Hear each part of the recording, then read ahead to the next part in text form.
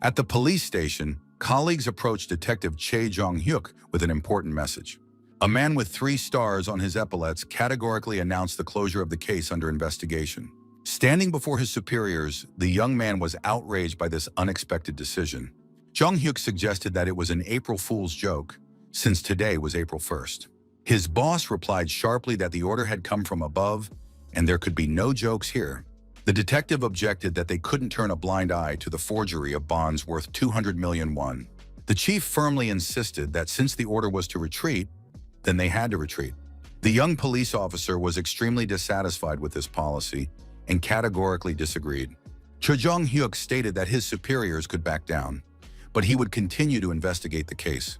The man called the detective a stubborn moron for disobeying a direct order from his superiors. In the office, the young man was told that he could not contradict the head of the department in this way. His colleagues warned him that the chief would call soon and that the captain must answer. Jong-hyuk picked up the phone and introduced himself as the head of the Intellectual Crimes Investigation Department. He was told important news over the phone that directly concerned his missing mother. After hearing this, the detective received the terrible news of his mother's death, and his face contorted with grief. Jong-hyuk couldn't believe what he had heard and stood up abruptly when he was told he needed to go to the morgue. His colleagues began to ask him if he had received some kind of disciplinary action from his superiors. The detective suddenly jumped up and ran away without explaining anything to his alarmed colleagues. His comrades shouted after him, demanding at least an explanation for such a sudden rush. With tears in his eyes, the man thought that nothing like this could have happened to his mother. Running out into the corridor, Chae Jong-hyuk met 2 colleagues complaining about annoying reporters. His colleagues saw the captain with tears in his eyes rushing somewhere down the corridor. They wondered where he was rushing to when he needed to recall the investigation team first. The 2 colleagues went into the office and asked why the captain had just run out in such a state. They were told that the case was being closed, so the office had to be vacated immediately. As he left the building, the chief ran into reporters who shouted loudly about his appearance. Jong-hyuk made his way through the crowd of journalists, asking countless questions about the investigation.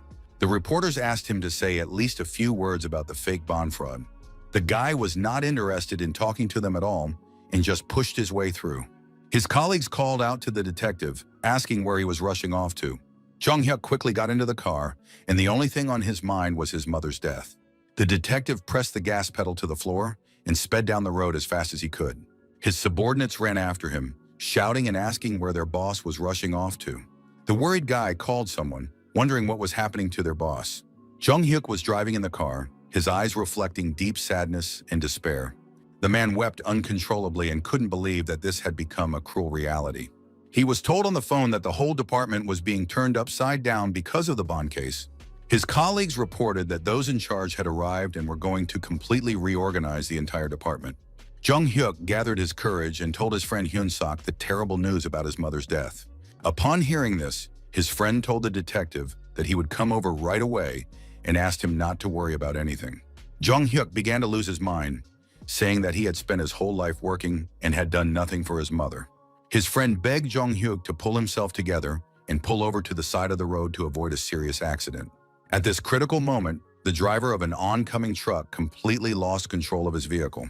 The detective saw a blindingly bright light and realized that a collision with the truck was now inevitable. A horrific accident occurred when a huge truck crashed head-on into his boss's car at full speed. The man hit his head hard on the steering wheel and lost consciousness from the serious injury. The truck driver was unharmed, got out of the cab, and began searching for the dash cam at the scene of the accident.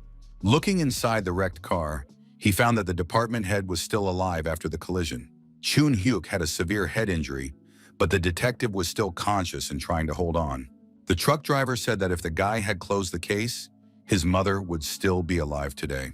Jong-hyuk wondered with horror if his own mother had died because of his stubbornness. The unknown villain began to reach for the wounded detective with some sinister intentions in mind.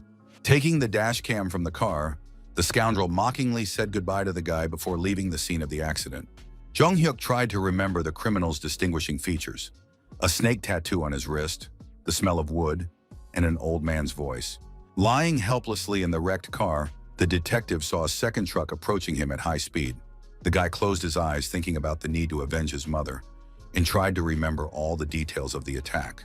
While he was trying to memorize the details, the second huge truck completely crushed the department head's car. Jung Hyuk struggled to open his eyes and heard people talking in surprise about him waking up. When the detective opened his eyes, blood was running down his face, and he felt extremely heavy after the accident. The young man saw unfamiliar thugs with clubs in their hands, clearly preparing for a fight. Jung Hyuk thought that this situation seemed familiar to him, as if he were 17 again and spring had come. The detective decided that these were his dying memories, which exactly repeated the events of that distant day in the past. He reflected that if he hadn't been seriously injured by those thugs back then, he would have continued practicing judo. In that case, he might not have become a police officer, but chosen a completely different path in life. Perhaps Jung Hyuk would have become a champion or even a judo coach instead of working in the police department.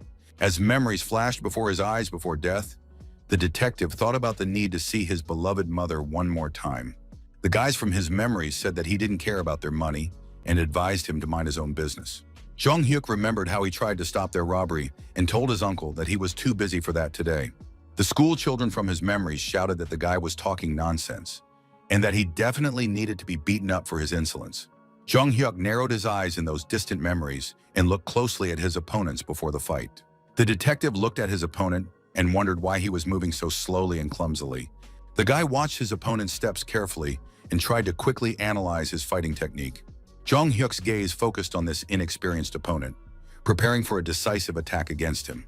The detective made a lightning-fast lunge forward to quickly deal with his annoying opponent in one move. With literally one swift movement, he grabbed his opponent and pinned him to the ground in a matter of seconds. Jung Hyuk told the kids that this was grievous bodily harm and even attempted murder. The guy added that even the stupid law on minors would not protect them from punishment under Articles 9 and 10.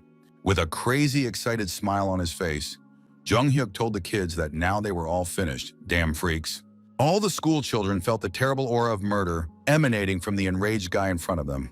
The gangsters started yelling and telling the detective not to come near them and not to even think about attacking them. The guy replied that he had absolutely no time to play around with these petty school bullies. Jung Hyuk ran to the fence with lightning speed and easily jumped over it in one leap. The detective thought that the only thing he needed right now was to see his beloved mother.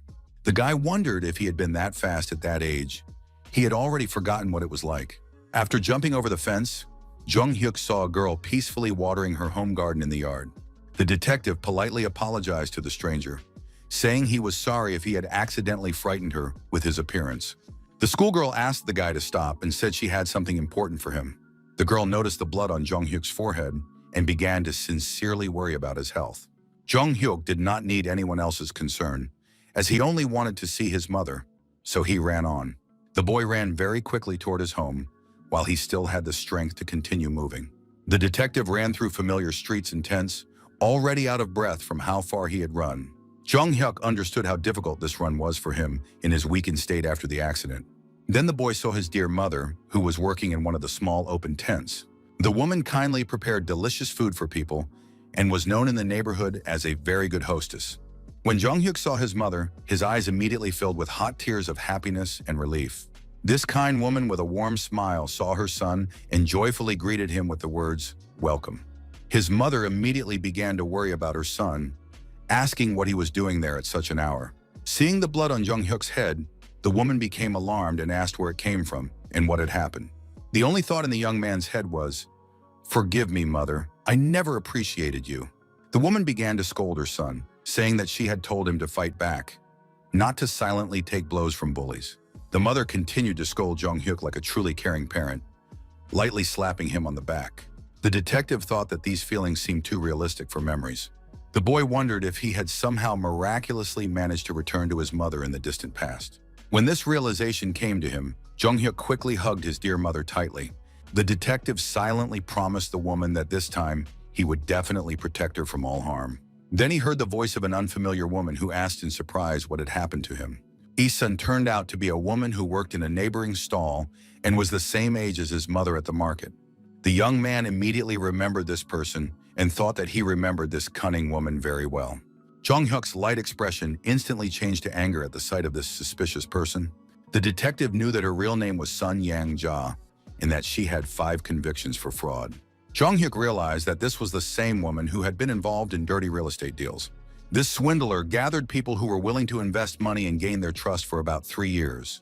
The mother, who had saved money her entire life, was devastated and upset by what had happened after being deceived.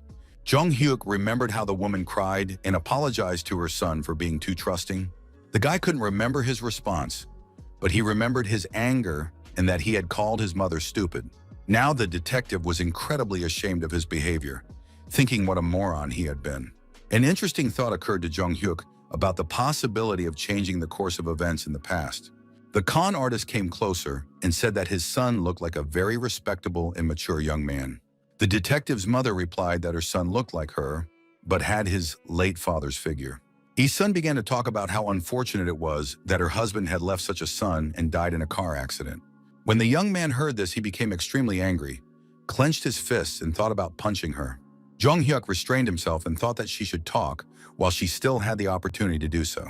The detective knew that he would definitely expose her fraud and send this swindler to jail according to the law. Jung Hyuk decided to help his hardworking mother, who worked diligently behind the counter at the market. The woman kindly told her son to stop stringing fish cakes together, as she wouldn't sell that many anyway. Sometimes the guy noticed that he was really too carried away with this business and was working too hard. The woman told her son that he had to finish everything to finally calm down. His mother warned Jung Hyuk not to laugh too loudly, otherwise the stitches on his head might come apart. The boy thought about how he had no idea that his mother had been working for over 30 years. Every single day of her life, she traveled such a long way to the market for work. The woman walked the entire way on foot, pulling a heavy cart with goods to sell. She did all this solely for her son, to give him the best in life. His mother said that it was better for him to rest. Why should he go out to help her every day? Wasn't it hard? Jung Hyuk smiled and replied to his mother that with his physical strength, such work could not be hard. The detective thought that he had a plan, so he would definitely help his dear mother prosper. On the next day, trading began, and all the merchants immediately set up their stalls in the market. The boy's mother pointed to him and told him to take the spinach and put it at the front of the counter. Jung Hyuk thought that there were few chain restaurants at that time, so his mother cooked for office workers. The boy knew perfectly well how to make their eatery prosper and what food would sell like hotcakes.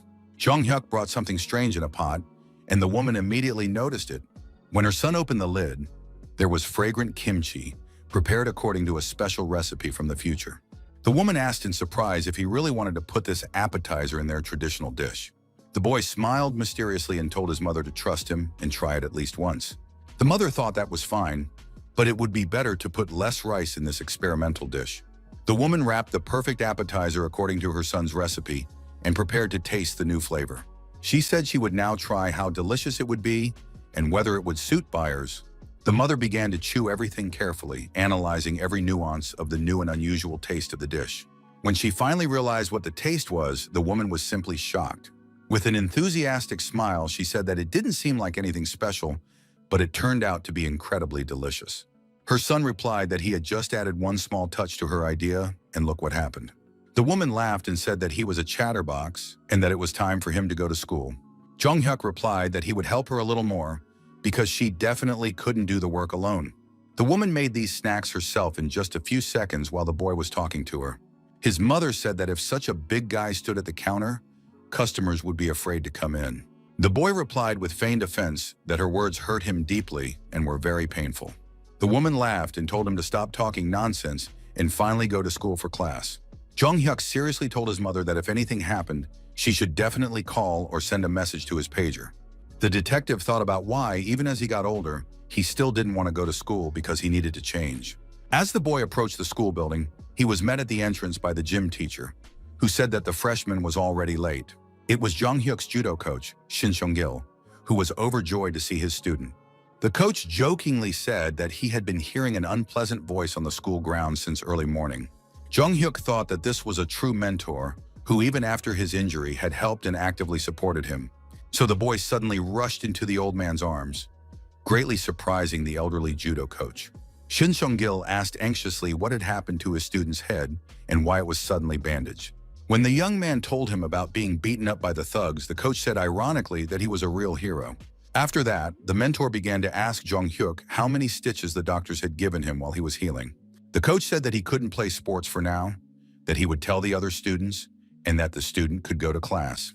After that, Shin Seong-gil warned that if he exerted himself, his blood pressure would rise and the stitches would come apart, which would be dangerous. The boy went into his classroom and saw his classmates already sitting at their desk. Jung Hyuk took a deep breath to greet his classmates properly, according to traditional Japanese custom. Then the detective bowed and, like a true judoka, politely greeted all the boys present. His friends immediately rushed over to him and began to ask anxiously what had happened to his head. His classmates angrily asked who dared to do this and what kind of monster tried to hurt their little brother. The boys indignantly said that it wasn't the same jerk who had dared to touch him before. There are some cool things about the judo club. No matter when you join, from day one you're considered part of the family forever. In their past lives, after damaging their ligaments, they dealt with school bullies to drive out these arrogant troublemakers. Jung Hyuk needed help from the club members because they could legally deal with any bullies. But this time, the guy intends to graduate from the police academy to find the criminals who killed him and his mother. The judoist firmly told the younger guy that they would definitely take care of it and that he should go to class. The older comrades were outraged that these stupid morons were nothing, but dared to touch their younger brother. When Jung Hyuk tried to apologize for the trouble he had caused, the guys told him there was nothing to apologize for because he hadn't done anything wrong. His friends sternly told him not to come to practice until he was completely healed and to just rest at home. Jung Hyuk, hiding a malicious smile, thought that those bullies would definitely not survive this. In the principal's office, an elderly man was having a rather lively, intense conversation with someone on the phone. Judo coach Shin Sung-gil entered the office and angrily told the principal about some important news.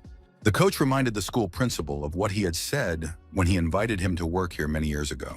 The principal asked the angry coach to sit down first and calmly explain what had happened that was so serious. Shin Sung-il reminded him that the principal had promised to focus solely on training the children and not to worry about anything else. The coach indignantly reported that their precious student-athlete had been brutally beaten by school bullies. The coach added that the boy had received 25 stitches on his head because of someone's irresponsible attitude toward their work. Shin Sung-il explained that the student had tried to stop the extortionists, and for this he had been brutally beaten with batons. The coach angrily asked the principal if it was acceptable to allow students to treat each other so badly in an educational institution. The enraged man declared that he could not work at such a school and would take the children away, transferring them to another place. When the principal heard the threat of departure, he assured him that the teaching staff was already going to take this issue seriously. The school principal thought that the coach brought in so many medals that he simply could not be allowed to leave. The principal suggested that the coach sit down and calmly discuss the situation over a cup of tea in his office.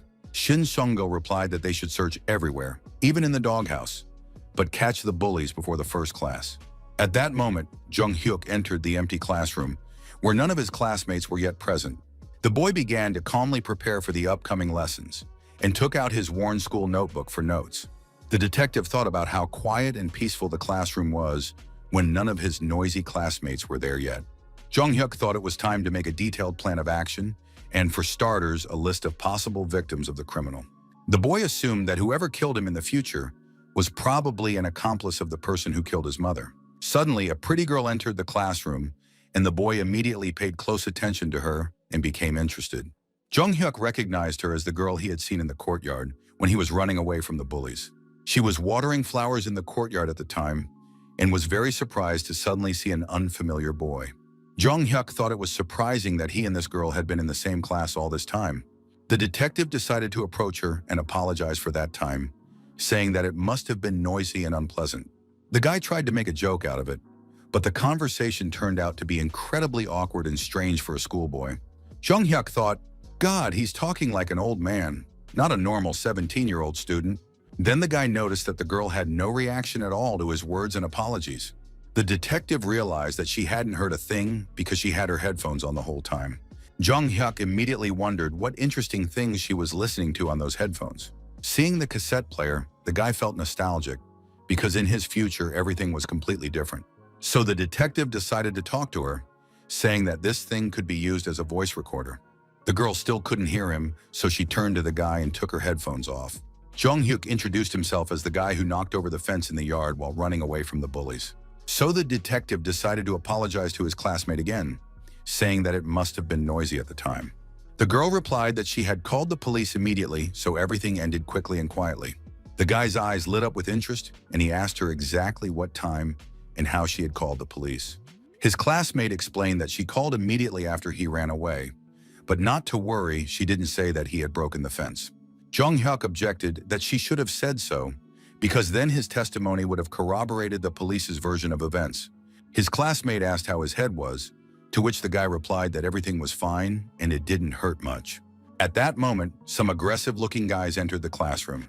They were clearly in a bad mood and said that their athletes seemed to be in good health today. The bullies complained that someone ratted out the beaten idiot, so they got scolded on the first day of school. They turn to Jung-hyuk and aggressively tell him to get up, "You damn freaking jock." Jung-hyuk realizes that something is up and a serious fight is brewing, but he actually likes it. This bully classmate indignantly asks the detective if he is still laughing at everyone in the class. When Jung-hyuk stands up to his full height, he is several times bigger and taller than this bully. The detective, smiling, confirmed that yes, he had indeed laughed at this freak and his friends. The guy added that they were the pathetic cowards, not him, since they had beaten him up with batons as a group. Jung-hyuk pointed to his head, saying that because of them, he almost lost his mind. Look at the stitches. This classmate thought that if they left the athlete alone, the upperclassmen would come back to deal with them again. So, unexpectedly, this scoundrel took out a stationery knife and asked threateningly if the guy really wanted to die here. When Jung-hyuk saw the knife, he wondered why this bully was such a hopelessly stupid and narrow-minded guy. The detective turned to his classmate and said that he was just an incorrigible moron and should finally come to his senses. Hearing these words, the scoundrel only became more angry and gripped the stationery knife more tightly. The girl watched what was happening in bewilderment, thinking that some very strange and dangerous situation was unfolding. When his classmate tried to stab him, Jung-hyuk easily dodged the blow and turned on the attacker with lightning speed. Not only did he dodge the blow, but he also grabbed the scoundrel by the throat with an iron grip. The detective pinned the bully against the office wall, lifting him slightly off the floor with one hand. The grip was so powerful that the office knife simply fell out of the attacker's trembling hands. The students immediately realized that the guy from the judo club was fighting with the local bullies and thugs. Jung-hyuk asked the bully if he really thought the detective was afraid of such jerks. The scoundrel couldn't even answer the question because he was simply unable to breathe normally. It was as if real evil, anger, and bloodlust had awakened in the boy, and it was impossible to stop him. But then his classmates shouted at him, saying that he could kill someone right there in the classroom. Jung-hyuk realized that he shouldn't break the law, so he let the bully go. The boy warned that if they ever extorted money from him again, they would surely die. The bullies, of course, did not want to let the incident go and promised to deal with him again. Jung-hyuk warned the jerks to leave him alone, or they would get what was coming to them for their insolence. The three bullies just got up and stormed out of the classroom, muttering threats under their breath. The detective thought his head was already splitting from the stitches, and now these jerks were getting involved. All of his classmates were stunned by what they had just witnessed with their own eyes. When the teacher entered the classroom, he told them to stop drooling and stand up, as the lesson was about to begin. All the students stood up in unison and bowed politely to the teacher in accordance with school tradition and etiquette. Some of the diligent students thanked the teacher for the upcoming lesson and the knowledge they had previously gained on the subject. Jung-hyuk was very surprised by his teacher's reaction to his bandaged head. The teacher simply did not react to the strange appearance of the student with his head wrapped in bandages. The boy thought it was strange to walk around with his head bandaged, but the teacher didn't even say a word about it. The detective realized that the coach might have told the teachers about his injury after the fight. Although in those days, teachers did not particularly distinguish between the character of students and their academic grades in subjects. Jung-hyuk thought that now his classmates probably considered him just another school bully and fighter. As he left the classroom, the teacher reminded everyone that tomorrow they would have independent work on the material they had covered. As he left, the teacher added that the students should quietly prepare for the next lesson and review what they had learned at home. Jung-hyuk was stunned by what he heard, and all the pieces of this unpleasant situation fell into place in his head. Hearing about the independent work, the detective thought with horror, how could that be possible in his condition? How could the school expect him to write a test at his age with a broken and bandaged head? The guy wondered how they imagined a 40-year-old man in the body of a 17-year-old could write this test successfully. Jung-hyuk remembered that their school was famous not only for its judo club, but also for its high level of education. The detective remembered how difficult it was to do the independent work he wrote every 2 weeks after sports.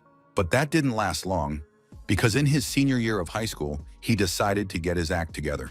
It turned out that he was quite smart, and many subjects came fairly easily to him in his studies. If he had joined the patrol then, he could have definitely gotten into a prestigious police academy. In any case, it's just a first-year high school program, so it should be fine.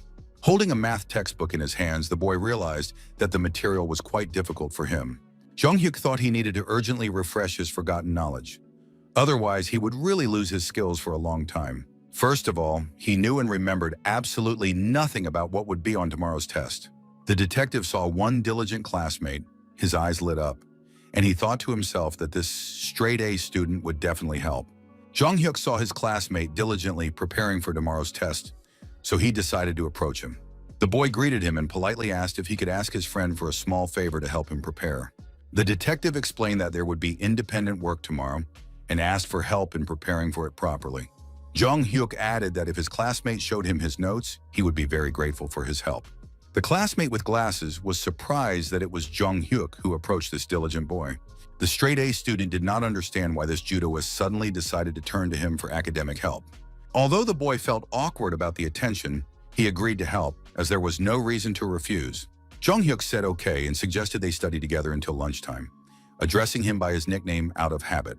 Then the detective realized that he was not 40 years old, so he quickly corrected himself and said the more appropriate buddy.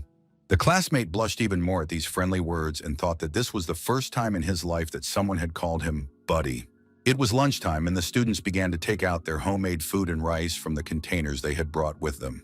All the students chewed their food and actively communicated with each other, taking a break from their intense lessons. Jung-hyuk also ate delicious snacks prepared by his dear mother in her small snack bar. When the detective approached the designated spot, he noticed that his nerdy classmate had disappeared somewhere and was not around. Although they had agreed to study together, the boy began to look around carefully, searching everywhere for the missing straight-A student. Jung-hyuk thought it was very strange because this diligent boy had just been here with him.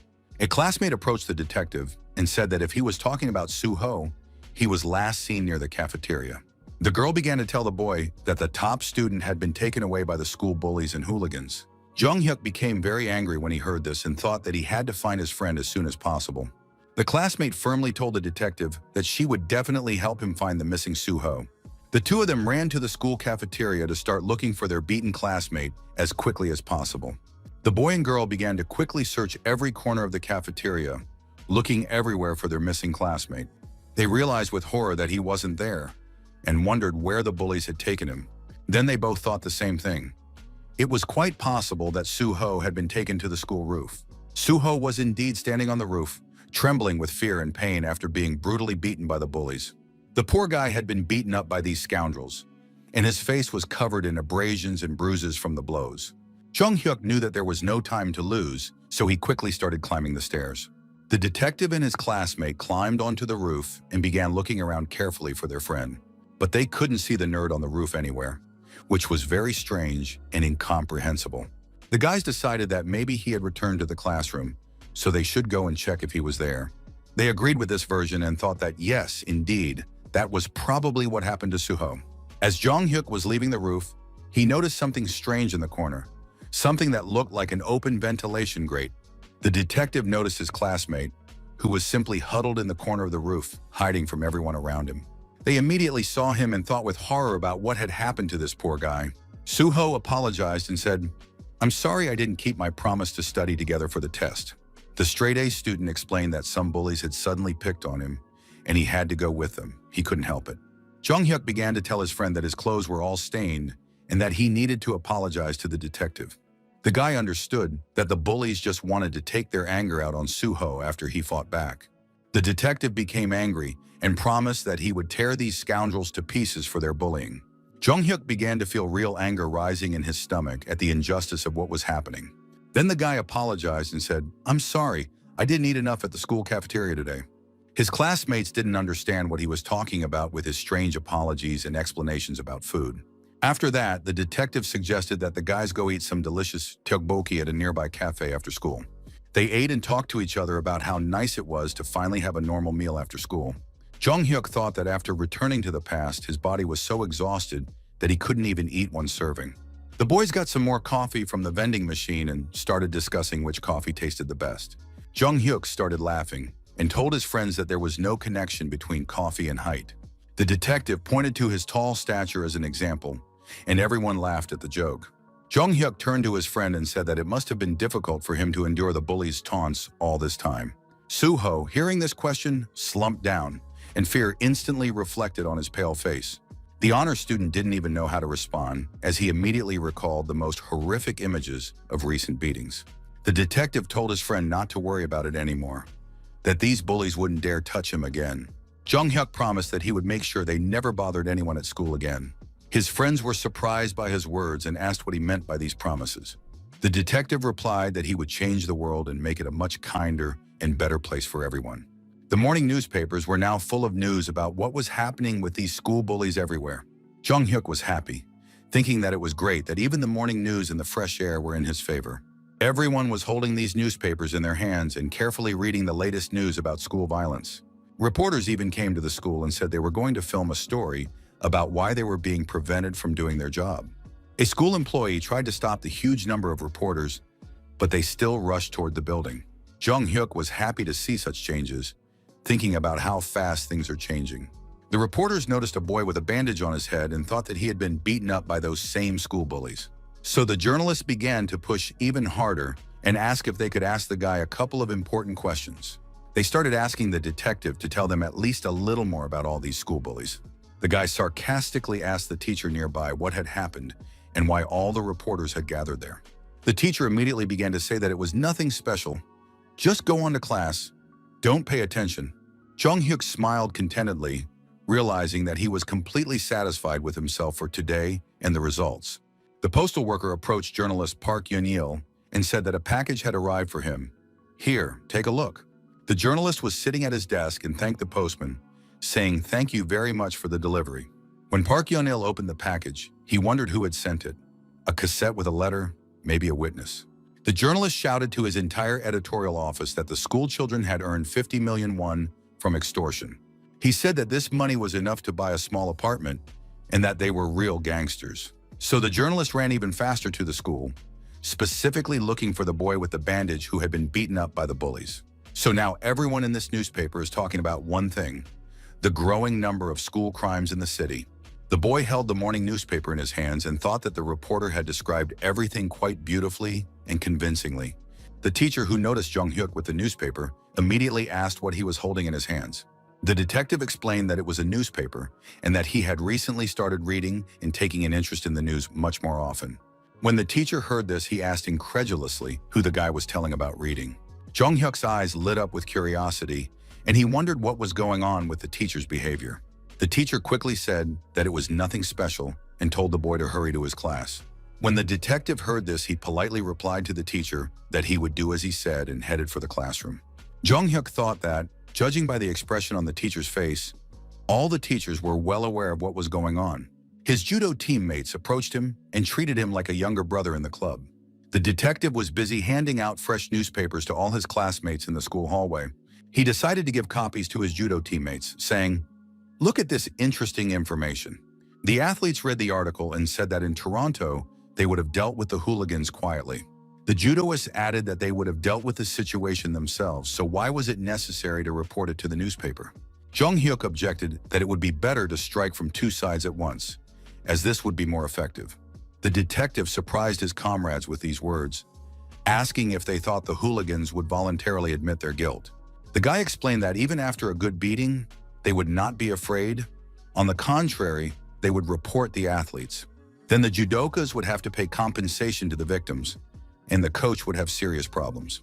Jung-hyuk continued, asking if they weren't planning to go to university. Why would they want unnecessary problems with the law? Therefore, upon hearing these reasonable arguments, his friends agreed that the detective was indeed correct. Jung-hyuk explained that when the bullies saw this in the newspaper, they would be too afraid to say anything else. If someone got hurt by them, they could report it to the police, and then the victims would be satisfied with the outcome. Now, all the classmates in the classroom were actively discussing whether all this had really happened at school. Soo-ho approached his classmate So-yeon and asked if she had seen the reporters near the school building. The girl with glasses replied that it seemed to be the second stage of the plan their friend had talked about yesterday. Jung-hyuk unexpectedly approached the two friends and asked with a smile what they were doing. Soyun replied that it wasn't necessary to report it to the police, that the problem could have been solved quietly in another way. Jung Hyuk replied that it wasn't necessary because they would come to them themselves today after everything that had happened. The detective thought that the police would not sit idly by when there was such a headline on the front page of the newspaper. If they didn't take action, they would receive a real reprimand from their angry superiors for inaction. The guy told his friends that first they all needed to prepare for the upcoming independent work. Jung Hyuk recalled how he had interviewed Suho yesterday about what had happened in middle school. The straight-A student didn't have enough money for school, so he worked part-time at a gas station and handed out flyers. In total, the bullies took more than 3 million won from him, and about 2 other people are also suffering. Most likely, they take about 100,000 won from each student every month without exception. It turns out that if you take a minimum of 40 students, that's about 50 million won in income per year. Suho's eyes sparkled with joy when he heard that it was possible to teach these bullies a lesson. Independent work began, and everyone was given sheets of paper on which to fill in their personal details. Jung Hyuk took the assignment sheet and thought it was surprising that there were so few questions on the test. The detective thought that the teachers wanted to finish early and let everyone go home before the police arrived at the school. Indeed, the teacher thought that everything should be done as quickly as possible and that the lesson should not be prolonged. Unexpectedly, for some reason, the teacher called Jung Hyuk to the blackboard to solve problems in front of the whole class. The boy pointed at himself in surprise and asked the teacher if he was really being called to the blackboard. The teacher said that if the detective put the letter A everywhere, it would be inconvenient for him to check the work. Jung Hyuk objected to the teacher, saying that he had actually solved these problems himself and had not copied from anyone. While the teacher and the boy were arguing, someone in the class raised their hand to speak. It was So-yeon, who told the teacher that the boy had indeed been studying hard and that they could see for themselves. Suho also stood up and confirmed that he had studied with his good friend yesterday. The teacher was clearly unhappy that the friends had decided to stand up for their classmate. An announcement was made over the school loudspeaker that student Chae Jung-hyuk was requested to see the principal immediately. With a satisfied smile on his face, the boy told the teacher that he was going to see the principal at the request of the administration. A large crowd of anxious parents of students from the school had gathered outside the principal's office. When Jung Hyuk left the classroom, he smiled when he saw all these worried people gathered outside the office. When the parents noticed this tall young man, they wondered if it was really him. They began to talk among themselves about what strange abilities this guy had and why he was so tall. The teacher told the parents to wait while he talked to the guy, and if anyone asked, to say they didn't know anything. Jung Hyuk thought ironically, does this man really have the right to call himself a real teacher and educator? The boy did not answer the teacher at all, and the teacher was clearly outraged by such silent disobedience. The detective told the teacher that he had no idea what he was talking about or what he wanted from him. The young man went into the principal's office and saw some unfamiliar people in suits sitting there. Jung Hyuk was literally stunned when he suddenly saw them sitting there calmly and waiting. The detective felt their intense, malicious stares scrutinizing him from head to toe. They were the very hooligans he had not expected to see here in the principal's office. The scoundrels were talking among themselves about the need to keep a straight face, since this was not their first time participating in such proceedings. He could hear the office door opening, and at that moment, Jung Hyuk walked in. The detective entered with a confident smile and greeted them, saying, "Hello, gentlemen investigators from the police." The men were surprised and asked the guy how he knew they were investigators, since it was obvious. Jung Hyuk thought to himself that maybe they didn't work in the same department, but he knew these people. The investigators asked if his father was also a detective, but it was too early to retire with a teenage son. The boy replied that his father had worked in the Eastern District, but had unfortunately died in a car accident. They asked what his father's name was, and the detective replied that his name was Chae Do-chol. Upon hearing this name, the investigators were shocked and said that he was the same former wrestler. Jung Hyuk asked them curiously if they knew his late father personally. The detectives immediately began asking how his mother was doing and if everything was okay in her life. The investigator asked if the young man knew why he had been summoned to the director's office. The detective replied that yes, it was all because of the broken head, as he had seen the article in the newspaper. Jung Hyuk thought that since he was a former investigator, he would also be familiar with and understand all of this. Now, holding his breath a little, the guy told the detectives that he wanted to tell them something else important first. The detective explained that he wanted to file a complaint against these jerks and start a case for serious injuries. When the investigators heard this, they asked if that meant he had provided all the information to the newspaper reporters. Jong-hyuk pretended to be an innocent boy, smiling sweetly, but he didn't want to reveal all his cards to the investigators. Then unexpectedly, the detective abruptly stood up, changing his behavior in the office. The young man apologized to the detectives for not following the proper procedure when contacting the police. Jong-hyuk explained that the bullies were tormenting the students, but it had gone too far, and the teachers thought it was a joke. The police agreed that the situation was terrible, and they also thought that the teenagers were just having fun among themselves. One of the officers told the boy that when he saw the article in the newspaper, he immediately suspected a well-planned action. The investigator added that the detective had done the right thing. When there is nothing left, you need to enlist public support. So the detectives asked him to explain in detail how he wanted to proceed with the case. The young man replied that he would first like to catch those who beat him up and then gather all the victims. Jong-hyuk wanted to give them the opportunity to testify without fear for their safety, as he was sure that his superiors were monitoring the case. The investigators replied that the kid was talking like a seasoned police officer with many years of experience in law enforcement. The detective said he wanted to charge them with attempted murder, which meant they would pay the amount he named. Jong-hyuk specified that those who beat him with sticks would pay 20 million each, and the rest would pay 10 million at most. The boy also said that he had written down all the names of the victims and the bullies, for which he was very grateful. The police officers said that was fine, and Detective Kim would invite the parents of the offenders and take their statements at the station. After this conversation, the first thing they did was call the parents into the principal's office for a talk. The angry parents indignantly asked the investigator what was going on and who dared to treat them this way at school. The employee replied to the dear parents that if they didn't want their children to go to prison, then they should behave more quietly. The adults were shocked by what they heard and were outraged as to why their children should go to prison. The parents shouted that they saw no reason for this, since the boy had stitched himself up and was just pretending to be a victim. The investigator replied that if they agreed with the victim to withdraw the statement, the children would face severe punishment. The detective added that, thank God, the boy had not yet filed an official complaint, and there was still a chance to fix everything. He told the parents that they understood that their children could indeed end up in prison for a long time. The investigator explained that they did not have to do anything to him, but they definitely had to think about the victim. The investigator explained to the parents that they must understand that their task is to reach an amicable agreement, since the law on minors would not apply to their children in this situation. Jong-hyuk listened to all this and asked the chief how much the average compensation for moral damages was for attempted murder. The investigator professionally replied that the amount for attempted murder was 25 million won, and for complicity, approximately 15 million. And then the guy said with satisfaction that he hoped everyone present had heard what fair amount he wanted to receive for the damage caused. The detective added that without full compensation, there could be no other agreements. He knew that in such situations, if no compromise was reached, the punishment would be the same as for adult criminals. And after the boy had clearly stated all this, he received full professional confirmation of his words from experienced investigators. When the hooligan's parents heard this, they were completely shocked by the audacity of this schoolboy, literally opening their mouths in amazement. And the boy said with a sly smile that they were so frightened by what they heard that his heart skipped a beat at the sight of their distorted expressions. Jong-hyuk reminded them that they would also have to pay substantial compensation to the many other school children who had been victims of extortion. The guy pointed to an article in the newspaper saying that they had seen the bullies extorting money from about 40 school children constantly for months. The parents were horrified when they realized how much they would have to pay for their kids' actions. Jong-hyuk did not stop there and warned that even if they paid full compensation, their children could still be sent to a juvenile detention center.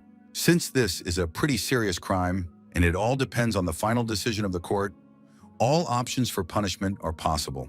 And so the guy said decisively that it was time for him to leave and get on with his schoolwork. Before leaving, he turned to the defeated bullies and said that they had heard everything themselves and that he hoped never to see them again. With tears of despair in their eyes, these bullies realized that they had clearly attacked the wrong guy, someone they shouldn't have messed with. And after all this drama, investigators started to professionally take confirming statements from other victims of school racketeering. Jong-hyuk was satisfied to see how perfectly his carefully thought-out plan had worked, which was an excellent result for him. And so the investigators and the boy stood together on the street near the school building, where they met his hard-working mother. The male investigator politely informed them that since all parties had signed an official compensation agreement, the lawyer for the guilty party would transfer the appropriate amount to their bank account. The investigator added that they had honestly earned it after all their suffering, so there was nothing to worry about in the future. After that, the investigator said admiringly to the mother that her son was a real find. Such a brave and determined guy, which was rare among teenagers. The woman replied with some surprise that he had recently taken his studies seriously, so it was unusual for her to see such changes. The investigator bowed politely in the traditional manner and warmly said goodbye to the family, saying, "In that case, goodbye and good luck to you." The young man shared his expectations for the upcoming test results with his mother, assuring her that she would be pleasantly surprised by his achievements. Jung-hyuk proudly announced his 15th place in the rankings, considering it a remarkable achievement after long efforts in his studies. His mother expressed her sincere hope for her son's continued success in his education and his ongoing development as a person and a student. With tears of joy in her eyes, the woman reflected on how her boy had really changed for the better lately. She announced the end of her workday at the diner and promised to cook delicious roast meat for dinner at home. The investigator had a serious phone conversation with the school principal, discussing the importance and complexity of the current situation. The man warned of the upcoming media frenzy and possible gratitude from his superiors for the work he had done. The police officer felt genuine joy and satisfaction at the successful resolution of the school conflict. The detective watched the boy through the window, thinking deeply about his unusual character and mature behavior for a teenager. The detective carefully hid the truth about his life experience and knowledge of future events from everyone around him. During judo training, the young man grabbed his sparring partner firmly by the kimono, preparing to execute a decisive throw on the tatami. All his movements were aimed at effectively knocking his opponent down and pinning him to the gym floor. The young fighter's gaze radiated unwavering determination and absolute concentration on the current fight with his opponent. The teacher announced to the class that the test scores had been posted on the information board for review. Jung-hyuk recalled with satisfaction his academic progress from 15th place to his current 3rd place. In a recent mock exam, he managed to achieve an impressive 25th place among all students. The young man was genuinely happy that he had finally gotten used to the intensive learning process and was consistently achieving good results.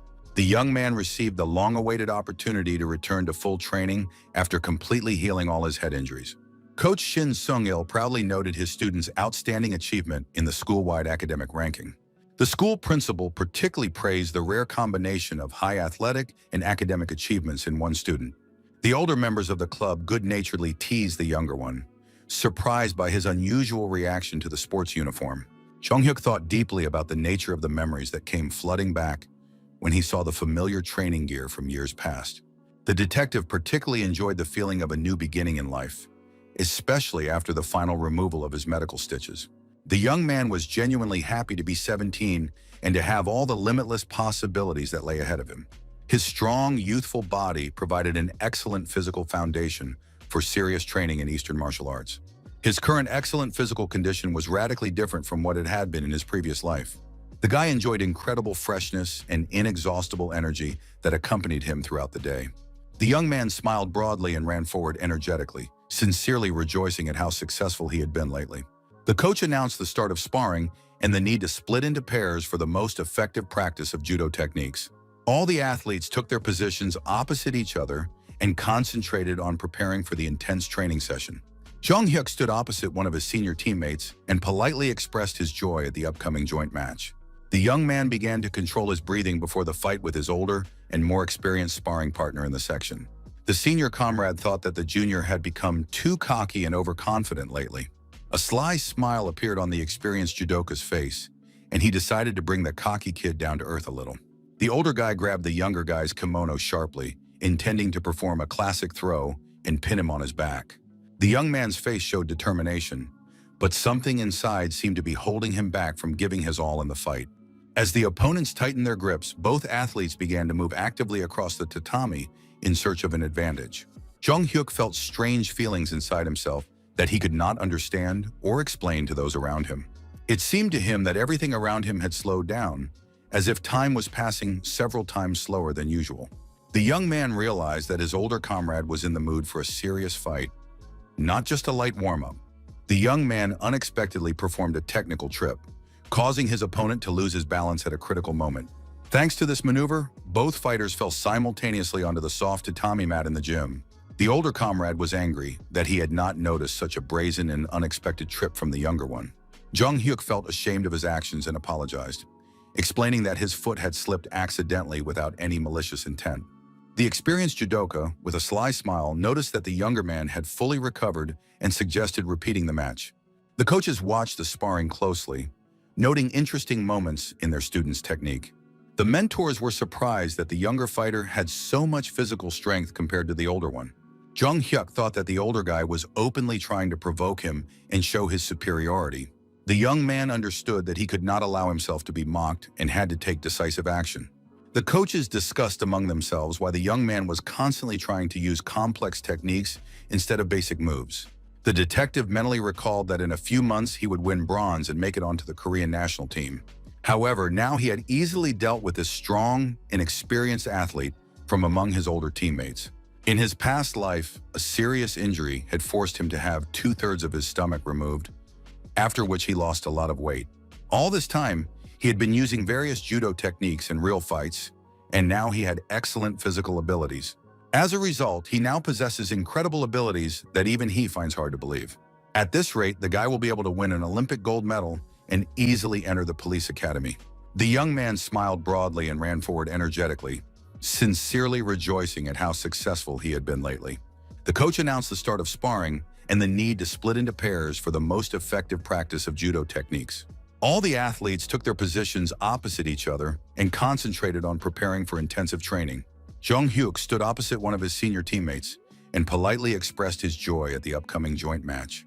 The young man began to control his breathing before the fight with his older and more experienced sparring partner in the section. The senior comrade thought that the junior had become too cocky and overconfident lately. A sly smile appeared on the experienced judoka's face, and he decided to bring the cocky kid down to earth a little. The older guy grabbed the younger guy's kimono sharply, intending to perform a classic throw and pin him on his back. The young man's face showed determination, but something inside seemed to be holding him back from giving his all in the fight. When the opponents tightened their grips, both athletes began to move actively across the tatami in search of an advantage. Jung Hyuk felt very strange and incomprehensible feelings inside himself that he could not explain. It seemed to the detective that everything around him had slowed down, as if time were passing several times slower than usual. The young man realized that his older comrade was in the mood for a serious fight, not just a light warm-up. The young man unexpectedly performed a technical trip, causing his experienced opponent to lose his balance at a critical moment. As a result of this maneuver, both athletes fell simultaneously onto the soft floor of the gym. The older comrade was angry that he had not noticed such a brazen and unexpected trip from the younger one. Jung Hyuk felt ashamed of his actions and apologized, explaining that his foot had slipped accidentally without any malicious intent. The experienced judoka, with a sly smile, noticed that the younger man had fully recovered and suggested repeating the match. The coaches watched the sparring closely, noting interesting moments in their students' technique. The mentors were surprised that the younger fighter had so much physical strength compared to the older one. Jung Hyuk thought that the older fighter was openly trying to provoke him and show his superiority. The young man understood that he could not allow himself to be bullied and had to take decisive action. The coaches discussed among themselves why the young man was constantly trying to use complex techniques instead of basic moves. The detective mentally recalled that in a few months he would win bronze and make it onto the Korean national team. However, now he had easily dealt with this strong and experienced athlete from among his senior teammates. In his past life, a serious injury forced him to have 2/3 of his stomach removed, after which he became very weak and lost weight. The athletes demonstrated incredible results, covering 40 meters in 5 seconds and knocking down opponents weighing 100 kilograms. The athletes effortlessly jumped over opposing football players who were nearly 190 centimeters tall. Jung Hyuk recalled how he had studied these techniques while working as a police officer to maintain muscle tone. The coach noted that training with these monsters had clearly been beneficial, explaining the sudden changes in physical form. The young man confirmed his mentor's assessment and asked permission to leave, if no one objected. After all the athletes left, the coaches stayed behind to discuss what had happened at today's training session. Jung Hyuk tensed up, wondering if the coaches believed his story about the training methods. The coaches asked the young man to send them an email with a detailed description of the techniques and methods he had mentioned. After finishing the phone call, the coaches were amazed at how quickly the young man had organized everything. The young man smiled and said that the Americans had agreed to send all the materials by email. Shin Sung-il was amazed at his student's ability to get contacts through the computer and his excellent knowledge of English. The young man explained that an era of openness to the world was coming soon, so it was necessary to prepare for change in advance. The mentors asked why the Americans had so readily agreed to provide materials to improve training. Jung Hyuk explained that it was just training and not a state secret, introducing himself as an interested student. The coach noted that people from a major power really do have a broader mindset and an open approach. The young man suggested that the mentor contact Japanese judo schools and request their training materials. Shin Sung-gil wondered if his protege knew enough Japanese to carry out such correspondence. The young man smiled mysteriously, preferring not to reveal all his abilities and knowledge at once. The training programs began to arrive by email, which was a pleasant surprise for everyone. The coaches were amazed at how quickly they received the email from the American office with the requested materials. The coach was delighted that the printer recently purchased for the gym was finally coming in handy. The guy reported that the Japanese refused to share materials, despite attempts to contact several schools. The men agreed that Japan really remains a rather closed country in terms of sharing experience. Upon receiving the documents, the coach noticed the enormous amount of information, which would take a long time to translate. Jung Hyuk estimated that it would take at least 2 months to translate the materials on recovery and assistance.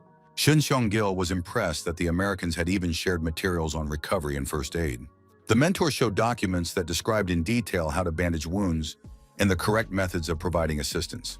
The coach admitted that he did not understand the English text, but considered it necessary to translate these materials first.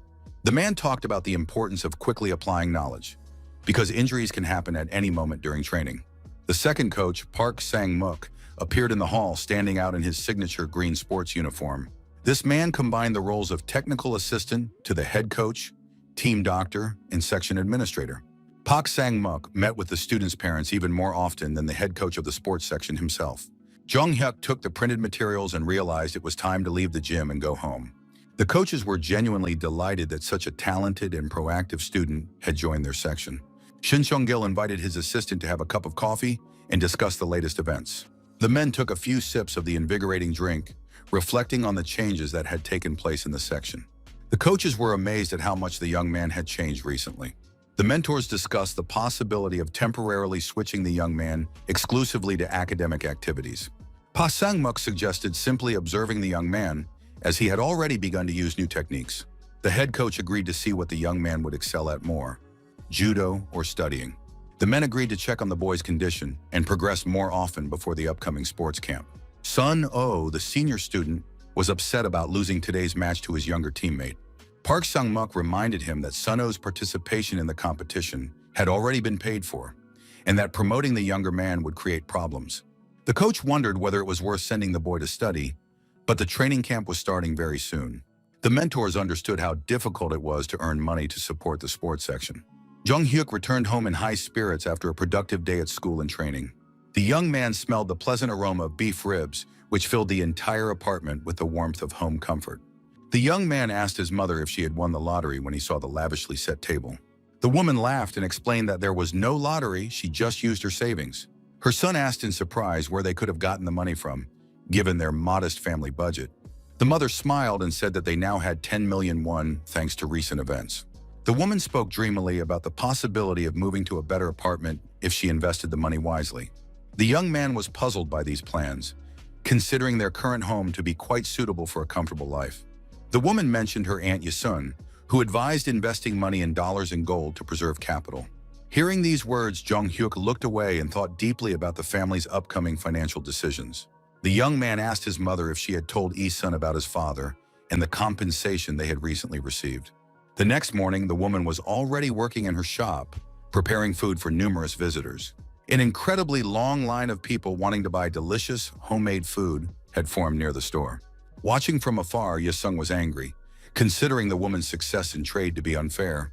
The swindler remembered the 300 million won she had planned to get from her scam. The woman lamented that she did not know about the guy's friendship with the police, but decided to take at least what she could. The swindler planned to take all the day's earnings from the trusting merchant and immediately disappear. At that moment, Jong-hyuk called his boss and politely inquired about his health and business. Investigator Kim asked anxiously if something serious had happened, since the guy was suddenly calling. The young man assured him that everything was fine. He just wanted to invite him to visit his mother at the market. The young man's mother smiled as she laid out freshly prepared food for satisfied customers in line. The woman cheerfully handed out orders to customers, inviting them to come back for more purchases. Yi-sun watched with envy, thinking about the unfairness of commercial success. The swindler approached Jong-hyuk's mother, pretending to be interested in whether all the goods had already been sold out. The merchant confirmed that the food had been selling quickly lately, and they had even run out of ingredients. The swindler gloated inwardly, planning to take all the naive woman's earnings today. Suddenly, the swindler became alert, sensing someone's presence behind her. Jong-hyuk approached the stall, calling out to his mother and attracting the attention of everyone present. The surprised woman asked her son why he was there, since he usually had training at this time. The boy explained to his mother that he had not come alone, pointing to the investigator standing behind him. The merchant was delighted to see Investigator Kim and asked why he had come to the market. His son was horrified by the unexpected appearance of senior investigators in this place. The young man's mother reminded those present how Investigator Kim had helped her son in a difficult situation. Detective Kim addressed the swindler by her real name, Song Yang-ja, instead of her made-up alias. The swindler tried to get indignant, accusing the police officer of abuse of authority and threatening an ordinary citizen. The investigator asked the woman if she read the newspapers, since she was wanted for fraud. The swindler instantly realized the seriousness of the situation and decided to leave the scene immediately. The police officer rushed after her, warning the swindler that it was pointless to try to escape justice. Around the corner, other police officers were already waiting for the criminal, blocking her escape route. The swindler realized with horror that she was trapped and had nowhere to run. A few minutes earlier, investigators had arrived at the market and greeted Jong-hyuk. The police told the young man that his mother's stall was very close to the scene of the operation. The young man understood the importance of blocking the escape routes so that the criminal could not get away. The young man identified two possible directions in which the swindler might try to escape. He suggested placing people at key points to cut off all escape routes. Jong-hyuk advised blocking the main road and the alley to ensure the criminal's arrest. The senior investigator was impressed with how quickly the young man analyzed the situation and proposed a plan. The detectives took up their positions according to the young man's instructions, preparing to arrest the fraudster. Investigator Kim asked how the young man knew about the woman being wanted. The young man explained that he recognized the swindler's face from wanted posters. Jong-hyuk knew that the swindler had been hiding from justice for a long time, being a very cunning person. The criminal was detained and handcuffed in accordance with police procedure. The police read her rights to remain silent and to have a lawyer, as required by law. The young man's mother was shocked by what was happening, not believing in the guilt of her acquaintance, the merchant. Yi's son angrily shouted that she should have taken the money yesterday instead of waiting until today. The merchant indignantly accused the swindler of betrayal and treacherous deception of her trust. Jong-hyuk tried to calm his mother down, explaining the futility of arguing with professional swindlers. The criminal made offensive remarks about the woman's late husband, calling her too arrogant. The young man became angry when he heard the swindler insult his parents. The investigators noticed the young man's emotional reaction and tried to keep him from doing anything rash. The police officers calmed the young man down, convincing him not to pay attention to the criminal's provocations. The detectives reminded the young man that he was dealing with a common old swindler who was not worth his anger. The young man struggled to contain his growing anger at the insults directed at his family. The young man could barely contain the growing rage that was boiling inside him after hearing the insults. The investigators who were trying to restrain the young man were amazed at his incredible physical strength for his age. Jong-hyuk broke free from the police officers, demonstrating his excellent physical fitness. One of the detectives lost his balance and fell to the ground from the young man's sudden movement. The enraged young man grabbed another investigator who was trying to stop him from acting rashly. The young man threw the police officer aside so that he would not prevent him from reaching the swindler. Anger over the insults to his mother overwhelmed the young man, causing him to clench his fists in rage. Those present were shocked by the young man's behavior, especially his mother, who did not understand what was happening. The swindler feared for her life, seeing the young man's uncontrollable rage. The woman rushed to her son, begging him to calm down and not do anything he would regret. Thanks to his mother's words, the young man seemed to wake up from his rage and return to reality. With tears in her eyes, the woman begged her son to stop, at least for her sake. The young man apologized to his mother and promised to restrain himself for her peace of mind and well-being. Taking advantage of the commotion, Isun tried to make another attempt to escape justice. The criminal jumped into a police car, demanding that the driver leave immediately. The car sped off, taking the frightened swindler away from the angry young man. Investigator Kim expressed relief that the swindler had been detained before she could receive money from her victims. Jong-hyuk's mother sincerely thanked the police for their timely assistance in exposing the swindler. The detectives apologized for the incident and thanked the family for their cooperation with the investigation. The police were impressed by the young man's physical strength, which even they were unable to restrain. The investigator noted that despite his emotional outburst, the young man had done something important for society.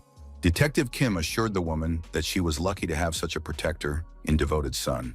The police decided to check for other victims of the fraudster before returning to the station. Jong-hyuk reflected on the need for strength to protect his mother in this cruel world. The young man understood that in modern society, natural selection prevails and only the strongest survive. The young man was well aware of the importance of money as the main resource for survival in this world. At the police station, the subordinate asked investigator Kim to look at the documents. The detective asked Jong-hyuk to wait at the table while he dealt with urgent matters. Sitting at the table, the young man noticed his boss's business cards and became interested in their contents.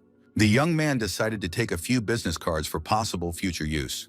He understood that contacts in the police force could be useful in his future life. Investigator Kim returned and apologized to the young man for the long wait, explaining that the delay was due to the processing of statements.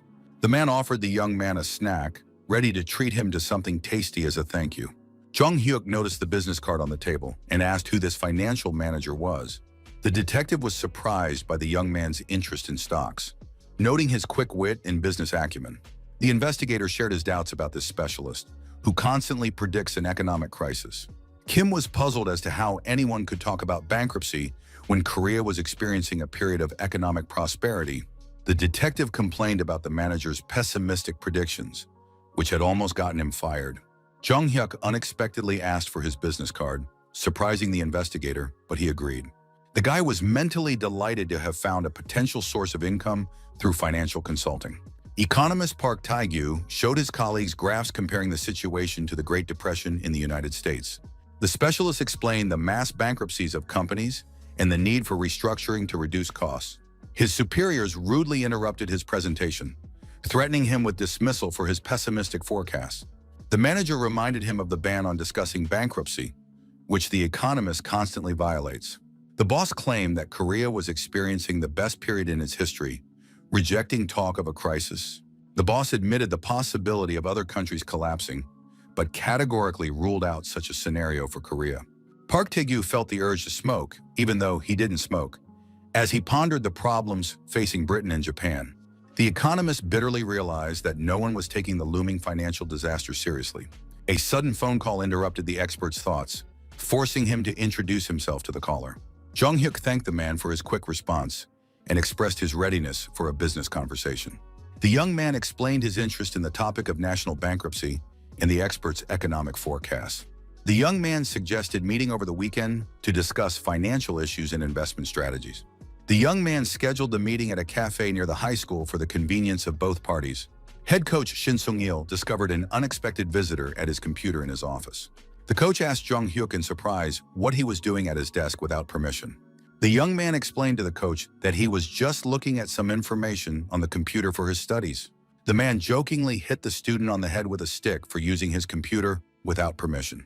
The coach noticed that the boy had fully recovered from his injury and that there was no point in pretending anymore. The mentor exempted the young man from training so he could prepare for his exams, but instead he was sitting at the computer. Jong-hyuk asked for understanding, explaining that he needed to check important information on the internet. The young man evasively explained that he just wanted to send materials to prepare for the upcoming exams. Shin Sung-il noticed the attempt to hide the monitor and doubted that the athletes would be reading study materials. The coach advised his teammates to focus on physical training rather than studying. The young man politely asked permission to use his mentor's computer from time to time for important matters. The man ironically remarked that the young man was already using technology, but allowed him to continue after his exams. The mentor mentioned a recent call from an investigator who promised to make the young man a real police officer. Jong-hyuk complained of a headache from the abundance of information and upcoming plans. Shin Sung-gil warned his student about the hellish training that awaited him after passing all his exams. The young man smiled and accepted his coach's warning about the intense training ahead. The young man continued working on the computer, deciding to start his research from the beginning. The screen displayed a list of companies with powerful legal departments for further analysis. The young man recalled numerous instances of cooperation with the Federal Supervisory Service in his past life. Before being appointed head of the Intellectual Crime Investigation Department, he had accumulated a wealth of experience. Working with fraudsters, gangsters, loan sharks, and corrupt officials had given him valuable knowledge. Jong-hyuk compiled a table of data on economic criminals based on his memories from the future. The young man planned to use this information to prevent the murder of his mother and his own death. After another day at school, his friends discussed plans for the evening and ways to have fun. The boy felt tired from several sleepless nights spent preparing and compiling materials. His classmates argued about the correct answers to the 10th question on the test, discussing the options. Suho suggested forgetting about the exams, which were already over, and not worrying about the results. Jong-hyuk noticed the changes in his friends' faces, who had become happier after the school bullies disappeared. Suho was particularly transformed, smiling more often and looking more confident. Suho enthusiastically suggested that his friends go to the computer club to celebrate the end of the grueling exams. His classmates looked at each other in confusion, doubting their ability to pay for such an expensive entertainment at a gaming establishment. Jong-hyuk convincingly reminded his friends that constant studying without rest is harmful to the mental health of school children. The young man philosophically argued that even failures and losses would become valuable memories of a carefree youth. The guy sincerely believed in the importance of education for building a successful future and career growth.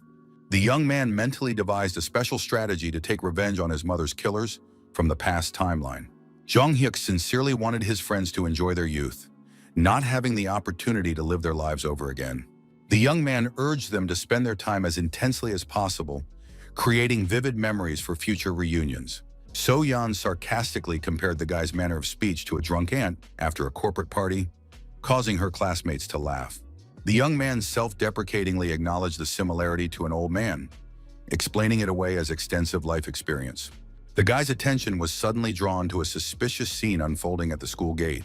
An unfamiliar middle-aged man was harassing frightened schoolgirls who demanded an explanation for his presence. Jong-hyuk resolutely approached the stranger, intending to protect the girls from potential danger. The man turned out to be economist Park Tae-gyu, begging to be heard out as he explained the situation. The young man sternly demanded that the specialist immediately explain his suspicious behavior near the school. The young man persistently sought to ascertain the true reasons for the economist's unauthorized visit to the school grounds. The young man justified his vigilance with his professional habit of monitoring his surroundings. Park Tae-gyu explained that he was looking for a certain teacher, but the schoolgirls assured him that there was no such person. The economist unexpectedly asked about a man named Chae Jong-hyuk, stunning the young man. The young man stared at the specialist in bewilderment, frantically trying to figure out how to respond to the strange question. The young man slowly pointed to himself with his finger, confirming that this was indeed his name. Park Tae-gyu was shocked to discover that he had arranged a meeting not with a teacher, but with a schoolboy. The economist struggled to comprehend the absurdity of the situation, in which a high school student was interested in macroeconomic forecasts. Jong-hyuk began to recognize the characteristic intonations of the voice, which seemed surprisingly familiar to him. The boy finally remembered yesterday's phone call and the agreement to meet with the economist. The man apologized awkwardly for the misunderstanding, admitting that he had expected to meet an adult teacher. The man explained that he had mistaken the caller for a school teacher and had therefore rushed to the meeting at the cafe near the school. Park Tae-gyu suggested that he had been the victim of a prank or had completely misunderstood the situation from the start. Jong-hyuk showed understanding for the economist's embarrassment, noting that no one takes a serious topic lightly. The young man noted that the specialist had finally found an interested listener, but doubted the seriousness of his intentions. The young man reminded the man of their agreement to meet on Saturday to discuss economic forecasts. The young man apologized to his friends and suggested they go to the computer club without him.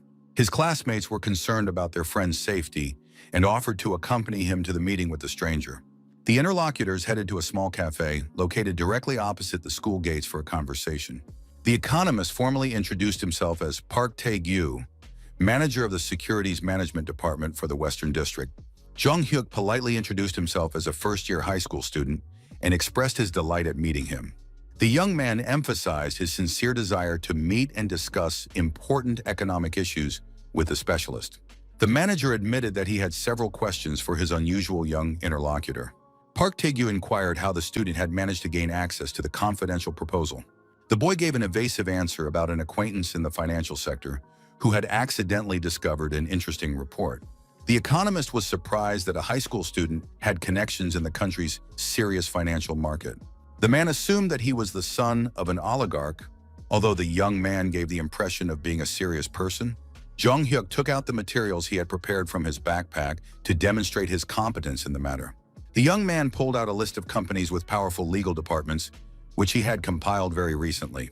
He explained that he had supplemented the economist's notes with his own analysis of the national bankruptcy situation. The manager was shocked as he studied the materials presented with a professional analysis of the financial situation. Jung Hyuk was secretly thrilled as he watched the specialist's reaction to the information he had prepared.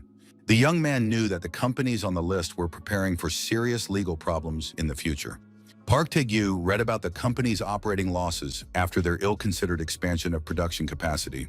The young man deliberately added controversial arguments to push the specialist to the desired conclusions. The manager literally clung to his seat, unable to believe the reality of the analytical information presented. The economist excitedly asked the young man's opinion on the further development of economic events in the country. The specialist began to tremble with excitement, waiting for an answer to his most important professional question. Jung Hyuk noticed his interlocutor's excitement and carefully considered how to formulate his answer correctly. The young man predicted the onset of a global economic crisis that would seriously affect all countries in the region. He explained that Korea would receive emergency aid from the International Monetary Fund after being hit with sanctions. The young man recalled the coming Asian financial crisis of 1997. Jung Hyuk emphasized that Korea would bear one of the brunt of the crisis. The young man described the government's policy of increasing gross income through the sale of the country's foreign exchange reserves. He noted that only Park Tae-gyu warned of the crisis, while the rest ignored the danger. The young man continued his analysis, noting that the Korean economy was at a dangerous peak of development. Jung Hyuk pointed out the ease of obtaining bank loans for any amount without proper verification. The young man warned of the catastrophic consequences of such irresponsible lending policies by financial institutions. He metaphorically compared the country's economy to a fragile sandcastle built on debt. The young man distracted himself with overly sweet coffee, trying to diffuse the tense atmosphere of the conversation. Park Tae-gyu reflected on the strangeness of the situation, in which a schoolboy was sharing such valuable analytical information. Jung Hyuk stated that the moment international aid was received would mark the beginning of the collapse of the national economy. The young man explained the complete dependence of economic policy on the requirements of the International Monetary Fund. He emphasized the impossibility of stopping the crisis due to the weakness of enterprises and the depletion of currency reserves. The young man criticized the unfounded optimism of citizens who believe in eternal prosperity and well-being. Jung Hyuk predicted that Korea would end up in economic hell due to excessive self-confidence. The young man bitterly noted that the realization of the catastrophe would come too late to save the economy. The waitress dropped her cup in shock upon hearing the young man's grim economic predictions. Jung Hyuk gallantly rushed to help the girl, worried that she might cut herself on the broken pieces. The young man advised her to collect the shards with a handkerchief, showing concern for the waitress's safety. The young man unexpectedly announced his willingness to invest 100 million won in the project. Park Tae-gyu was stunned by the amount of the investment and asked for time to consider the unexpected offer. Jung Hyuk referred to another meeting and suggested ending their conversation for the day. The young man left his phone number with the economist for further consultation on investment issues. After a productive meeting, Jung Hyuk headed to the computer club, where his friends were waiting for him. The guy noticed his friends' complete immersion in the game, understanding their enthusiasm for virtual battles. His classmates complained about Suho's poor gaming skills, as he constantly lost in battles. Jung Hyuk confidently told Soyeon that he was better at the game thanks to his past experience. The first battle in the legendary Mortal Kombat fighting game began between the guy and his classmate. The girl attacked first, ironically comparing the boy's gaming skills to the clumsy Suho. The young man unexpectedly performed a complex combination, causing the character to deliver a spectacular kick. Soyeon was shocked by the boy's skill, not understanding how he managed to perform such a move. The classmate demanded a rematch, wanting to understand the secret of the young man's virtuoso playing technique. Jong Hyuk reminded the girl with a confident smile of his warning about her inevitable defeat. The boy was genuinely happy about his victory, enjoying nostalgic memories of his favorite childhood game. The young man's thoughts returned to the economist, who was surely analyzing the materials provided. The young man understood the inevitability of the specialist's decision, regardless of how long it took him to think it over. Several days of waiting passed, and Jong Hyuk reflected on Park Tae-gyu's agonizing doubts. The guy was worried that half of the materials should have been enough to make an investment decision. The young man feared losing his advantage in the negotiations if he called the impatient economist first. The young man recalled the specialist's past involvement in financial fraud due to carelessness. Jong Hyuk knew that Park Tae-gyu was a trusting lawyer who unwittingly defended financial criminals. The young man suffered from headaches, dreaming of learning about his potential partner's current thoughts. The teacher tapped the desk sharply with his pointer, drawing the class's attention for an important announcement. The teacher solemnly announced the long-awaited moment of the test results. The teacher announced the harsh rule of receiving blows for every point below 100. The teacher called on the first student with a score of 78 points for 22 strokes. The teacher began to methodically punish the offending student by hitting him with a pointer on a soft spot. The students froze in absolute silence, shocked by the corporal punishment taking place in the classroom. The teacher ruthlessly announced that each student would go through this humiliating procedure in turn. Jong Hyuk watched what was happening, noting that the teacher was not hitting too hard by his standards. The teacher continued to call out students with low scores to carry out the cruel punishment. The teacher pointed to Jong Hyuk, announcing his score of 95 out of a possible 100. The teacher noted with satisfaction that the boy was only entitled to 5 strokes for the missing points. At that moment, an elegant businesswoman got out of an expensive car and answered a phone call. The caller asked the girl why it took so long for her to answer the phone. Kwon Ae-yeon explained to her father that she had been driving and asked why he was calling. The girl's father sarcastically remarked that she was managing other people's financial assets. The banker irritably reminded her parent of her position as a private financial advisor. The woman emphasized her specialization as an investment and financial advisor. Her father continued to insist that his daughter was simply working at a bank and being used by other people. The man turned the conversation to his daughter's personal life, comparing her to her married sister. Kwon Ae-yeon pretended that the connection had been lost to avoid an unpleasant conversation with her father. The girl reflected on the different ideas of happiness between her and her married sister. The banker mentally promised to prove her worth to her father through success in her current endeavor. The woman warmly welcomed the visitors, inviting them into the office for negotiations. Kwon Ae-yeon professionally inquired with her colleagues about the progress of an important deal. The wealthy client assured the impatient banker that everything was going according to plan thanks to the invested funds. The wealthy man mentioned his valuable employee, Park Tae-gyu, who was working on the project. The economist politely greeted the banker, showing professional respect for his colleague. The girl noticed the manager's exhausted appearance and was surprised by his condition. The wealthy client familiarly invited Park Tae-gyu to sit down next to him to discuss business matters. The manager smiled and reminded the banker of their previous meeting and document review. The wealthy man introduced the economist as his chief financial strategist and advisor. The rich man patted the manager on the cheek patronizingly, joking about his voluntary cooperation. Kwon Ae-yeon briskly pointed out to the director that the main thing was not to go too far in financial transactions. The banker emphasized the importance of making a profit from investments as the main goal of their cooperation. The director pretended to be alarmed and agreed to the financial advisor's reasonable demands. The wealthy client reminded Kwon Ae-yeon of the reciprocity in their business relationship. The man insisted on mutual trust and the fulfillment of promises made to each other. The wealthy man warned the banker about his influence and unwillingness to tolerate disrespectful treatment. In the school hallway, students discussed the strange behavior of their homeroom teacher during punishment. Jong Hyuk pondered the reasons for the teacher's particularly harsh treatment of him. The young man noticed the obvious injustice in the force of the blows, which were directed at him alone. His friends approached him with concern, asking how he was feeling after the corporal punishment. So-yeon suggested a possible conflict between the excellent student-athlete and the strict teacher.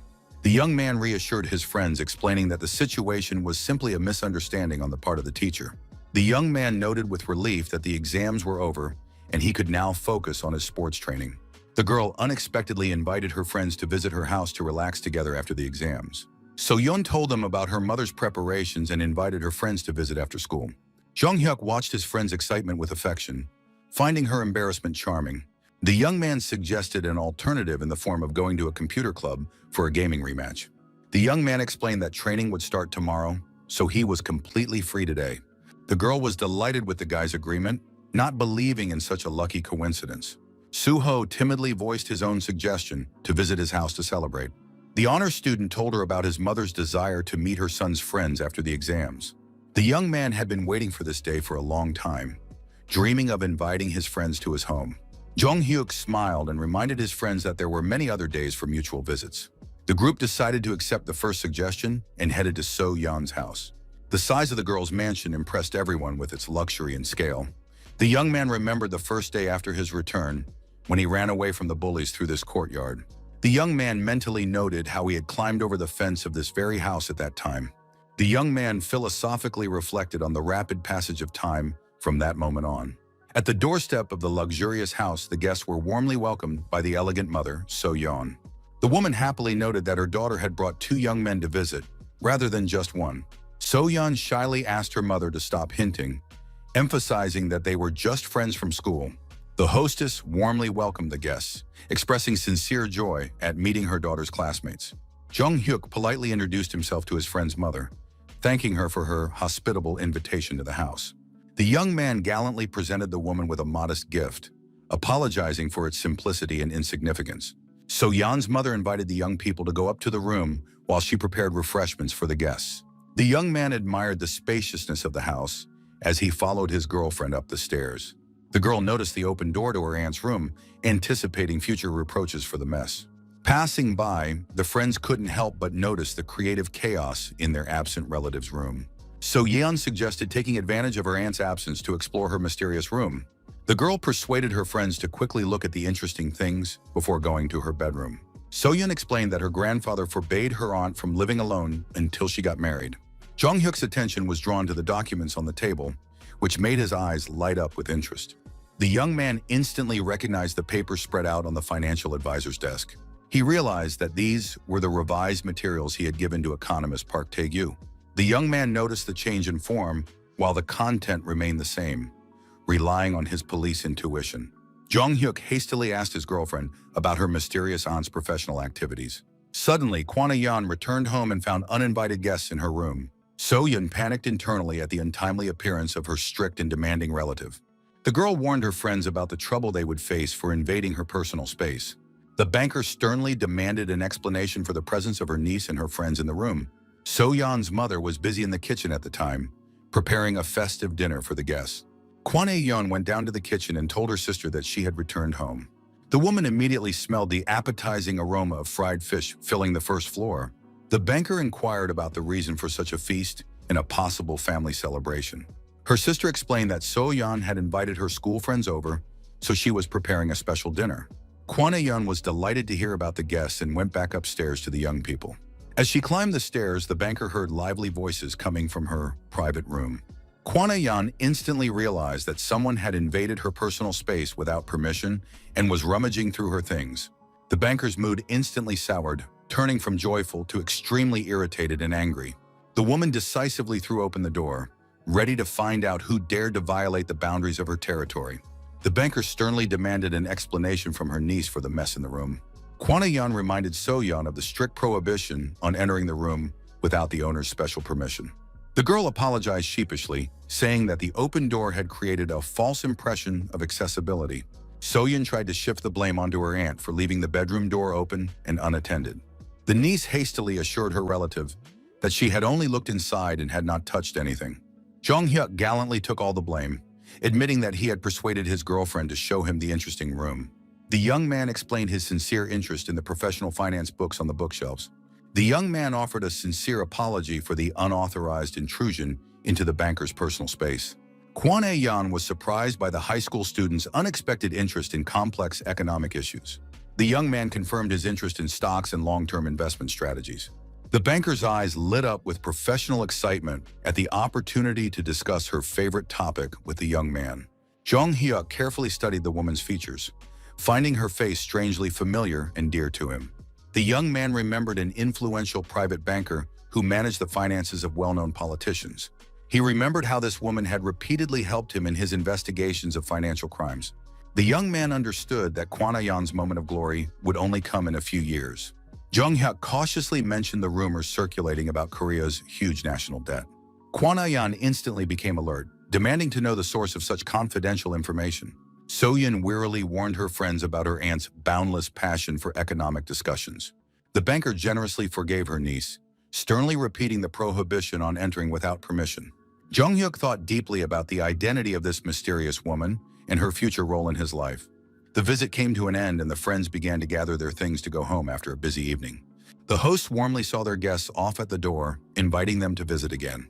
Soo-ho rubbed his stomach contentedly, admitting to his friend that he had overeaten at dinner. Soo-ho warmly said goodbye to his friends, promising that next time they would definitely get together at his house. Jung-hyuk walked home alone, deep in thought about the events of the evening. The young man recalled his past life, feeling for an important object from the present in his pocket.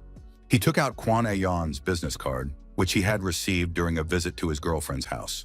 The young man recalled the banker's explanations about stocks and financial market fluctuations.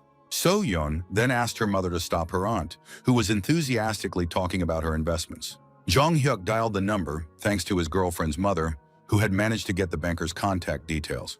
The young man decided to take the first opportunity to establish a business contact. Kwon Ah-yeon was surprised by the late call, wondering who the unexpected caller could be. The woman introduced herself professionally, ready to listen to the reason for the evening call. Jung-hyuk confirmed his identity with a smile, reminding her of their recent meeting at the house. The banker inquired about the reason for the call, offering to call her niece to the phone.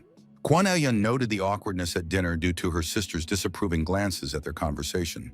The young man decided to ask the question that most concerned him about the current financial situation. The young man asked directly about the whereabouts of economist Park Tae-gyu.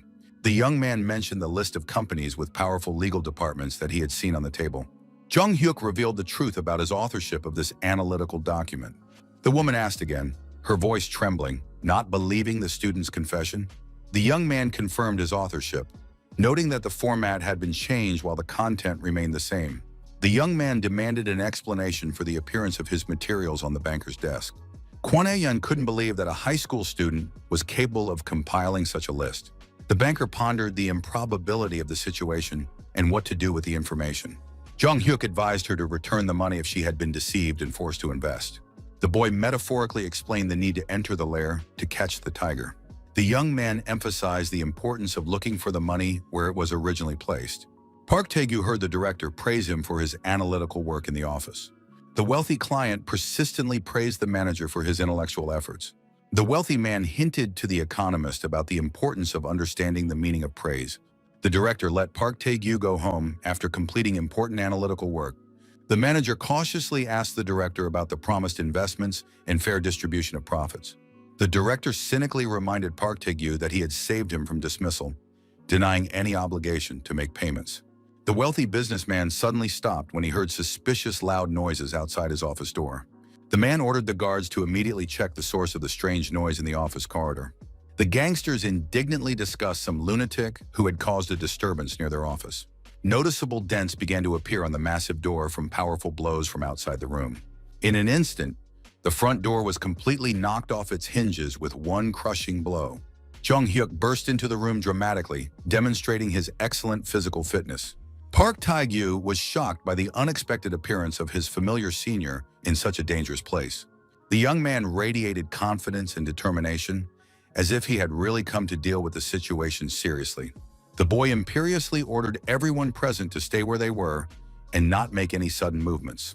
The director looked at the young intruder with contempt, demanding an explanation for his audacious intrusion. The rich man indignantly asked about the identity of the uninvited guest and the reasons for breaking into the office door. The man spoke insultingly to the young man, demanding immediate answers to his questions. Jung-hyuk said with a mysterious smile that he was not a police officer at all. The young man mentally noted that he was not yet a police officer, but had important business with the manager. The director visibly relaxed, confirming that the young man did not have police authority. The rich man suspiciously asked Park Tae-gyu if he knew the insolent young man. The man ordered his henchmen to properly greet the uninvited guest in the office. The guards moved threateningly toward the young man, promising harsh retribution for the broken door. Jong-hyuk spoke contemptuously of the bald thug approaching with aggressive intentions.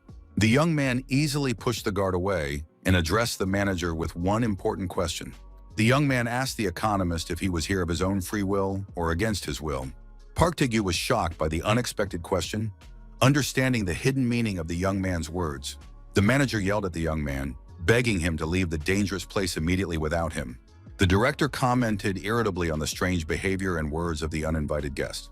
The rich man repeatedly ordered the security guard to deal with the insolent intruder. The thug roughly grabbed Jong-hyuk by the shoulder, preparing to deliver a crushing blow. The young man smiled inwardly, remembering years of intensive training in the martial art of judo. Jong-hyuk reflected on how his intervention had radically changed the fates of Park Tae-gyu and Kwon Ah-yeon. In his previous life, the manager and his like-minded colleagues left the company to start their own business. The economist founded an investment company, but after reviewing the materials, he took out a dangerous loan from gangsters. The criminal loan shark sensed big money and kidnapped the manager to obtain valuable information. Jong-hyuk warned the banker that he couldn't call the police while the criminals had a hostage. The young man explained to his friend's aunt that she was not directly to blame for the gangsters' kidnapping of the economist. The guy couldn't allow So-yeon's relative to become an accomplice to a criminal offense. The young man argued that the manager was helping voluntarily and that the police were powerless to do anything about it. Jong-hyuk gave her the contact details of a trusted investigator for consultation on the situation. The young man insisted on telling the detective the whole truth so that the right action could be taken. Kwon Ah-yeon stood in front of the building, doubting the correctness of her decision to intervene. The banker prayed for the safety of the young man who had risked entering the criminal's lair. The woman listened to the strange sounds coming from inside the suspicious building. A huge security guard delivered a powerful blow to the cheek of the insolent young intruder. The thug was surprised to see that the young man showed no reaction to the painful blow. Jong-hyuk calmly stated the fact of the attack, which gave him the right to legitimate self-defense. The young man used a practiced judo technique, delivering a precise blow to his opponent's jaw. The thug instantly collapsed to the floor from the professionally executed combat move. The young man was genuinely surprised at the effectiveness of his blow against the massive security guard. The director was shocked by the ease with which the schoolboy knocked out an experienced fighter. The rich man hysterically ordered the other guards to immediately attack the insolent young man. Park Tae-gyu watched the scene, trying to understand the identity of the mysterious savior. Park Tae-gyu was genuinely amazed by the young savior's incredible combination of sharp mind and impressive physical strength. Jong-hyuk focused entirely on the upcoming fight, preparing to act as effectively and accurately as possible. In his 26 years of police service, he had encountered all kinds of dangerous criminals. The young man recalled drug addicts in withdrawal who grabbed knives, bottles, and sharp objects. He had to detain terrorists and former special forces soldiers with illegal firearms. The young man understood that thugs differed only in size but did not pose a real threat. When the guard swung his fist, Jong-hyuk saw every movement as if in slow motion. The guy concentrated as much as possible to read the trajectory of all his opponent's attacks. He clearly saw the massive bodyguard slowly swing his huge fist for a crushing attack. The young fighter easily dodged the blow, greatly surprising the confident, burly security guard. Jong-hyuk counterattacked his opponent with lightning speed, landing a precise blow to the chin of the bewildered thug. The force of the blow was so great that the thug lost his balance and fell heavily to the hard floor. The second guard rushed to help his fallen comrade, asking in surprise about the young man's technique. For an experienced judoka, all these clumsy thugs moved unbearably slowly and very predictably. The young man knew perfectly well that in a street fight, weight categories lose their significance in the face of combat technique.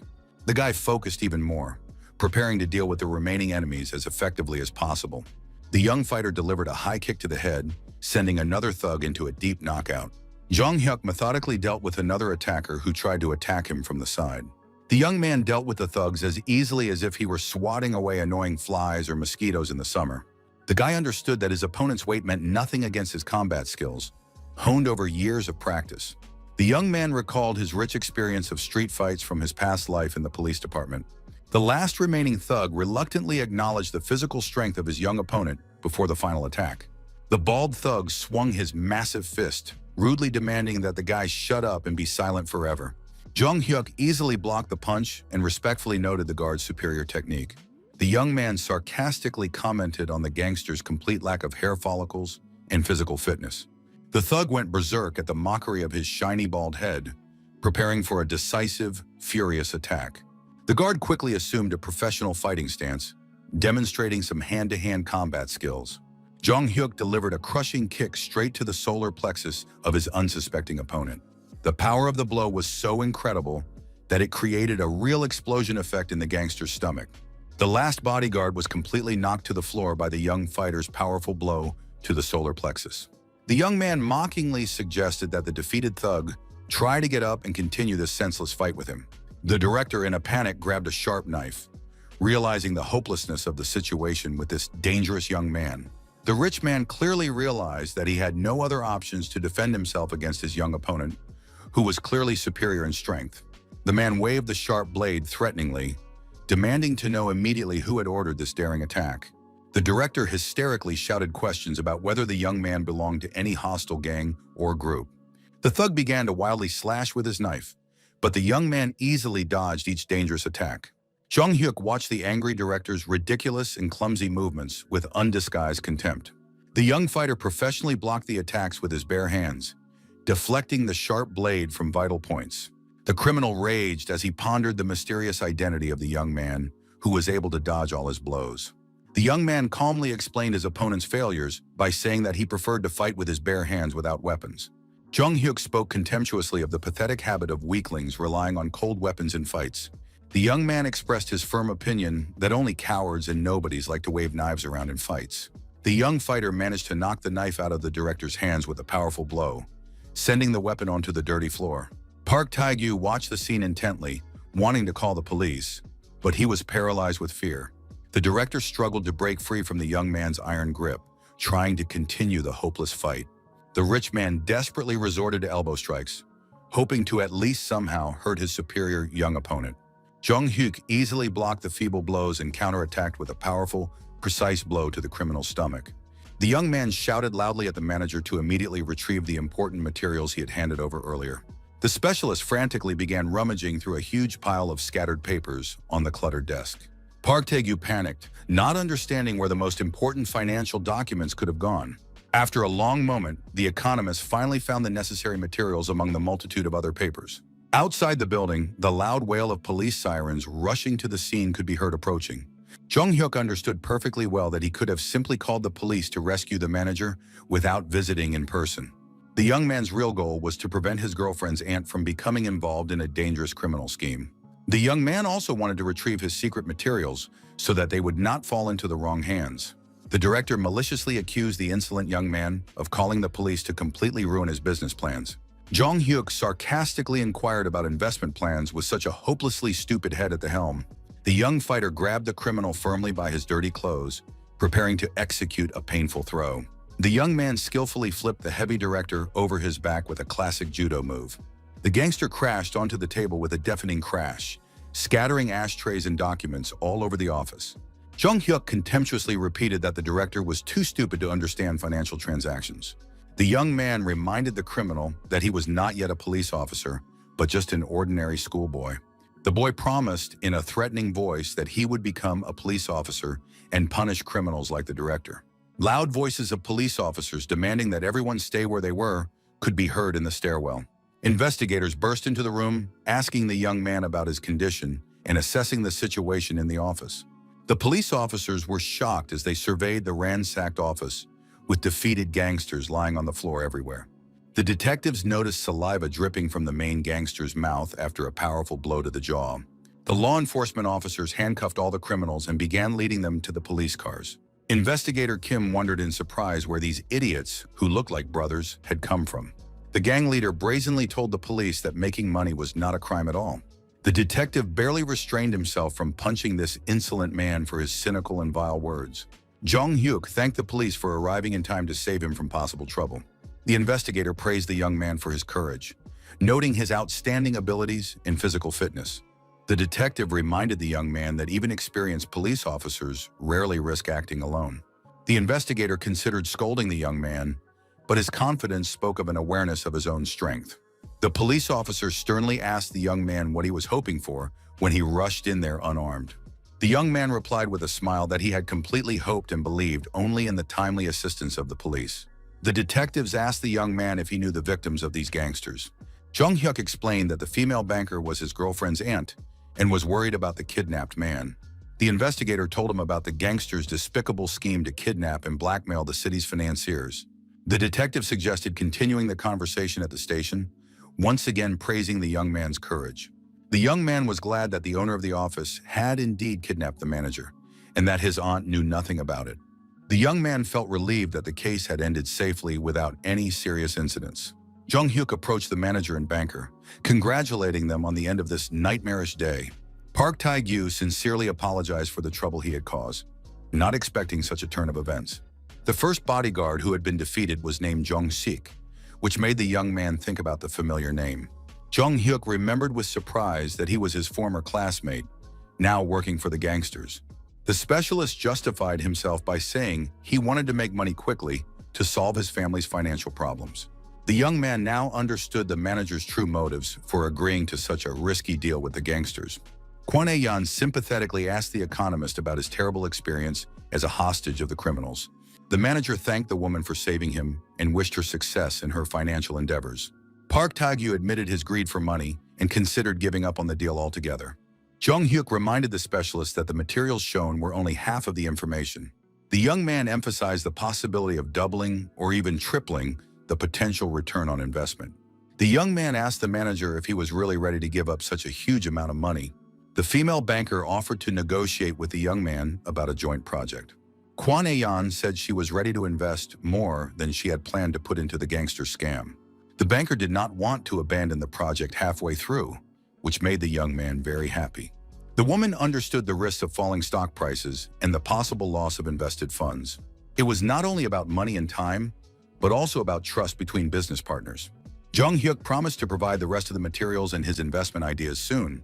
The young man understood that by removing the gangsters from the game, they would be able to continue their financial venture together. In the parking lot, Kwon Ae-yeon suggested that everyone get into her car to drive home after the stressful situation. Suddenly, a loud cell phone ringtone sounded from the woman's bag, interrupting the conversation. The banker apologized and asked them to wait while she answered the unexpected important call. The woman picked up the phone and introduced herself to the unknown caller with a professional smile. The caller turned out to be her uncle, Lee Young-chan, anxiously asking about leaving the station. Kwon Ae-yeon reassured her relative, assuring him that everything was absolutely fine and under control. Her uncle threatened to find out everything himself and demanded that she stop lying and evading direct answers. Jung-hyuk whispered quietly to the manager, assuming that it was the banker's uncle calling with bad news. Kwon Ae-yeon, with a distraught expression on her face, agreed to come immediately to the demanding relative. The woman clutched her head, unable to believe that the situation could have spiraled out of control so quickly. The banker apologized to her companions, explaining the need for an urgent visit to her parents. The girl said that her father's lawyer had already reported all the events at the police station to him. Kwon Ae-yeon warned of her father's strict nature, demanding immediate explanations for what had happened. Jung-hyuk recalled that the banker's father was the influential chairman of a large financial corporation. This man had a huge fortune and a strong reputation in business circles throughout the country. The young man understood how much the chairman's connections had helped his daughter build her banking career. The woman apologized again for her hasty departure, promising to contact him later to continue the discussion. Kwon Ae-yeon quickly got into her car and rushed to meet her angry parents. The chairman's mansion was strikingly luxurious, built in the traditional national architectural style. Standing in front of the massive doors of her parents' house, the girl fought the urge to turn around and run away. The banker took a deep breath, trying to pull herself together before the inevitable difficult conversation with her father. Opening the heavy doors, the woman convinced herself of her own courage and determination to go inside. The chairman greeted his daughter coldly, gesturing briefly for her to sit down opposite him immediately. Uncle Lee Young-chan, leaving the room, sympathetically wished his niece fortitude in the upcoming dialogue. Kwon Ae-yeon nervously sank onto the cushion, carefully placing her bag on the floor next to her. The woman watched as her father slowly sipped traditional tea from an expensive porcelain cup. The chairman slammed the cup down on the table, making a loud noise in the tense silence of the room. The man laid out photos of potential suitors from influential families in front of his daughter. Kwon Ae-yeon asked her father to wait with his marriage plans, offering to show him some important documents. The banker took out the materials with a list of companies that young Jung-hyuk had previously compiled. The chairman angrily demanded an explanation for his daughter's presence at the police station today. The woman suggested that her father first study the documents and then make a final decision. Kwon Aeon promised to get married in 6 months if the materials did not change the chairman's mind. Her father asked her in surprise if she was really ready to fulfill this promise. Sitting in front of her father, the girl asked him to trust her business acumen and intuition for the only time in his life. The chairman took the documents to study and was shocked by the content of the company's financial analysis. The man was puzzled about the origin of such valuable information and the source of such accurate forecasts.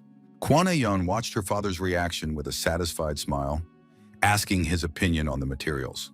The chairman asked his daughter if she had compiled this impressive analytical list. The banker admitted that the author was a brilliant student with incredible analytical skills. The woman emphasized the value of the materials, wondering if they would seem trivial to her father. Studying the documents, the chairman sensed the smell of big money in every line of the analysis. The man was skeptical about the possibility of a schoolboy creating such a professional financial forecast. The chairman ordered his daughter to immediately contact the mysterious young analyst for negotiations. Kwon Aeon assured her father of the young man's genius, asking him to take her word for it on this matter. The businessman insisted on checking the goods and was willing to pay a fair price for the information. The woman obediently dialed Jong Hyuk's number and handed the phone to her demanding father for a conversation. The chairman grabbed the phone, introducing himself as the source of money for a potential financial deal. The man asked the young man directly for the desired amount for the analytical materials provided. Jong Hyuk guessed the identity of the caller, asking if it was the chairman speaking.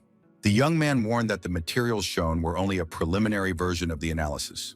The young man announced his budget of 100 million won, ready to invest all of his savings. The young man explained the mechanism of investment accumulation after the launch of his financial forecasts. Jong Hyuk emphasized the need for startup capital before the investment scheme could begin. Kwon Aeon covered her mouth with her hand in shock upon hearing the astronomical sums mentioned in the conversation. The chairman offered the young man 2 billion won, wondering if this amount would be sufficient. The businessman announced the terms: a 1-year repayment period with an interest rate of 40%.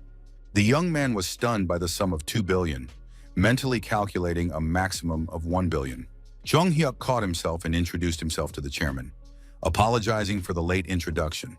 His daughter asked her father incredulously if he was serious about investing 2 billion won in the schoolboy's project.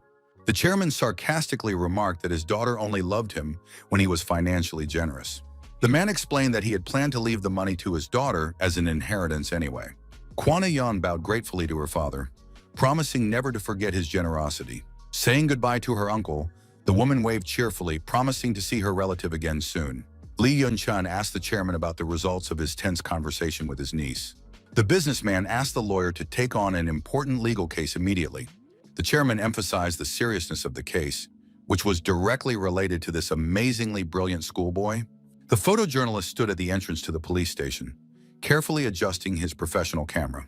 The man was surprised by the complete absence of fellow journalists at such a busy time of the morning. The policeman greeted the photographer warmly, asking if he had had time to eat breakfast that day. The investigators gathered at the station to discuss cases and eat tasteless government food. The junior detective said he had met Jong Hyuk helping his mother at the market early in the morning. Investigator Kim praised the young man for helping his parents, noting that such behavior was rare among young people. A journalist at the entrance to the station pondered the content of the lively conversation between the police officers inside the building. The photographer decided to go inside to eavesdrop on the detective's conversation. The man pretended to buy coffee from a vending machine, deliberately lingering to eavesdrop on the conversation. The journalist heard surprised voices talking about an honor student who had taken down 7 gangsters single-handedly. The chief investigator insisted on the need to recruit such a talented young man to the police force. The photographer unexpectedly greeted the police officers, drawing their attention to himself. The reporter politely asked the detectives to tell him more about the hero of their lively discussion. At that time, Jong Hyuk was diligently helping his mother serve customers at the sales counter. The young man convinced his mother that his financial decisions were correct, asking her to trust her son. The woman agreed not to interfere with the management of the money, recognizing her son's right to independence. His mother suggested setting aside some of the money for college, fearing that the investment project might fail. Jong Hyuk told her about his friend's aunt investing 2 billion won in the same project. The young man emphasized Kwon Aeon's professionalism and reputation in the country's financial circles. The young man suggested that his mother speak to the banker personally to dispel any doubts.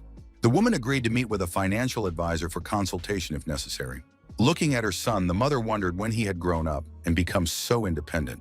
Jung Hyuk noticed his mother's intense gaze and asked if he had dirt on his face. The woman thought fondly about how her son resembled his late father in character and appearance. The mother sadly asked the young man not to rush to grow up, but to enjoy the rest of his childhood. At that touching moment of family idyll, a journalist approached them and took a photo of them together. Mother and son heard the click of the camera at the same time and turned in surprise to the unfamiliar man. The journalist apologized for the sudden photo, explaining that he was moved by the touching picture of family idyll. The woman greeted the visitor warmly, offering him something from the shop's assortment. Park Yeon-il introduced himself as a journalist and expressed his desire to interview the family on an important matter. Jung Hyuk recognized the reporter who had covered the story about the school bullies last time. The young man was puzzled as to why the journalist had suddenly appeared at his mother's workplace. The reporter explained that he had received information from investigators and wanted to interview the hero. The woman asked in surprise about the reasons for the press's interest in her school-age son. Park Yeon-il recounted the young man's heroic act against the criminals the previous day. The journalist described with admiration how the boy single-handedly dealt with 7 gangsters and saved a hostage. Jung Hyuk deliberately hid yesterday's events from his mother and tried to escape to school. The woman began to scold her son for recklessly fighting dangerous criminals alone. The mother was outraged by the boy's irresponsibility in risking his life and health for strangers. The reporter realized it was an inappropriate time for an interview and suggested postponing the conversation to another time. Jung Hyuk thought irritably about the intrusiveness of the reporter, who had appeared at the most inopportune moment. The young man mentally promised himself never to talk to this annoying journalist again. An article appeared in the morning newspaper about a 17-year-old judoka who defeated a gang of swindlers. Jung Hyuk brought the translated materials from the American Judo School to the coaches for study. The guy noted the usefulness of the information, although the translation turned out to be much more difficult than expected. The young man was relieved to think about finishing the work on the materials, which had taken more time than expected. The coach admitted that it was difficult to understand the American methods even after a detailed translation. Jung Hyuk explained that walking on your hands is visualized very clearly and understandably in the materials. The mentor was surprised by the differences in approaches, noting the unusual technique of walking on 4 limbs. The guy explained the essence of the technique through repetitive movements of the upper body with the legs stationary. The coach carefully studied the other exercises in the materials and noticed the similarity of one of them to jumping. Jung Hyuk smiled and confirmed the mentor's guess, explaining that the exercise was called a burpee. The young man warned that an ordinary person risks exhaustion after 50 repetitions.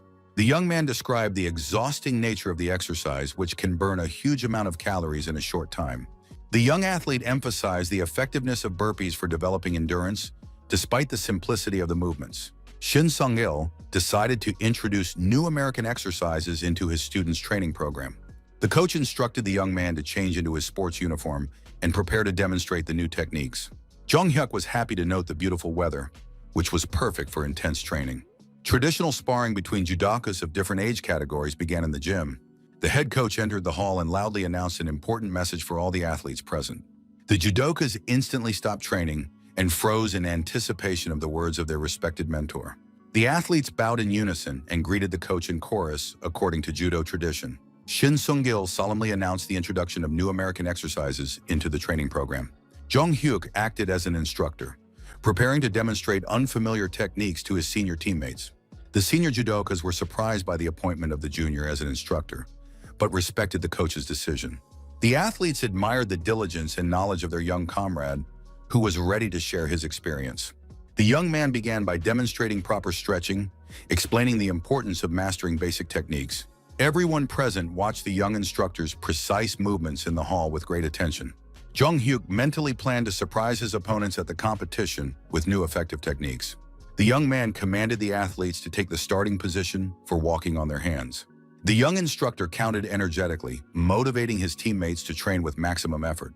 The guy explained the technique of turning the body in a handstand with support on one limb. The exercise required holding one's own weight in an unstable position for a long time. The older athletes were amazed at their younger comrades' deep knowledge of techniques unknown to them. Jung Hyuk easily performed complex elements thanks to his young and strong 17-year-old body. The young man understood the importance of proper breathing for the successful performance of strenuous exercises. The coach asked his students about their impressions of the new techniques he had demonstrated. The coach explained that the new American exercises were significantly different from the usual program and would take time to adapt to. The older judokas complained about their younger teammates' incredible flexibility, doubting their own ability to repeat what they had seen. The athletes anxiously asked the coach about the number of other unfamiliar exercises in the new training program. The guys continued to express dissatisfaction with the need to master complex American techniques before the competition. The older teammates looked at the younger one with sly smiles, anticipating his suffering in future training sessions. Jung Hyuk smiled to himself, knowing that soon the dissatisfied athletes would thank him for their progress. After 3 hours of grueling training, all the judokas lay exhausted on the tatami, too weak to get up.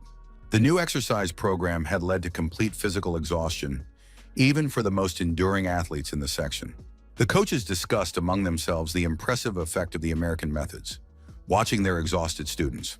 The mentors assumed that in a month or two, the athletes' bodies would adapt to the increased load. Shin Sung-il regretted the lack of budget for a professional massage therapist to help the team recover. The coaches announced the end of the session and ordered the gym to be tidied up after the intense training. Sun-oh slowly got up from the tatami, complaining about the unbearable heat after the exhausting exercises. The team captain watched with respect as his younger teammate performed all the exercises on par with his seniors. The senior athlete suddenly decided to approach and sincerely thank Jung Hyuk for his new knowledge. Sun-oh reminded him that all the judokas in their class had given up their graduation trip for the summer training camp. The team captain was a first-class athlete who consistently won medals at prestigious competitions. Already in his second year, the guy received offers from sports universities but remained modest. Jung Hyuk, saying goodbye to the captain, promised to train hard to reach his level of skill. The young man suddenly remembered the important regular selection for the main team for competitions. The selection of honorary members of the section to represent the school at major tournaments was held twice a year. The winter and summer training camps became a platform for the rigorous selection of the best athletes in the judo section. Only 5 were selected from 50 applicants, and the young man understood the need to make it into the main team. The young athlete mentally prepared himself for grueling training sessions to achieve the desired result. Jung Hyuk tied his shoelaces in the locker room, preparing to leave the gym after a hard day.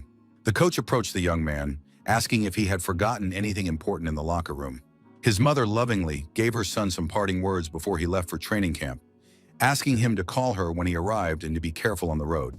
The boy reminded his mother with slight irritation that he was an adult, although inwardly he was grateful for her concern. Jung Hyuk expressed concern about his mother's health, working outside in the unbearable summer heat all day long. The young man worried about how the woman endured the scorching sun, standing at the counter from early morning until late at night. He couldn't imagine what it was like for his mother to sell snacks outdoors in such hellish weather. The woman reassured her son, reminding him of her many years of experience working in the market and her ability to adapt to any weather conditions. His mother warmly said goodbye to Jung Hyuk, asking him once again to be extremely careful during summer training. The young man thought about the onset of summer, when sweat pours down, even from simply standing still. The young man realized that time had flown by, unnoticed thanks to the intense training in preparation for the important training camp. After returning to the past, not all events unfolded according to the young man's wishes and plans. Jung Hyuk was sure that the current timeline was totally different from his previous life in every way. The guy understood the need to work hard to remove the barrier that had existed between him and his mother before. At that time, assistant coach Park Sang-muk was on the phone, reassuring the caller about the upcoming training camp. The man in the green uniform assured the caller that their sophomore captain was the main asset of the judo team. Park Sang-muk assured the caller that everything would go according to plan and that there was nothing to worry about. The assistant coach cast an appraising glance at the assembled athletes, thinking about the upcoming team selection. The man planned to push Captain Sun-oh into the main lineup through regular selection at any cost.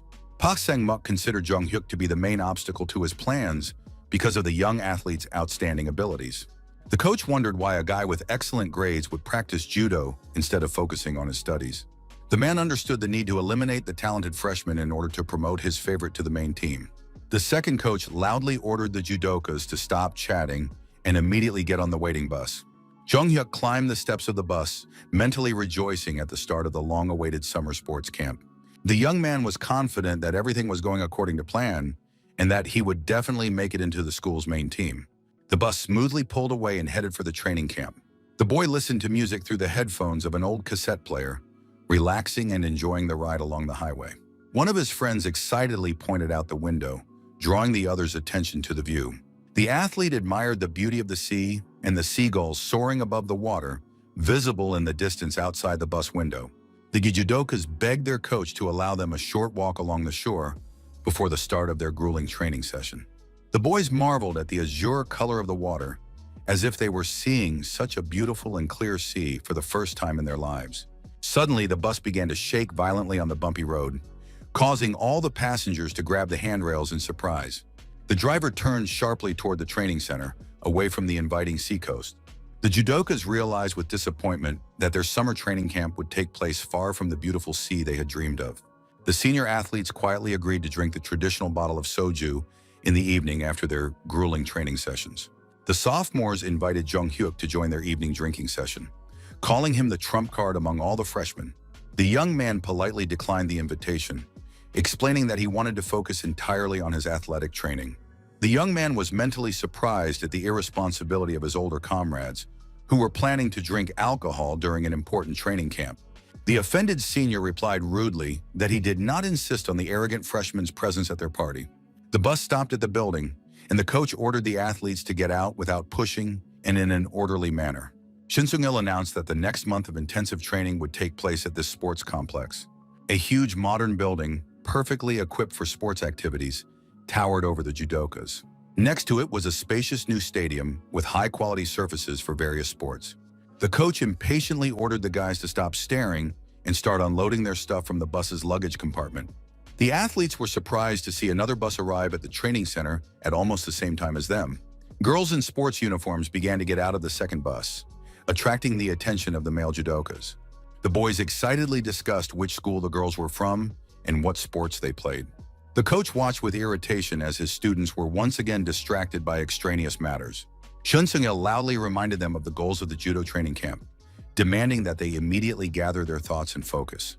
The coach pointed into the distance, drawing the athletes' attention to a barely visible path leading to the sea.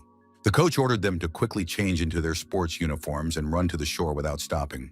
Park Sang-mook, getting into the car, threatened those who lagged behind with a double round trip without rest. The second coach explained that they would go ahead to set up the equipment for the upcoming training sessions. 5 minutes later, all the judokas began running, fearing punishment in the form of extra laps in the heat. Jung-hyuk prepared for the start, thinking about how long it had been since he had run long distances. A look of determination flashed in the young man's eyes, and he mentally encouraged himself before the start of the grueling race. The coaches at the finish line wondered with interest which of their students would be the first to reach the seashore. Jung-hyuk, of course, led the race, demonstrating excellent physical fitness and endurance. In his previous life, the young man had been strong but quickly exhausted himself. Now he possessed both strength and endurance. The coach with the stopwatch on the shore pressed the button, recording the time of the first athlete's arrival at the finish line. The coach happily congratulated Jung-hyuk on his first place, sincerely praising him for his excellent result. The young man was pleasantly surprised by the unexpected praise from the usually reserved and strict head coach of the section. The boy noticed a heavy sports weight on the sand and realized that it belonged to the head coach of the section. Jung-hyuk picked up the fine, wondering why his mentor had been running with extra weight and lost it during his run. Putting the weight on his arm, the young man estimated its weight to be about 5 kilograms, which was quite a significant load. His senior teammate, who had come running up behind him, remarked admiringly that the younger man continued to set records in all disciplines. Team Captain Sun barely made it to the finish line, breathing heavily and holding his knees in exhaustion. The judo leader was extremely disappointed with his result, realizing that he was lagging behind his younger teammate. Shin Sung-il ordered everyone to catch their breath and put weights on both arms for the next exercise. The coach announced the arrival of graduate instructors who would help conduct intensive training at the camp. The mentor loudly commanded everyone to prepare for an exhausting training session of walking on their hands with weights. The judokas reluctantly confirmed their readiness for the exercise, knowing the torment that awaited them under the scorching sun. The athletes began to perform the task without stopping, trying not to show their fatigue in front of the coaches. Jung-hyuk was fully prepared to demonstrate his professionalism and excellent physical fitness to his teammates. The coach announced the end of the warm-up and the transition to strength training on special exercise machines.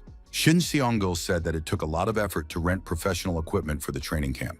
The athletes whispered among themselves that the new exercise machines looked like medieval torture devices. Jong-hyuk was mentally surprised at the seriousness of the coaches who had rented so much professional equipment for the training camp. Normally, the section had a modest set of 50 weights and a pair of old dumbbells. Simple rubber bands were used for training, with which the athletes developed muscle strength. The young man understood that for the other guys, these modern training machines were a complete novelty and a rarity. The senior coach called on Jong-hyuk to come forward as an instructor to demonstrate how to use the equipment. The young man, forgetting his role as assistant coach, hastily responded to the call and stepped forward. The coach asked the young man about his previous experience with similar strength training equipment and exercise machines. The young man confirmed his familiarity with the equipment, mentally recalling years of working with iron in his past life. The young man understood the athletes' natural fears of new equipment, because their bodies are their capital.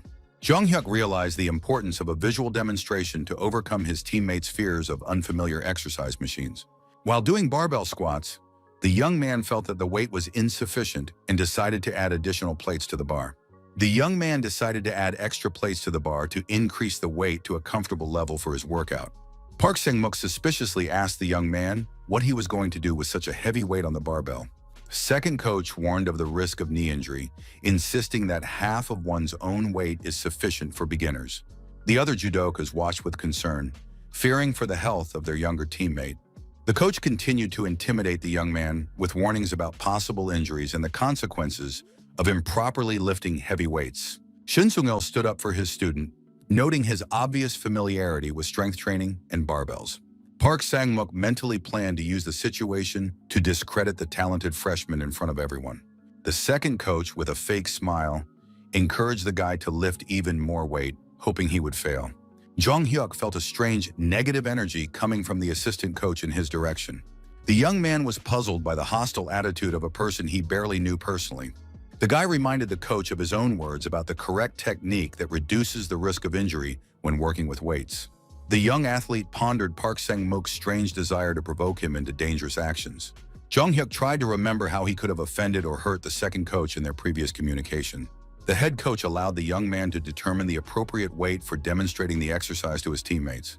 Park Sang-mook maliciously anticipated the young upstart's humiliation and injury in front of the entire judo team. Jong-hyuk confidently hoisted the heavy barbell onto his shoulders, preparing to demonstrate the correct squat technique. The assistant coach's pupils narrowed in shock when he saw how easily the young man performed the exercise. Park Sang-mook watched as the young man calmly handled the impressive weight of the barbell. Sweat beaded on the young man's face from the strain, but he continued to perform deep squats with confidence. The second coach's mouth opened in amazement, not understanding where the freshman got such physical strength. Shin Seong-gil joked about the possibility of his students switching to weightlifting after such a demonstration. The head coach asked Jong-hyuk to help the other guys learn the correct technique for working with the barbell. The mentor announced that the young man would instruct his teammates on the correct body position during exercises. The judokas surrounded their younger teammate, eagerly asking for help in mastering the unfamiliar sports equipment. Jong-hyuk patiently explained the importance of correct body position, which was enough for them to understand at first glance. The athletes were concerned about the possibility of back injuries if they performed strength exercises with the barbell incorrectly. Jong-hyuk reassured his older teammate, assuring him that the technique for performing the exercise was absolutely correct and safe for the joints. The young man approached another athlete who was exercising with rubber expanders and advised him to change the angle of tension for a greater load on the biceps.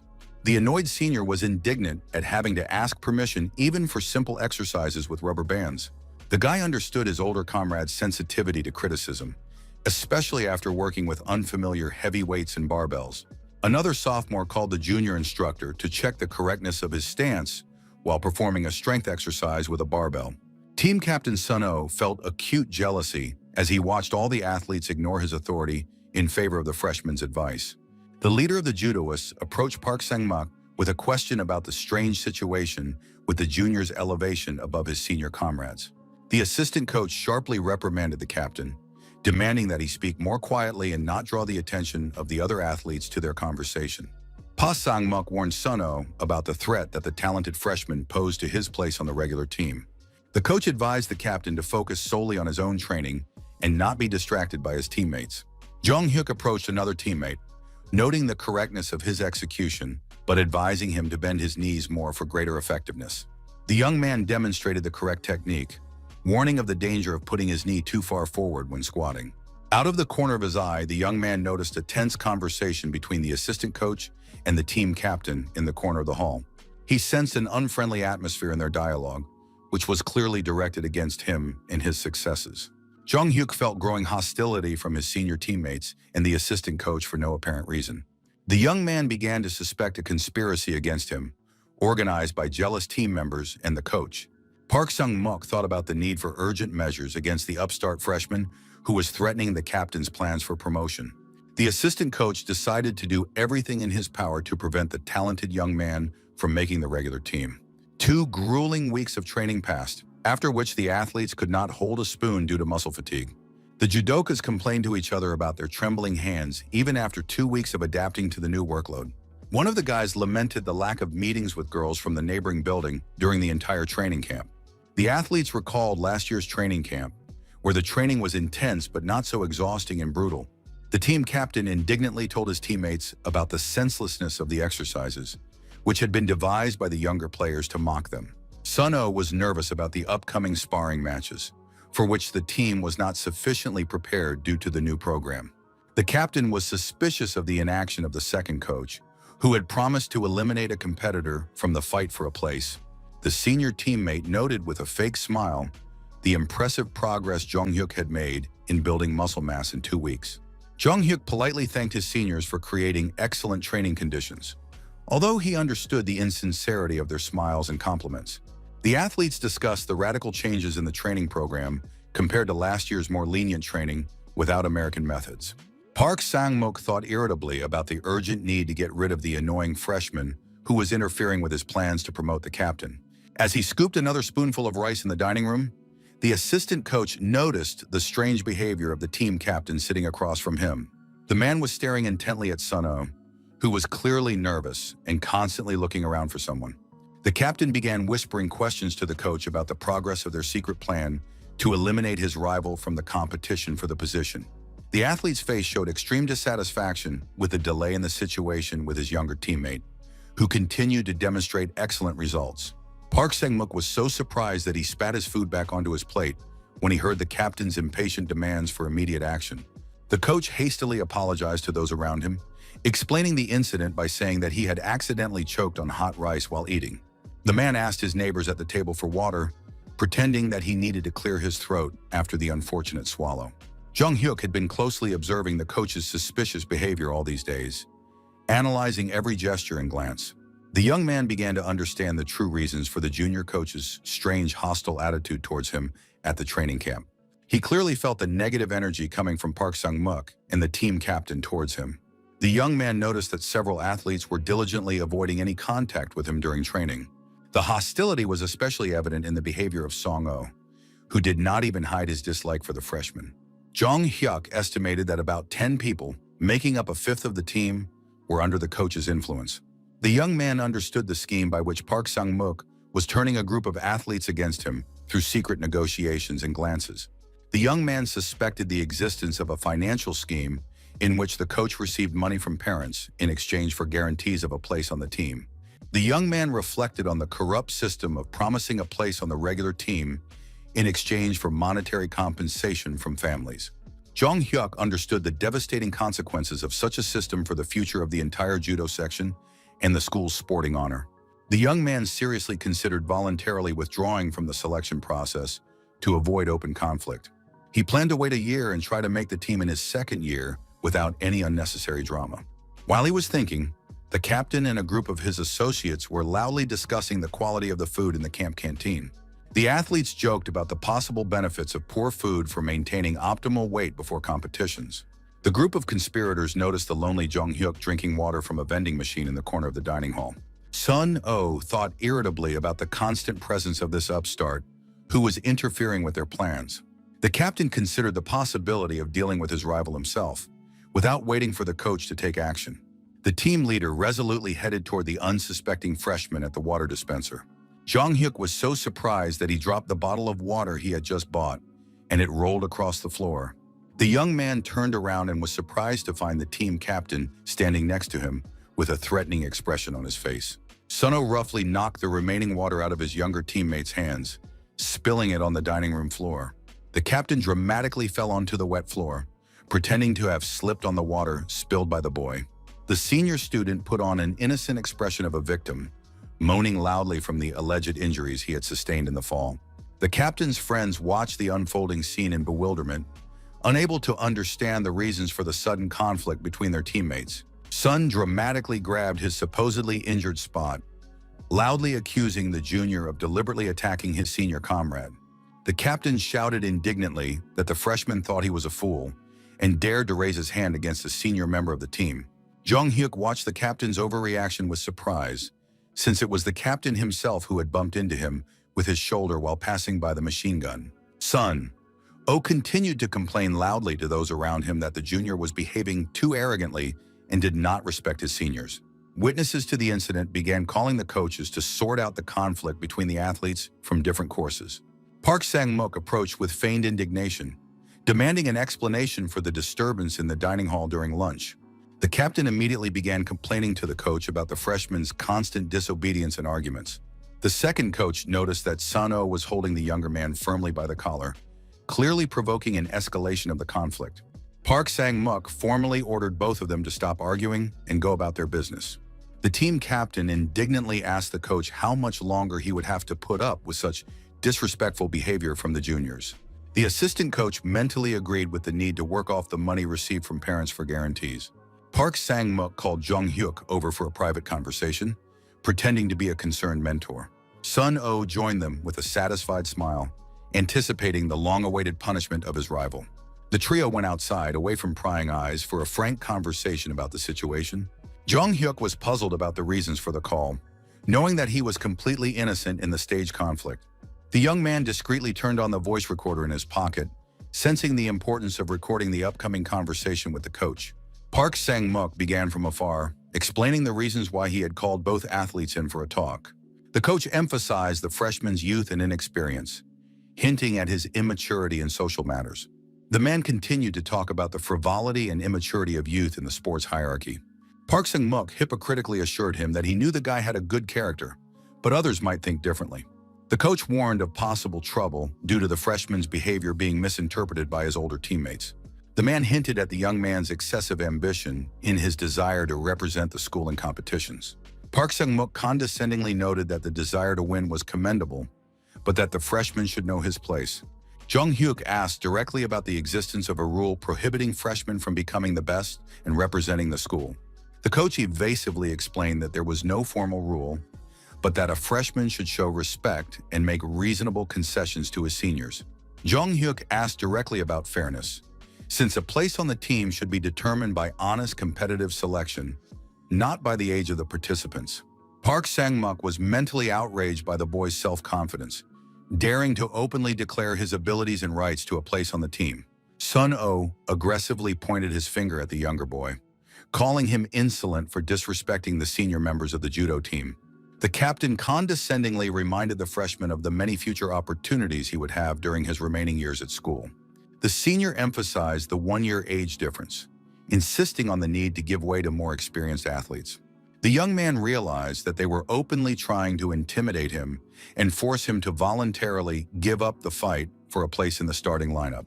The boy reflected on the coach's corruption and his methods of dealing with those who did not pay bribes for promotion. Sun-oh was outraged by the junior's smirk, demanding that he immediately get out of the way of his seniors and stop interfering with their plans.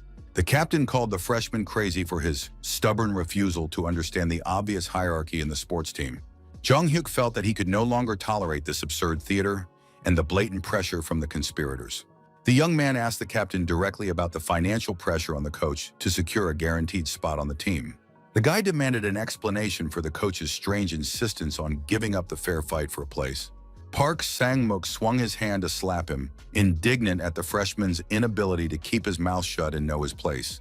The coach gave the young man a painful slap, angrily asking about the origins of such a rude and ill-mannered boy. The man threatened to expel him from the judo club for continuing such provocative behavior and disrespecting his elders. Jung Hyuk formally apologized for the possible harshness of his words, while maintaining his firm position. The young man repeated that in the absence of a formal rule, a freshman had every right to represent the school in competitions. Sun-oh could not withstand the pressure and hysterically confessed to bribing the coach for a guaranteed place on the team. The captain cynically stated that he had bought the coach's support with money, asking the younger man about the problem with such an approach. Clenching his fists in rage, the senior suggested that the younger man also pay if he felt the situation was unfair. Sun-oh punched the younger boy, reproaching him for his poverty and attempts to stir up trouble in the established system of the club. Park Sang-muk pretended to intervene in the fight, demanding that the captain immediately stop the violence on the campgrounds. The coach warned of possible expulsion from the competition for fighting and violating sports discipline during training camp. Sun-oh accused the coach of not doing his job properly, which is why he had to resort to force. The captain warned the freshman threateningly that talking about what was happening would make his life in the judo club unbearable and full of problems. Jung Hyuk mentally noted the success of his plan. He deliberately provoked them into being candid and obtained all the necessary information on a tape recorder. The young man firmly decided that he would determine his own fate in judo, not allowing corrupt people to dictate the terms and rules of the game. He pondered the best way to use the compromising recording he had obtained to restore justice in the club. Jung Hyuk approached head coach Shin Sung-il and respectfully thanked him for all his training and guidance. The young man bowed, expressing his gratitude for the knowledge he had gained and the wise guidance he had received throughout his training. Shin Sung-il was shocked and asked his student about the reasons for his sudden decision to quit judo, demanding a calm explanation. The mentor carefully examined the young man's face, looking for signs of beatings or other signs of physical abuse. The coach suggested that the intensity of recent training sessions might have exhausted the young man and undermined his confidence in his abilities. The man delicately asked about the boy's possible doubts about his own abilities and whether he was sufficiently prepared for the competition. Shin Sung-il asked directly about possible bullying by older teammates, demanding an honest answer. Jung Hyuk looked away and unconvincingly denied the bullying, which only reinforced his mentor's suspicions. The coach persistently asked about specific offenders, wondering why his talented student had kept quiet about the problems. The young man silently handed over a cassette tape with a recording, asking him to listen to the contents before making any decisions. The boy suggested that his mentor assess the situation himself after listening to the audio material on the tape. Shin Sung-il took the tape with trepidation, wondering about the possible contents of this mysterious recording. At that moment, Park Sang-muk nervously bit his nails in his room, worrying about the possible consequences of the conflict. The assistant coach hoped that the freshman would not blow the scandal out of proportion and would quietly leave the club without causing any unnecessary fuss. A sudden knock on the door made the man jump in surprise and interrupt his anxious thoughts. The messenger announced an urgent summons to the school principal to discuss the situation in the judo club. The man added that rumors had spread throughout the school about Jung Hyuk's intention to leave the sports club. Park Sang-muk cried out in panic, demanding that the shocking information about the boy be repeated.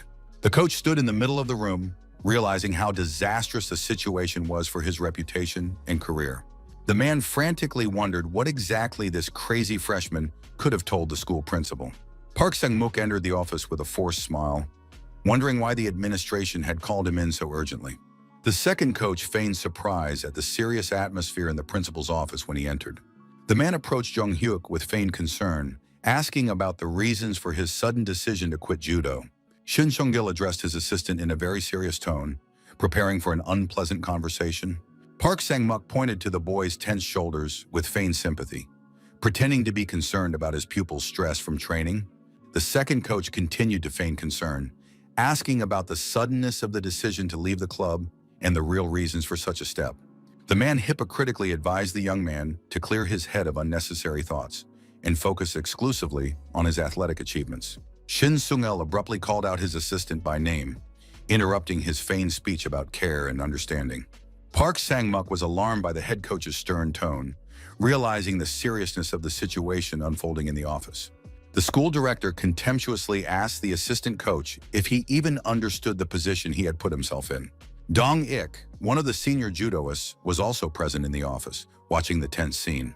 The head coach asked the senior to take Jong-hyuk outside for some fresh air to let him calm down.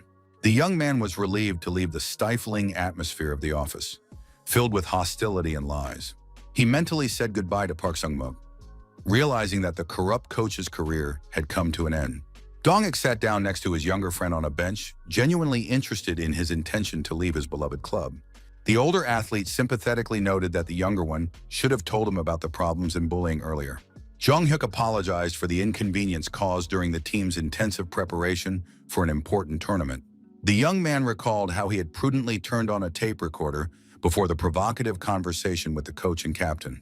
The entire conversation, complete with insults and accusations of him being a spoiled boy, was clearly recorded on tape. The young man reflected that the situation with the coach was fully documented thanks to the tape recorder. The young man acknowledged his role in provoking emotional reactions in order to obtain the necessary confessions on tape. Jong-hyuk was surprised at how angry Suno had become, exceeding all expectations in his rage. The young man was delighted with the unexpected receipt of direct evidence of bribery and corruption in the section. Dong-hyuk left his younger comrade alone, advising him to collect his thoughts after the stressful situation. The senior judoka said goodbye and left, leaving the young man alone with his thoughts about what had happened. Jong-hyuk remained seated alone, thinking about his next steps and the consequences of his plan. The young man wondered what steps Park Sang-muk would take to save his reputation. Meanwhile, the second coach sat nervously in the principal's office, awaiting the inevitable punishment. The man naively hoped that the school administration would not take serious measures against him. The principal clutched his head in despair, unable to believe the absurdity of the corruption scandal in the sports department. The school principal angrily asked the coach if he understood the seriousness of his situation and the consequences. The principal reminded him of his status and authority, before which the guilty subordinate was sitting. The man emphasized that Park was only an assistant coach, not an irreplaceable school employee. The second coach was terrified that the freshman had told the administration everything, putting him in a hopeless situation. Park Sang-muk desperately tried to justify himself, claiming that everything the young man had said was a lie and slander against his good name. The director silently handed him the tape recording, cutting off any attempts by the coach to wriggle out of the situation with evidence. The second coach recognized the tape recorder with horror, realizing that his criminal machinations had been fully documented and exposed. The man fell to his knees, begging the director to allow him to continue working and not deprive his family of their livelihood. The school principal cynically admitted that he knew about the small bribes from parents, but turned a blind eye out of respect for the coach's experience. The director added that he was aware of the systematic extortion of money from other athletes in exchange for guaranteed places on the team. The man offered a quiet dismissal without scandal in exchange for non-disclosure and no criminal prosecution. The headmaster recognized Park Sang-muk's professional skills in teaching judo and did not want to completely deprive him of his future in sports. The second coach knelt and thanked the director for his mercy and for giving him the opportunity to avoid public disgrace in prison. Left alone, the director went out onto the balcony of his office, holding the compromising tape recording of the conversation in his hands. The man breathed a sigh of relief, thinking about the successful resolution of an unpleasant situation without a loud scandal for the school. The headmaster sadly recalled 10 years of working with a man who had betrayed his trust for money. The director understood that without decisive measures, the talented Jong-hyuk would indeed leave the section because of corruption. The man admitted his guilt in condoning and being too lenient towards his subordinates' violations. The headmaster blamed himself for his inability to separate personal relationships from professional responsibilities in managing the school. The next day, a general meeting of all members of the judo section was announced for an important announcement from the management. Head coach Shin Sung-gil got the athletes' attention as he prepared to announce important news about the upcoming competition. The coach solemnly announced the start of the qualifying competition in 7 days of intense sparring between the participants. The coach expressed his confidence that every athlete had put maximum effort into preparing for the qualifying tournament. Shin Sung-gil philosophically noted that the goal of joint training is not only the result, but also the process itself. The coach called on everyone to make every effort in the upcoming trials, hoping for an understanding of the importance of the moment. The judokas unanimously confirmed their readiness for the trials and their understanding of the tasks set before them. The coach announced the start of a completely new stage of preparation with special rules for qualifying matches. Shin Sung-gil presented the concept of unlimited sparring for the objective selection of the strongest athletes in the section. The mentor explained that only the first 5 people to score 70 victories would earn the right to represent the school. These selected athletes will become the official representatives of the educational institution at prestigious judo tournaments. The coach warned of a strict rule. Those who did not score 10 victories in a week would automatically be eliminated from the selection. Shin Sung-il began calling the athletes to the tatami in a specific order for the first matches. The coach reminded them of the well-known rule. The winner stays on the mat and accepts the challenge of the next opponent. The head coach expressed his hope that each participant would demonstrate their maximum abilities in fair competition. Jung Hyuk confidently tightened his black belt, demonstrating his skill as he prepared for the first match of the section's qualifying tournament. The young man proudly raised his hand, signaling to the judges that he was ready to start sparring and demonstrate his accumulated skills. Shin Sung-il watched his student with undisguised interest, looking forward to seeing the results of the intensive training of the past few weeks. The young man stepped onto the tatami opposite his first opponent, also a freshman, ready for a fair fight between equals. The opponent tried to cheer himself up with the thought that they were both new to the club and their chances of winning were about the same. The opponent began to shout battle cries, trying to hide his strong excitement before the fight with his comrade, who was known for his strength. Literally seconds after the start of the fight, the opponent found himself on the tatami, struck down by Jung Hyuk's lightning-fast attack. The referee immediately stopped the fight, declaring the freshman's obvious and unconditional victory over his bewildered opponent. The young man mentally noted his first victory, calculating that he still needed 69 more to make it into the main team. The other judokas were shocked by the speed and efficiency with which the young man had dealt with his opponent on the mat. Sun-oh watched with concern as his younger teammate defeated his opponents literally seconds after the start of the bout. The athletes whispered among themselves that the next opponent would have a very difficult time against such a martial arts master. The team captain tried to calm himself with the thought that he had superior experience and knowledge of techniques over the freshman. The senior thought suspiciously about the strange disappearance of Park Sung-mook, who left without saying goodbye to the team. The school principal also remained silent about what had happened, and none of the participants in the conflict received a public reprimand. Sun-oh pondered the possible connection between the coach's disappearance and the events of that fateful day with the recording. The referee carefully studied the fight schedule, determining the next participant to enter the tatami against the winner. The referee looked through the list of athletes in Group A, preparing to announce the name of the next fighter for sparring.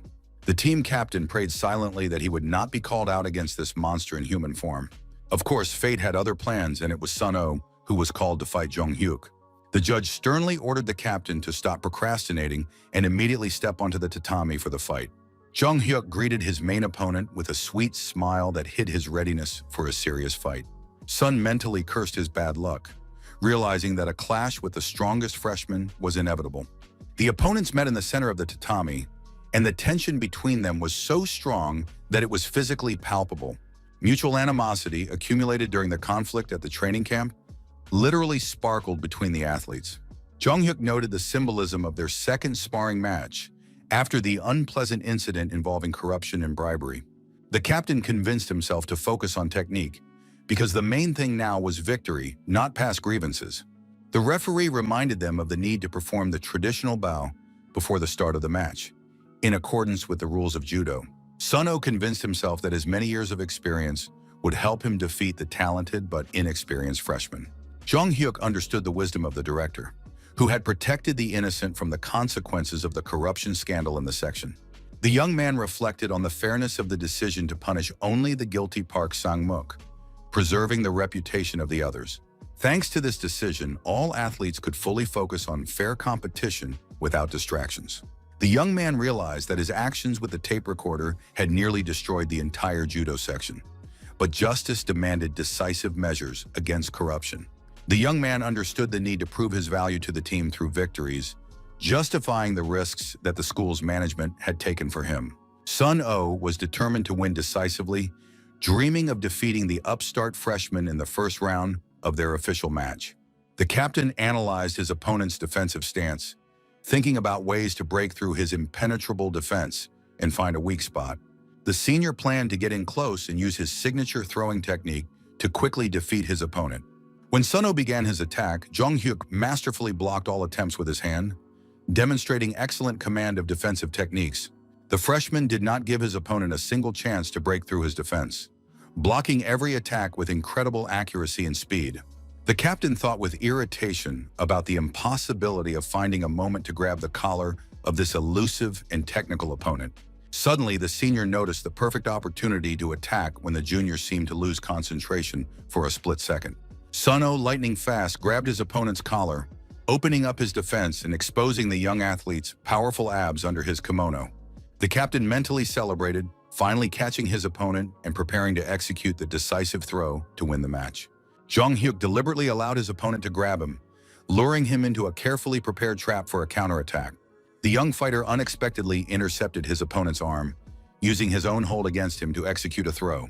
The captain's legs buckled from the unexpected maneuver, and he lost his balance, ending up in an extremely disadvantageous position. The freshman masterfully threw his opponent over his shoulder and forcefully knocked him onto the tatami with a classic hip throw. Sun-Oh found himself completely pinned to the mat just seconds after launching his attack on his junior. Only when lying on the tatami did the captain realize that the guy had deliberately opened himself up to his attack, luring him into a cunning trap. Jong Hyuk mentally rejoiced at the perfectly executed hip throw, one of the basic but most effective techniques in judo. This classic technique is based on lifting the opponent's legs while simultaneously destroying his stance and balance for the throw. The referee loudly announced Jong Hyuk's next victory, noting the cleanliness and technicality of the throw in the match. The young man gallantly extended his hand to his defeated opponent, thanking him for a good sparring match and the opportunity to demonstrate his skills. The captain contemptuously rejected the younger man's outstretched hand, showing extreme dissatisfaction with his humiliating defeat by a freshman. Sun-Oh rudely ordered the winner never to approach him again and to stay out of his way.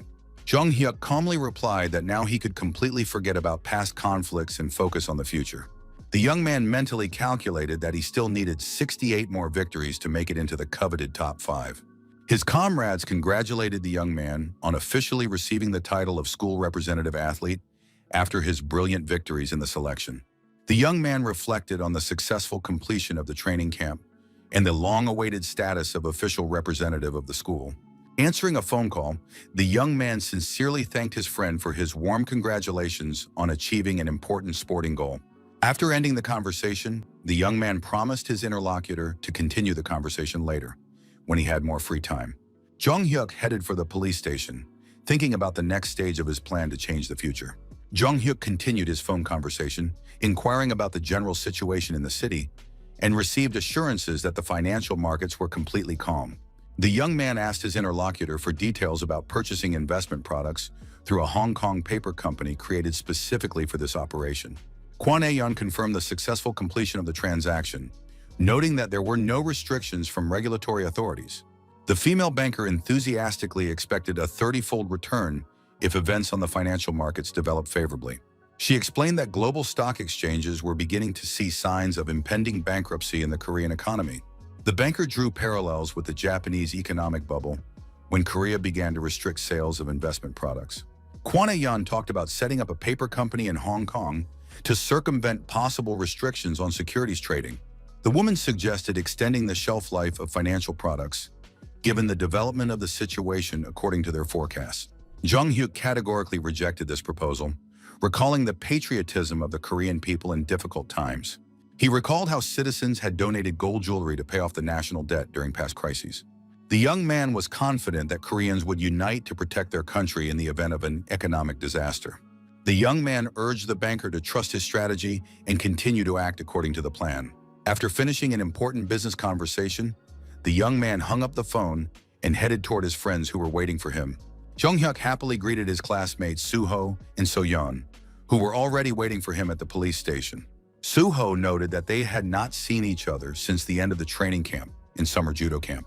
His friends once again warmly congratulated their comrade on becoming the school's official representative athlete. The trio decided it was time to carry out their plan to visit the police station. The young people entered the station building under the pretext of doing volunteer work to help the police. The students arrived just in time for lunch break, when the police officers were relaxing and eating at their workplaces. The law enforcement officers turned around curiously, looking at the young visitors who had unexpectedly appeared at the station. One of the police officers began to explain the way, assuming that the teenagers were lost and looking for another place. Jung-hyuk politely explained the purpose of their visit, mentioning senior investigator Kim Jong-do's recommendation for volunteering. The young detective, who was eating lunch at his desk, reacted with interest to the mention of his superior's name. The police officer asked in surprise about the senior investigator's recommendation, not expecting such a turn of events. The man carefully wiped his mouth with a napkin, noting that the volunteers had arrived earlier than planned. The detective asked the visitors' ages, making sure that they were indeed high school students. The police officer warmly introduced himself as Park Chang-do, the local police chief welcoming the young volunteers. The chief warmly noted that senior investigator Kim had praised the diligence and abilities of the young people, especially one of them. Park Chung-do invited the students into the meeting room, genuinely interested in the real reasons for their visit to the police station. The man noted the unusual nature of the situation, as most students diligently avoid police stations out of fear and prejudice. The chief confidently assured the young people that they had absolutely nothing to fear within the walls of the station and that they were completely safe. The students involuntarily flinched at the loud and confident tone of the police officer, but quickly calmed down when they saw his friendly smile. So Yeon explained her desire to learn from her own experience what the daily work of real police officers and detectives is like. Park Chang-do nodded thoughtfully, reflecting on the seriousness of the young girl's intentions and her sincere interest in the profession. Jung-hyuk stated outright that his dream of becoming a police officer had driven him since early childhood and defined his life goals. The police chief asked with surprise and respect about the seriousness of the young man's intention to devote his life to the police service. The young man confirmed that his dream of serving the law and protecting people had been with him since his earliest years. He spoke emotionally about his desire to help lost children find their way home and reunite with their families. The young man added that he wanted to support elderly citizens in need through volunteer work at the station. The chief warned him about the difficulties of police work, which involves much more than just helping citizens. Park Chan-do expressed doubts about the possibility of entrusting patrols to teenagers, given the risk of encountering dangerous criminals. Jung-hyuk passionately argued the importance of volunteering in creating a positive image of the police station among the public. The young man explained his desire to create a friendly image of the police so that people would not be afraid to pursue their dreams of serving. The chief felt sincerity in the young man's words, which set him apart from ordinary school volunteers. The man recalled that most students come for the sake of it and quickly leave without showing any real interest. Park Chan-do assumed that the senior investigator was talking about this bright and determined young man. The chief rose decisively from the table, having made a final decision to allow the students to volunteer. The man officially approved 30 hours of volunteer work, considering this time sufficient for a first experience. Park Chung-do strictly emphasized that the safety of volunteers was the absolute #1 and 2 priority. The chief ordered the officer on duty to issue the students with official patrol group armbands for identification on the streets. The young people enthusiastically received the uniform armbands with the inscription, "Patrol Group," feeling like part of the police force. The students eagerly anticipated an exciting time and the invaluable experience of police work. The trio took to the streets of the neighborhood and began their first official patrol as volunteers. Jung-hyuk suddenly heard desperate cries for help and demands to let go coming from a nearby alley. The young man became alert, trying to determine the source of the sounds and understand how many people were involved in the conflict. Jung-hyuk stared intently into the alley, trying to make sense of what was happening, and his tension did not escape the attention of the accompanying police officer. The patrolman asked the young volunteer with concern what had caught his attention and caused such an anxious reaction on his face. The young man evasively replied that he had a bad feeling and needed to check on the situation, asking permission to leave, ostensibly to use the restroom. The police officer let the young man go without suspicion, reminding him to hurry up and not stay away too long during the patrol. Jung-hyuk did not go to the restroom, but instead headed toward the source of the suspicious noises, cautiously approaching the scene. The young man hid around the corner of the building, listening carefully to the aggressive voices and sounds of commotion in the alley. Peeking cautiously around the corner, the young man saw a group of local thugs surrounding a frightened foreign tourist. The usual sounds of trade could be heard in the bustling market, drowning out what was happening in the dark alley next to the stalls. A foreigner in a bright yellow suit was enthusiastically talking to himself about Korea as a country of instant noodles and large markets. The tourist was excited about the possibility of finding unique and high-quality goods at the famous Korean market. The man pushed his way through the crowd of shoppers, thinking about additional souvenirs for friends and relatives back home. The foreigner had his hands full of various purchases, barely holding on to numerous bags and bundles of goods. Suddenly, someone roughly grabbed the tourist by the shoulder, causing him to turn around sharply and drop some of his purchases. The thugs began aggressively pushing their special goods, ignoring the polite refusals of the frightened foreigner. The tourist tried to explain in broken Korean that he had already bought enough things and did not need any additional purchases. The criminals persistently continued to offer their goods at a discount, gradually surrounding their helpless victim. After another refusal from the foreigner, several more suspicious individuals joined the first two thugs.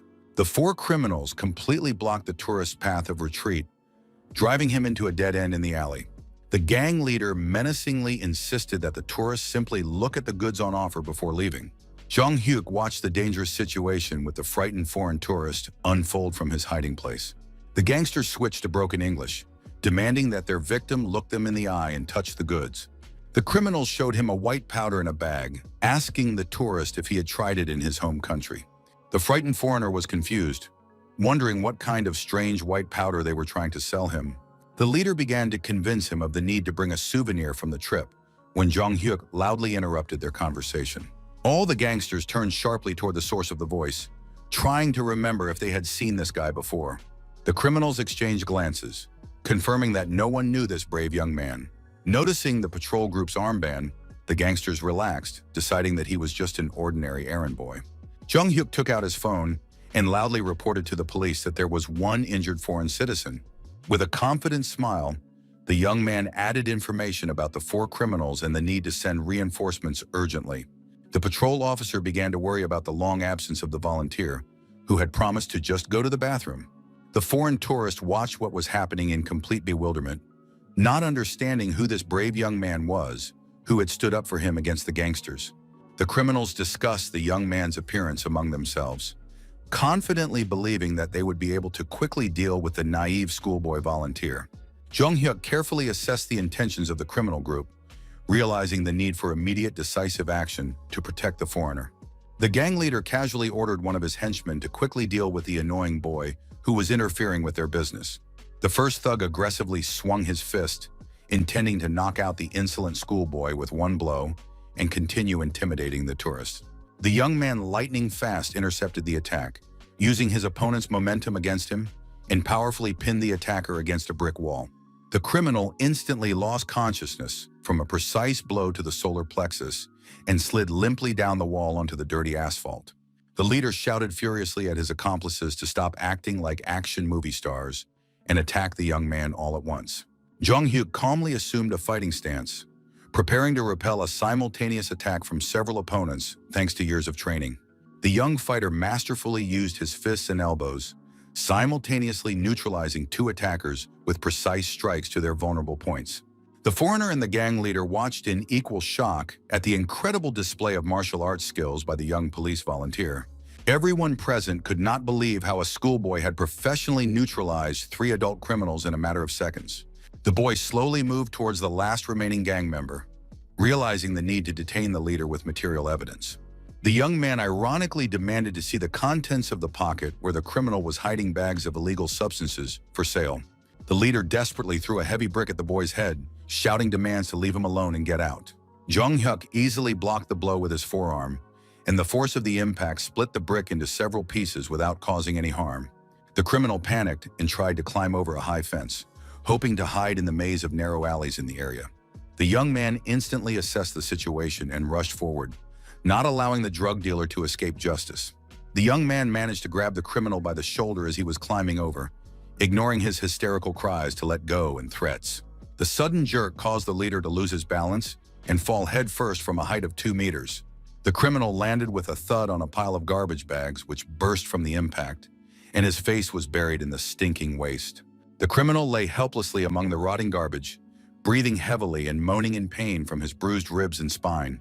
Jung Hyuk warned the defeated leader not to do anything stupid and to calmly wait for the police to arrive. The young man officially announced the arrest for threats, assault, and obstruction of justice by a police volunteer. The young man heard a familiar voice calling his name from the beginning of the alley, where a small crowd had gathered. A patrol officer reported via radio that the missing volunteer had been found and that a support team needed to be sent urgently.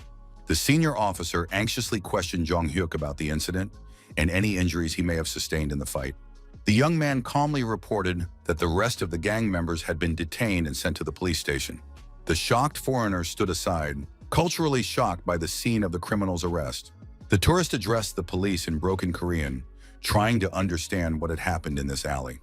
The leader lay helplessly on the ground in handcuffs, unable to move after a rough arrest and fall. Jong-hyuk noticed a suspicious package with a white powdery substance of unknown origin that had fallen out of the criminal's pocket. Jong-hyuk concluded that the detainees were involved in the organized trade of illegal substances on the black market in the area. The young man recalled that after 1990, Korea began an active fight against the spread of drugs in the country. In 1997, the government proposed stricter measures to regulate the circulation of dangerous substances. As the number of cases of illegal substance abuse among young people grew, the problem reached critical proportions. The authorities decided to introduce strict legislation regulating the handling of harmful and medicinal substances. At the police station, the chief patrol officer admitted that despite the statistics showing an increase in such incidents, he did not expect to encounter this personally. Police Chief Park Chan-do was shocked by what had happened, calling the situation a real apocalypse for their district. The man demanded that all those involved in the drug trade be caught and that a thorough investigation of the criminal network be conducted. Jong-hyuk listed the need to arrest all participants in the chain, including manufacturers, distributors, and consumers of drugs. Investigator Kim noted with surprise that the young man's volunteer work had unexpectedly led to the discovery of a serious crime. The detective considered the need to transfer the case to the prosecutor's office if the connection with illegal substances was confirmed. The young man argued that even without final confirmation, this case would significantly increase the department's clearance rate. The police officer acknowledged that all credit for exposing the criminal group belonged exclusively to the young volunteer. The group entered the precinct building and respectfully greeted the major in charge of particularly important cases. The investigators warmly welcomed their colleague, noting his long absence from the precinct. Kim suggested that they first examine the physical evidence and then discuss the details of the operation over lunch. Given the seriousness of the situation, the detectives planned to combine their business discussion with lunch, leaving the young man waiting in the hallway. The rescued foreigner in the bright yellow suit was still in the station hallway, patiently waiting for permission to leave. As it turned out, the foreign tourist's name was Victor, and he was a businessman from an Eastern European country. Victor asked in broken Korean about the outcome of the investigation and the possibility of leaving the police station. The man reflected on the unexpected complexity of the situation, worrying about the many business meetings he had postponed. Jong-hyuk astutely noted that the reason for the foreigner's visit was related to finding goods for his business. The young man explained that he had unintentionally studied Victor's purchases made at the market before the incident. The young man noted the excessive variety and brightness of the goods, which were unusual for an ordinary tourist. The young man politely inquired about the foreign entrepreneur's business focus and the type of goods he was looking for. Victor explained his interest in finding Korean products similar to the popular instant noodles for export to Russia. Jong-hyuk was mentally surprised by the growing popularity of Korean doshirak noodles on the Russian market as early as the 1990s.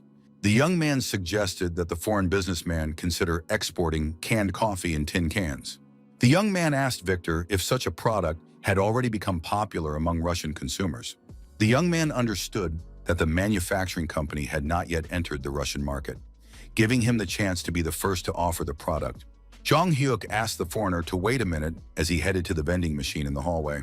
The guy returned with a cold can of coffee and offered Victor a taste of the popular Korean drink. The young man confidently declared that the Russian businessman would definitely like this product because of its unique taste. After the first sip, Victor was literally transformed, his eyes lighting up with the unexpected taste discovery. The foreigner enthusiastically asked about the composition of the drink, not believing that it was really coffee in a can. Jong-hyuk confirmed the product's popularity in Korea, convincing him of its potential in the Russian market. The young entrepreneur offered his services as a consultant on the sale of Korean goods in Russia. The young man promised to recommend products that were guaranteed to appeal to Russian consumers and bring in profits. Victor was skeptical about how a Korean schoolboy could know the preferences of Russian buyers. The young man suggested analyzing the potential of canned coffee based on the climatic characteristics of Russia. The young man noted the problem of cold drinks freezing in the harsh Russian climate in winter. Jong-hyuk requested 3% of the net profit in exchange for solving all logistical problems. The young man promised full support for transactions from signing contracts to final delivery of goods. The young man knew that the combined efforts of investigators and the patrol service had led to the capture of all the criminals. The police conducted a large-scale operation to arrest all the gangs involved in drug trafficking in the area. Newspapers were full of headlines about the successful arrest of criminal groups thanks to the vigilance of a volunteer. After signing the contract, Jung Hyuk accompanied Victor in search of additional goods for Russian export. After completing the purchases, Victor thanked the young man, regretting the limited time for more large-scale deals. The businessman assured that the assortment collected was sufficient for the first trial batch of goods. The foreigner admitted that without the young man's help, he would never have been able to find such high-quality products. Jung Hyuk offered to give Victor another valuable gift in the form of useful information about Russia. The young man reminded him that Boris Yeltsin was the current president of Russia.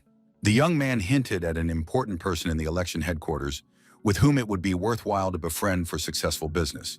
Jung Hyuk advised Victor to buy warm clothes, warning him about the approaching harsh Russian winter and the need to prepare for it. The young man confidently stated that Korea would survive the crisis and get back on its feet in a couple of years, surprising the whole world. Victor asked again, skeptical about the forecast for the Korean economy to recover in just a few years after the crash. The young man confirmed his confidence in the country's rapid recovery, which would amaze the world community with its speed. The Russian businessman acknowledged that the young consultant's advice was indeed worth a $300,000 fee. Victor noted that the lowest price for consulting in Korea turned out to be the most valuable investment of his life. Jung Hyuk smiled and remarked that the foreigner was praising him as if they would never meet again. The businessman assured him that the next time they met, he would bring even more money for new large-scale deals. The partners said a warm goodbye, knowing that future business meetings and continued cooperation were inevitable. The young man waved goodbye to Victor as he walked away, thinking about the prospects of a new partnership. He was mentally delighted to have established an important connection in Russia for future international business. The young man remembered the need to urgently contact the economist to discuss the new information. Jung Hyuk reported by phone that Russia was likely to announce a moratorium at the end of this year or the beginning of next year.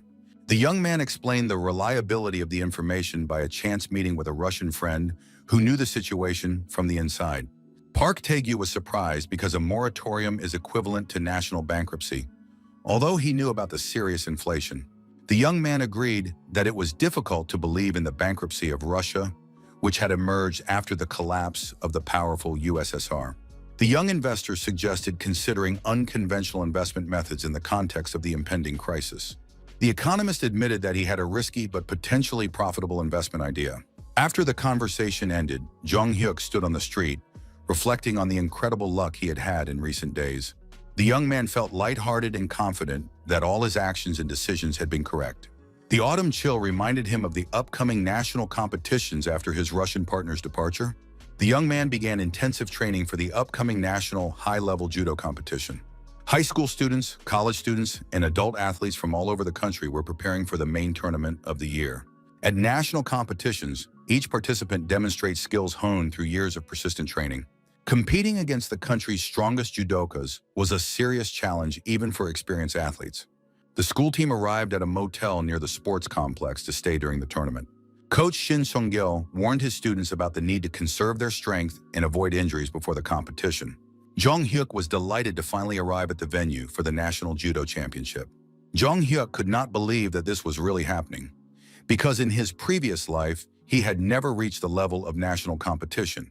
Shin Sung-il urged his students to quickly unload their belongings from the bus and check into their assigned rooms before the ceremony. The young man remembered that his friend Hyun-sok's hometown was in the very province where the competition was being held. The young man thought about the current age of his future police officer friend, who did not even know of his existence yet. Team captain Song Oh looked with disgust at the shabby dormitory building, doubting its suitability for living. The athletes were concerned about the availability of basic amenities, such as hot water in such a rundown place. Jung Hyuk noted with horror the cracked windows and obvious signs of insects in the dilapidated motel building. The judokas discussed among themselves the possibility of changing their place of residence to something more decent and clean.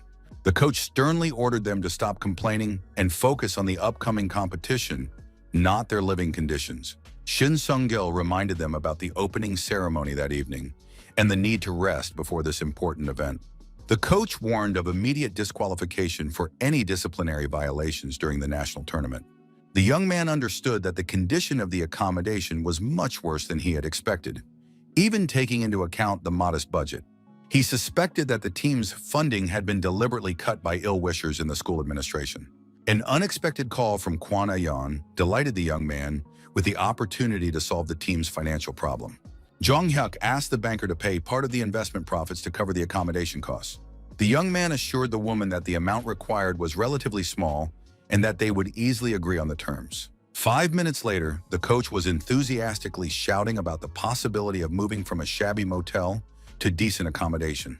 The young man explained that a sponsor had appeared who was willing to cover all the team's accommodation and food expenses.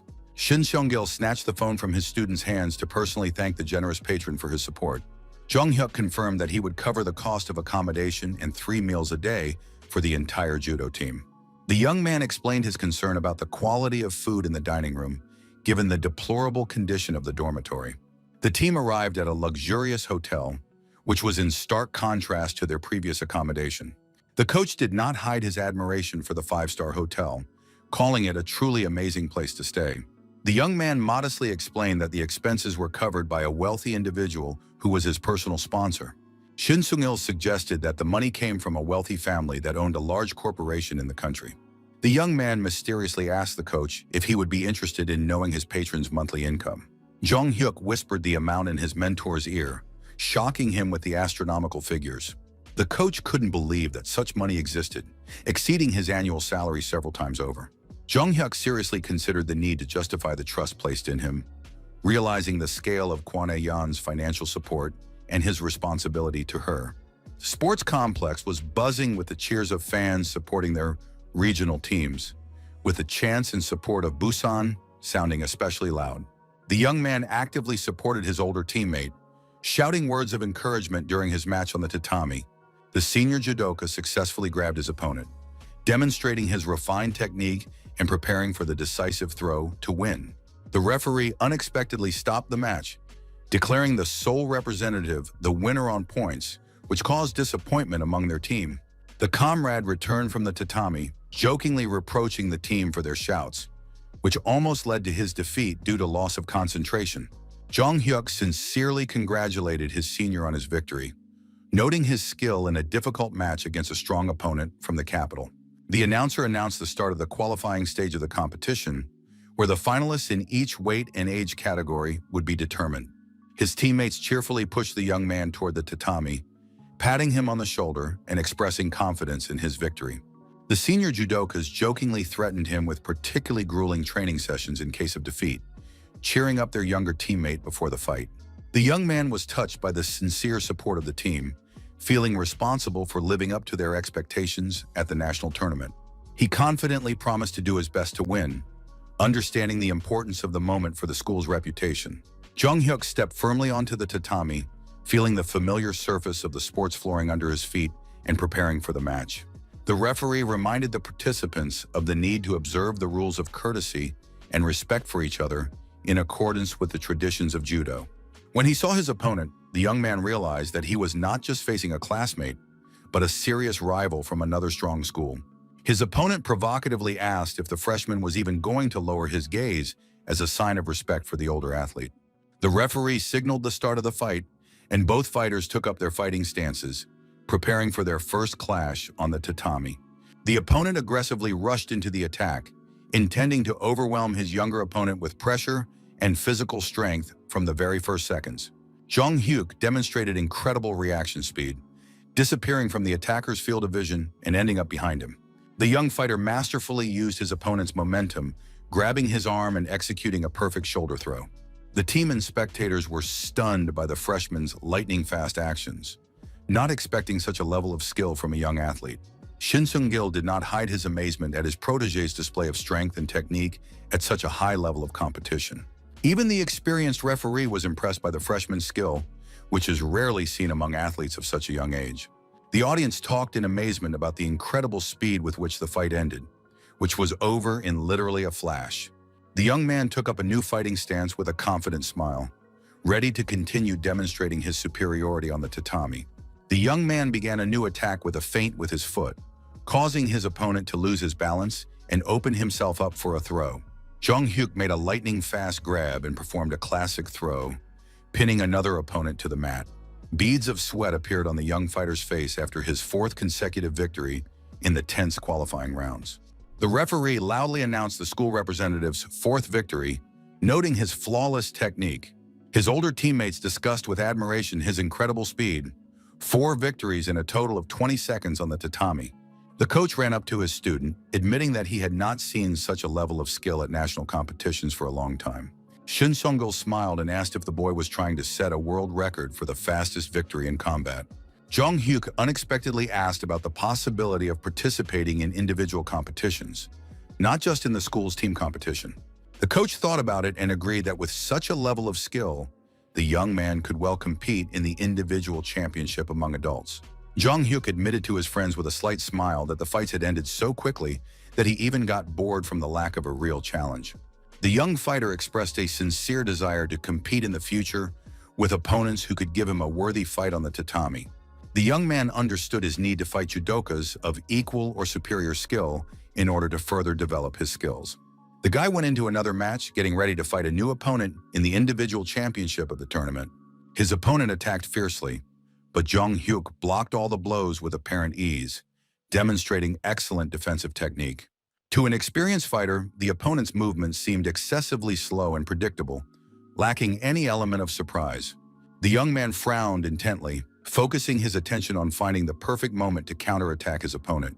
Waiting for the right moment, the young man lightning fast intercepted the attacker's arm, preparing to perform his signature move. With one smooth movement, the young man executed a flawless throw, knocking his opponent onto his back with a deafening thud. The referee blew his whistle once again, recording the freshman's lightning-fast victory over his more experienced opponent. The audience noted the incredible effectiveness of the young man's technique, defeating his opponents with just 2 precise movements. His senior teammates enthusiastically congratulated the younger player on his brilliant series of victories in the national tournament. Jong-hyuk dramatically fell to his knees and shouted with joy, releasing the emotions that had built up after the intense matches. The judo team surrounded the young man, showering him with praise for his skill and the glory he had brought to the school. The young man modestly dismissed his personal achievements, emphasizing the team's contribution to the overall success of the competition. One of his older teammates smiled and noted that their younger treasure also possessed a rare modesty. The athletes discussed the end of the tournament with regret and the upcoming return home without the opportunity to celebrate their victories. Hearing the talk of returning, Jong-hyuk remembered his desire to meet Hyun-sok from his past life. The guy suggested that the team celebrate their success by going to the seafood market to try fresh sashimi. The judokas enthusiastically supported the idea and headed to the bustling market, where merchants were eagerly calling out to customers. Upon arriving, the athletes were horrified to discover that the prices of seafood far exceeded their modest budget. After calculating the total amount of pocket money, the team realized with disappointment that they could not afford the desired treat. Jong-hyuk showed his savings with a mysterious smile, assuring his friends that he could feed everyone to their heart's content. His friends gratefully agreed to trust their younger comrade, knowing his resourcefulness and quick wit. The young man carefully examined the rows until he noticed the familiar sign of his future police friend's shop. Approaching the counter, the young man was met with a rude question from an unfamiliar man about the purpose of his visit. The large bandit aggressively demanded that he make way, looming menacingly over the young customer. The female saleswoman rushed to the extortionist, begging him not to take all the day's earnings, which were necessary for trade. The unpleasant creditor cynically reminded her of the debt, demanding immediate repayment of the borrowed money with interest. Suddenly, a loud voice rang out from a young man, addressing the insolent extortionist with a demand to stop the lawlessness. The rude moneylender indignantly asked how some greenhorn dared to call him insolent and open his mouth in the presence of adults. The large man in a cheap suit swung his massive fist threateningly, intending to strike the little boy for his insolence. The child's mother screamed in horror, begging the thug not to touch her son and asking how he could even raise his hand to a child. At this tense moment, Jong-hyuk's calm voice rang out, politely greeting the owner of the fish shop. The young man demonstratively stood between the loan shark and the family, calmly asking about the price per kilogram of fresh fish. The enraged extortionist rudely demanded that the young man leave, stating that the shop was closed and not serving customers. The woman apologized to the young man for the inconvenience, promising to give him a good discount on his next visit. The loan shark continued to aggressively demand that the stranger not interfere in their business conversation about the repayment of the debt. Jong-hyuk swiftly kicked the insolent man in the shin, causing him to double over in sharp pain. The thug collapsed to his knees, clutching his bruised leg and shouting curses at the insolent young man. The young man coldly advised the loan shark to get lost, contemptuously referring to his dirty business of extorting money.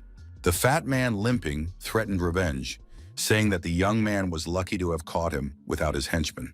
Jong-hyuk calmly continued his conversation with the saleswoman, asking if she had any fresh perch in stock. The young man looked warmly at the beautiful woman and her little son, his future friend, the policeman Hyun-sok. The curious boy approached his savior and asked with childlike innocence if he was a gangster. The young man smiled and explained to the child that he disliked gangsters and asked him to just call him his older brother. Hyun-sok objected that the guy looked like a real gangster when he was dealing with a nasty extortionist uncle. The boy continued to ask the mysterious savior who he was and how he was able to chase away the adult gangster. Jong-hyuk mysteriously advised the child to watch TV in November, hinting at the broadcast of national competitions. The guy instructively explained to the boy the need to become stronger in order to protect loved ones from such scoundrels. The judokas happily discussed the hearty seafood dinner, thanking their younger comrade for the generous treat. The older athletes asked curiously about the television program that the guy had mentioned in his conversation with the boy. Jong-hyuk asked his friends if the national competition would really be broadcast on national television. The young man recalled that Hyun-suk had joined the police force immediately after passing the entrance exams in his previous life. The young man thought about the need to help his future friend with his studies so that he could successfully enter the police academy. A month later, Jong-hyuk's mother eagerly awaited the start of the broadcast of the 1997 presidential competition finals on television. With a mother's anxiety, she thought about her son at the competition, praying that everything would end well and that he would return home safe and sound. The television commentator enthusiastically told viewers about the unique biography of athlete Chae Jong-hak and his outstanding abilities in martial arts.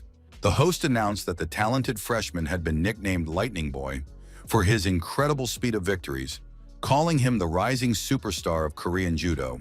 The commentator added the intriguing information that the young champion not only performs excellently on the tatami, but also demonstrates excellent results in his studies. Amidst the enthusiastic cheers of the crowd, the final match of the presidential championship began, where the winner of the gold medal would be determined. Jong-hyuk confidently met his opponent's attacks, masterfully blocking all attempts to break through his iron defense with precise hand movements. His opponent took a few steps back, clearly not expecting such stubborn resistance from a young freshman in the final. The young man was puzzled by his opponent's strange tactics, who in the decisive match preferred to retreat instead of actively fighting for victory. His opponent nervously glanced at the scoreboard, where the seconds of the round were ticking away inexorably without a single point scored on his side. The young man realized that his opponent had run out of strength after an unsuccessful attempt to overwhelm him with aggressive pressure at the beginning of the fight. Jong-hyuk went on the offensive, reminding his opponent that strength and endurance inevitably decline over time. The young fighter, lightning fast, grabbed his exhausted opponent and threw him onto his back with a powerful throw, accompanied by a deafening thud. The referee blew his whistle sharply, announcing the end of the round and confirming a clear victory for the school's representative in the final match. The commentators enthusiastically shouted about the brilliant victory of the young phenomenon, noting that the fight was over in literally a moment. Coach Shin Sung-il, sitting in the stands, could not hold back his tears of joy and pride for his talented protege. The mentor shouted words of support from the stands, congratulating the young man on his incredible achievement at the national level. Jong-hyuk solemnly raised the gold medal of the Presidential Judo Championship above his head to the deafening ovation of the audience. The entire hall chanted the champion's name, recognizing the tremendous effort and dedication that led to this well-deserved victory. A reporter ran up to the winner with a microphone, warmly congratulating him on his triumphant victory in such a prestigious tournament. The journalist noted with admiration the incredible fact that a freshman was competing in the general division and his sensational victory over adult athletes. The reporter compared the young man's success story to the plot of an inspiring film, asking the young champion about his feelings. The young man modestly responded about his happiness, emphasizing the role of his coach and the support of his older teammates in achieving success. The young man addressed his mother on camera, promising to celebrate his gold medal with a traditional Korean barbecue with beef. The reporter asked how he managed to combine excellent studies with such intense sports training. Jong Hyuk hoped that little Hyun Suk was watching the broadcast, because this message was meant for him. The young champion replied philosophically that success depends solely on willpower and a sincere desire to achieve one's goals. The young man made an inspiring statement that with true desire, one can overcome any obstacle and achieve the impossible. The young man ambitiously announced his plans to win a gold medal at the Asian Games next year, challenging the continent's strongest athletes. The young man told reporters that his main goal in life, after graduating from school, was to enroll in the country's prestigious police academy. Little Hyun Suk watched the broadcast intently, thinking about his alcoholic father, who gets paid and spends his salary on booze instead of his family. The boy thought bitterly about the suffering of his mother, who was forced to support the family alone, working at the market from morning till night. On the TV screen, the young champion continued his inspiring speech about the need for hard work to achieve one's dreams. Hyunsuk felt as if he had awakened from these words, feeling a spark of hope and determination ignite in his heart. The boy remembered his recent encounter with this amazing guy who had protected him and his mother from the loan shark at the market. A look of determination appeared in the child's eyes as he understood the importance of effort and perseverance in changing his life for the better. Hyunsuk repeated the champion's words about willpower and desire, reflecting on the truth of these inspiring statements. In November of that year, when public concern about heating costs reached its peak, winter arrived much earlier than usual. The government was forced to officially announce its decision to seek emergency assistance from the International Monetary Fund. The president apologized to the Korean people with visible embarrassment for having to make such a humiliating decision. Citizens listened indignantly to the head of state's speech, unable to understand how the country had fallen into such disgrace. People shouted indignantly about the betrayal of the government, which they had trusted to manage the country's economy and future. Jong Hyuk immediately dialed Kwon Ayeon's number, informing the banker that the moment of economic collapse they had predicted had arrived. The Korean economy was overwhelmed by a wave of bankruptcies, exacerbated by early cold weather and rising heating costs. Companies built on loans and debt obligations began to collapse one after another like houses of cards. Banks that had recklessly gambled with dollar loans and currency speculation were declaring bankruptcy on a daily basis. Soo-ho waved happily when he spotted his friends at the festive Christmas market in the city center. The straight-A student called his friends over to his modest stall, where his family was selling homemade Christmas decorations. So-yeon jokingly reproached her friend's younger brother for not being happy enough about his older sister's visit. Soo-ho responded with embarrassment, denying the accusations of not loving his sister in her unexpected visit to the fair. Jong Hyuk's attention was drawn to the poor condition of his friend's stall, which revealed the family's difficult financial situation. The young man sadly noted the poverty in which his talented friend lived, who deserved a better fate. The young man fumbled in his pocket for the gift he had prepared, hoping that the modest present would not offend his proud friend. The young man handed his friend an envelope, thanking him for the invitation to the Christmas fair and the warm welcome. The envelope contained valuable exchange coupons for kerosene and food vouchers for the store in these difficult times. Jong Hyuk explained that his sponsor had sent too many Christmas coupons, which he wanted to share with his friend. Soo-ho accepted the gift with understanding, realizing the real reason his friend wanted to meet today. Jong Hyuk warmly reassured his friend, reminding him that true friends must support each other in difficult times of economic crisis. So-yeon asked him to walk her home, admitting that she was unfamiliar with the unfamiliar part of town. Suddenly, two young men with an unhealthy gleam in their eyes and unsteady gait approached the group of friends. The strangers with unfocused eyes aggressively asked the girl where she was going at such a late hour. The boys recognized her as Soo-ho's girlfriend and began to behave even more strangely and unpredictably. The young men swayed and muttered incoherent phrases, clearly under the influence of illness or exhaustion. Friends immediately surrounded the frightened So-yeon in a protective circle, demanding explanations from the strange strangers. Soo-ho was surprised to recognize his neighbors and sternly asked them about the reasons for their inappropriate behavior. The trainee singers broke into pained smiles, greeting a familiar face after a long separation. The top student explained to his friends that these guys lived nearby and were training at an agency, dreaming of becoming idols. The singers incoherently explained that a water pipe had burst in their dormitory, leaving them without water or heat. Jung Hyuk stared intently at the boys' faces, experiencing a strange feeling of déjà vu from their manner of speech and movements. The young man was shocked to realize that he was looking at the future members of a famous national music group from his past life. He remembered their incredible success in the future, when they would become some of the most popular artists in Korea. The young man couldn't believe his eyes seeing the future stars in such a pitiful and emaciated state. One of the trainees suddenly staggered and collapsed onto the cold asphalt, losing consciousness from weakness. Jung Hyuk immediately asked about the condition of the fallen man, to which the singer's friend replied that he had been complaining of weakness since the morning. The young man firmly stated that it was necessary to call an ambulance immediately for the unconscious guy. The trainee anxiously suggested the possibility of tuberculosis infection from his roommate in the dormitory. The young singer described his friend's symptoms: a persistent cough, high fever, and coughing up blood. Upon hearing about the coughing up of blood, Jung Hyuk was horrified by the possibility of a tuberculosis outbreak among young people. At the hospital, a nurse reassured everyone, explaining that it was not tuberculosis, but a severe cold caused by exhaustion. The medical worker explained that malnutrition deprives the body of energy due to a lack of essential nutrients. Jung Hyuk breathed a sigh of relief but insisted on the need to test all interns for tuberculosis. The singer bitterly admitted that he did not have the money for a medical examination due to his poverty. The trainee blamed himself for his comrade's illness, explaining that his American origin made things more difficult for everyone. Soo-ho silently handed the envelope with coupons to the singer, insisting that they needed the vouchers more in their situation. The honor student apologized to Jung Hyuk for passing on his gift, but his friend nodded understandingly in response. Soo-ho reflected that his family situation, despite their poverty, was still much better than that of the starving interns. Jung Hyuk handed the singers money with the wish that they would not forget their friends when they became famous artists in the future. The trainee leaned over his sick friend's bed, happy that now they wouldn't have to worry about heating in the dormitory. Leaving the hospital, the friends bought hot meat pies, enjoying the aroma of fresh pastries in the frosty air. Soo-ho suggested washing down the pies with milk at home, warning his friends not to eat everything in one bite out of hunger. Jung Hyuk thought warmly of his friend's incredible kindness, willing to share his last with those in need.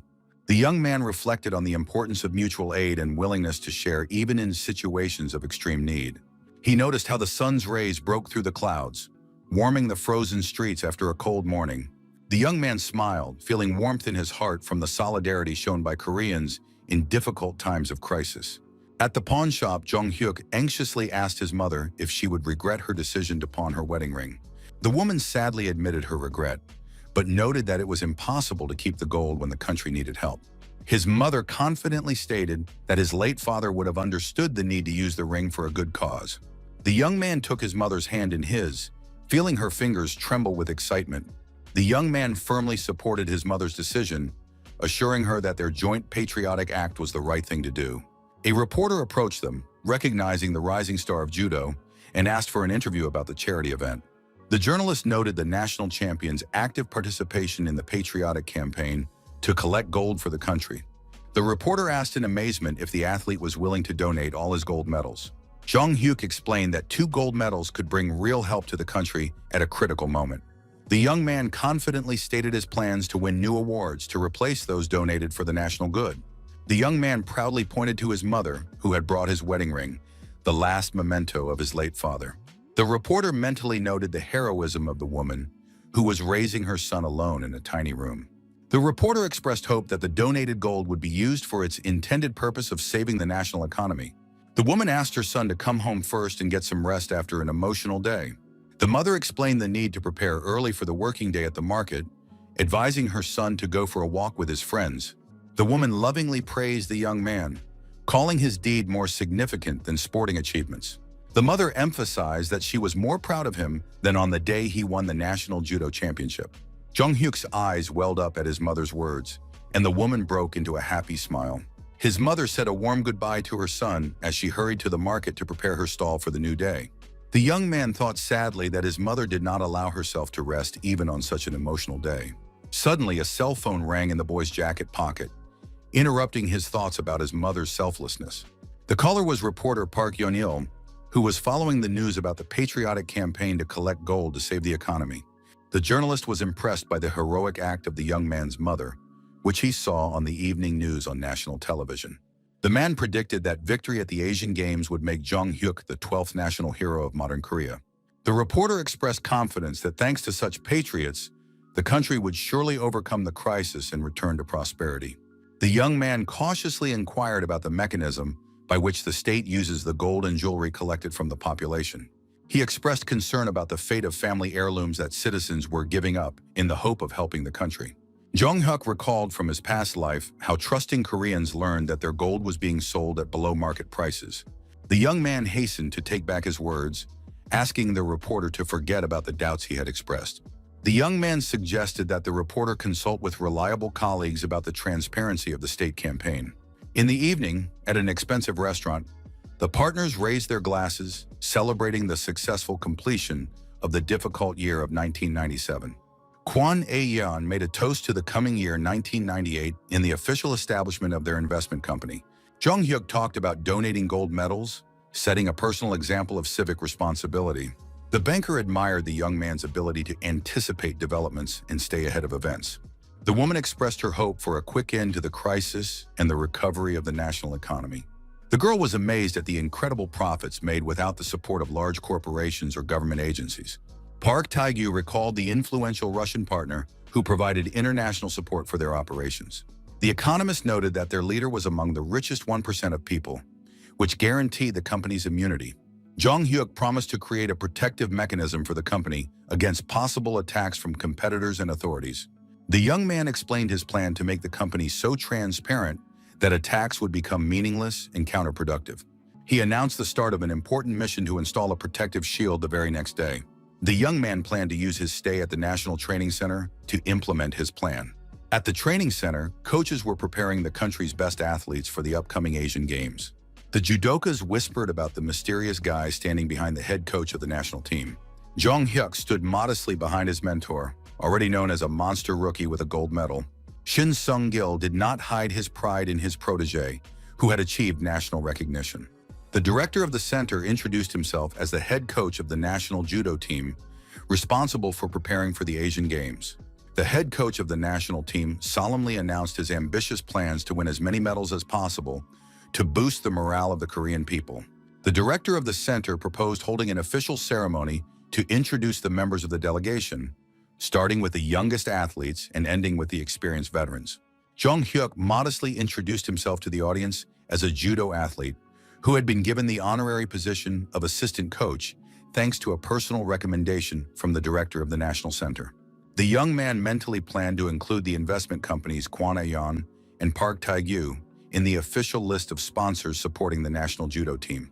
After 9 months of grueling training, the team finally arrived at the bustling Incheon International Airport for their departure to the long-awaited Asian Games. The young man walked confidently through the endless corridors of the modern terminal, feeling the weight of responsibility for the upcoming performances.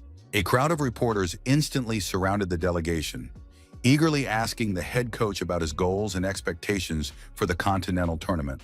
The team's coach firmly told reporters of his intention to make every effort to win a record number of medals for Korea. The press turned their attention to the young champion, asking him to share his personal ambitions and predictions for the upcoming competition. The young man was momentarily taken aback by the flashes of cameras, but then dramatically struck his chest with his fist, demonstrating his determination. He loudly promised reporters that he would definitely return home with a gold medal, confirming the seriousness of his intentions.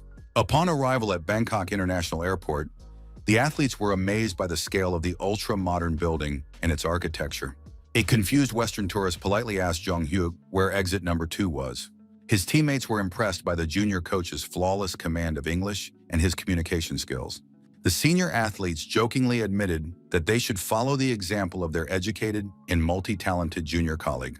The head coach got everyone's attention with a loud clap as he got ready to give an important motivational speech before they left. The coach warned of inevitable encounters with the world's strongest athletes at the hotel, who would pose serious competition for the Korean team.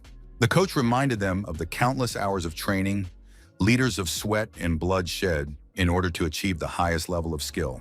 He emphasized the enormous responsibility of representing a country that places its hopes in its national heroes during difficult times. The judokas unanimously and loudly confirmed their readiness to justify the trust placed in them and give their all on the tatami. Leaving the air-conditioned airport building, the Korean athletes were stunned by the tropical heat and humidity of Thailand in December. A stranger rushing by accidentally bumped into the pensive Jong-hyuk with her shoulder, pulling him out of his thoughts about the upcoming competition. The young man instinctively turned around, wanting to get a better look at the girl who had not apologized for the awkward collision in the crowd. The stranger continued on her way without a word, which unexpectedly intrigued the young man with her unusual coldness. The young man turned around completely, trying to follow the mysterious woman with his gaze as she disappeared into the crowd. His gaze fell on a dazzling blonde with piercing blue eyes as if she had stepped off the cover of a fashion magazine. Jong-hyuk felt his cheeks flush with embarrassment at the unexpected encounter with the beautiful foreign woman. His teammates impatiently called out to the young man, who had frozen in place, wondering why he had suddenly stopped. Realizing that he had been hopelessly staring at the stranger, the young man hurriedly caught up with the departing team, consciously scolding himself for his momentary lapse. The mysterious blonde, having moved to a safe distance, took out her phone and briefly reported that the first contact with the object had been successfully established. The Korean delegation was staying at a 5-star hotel where the athletes were to spend their time before the start of the competition. Jong-hyuk suggested that his protege return to his room, explaining that he wanted to have a coffee before bed in the cozy cafe at the hotel. Pushing open the glass door of the small coffee shop on the first floor, the young man looked around the half-empty room with its subdued lighting. To his surprise, in the far corner of the establishment, he noticed the same blonde from the airport, sitting elegantly at a table by the window. The girl instantly noticed his presence, looking up from her cup and staring straight into his eyes. The smile that appeared on her lips seemed both friendly and mysterious as she gracefully brought the cup to her lips. The young man froze in the doorway, unable to believe that he had encountered the beautiful stranger from the airport again. Pulling himself together, he ordered himself to control his emotions and soberly assess the strange coincidence. As he walked toward her table, his knees trembled as if millions of spectators were watching him in a stadium. Without invitation, he sat down on the chair opposite her and studied the stranger's face intently, looking for confirmation of his suspicions. Deciding to be direct, he asked if he was correct in assuming that she was a woman who got close to men for financial gain. The blonde raised her perfectly plucked eyebrow and asked with feigned surprise what exactly he meant. The young man warned her that it was unacceptable to use athletes for personal gain during important international competitions. The waiter who approached interrupted the tense dialogue with a polite question about the order, but was gestured to wait. Natalia mentally analyzed how this young Asian man had so quickly figured out her professional legend. Jong-hyuk repeated his warning not to use men for her own purposes, watching his conversation partner's reaction closely. The question of who had ordered the beautiful European woman to get close to the Asian athletes hung in the air between them.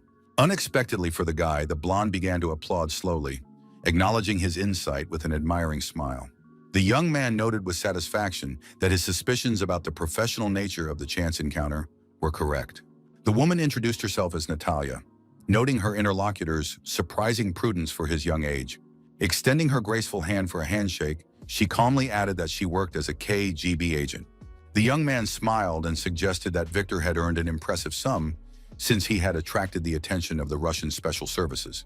Natalia's professional curiosity demanded to know the methods that had allowed the young man to expose her so quickly. His modest answer about natural attentiveness did not satisfy the experienced agent, who was accustomed to flawless disguise. The woman got down to business, noting the obvious reasons for her interest in the successful young investor. Jong-hyuk confirmed her guest that the visit was related to his profits from the Russian financial crisis and moratorium. Skipping the preliminaries, Natalia declared her readiness to move directly to the purpose of her visit. The offer to obtain Russian citizenship came as a surprise even to a guy who was prepared for surprises. The astonishment on the young man's face was genuine when he asked again about the seriousness of such an unusual proposal. His categorical refusal to leave his native Korea was firm and left no room for further persuasion. Natalia mentally noted that despite the apparent frivolity of the refusal, the young man's words conveyed unwavering sincerity in devotion to his homeland. The KGB agent asked directly about the methods that allowed such a young man to predict the Russian default and profit from the economic collapse. The young man smiled mysteriously, explaining his success by his understanding of a special national trait of the Russian character, passed down through generations. Jung Hyuk philosophically noted that one unchanging characteristic stretches from the Russian Empire through the Soviet Union to modern Russia, a tendency to make reckless decisions at critical moments. The experienced intelligence officer was struck by the depth of her interlocutor's analytical thinking, which possessed a wisdom unusual for his young age and Asian origin. Raising the stakes, the woman made an incredible offer: guaranteed Russian citizenship, 20 plots of land with mansions, and lifetime support from the state.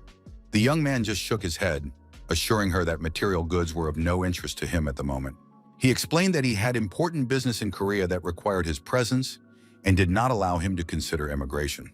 Natalia's professional curiosity demanded that she understand the true motivation of the young genius, if money was not the goal.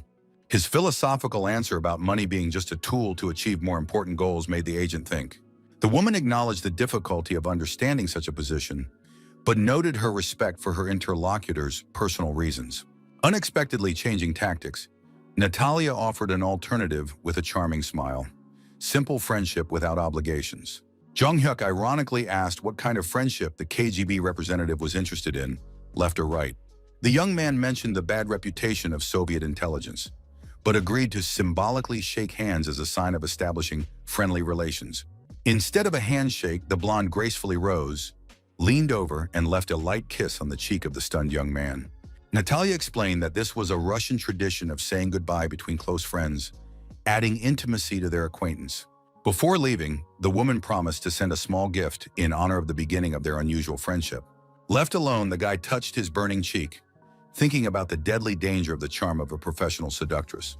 Bangkok's National Stadium was awash with festive fireworks, and fireworks marking the grand opening of the Asian Games. Delegations from all participating countries lined up on the field in full-dress uniform for the opening ceremony of the largest continental competition. The head coach of the Korean team complained about the unexpected workload that had fallen on him literally on the eve of the important day. After studying the materials from Natalia, Jung Hyuk discovered detailed dossiers on all competitors in all disciplines, not just judo. The delighted students thanked the junior coach for his titanic work in sorting and analyzing the intelligence information. The young man thought about the presence at the games of future legends of world sport, whose autographs would become priceless in years to come. The thought of meeting his sporting idols from his past excited him no less than the upcoming competitions. Rivals from other countries cast appraising glances at the Korean team, studying their potential opponents before the matches. The announcer announced the imminent arrival of the Korean delegation to the arena, and the athletes began to line up for the ceremonial march. Dressed in formal business suits, the Korean delegation took their first steps into the stadium arena, proudly representing their country to millions of spectators. A deafening ovation greeted the athletes as they entered the huge field of the National Stadium to the sounds of solemn music. A commentator in a helicopter described the majestic scene of the Asian Games opening ceremony unfolding in the packed stadium. Jung Hyuk looked up at the cloudless sky, admiring the perfect weather for international competitions. The bright tropical sun shone in a clear sky without a single cloud, heralding hot days of sporting battles. After the official part, the athletes were invited to a luxurious buffet with an abundance of Thai and international cuisine. The young judokas looked at the exotic delicacies with excitement, anticipating the opportunity to try unfamiliar dishes. Jung Hyuk urged the team to eat well, reminding them of the need to give their all in the upcoming competitions. The young man mentally thanked Kwanayan for organizing the delivery of Korean food even to distant Thailand.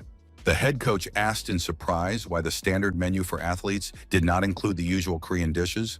The young man smiled to himself at the absurdity of the situation, where Koreans were offered everything except their native cuisine. The young coach reassured the team by informing them of daily air deliveries of Korean food from a generous sponsor. Athletes from the neighboring rowing team watched the judokas with envy, dreaming of at least a spoonful of kimchi soup. Noticing the hungry looks of his compatriots, Jung Hyuk realized their equal role in defending the country's honor at the Games. The young man decided that it would be wrong to enjoy the food while other Korean athletes were suffering from homesickness. Shin Sung-kil generously approached the rowers with an offer to share the surplus of Korean food that had been delivered. The rowing team's coach declined, embarrassed, considering it awkward to accept someone else's supplies without being able to repay them. The judo coach insisted on his offer, emphasizing that there was too much food for one team. Shin reminded him of the Korean tradition of mutual assistance, which is especially important when far from home during international competitions. Jong Hyuk proudly watched his coach's kindness, demonstrating the true Korean spirit of solidarity. The organizers posted the preliminary competition bracket, where each athlete could see their first opponent. Team captain Park Do-in nervously studied the data on his opponent, a massive Thai wrestler with impressive statistics. Doubts about his own abilities were evident on the young man's face as he sought support in the eyes of his teammates. The coach loudly encouraged his protege, demanding that he stop doubting himself and focus on winning. Jong Hyuk reminded his teammate of their conversation the day before the competition and the importance of following the strategy they had developed. Do-in recalled the instructions he had received about his opponent's habit of grabbing the collar before attacking and the need to counterattack at that moment. The winning strategy developed by the junior coach was supposed to bring the Korean team its first medal at the Games. The massive opponent launched a fierce attack, but the Korean fighter managed to put up a strong block, stopping the first onslaught. Do-in felt the Thai fighter's huge hands grab him by the collar of his kimono, exactly as the assistant coach had predicted. Summoning all his willpower, the young man remembered the instructions and decided to immediately go on the counterattack, not allowing his opponent to build on his success. Jong Hyuk loudly encouraged his teammate from the edge of the tatami, confirming that the chosen tactics were correct. The team captain swept his opponent's legs with a sharp movement, causing him to lose his balance for a split second. Seizing the moment, Do-in quickly grabbed his opponent's arm to apply a painful hold. The technique worked perfectly, and the Thai fighter crashed to the tatami with a thud, unable to react to the swift counterattack. The referee raised the Korean athlete's hand, announcing the end of the fight with a clear victory on points. The team erupted in cheers, thanking the coaches for their brilliant preparation and accurate analysis of the opponent. His teammates surrounded the winner, patting him on the back and congratulating him on his first international victory. Do-in could not hold back his tears of joy, thanking the junior coach for the strategy that allowed him to pass the preliminary selection. Jong Hyuk modestly noted the athlete's own merit in following instructions precisely and showing the will to win. The head coach announced the last match of the day, where the assistant coach would defend the team's honor. It was Jong Hyuk's turn to demonstrate his skills on the tatami of the Asian Games. The young fighter stepped onto the mat with confidence, preparing to face an unknown opponent. The young man fearlessly met his opponent's gaze, demonstrating his complete readiness for the upcoming fight. The Japanese wrestler towered over the Korean like a mountain, forcing him to tilt his head back to make eye contact. Commentators presented Yamashi as a 140-kilogram heavyweight with impressive winning statistics. Experts doubted the young Korean's ability to withstand such a formidable opponent without weight restrictions. Jong Hyuk focused intently on the fight, his gaze radiating an unwavering determination to win at any cost. Suddenly, the Korean burst forward, catching his opponent off guard with the speed of his attack. He managed to grab the Japanese fighter by the collar of his kimono, preparing to execute his signature hip throw. The experienced Yamashi deftly stepped back, using his body weight to break free from his young opponent's grip. Breaking the rules, the Japanese man secretly struck the Korean in the solar plexus with his elbow as he broke away. Yamashi whispered a greeting with a mocking grin, enjoying the pained grimace on his opponent's face. The Japanese fighter clearly hoped to demoralize his young opponent with dirty tricks and psychological pressure. Jong Hyuk instantly understood his opponent's tactics and decided to respond in kind in this unfair game. The guy discreetly pressed on a pressure point on his opponent's shoulder during the next hold. Yamashi howled in unexpected sharp pain that pierced his entire arm from the pinpoint impact. The referee immediately intervened, stopping the fight to issue a warning to both fighters. The referee sternly warned them that they would be disqualified if they violated the rules of fair play again. The Japanese fighter hypocritically protested, claiming that the Korean athlete had deliberately used a prohibited pain technique. Jong Hyuk understood that pressure on the collarbone was technically a violation, but practically impossible to prove, even under threat of disqualification. According to Natalia's materials, the judges at these competitions were extremely limited in their powers and tried to avoid controversial decisions. The enraged Japanese athlete, his face contorted with anger, growled a threat to destroy the insolent Korean with a single blow. The young man apologized with an innocent smile, explaining that he had heard about his opponent's love of dirty tricks and decided to respond in kind. Yamashi roared furiously and rushed at his young opponent, swinging his massive fists in an attempt to crush him. The Korean calmly analyzed his opponent's movements, noting the heavyweight's excessive swing and predictability. The huge Japanese fighter was shocked to find himself flying onto the tatami after a lightning-fast shoulder throw. Yamashi couldn't believe that the young Korean had managed to use his own weight and momentum against him. Jung Hyuk masterfully finished the move by pinning his opponent's shoulder blades to the mat and holding him in that position. The audience watched in amazement at the incredible sight of the lightweight defeating his massive opponent. The commentators did not hide their shock at what they had seen, calling the Koreans' victory over such an opponent virtually impossible. The young fighter asked the defeated Japanese fighter with an ironic smile if he enjoyed their fight. Intense rowing competitions took place on the waterways, where athletes worked furiously with their oars. Korean fans created a powerful support group, chanting the name of their homeland. The Korean rowers demonstrated incredible speed and coordination, pulling ahead with each stroke. The team crossed the finish line first with joyful relief, ahead of their strongest rivals. The Korean rowing team exceeded all expectations, winning the gold medal in the team competition. The judokas enthusiastically discussed the successes of their compatriots in other disciplines at the Asian Games. The guys admitted that rowing was an exciting sport that required incredible endurance. Late in the evening, there was an unexpected knock on the door, interrupting the celebration of the day's victories. Jung Hyuk opened the door and saw an unfamiliar man, whom he immediately asked about the purpose of his visit. The visitor introduced himself as a translator accompanying the head coach of the Thai judo team. The Thai coach stood silently, with a dissatisfied expression on his face, clearly waiting for the translation. The man uttered a few phrases in Thai, gesturing toward the floor. The interpreter asked the coach doubtfully if his message sounded too harsh. After a nod from the coach, the interpreter explained that the Thai athletes were staying on the floor below and could not rest. The man politely but firmly asked the Koreans to be quieter in the evening. Jung Hyuk unexpectedly spoke in Thai, apologizing for the inconvenience caused to the neighbors. As a sign of reconciliation, he offered valuable ginseng root as a traditional gift of apology. The young man sincerely acknowledged the Korean team's guilt for the noise that disturbed the rest of their neighbors below. The young man bowed deeply to the Thai guests, showing respect and a willingness to remedy the situation. The interpreter examined the gift with interest, noting that red ginseng is considered a valuable medicine in Korea. Jung Hyuk confirmed the high cost and effectiveness of the root, especially for restoring the strength of athletes after exercise. The Thai coach thanked him for the generous gift through the interpreter, but asked him to be more considerate of his neighbors. The young man apologized again and promised to strictly control the noise level in the evening. The team captain praised the assistant coach's diplomatic skills in communicating with foreigners. Jung Hyuk explained to his teammates that after the qualifying rounds, the participants would begin to eliminate their competitors more aggressively.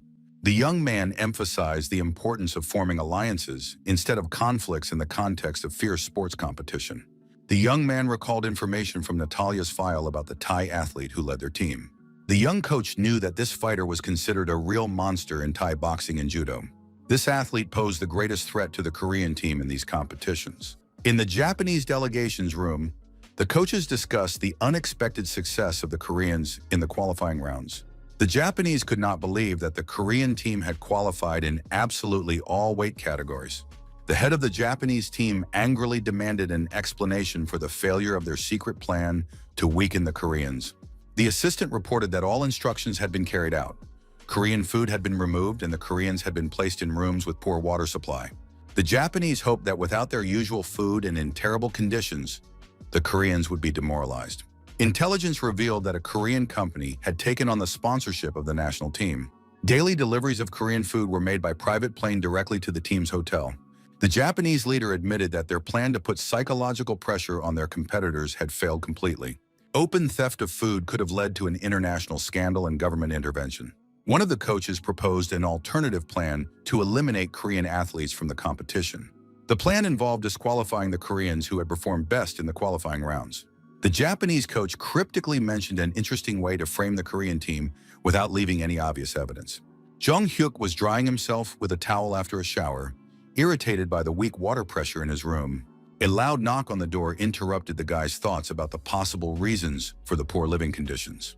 The young man threw on a bathrobe and hurried to open the door to the uninvited guests.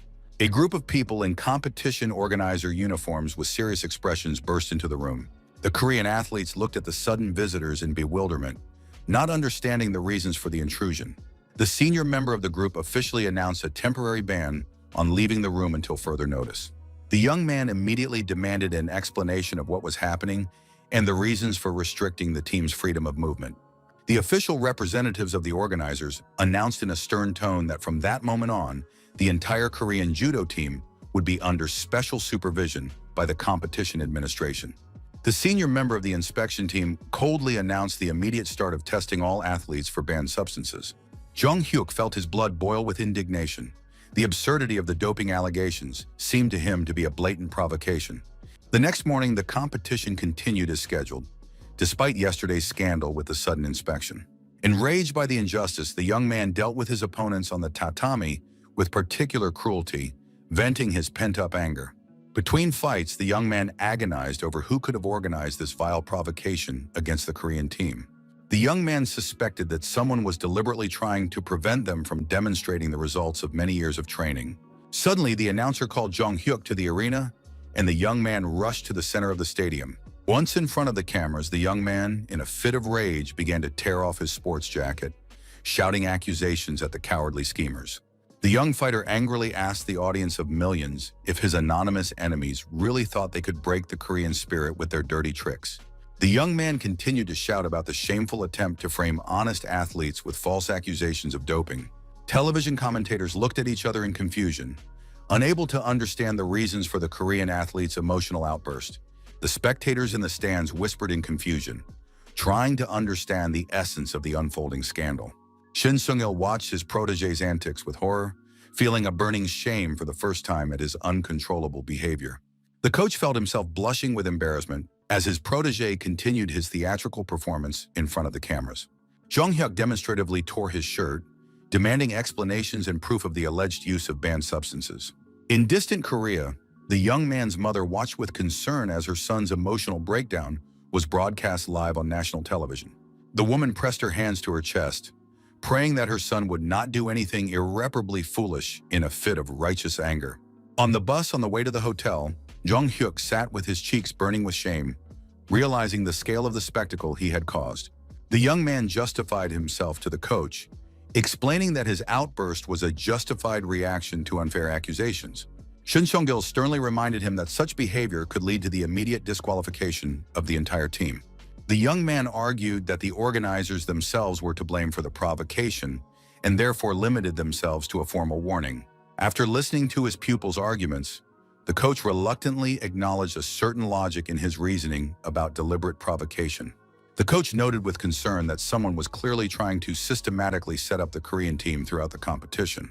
Shin Sung-il sternly warned his pupil that such emotional outbursts were unacceptable in the future, regardless of any provocations. The young man obediently agreed with his mentor, assuring him that he was well aware of the wrongness of his impulsive behavior. The young man reflected on the increased attention of the world media to the current Asian Games, which led to a thorough investigation of the scandal. The young man understood the absurdity of the situation. Doping tests of an entire national team without good reason were unprecedented. Jung Hyuk politely asked permission to leave the bus if the coach had finished his lecture. At the exit, the young man was met by his concerned teammates, who were waiting for him outside. The judokas anxiously asked if the angry coach had imposed a severe punishment for the scandalous incident.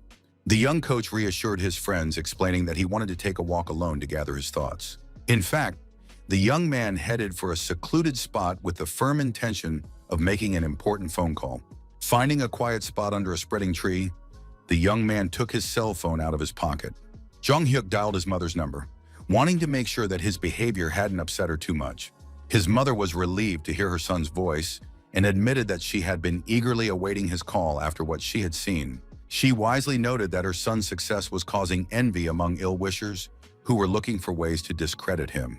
His mother expressed confidence in her son's innocence, advising him not to worry about the machinations of envious people.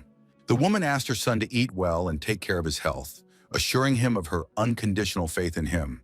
Hanging up the phone, Jung Hyuk shivered from the unexpected cold wind in the tropical country, deciding to figure out the strangeness. The young man's attention was drawn to a group of Japanese athletes walking past on the park path. The young man instantly recognized the members of the Japanese judo team, his main competitors at the games. The young man remembered their strange, appraising glances at the opening ceremony of the competition. He particularly remembered the dishonest fighter who used dirty tricks during their match. Jung-hyuk forced himself to put aside his suspicions, realizing that accusations without evidence were unfounded. The young man reminded himself of the importance of objectivity and the inadmissibility of baseless accusations against competitors. Suddenly, the Japanese athlete stopped and asked the Korean with a mocking smile if he had taken another dose of doping. The young man stared at the insolent man with an icy gaze, outraged by the audacity and shamelessness of the insult. The Japanese athlete continued his provocations, advising him to hurry up before the banned substances were detected in his blood. Jung-hyuk felt rage boiling in his veins, his fist clenching involuntarily with the desire to strike. An inner voice told the young man that these scoundrels were well aware of the real reasons for the doping test. Looking more closely at the Japanese athletes, Jung-hyuk noticed strange bald spots on the backs of all the team members' heads, as if from regular shaving. The skin around the Japanese athletes' necks had a characteristic reddish tint, reminiscent of marks from frequent injections or irritation. A terrible thought pierced the young man's mind. Could it be that the Japanese team was using banned substances themselves and trying to divert suspicion? His thoughts were interrupted by an unexpected call from an unfamiliar international number. The young man looked suspiciously at the unfamiliar country code on the display, wondering whether to answer. Curiosity overcame caution, and the young man accepted the incoming call from the mysterious caller. Natalia's familiar female voice inquired about the young man's well-being after the unpleasant incident with the inspection. The Russian intelligence agent spoke with a slight flirtatious tone in her voice, clearly enjoying her interlocutor's confusion. Jung-hyuk was amazed at the KGB agent's knowledge of the inner workings of sporting events. The young man understood that Natalia was well informed about all the behind-the-scenes intrigues of the Asian Games. The woman offered her help in resolving the unpleasant situation, reminding him of their special relationship. The blonde playfully emphasized the status of their friendship, hinting at mutual obligations. The young man smiled and agreed that the help of a true friend really could not be refused. In a small cafe at the hotel, a middle-aged man in a business suit fidgeted nervously in his chair. The representative of the organizing committee could not believe that Soviet intelligence agents had approached him. The man feverishly ran through possible reasons for the KGB's interest in his humble person. When he saw Jung-hyuk entering, the official became even more nervous, realizing the seriousness of the situation. The young judoka politely introduced himself as the official representative of the Korean national team. The organizer tried to remain calm, saying that he was expecting someone else for a business meeting. When the young man sat down opposite him, a heavy pause filled with unspoken accusations hung between them. The young man apologized for having to resort to the help of influential friends to arrange the meeting. The official realized with horror that the Korean athlete had connections with Soviet intelligence.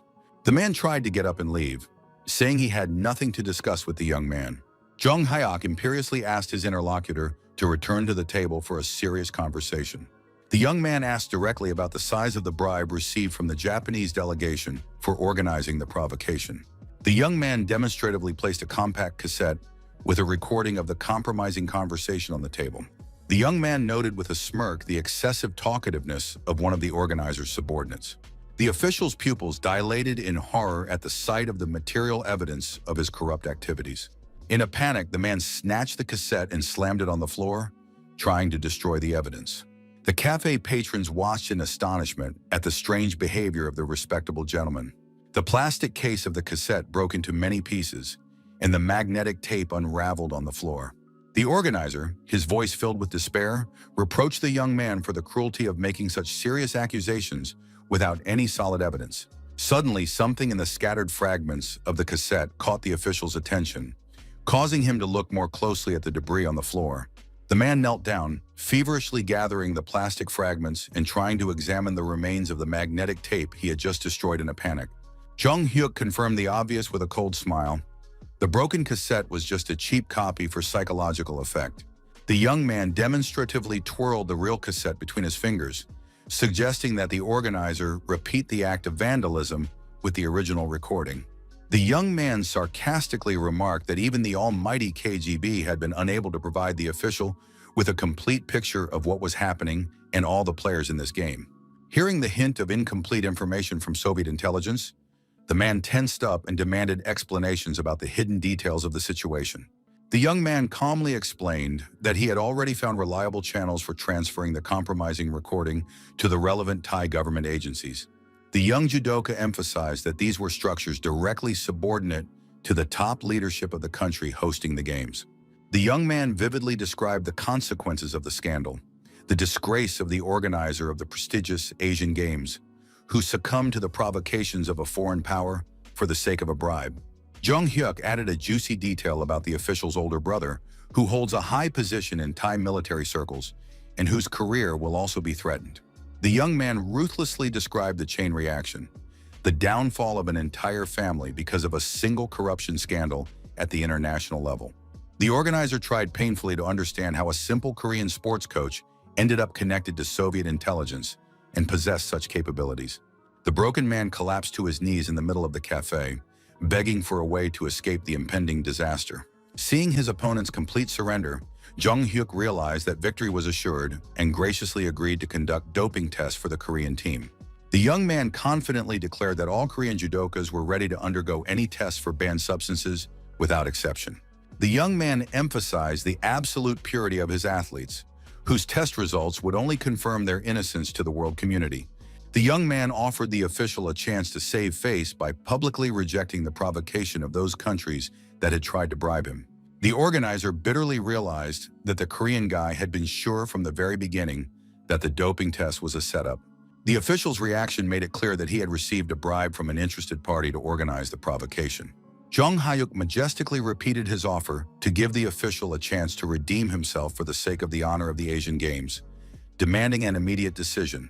In a car parked nearby, Natalia listened intently to the conversation through headphones connected to a hidden microphone. The Russian intelligence agent watched with professional admiration through a hidden camera as the young genius manipulated the experienced official. The woman reflected on how she had provided the young man with only basic information about the organizer's identity, and he had managed to put together a brilliant combination. The KGB agent analyzed the logical chain of actions of the young man, who had turned minimal data into a powerful weapon of psychological pressure. Natalia mentally applauded the skill with which the seemingly inexperienced young man had broken the will of a bureaucrat hardened by intrigue, when a sudden vibration from her phone interrupted her observations. Natalia answered the call in a professional tone, introducing herself and showing her willingness to listen to the caller with full attention. Jung Hyuk noted with slight irony that he was obviously being watched and suggested that the KGB agent join him for lunch after the exhausting intrigues. The Russian intelligence officer was genuinely impressed by the young man's insight, who had seen through the surveillance despite her professional disguise. The best judokas on the continent gathered in the arena of the sports complex, ready for the decisive battles of the Asian Games.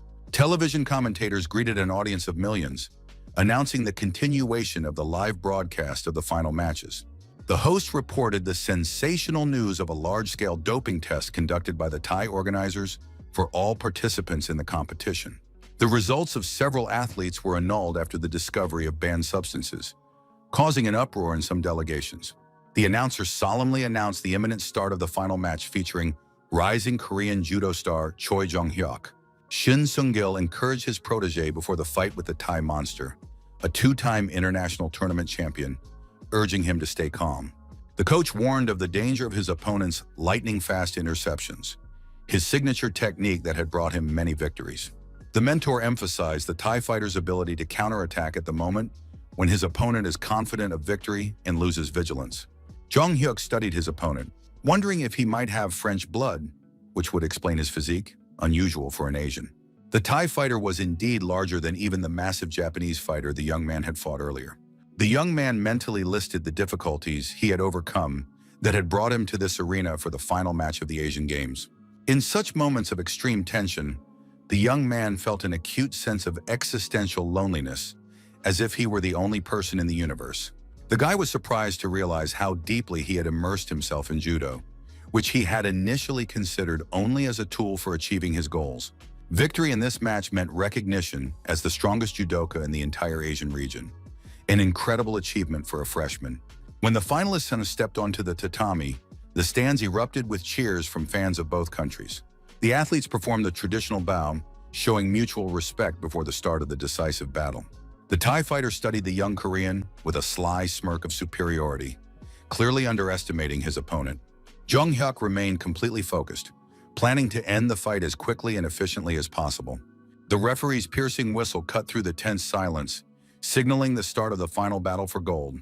The Thai fighter's eyes suddenly narrowed in surprise when he noticed something unexpected in his Korean opponent's stance. Jung Hyuk attacked lightning fast, but the experienced Thai fighter managed to put up a strong block and immediately went on the counterattack. The Korean fighter analyzed his opponent's movements, noticing a brief vulnerability in his defense as he transitioned to attack. Waiting for the optimal moment, the young man attempted to grab his opponent by the collar to perform a hip throw. Unexpectedly, the technique did not work as intended, and confusion flashed in the young man's eyes at the failure of the practiced move. The young man mentally analyzed the situation, realizing that his opponent had easily blocked his grab, but forced himself to remain calm and not panic. The young man tried to deliver an unexpected heel strike to the body, but the Thai fighter seemed to anticipate the move and dodged it with minimal effort. Jung Hyuk respectfully acknowledged his opponent's skill, realizing that he was facing an opponent of a completely different level than all the previous ones. Having retreated to a safe distance, the Korean fighter realized that a quick victory against such an experienced and skilled opponent was impossible. Shin Sung-il shouted loudly from the edge of the tatami, warning his protege to be patient and cautious against treacherous counterattacks. The Thai coach impatiently urged his fighter to stop stalling and apply the tactics they had practiced in training. The Thai coach furiously demanded that his fighter immediately break the resistance of the insolent Korean and end the fight with a convincing victory. Hearing his coach's calls, the Thai champion seemed to wake up from a slumber, his eyes burning with fighting spirit. The fighter from Thailand unleashed a barrage of punches and holds on the Korean, attacking from different angles in an attempt to break through his defense. Jung Hyuk decided to focus on defense, masterfully repelling every attempt by his opponent to find a breach in his defense. After the young Korean blocked absolutely all attacks, the Thai champion's face showed genuine amazement. Both fighters were breathing heavily, standing opposite each other in a tense confrontation of wills and techniques. The Thai athlete suddenly broke into a predatory smile, like a predator who had found worthy prey. The fighter from Thailand respectfully asked the Korean if he lived in the same temporal dimension of intensity as himself. Television commentators excitedly noted that 30 seconds had passed since the start of the final without a single effective action. The fighters simultaneously rushed into the attack, and Jung Hyuk attempted a hip throw using his opponent's momentum. The Thai master masterfully twisted out of the hold and instantly counterattacked, trying to take advantage of the Korean's loss of balance. The ferocity of the attacks on both sides amazed the audience, who had never seen such intensity in the final bouts. The opponents took a step back in unison, and Jung Hyuk mechanically adjusted his loosened belt, preparing to continue the fight. The fierce confrontation between the two masters captivated the attention of thousands of spectators who were unable to take their eyes off the exciting fight. The referee's sharp whistle suddenly pierced the tense atmosphere of the arena, causing the fighters to freeze. The referee raised his hand, signaling the end of the fight, which caused confusion among both finalists. Jung Hyuk looked around in confusion, trying to understand the reason for the sudden stop in the midst of an intense exchange of techniques. Realization came instantly. The 3 minutes of regular time had flown by unnoticed. The commentators announced that the regulation time had expired without a single point scored, which meant that the match would go into overtime. The stands buzzed with amazement. An Asian Games final with no result in regular time was an unprecedented event. An elderly Japanese coach sharply rebuked his noisy neighbors, demanding silent respect for the demonstration of the highest skill on the tatami. Among the thousands of spectators in the stands, one woman watched the match with particular excitement, mentally analyzing every move the fighters made. Jung Hyuk's mother had unexpectedly flown to Thailand to personally support her son in the most important match of his career, whispering words of encouragement. The roar of the stands became deafening before the final bout resumed, with fans from both countries chanting the names of their heroes. The young fighter felt a tingling sensation in his limbs from overexertion, his muscles trembling with fatigue after the intense confrontation.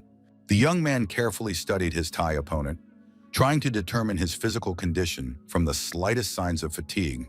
The young man reminded himself that this is how international finals should be: exciting and extremely tense. Jung Hyuk gathered his last reserves of strength, deciding to put all his remaining energy into a final attack to win the gold. The scoreboard showed 17 seconds left in overtime, and one of the fighters had to score the decisive point. The finalists clashed in the center of the tatami, their movements mirroring each other in a deadly dance of skill. The last 3 seconds turned into a desperate struggle for advantage, the outcome of which was impossible to predict. The Korean fighter abruptly changed tactics, launching a lightning-fast counterattack against his exhausted opponent. Jong Hyuk unexpectedly performed a low sweep, causing the Thai fighter to lose his balance at a critical moment. The Thai champion realized with amazement that he had fallen into a trap, not having time to react to the unusual move. The young Korean took advantage of the moment of imbalance, starting to throw his opponent onto his back. The young man's eyes burned with the mad fire of victory as he sensed the inevitability of a successful completion of the move. The Thai fighter landed with a thud on the tatami, his shoulders clearly touching the surface of the mat. Both coaches froze in different emotional states, the Korean's elation contrasting with the Thai's disappointment. The electronic scoreboard showed that 6 minutes of total fight time had elapsed at the moment the victory was recorded. The referee blew his whistle piercingly for the second time that evening, but now it signaled the end of the final in the determination of the champion. Jong Hyuk stood in the middle of the tatami, covered in sweat, with a triumphant smile on his face. The young man did not hold back his emotions, shouting words of joy about his incredible victory in the Continental Championship. The commentators enthusiastically announced the young Korean phenomenon's gold medal win in a dramatic final. The entire Korean team rushed onto the tatami, ignoring protocol to embrace their hero. His teammates lifted the champion onto their shoulders, and Shin Sung-kil did not hide his tears of pride for his protege. Jong Hyuk accidentally glanced to the side and noticed his defeated opponent. The Thai fighter's eyes expressed a complex range of emotions, disappointment mixed with respect. Unexpectedly, the Thai champion smiled and nodded to the Korean, acknowledging the deservedness of his victory. A crowd of journalists surrounded the new Asian champion, vying to get an exclusive interview. Reporters noted the drama of the fight and were interested in his emotions after winning gold in such a tense final. The young man admitted to feeling incredible joy at winning the Asian title, which exceeded all his expectations. The young man sincerely thanked all the fans, especially those who had traveled a long way to support the Korean team. The young man suddenly interrupted his speech of gratitude to the journalists, his voice trembling with overwhelming emotion. He rubbed his eyes, unable to believe what he was seeing among the thousands of faces in the stands, and whispered that what was happening was impossible. Jong Hyuk abruptly jumped up from his seat in the middle of the interview, leaving the stunned reporters with microphones in their hands. Shin Sung-kil exclaimed irritably about the unpredictability of his protege, puzzled by the reasons for his sudden escape. The young champion ran barefoot up the steps of the stands, jumping several steps at a time. Reaching the right row, the young man froze with his jaw hanging open, stunned by an incredible discovery. Among the spectators, he recognized his mother's familiar face, and with a tremor in his voice, asked when she had arrived in Thailand. The woman smiled gently and admitted that she had flown in yesterday, especially for her son's final match. The young man asked in bewilderment why she had kept her arrival a secret, as knowing that his mother was there would have given him extra strength. His mother proudly noted her son's striking resemblance to his late father, especially his eagle-like gaze, which allowed him to spot her in the crowd. Jong Hyuk pointed to the gold medal on his chest with a beaming smile, asking if his mother had seen his triumph. The woman did not hide her maternal pride, showering her son with praise for his incredible achievement at such a young age. Seeing the happiness in his mother's eyes, the young man realized the true value of his victory, the opportunity to bring joy to the person closest to him. The young man gently placed his hand on his mother's shoulder, feeling her tremble with overwhelming emotion. Suddenly, he lifted the frail woman into his arms and shouted to the entire stadium about his victory and his mother's presence. The award ceremony took place under the flashes of hundreds of cameras as the gold medal was placed around the young champion's neck. Jong Hyuk officially became a national hero of the Republic of Korea, a symbol of youth success and determination. The 18-year-old's victory at the Continental Championship became a sensation in the world of martial arts. In the Seoul office, Park Tae-gyu seriously asked his partner if she had any regrets about the financial decisions she had made. Kwon Ae-yeon confidently confirmed the correctness of the investments, noting their strategic importance for the future of the company. The Economist pressed the enter key, launching a large-scale financial transaction in which millions of dollars began to flow between accounts. The female banker expressed her hope that their risky strategy would be approved by their young boss. The partners raised their glasses to the success of the operation, allowing themselves a small celebration in anticipation of the profits. Returning home, Jong Hyuk hung his well-deserved medal in a place of honor in his modest room. Physically and emotionally exhausted, the young man collapsed onto his bed, instantly falling into a deep sleep. Through his drowsiness, the young man sensed someone's presence, causing him to open his heavy eyelids. His mother leaned over her awakened son with a warm smile, asking how he was feeling after yesterday's triumph. The woman apologized for the intrusion, explaining that it was a rare opportunity to be close to her perpetually busy son. The boy panicked and asked what time it was, realizing he might be late for an important meeting. He jumped out of bed, explaining that he needed to visit a certain place urgently on important business. The young man announced his plans for the day to his mother, insisting that she accompany him on an important errand. The woman asked in surprise if her son was serious about spending his day off with her and not with his friends. Quickly getting ready, they went out onto the busy streets of Seoul, where the morning sun was already beginning to warm up. The mother wondered about the reasons for the urgency, reminding her son of his well-deserved rest after the exhausting competition. The young man noticed his mother's uncharacteristic haste, as she was usually measured and calm in her movements. The woman asked her son, somewhat embarrassed, why he was so excited. Noticing his barely contained excitement, Jong-hyuk stopped in front of a modern office building made of glass and concrete, asking his mother's opinion about the structure. The woman stood frozen with her mouth open, staring at the 30-story tower in the capital's prestigious business district. The young man asked if his mother would like to move her small business to this impressive building. The young man clarified his question about renting space in this elite complex.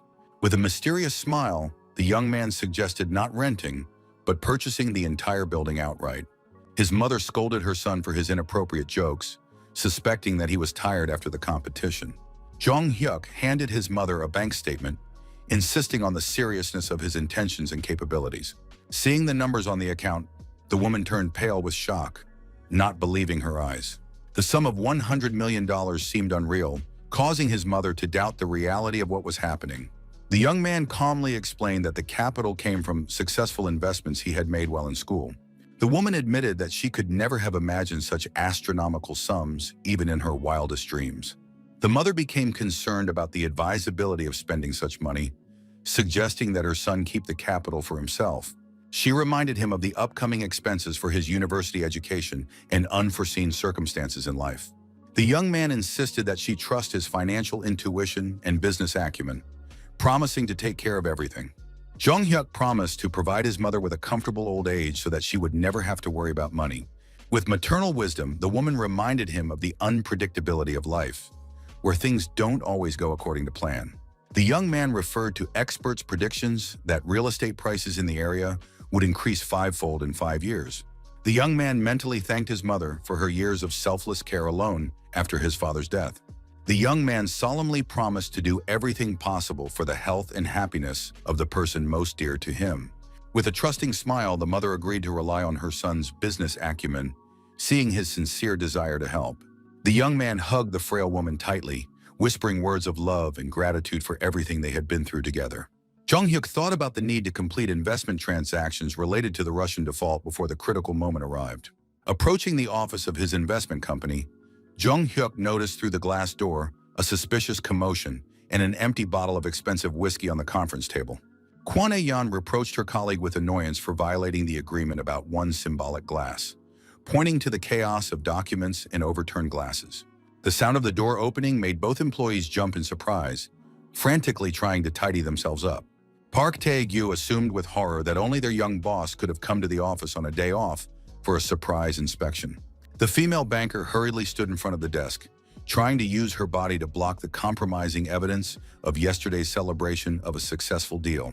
The young man ironically noted the unexpected meeting with employees on a day off, wondering why they were in the office. The young boss looked around the room suspiciously, noting the strange nervousness of the usually imperturbable financial market professionals. Kwon Ae-yeon hastily explained her presence by the need to check the profitability of recent transactions and prepare a quarterly report. Jong-hyuk continued to study the faces of his employees closely, trying to understand the real reason for their confusion and obvious panic. The economist explained uncertainly that they had completed complex calculations and decided to allow themselves a short break for tea. The young man remarked with a smile on the strength of their tea, judging by the characteristic smell of expensive alcohol and the blush on their cheeks. Unexpectedly for the employees, the young man nodded approvingly, acknowledging their right to celebrate after working hard on the deal of the century. The young boss added with a sly smile that he did not condemn office romances, which completely confused his subordinates. Noticing their shocked faces, the young man innocently apologized for any possible misunderstanding of the situation between colleagues. The guy mentally noted the obvious mutual attraction between the partners, evident in their synchronized movements and glances. Deciding not to embarrass his employees any further, Jong-hyuk turned his attention to studying the financial documents spread out on the table. The figures he saw made him forget about the romantic atmosphere in the office. The amount of profit exceeded his wildest expectations. The young investor's face reflected a mixture of shock and delight at the realization of the scale of the capital earned. The young man could not believe that their risky strategy had yielded profits several times higher than the initial forecast. Addressing his employees, the young man noted that the expected income from the Russian crisis had been significantly exceeded. Russia's announcement of a moratorium created an information vacuum, which they successfully exploited even ahead of the IMF. Kwon Ae-yeon proudly announced that each of the partners had decided to reinvest 70% of their personal profits. Upon hearing this decision, Jong-hyuk anxiously asked about the reasons for such a risky reinvestment of funds. The banker explained the logic of creating a closed investment cycle for exponential growth of the company's capital. The young boss seriously asked the partners if they had any regrets about investing their personal funds in the joint venture. Both employees assured him with sincere smiles that the decision was correct and that they were ready to share the company's risks. Jong-hyuk respectfully acknowledged the complexity and courage of their decision to reinvest their personal capital. The young boss smiled mysteriously, hinting at a surprise he had prepared for his loyal employees who had risked their personal funds for the sake of the company. Jong-hyuk adopted a businesslike tone as he prepared to outline an ambitious strategy for the next stage of their investment fund's development. The young man uttered the key words ".com bubble," instantly drawing his partner's attention to the impending technological collapse. Kwon Ae-yeon struggled to contain her excitement as she clarified her boss's intention to once again bet on a decline, as with the Russian default. The young man confirmed that Kwon and Park's company was preparing for a new large-scale operation in the financial markets. The young strategist announced plans to profit from the collapse of overvalued internet companies whose shares had skyrocketed without any real basis. Both employees looked at each other in amazement at the audacity of the plan to play against the entire technology sector of the global economy. Jong-hyuk shared his prediction that the first cracks would appear in 2000, with a complete collapse occurring a year later. The young man ironically noted the absurdity of a situation where adding .com to a name guaranteed millions in investment. Recalling data from his past life, the young man knew about the $5 trillion in damage caused by the bursting of the tech bubble. The female banker immediately got to work, suggesting that a detailed list of all IT companies be compiled for analysis. Park Tae-gyu took it upon himself to study the real indicators through a network of insiders among large investors. A sudden vibration from his phone interrupted the strategic meeting, demanding the young manager's attention. His friends were eagerly asking about his whereabouts, and he promised to arrive at the meeting soon. Apologizing to his employees, Jong-hyuk announced that he had to end the work meeting due to personal commitments. Kwon Ae-yeon noticed her boss's increased busyness after his triumphant return from the Asian Games. The young man philosophically noted the need to balance his roles as a son, friend, and national sports hero. A cheerful group of school friends was already waiting for him at the entrance to a trendy cafe. The young man was genuinely happy to see them, warmly greeting his friends after a long separation. Jong-hyuk was surprised to note the drastic changes in the clothing style of his usually conservative friends. Soo-ho and So-yeon explained sheepishly that they had decided to match the atmosphere of the radio station and modern trends. His friends laughed, admitting that the new look suited them surprisingly well, and asked who was responsible for the transformation. Behind their friends appeared familiar trainee singers, who proudly admitted to the stylistic experiment. The young artist looked healthy and energetic after recovering from exhaustion and illness. Jong-hyuk's gaze lingered on a vaguely familiar face that he couldn't immediately identify. His memory helpfully reminded him that this was Jin Hyuk, the rising star of the popular drama Pearl Hunters.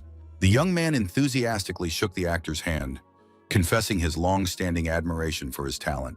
The group entered the radio station building, where the modern interior and professional equipment made a strong impression on everyone. Jong-hyuk looked around the spacious lobby of the radio station, surprised to recognize many faces from the future among those present, politicians, businessmen, and media personalities who were not yet known to anyone. The young man mentally noted the official who would be caught taking bribes in a few years, and the producer whose scandalous antics would be heard throughout the country. The young man thought ironically about the future elite of society gathered here, many of whom would find themselves at the center of corruption scandals, but, paradoxically, would receive promotions after serving their sentences. A young woman in a strict business suit politely interrupted his thoughts, introducing herself as the producer's assistant and inviting him to a preliminary interview.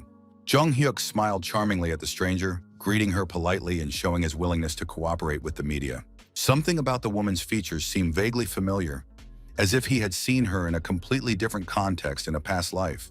Upon entering the small recording studio, the assistant explained the procedure for pre-selecting material before the main recording of the program. David, an American intern, patted his friend on the shoulder and with his characteristic accent, promised to look around the building while he gave the interview. The whole company laughed at the guy's funny pronunciation, mixing English slang with Korean expressions into an unimaginable cocktail. Jung-hyuk let his friends go, reminding them to keep in touch in case of any problems or unexpected events. Sitting down opposite the interviewer, the young man apologized for his friend's eccentricity, explaining that he had been raised in the United States and taught Korean by an elderly immigrant. The young man added that despite his oddities, David was a talented producer who was training a promising music group. The female interviewer nodded in agreement, noting the obvious charisma and creative potential of the unusual American. The assistant busily looked through her notes, announcing that she was ready to begin the official part of the preliminary interview. Meanwhile, in the hallway, actor Jin-hyuk was reprimanding David for his careless remarks, which could cause problems with the press. The young artist patiently explained the importance of neutral wording when communicating with media representatives in Korea. The American waved it off casually, calling the actor "dude" and praising him for his intelligence, which lived up to his expectations. Suddenly, loud voices and the sound of heavy footsteps from several people could be heard ahead in the hallway. Jin-hyuk looked warily into the dimly lit hallway, trying to determine the source of the suspicious noise. A group of burly men in expensive suits appeared from around the corner, turning to the children with fake smiles. The young people looked at each other in confusion, not understanding who these strangers were and what they might want. The leader of the group, with an unpleasant smirk, suggested they talk to their uncle, clearly hinting at something sinister. At that moment in the studio, the interviewer noted with satisfaction that Jung-hyuk had answered almost all of the prepared questions. The ringtone of an incoming call interrupted the recording, forcing the young man to apologize and glance at his phone's display. The young man asked for a short break, explaining that he needed to answer an important call. So Yeon's voice sounded alarmed as she asked about her friend's well-being and whereabouts. The girl excitedly reported a serious problem that required Jung-hyuk's immediate intervention. In the background, David's shouts in a mixture of English and Korean could be heard, urging everyone to leave the building immediately. The American snatched the phone from his friend and shouted about some kind of trouble, with the sound of a scuffle in the background. The sound of the struggle intensified, and the connection was interrupted. Someone had forcibly taken the intern's cell phone. The singer's indignant voice came through the phone, demanding that his phone be returned and that the chaos stop. Director Lee took the phone from the singer and addressed Jung-hyuk with feigned friendliness, noting how long it had been since they last met. The young man did not immediately recognize the voice, trying to orient himself in the chaotic situation and understand who was calling and what was happening to his friends. The man formally introduced himself as a prosecutor from the Seoul Central District Prosecutor's Office, asking to speak immediately about an important matter. Jung-hyuk tensed at the mention of the prosecutor's office, cautiously asking about the subject of their potential conversation and the reasons for their interest in him. The prosecutor suggested meeting at a cafe near the radio station to discuss sensitive details that could not be discussed over the phone. The young man feverishly pondered the situation, torn between concern for his friends and the need to find out the essence of what was happening with the representative of the law.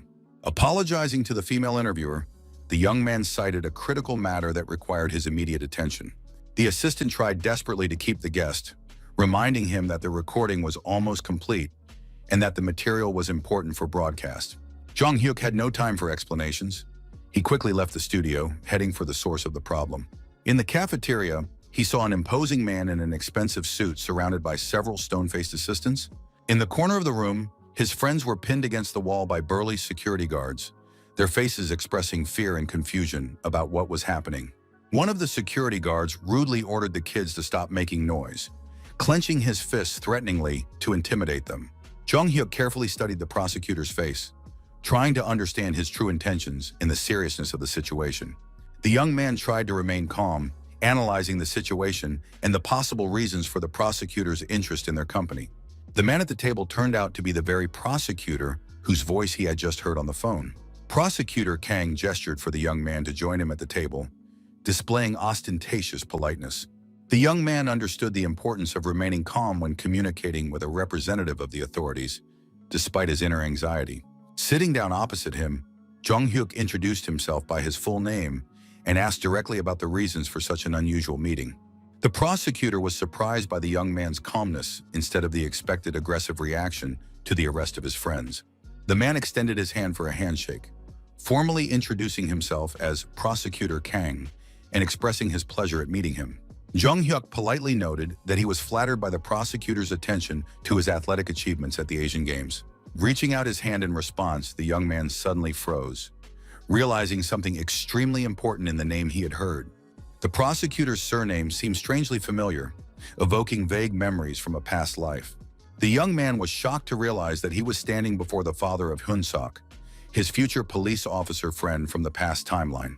His memory helpfully reminded him that this man would later be transferred to the department for investigating particularly important crimes. Gathering his thoughts, the young man asked permission to introduce himself more formally, buying time to think. The young man asked directly if he was suspected of committing any crime that required the attention of the prosecutor's office. Jung Hyuk noted the unusualness of the situation, where a prosecutor from the Criminal Investigation Department was personally dealing with students. Prosecutor Kang was clearly puzzled by the young man's knowledge of the exact name of his specialized unit. The young man explained with an innocent smile that he knew about it because he had friends in law enforcement, and he remembered the department when he heard the name Kang. The prosecutor got to the point, reporting the discovery of a suspicious organization with questionable financial flows linked to the young man's bank account. The man demanded an immediate explanation for the large sums of money in the 18-year-old student's accounts. Jung Hyuk mentally compared what was happening to a primitive telephone scam, where the victim is intimidated with non-existent accusations. The prosecutor increased the pressure, hinting at connections with a certain American-Filipino criminal organization. Suddenly, Kang stopped mid-sentence and looked away, as if remembering something important. The man abruptly changed the subject, mentioning a suspicious friend named David with dubious origins. The guy laughed at the absurdity of the accusation, explaining that his friend was an ordinary American of Korean descent who had grown up in the United States. The prosecutor skeptically noted the strangeness of poor Korean language skills for an ethnic Korean. Kang demanded to see identification documents, deciding to start the investigation with basic formalities. The young man became wary, wondering about the legality of the prosecutor's access to banking information without a court order and his consent. The oddity of the situation was that the prosecutor had come to him himself, instead of officially summoning him to the prosecutor's office with a subpoena. Plucking up his courage, Jung Hyuk asked directly if there was an official warrant for the investigation. The prosecutor's face changed instantly, his eyebrows furrowed, betraying his irritation at the unexpected question. The young man watched Khan's reaction closely, trying to detect signs of bluffing or abuse of authority. The prosecutor's negative reaction confirmed his suspicion that the necessary documents for a legal investigation were not present. The young man continued his offensive, pointing out the illegality of detaining his friends and forcing them to talk without a court order. The young man logically concluded that in the absence of a warrant, he could only be a witness, but not a suspect. The prosecutor tried to appeal to common sense, avoiding a direct answer about the existence of official documents. Jung Hyuk reminded him of the prohibition on accessing citizens' personal information without a court order. The young man mentioned the law on the protection of personal data, the violation of which carries serious consequences. He emphasized that protecting his rights did not constitute obstruction of official duties. Kang claimed to have a warrant, but refused to show it even to the national sports hero. The young man understood the absurdity of the situation. The sudden accusations of financial fraud seemed like a crude attempt to pressure him. Suddenly, a flash of insight struck the young man's mind as the scattered facts came together to form a coherent picture. Jung Hyuk looked away, his face reflecting the shock of realizing the true reason for the prosecutor's visit. Jung-hyuk slowly turned his head, carefully examining the interior of the cafe, as if noticing the details of his surroundings for the first time. Among the decorative flowers in a hanging planter, he noticed the faint glint of a professional camera lens.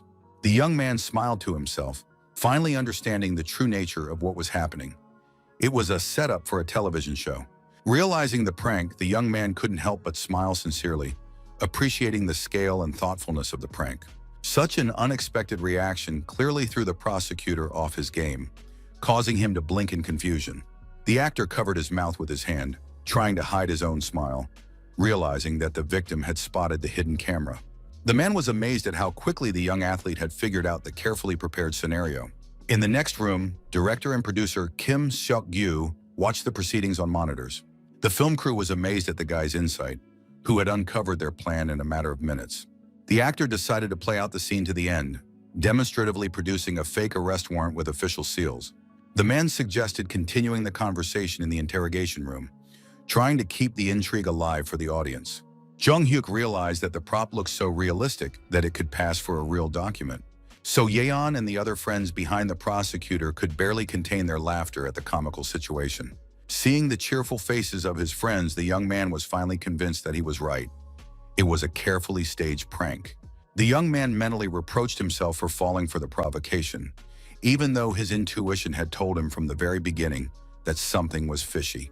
The young man politely asked the prosecutor to lend him a pen, ostensibly to write down important information. The actor handed over the stationery with surprise, not understanding his victim's plan. Jung-hyuk took the pen and thanked him with a mysterious smile, preparing his next move. On the back of the fake order, the young man began to quickly write illegible symbols. From the outside, it looked like the young man was simply scribbling meaningless squiggles on an official document. When the actor looked closely at what was written, his eyes widened in amazement. The message read, "I understand everything. Let's end this nicely so as not to spoil the show. Will you play along?" The actor playing the prosecutor was impressed by the quick-wittedness of the young man, who instantly joined in the game. The guy wondered how long his friends had been in cahoots with the show's producers. The actor held the piece of paper with the message, thinking about how to improvise further within the script. The man decided to test the young athlete's acting skills by continuing the prank. The prosecutor offered to withdraw the warrant in exchange for a certain service, creating intrigue for the audience. Jung-hyuk asked permission to call home, explaining the need to bring an important document. The actor insisted on making the call right there, portraying the suspicion of an experienced investigator. The man sarcastically asked if the young man was hiding something, since he wanted to step away to talk. While dialing his mother's number, the young man thought about how to play the scene naturally for the cameras. The young man understood the importance of creating engaging content for the television audience. Pretending to talk to his mother, the guy mentioned the bank documents at home. Jung-hyuk masterfully improvised, talking about his meeting with the prosecutor and his unusual request. The young man instantly assessed the criticality of the situation, realizing the need for immediate action to maintain the intrigue of the TV show and solve the problem that had arisen. Suddenly, a real call came in from the Financial Supervisory Service, which was definitely not part of the show's pre-planned script. An official voice reported the discovery of suspicious transactions totaling an astronomical $1 billion through his bank accounts. Jung-hyuk anxiously recalled the recent transfer of a large sum of money to purchase an office building for his mother's business. The young man's face reflected genuine concern as he turned to the actor prosecutor and apologized for having to interrupt the conversation. The young man quickly improvised an explanation about the need to return home for important bank documents from the home safe. The actor playing the prosecutor frowned dramatically and asked suspiciously if the young man was planning to use the excuse to escape. The young man turned around with a look of bewilderment, his gaze darting between the actor and the cameras, showing a mixture of acting and real anxiety. The guy shifted his gaze to the barely noticeable camera in the flower pot. Realizing the irony of the situation, the prank intertwined with real problems. Suddenly, Jung-hyuk grabbed the unsuspecting David by the arm, deciding to use the moment for a dramatic finale to the show. The young man shouted at his American friend that he needed to leave the radio station immediately, creating a dramatic scene for the audience. The young man continued to improvise, pleading with the prosecutor that he was completely unaware of the criminal nature of the financial assistance to his friend. David, in utter confusion, shouted questions about the nature of the charges, not understanding the line between staging and the real threat of arrest. The actor-prosecutor instantly appreciated the young athlete's creative approach and decided to support the improvisation by developing the plot further. The man loudly ordered the immediate arrest of both young men for participating in an international financial scam and money laundering.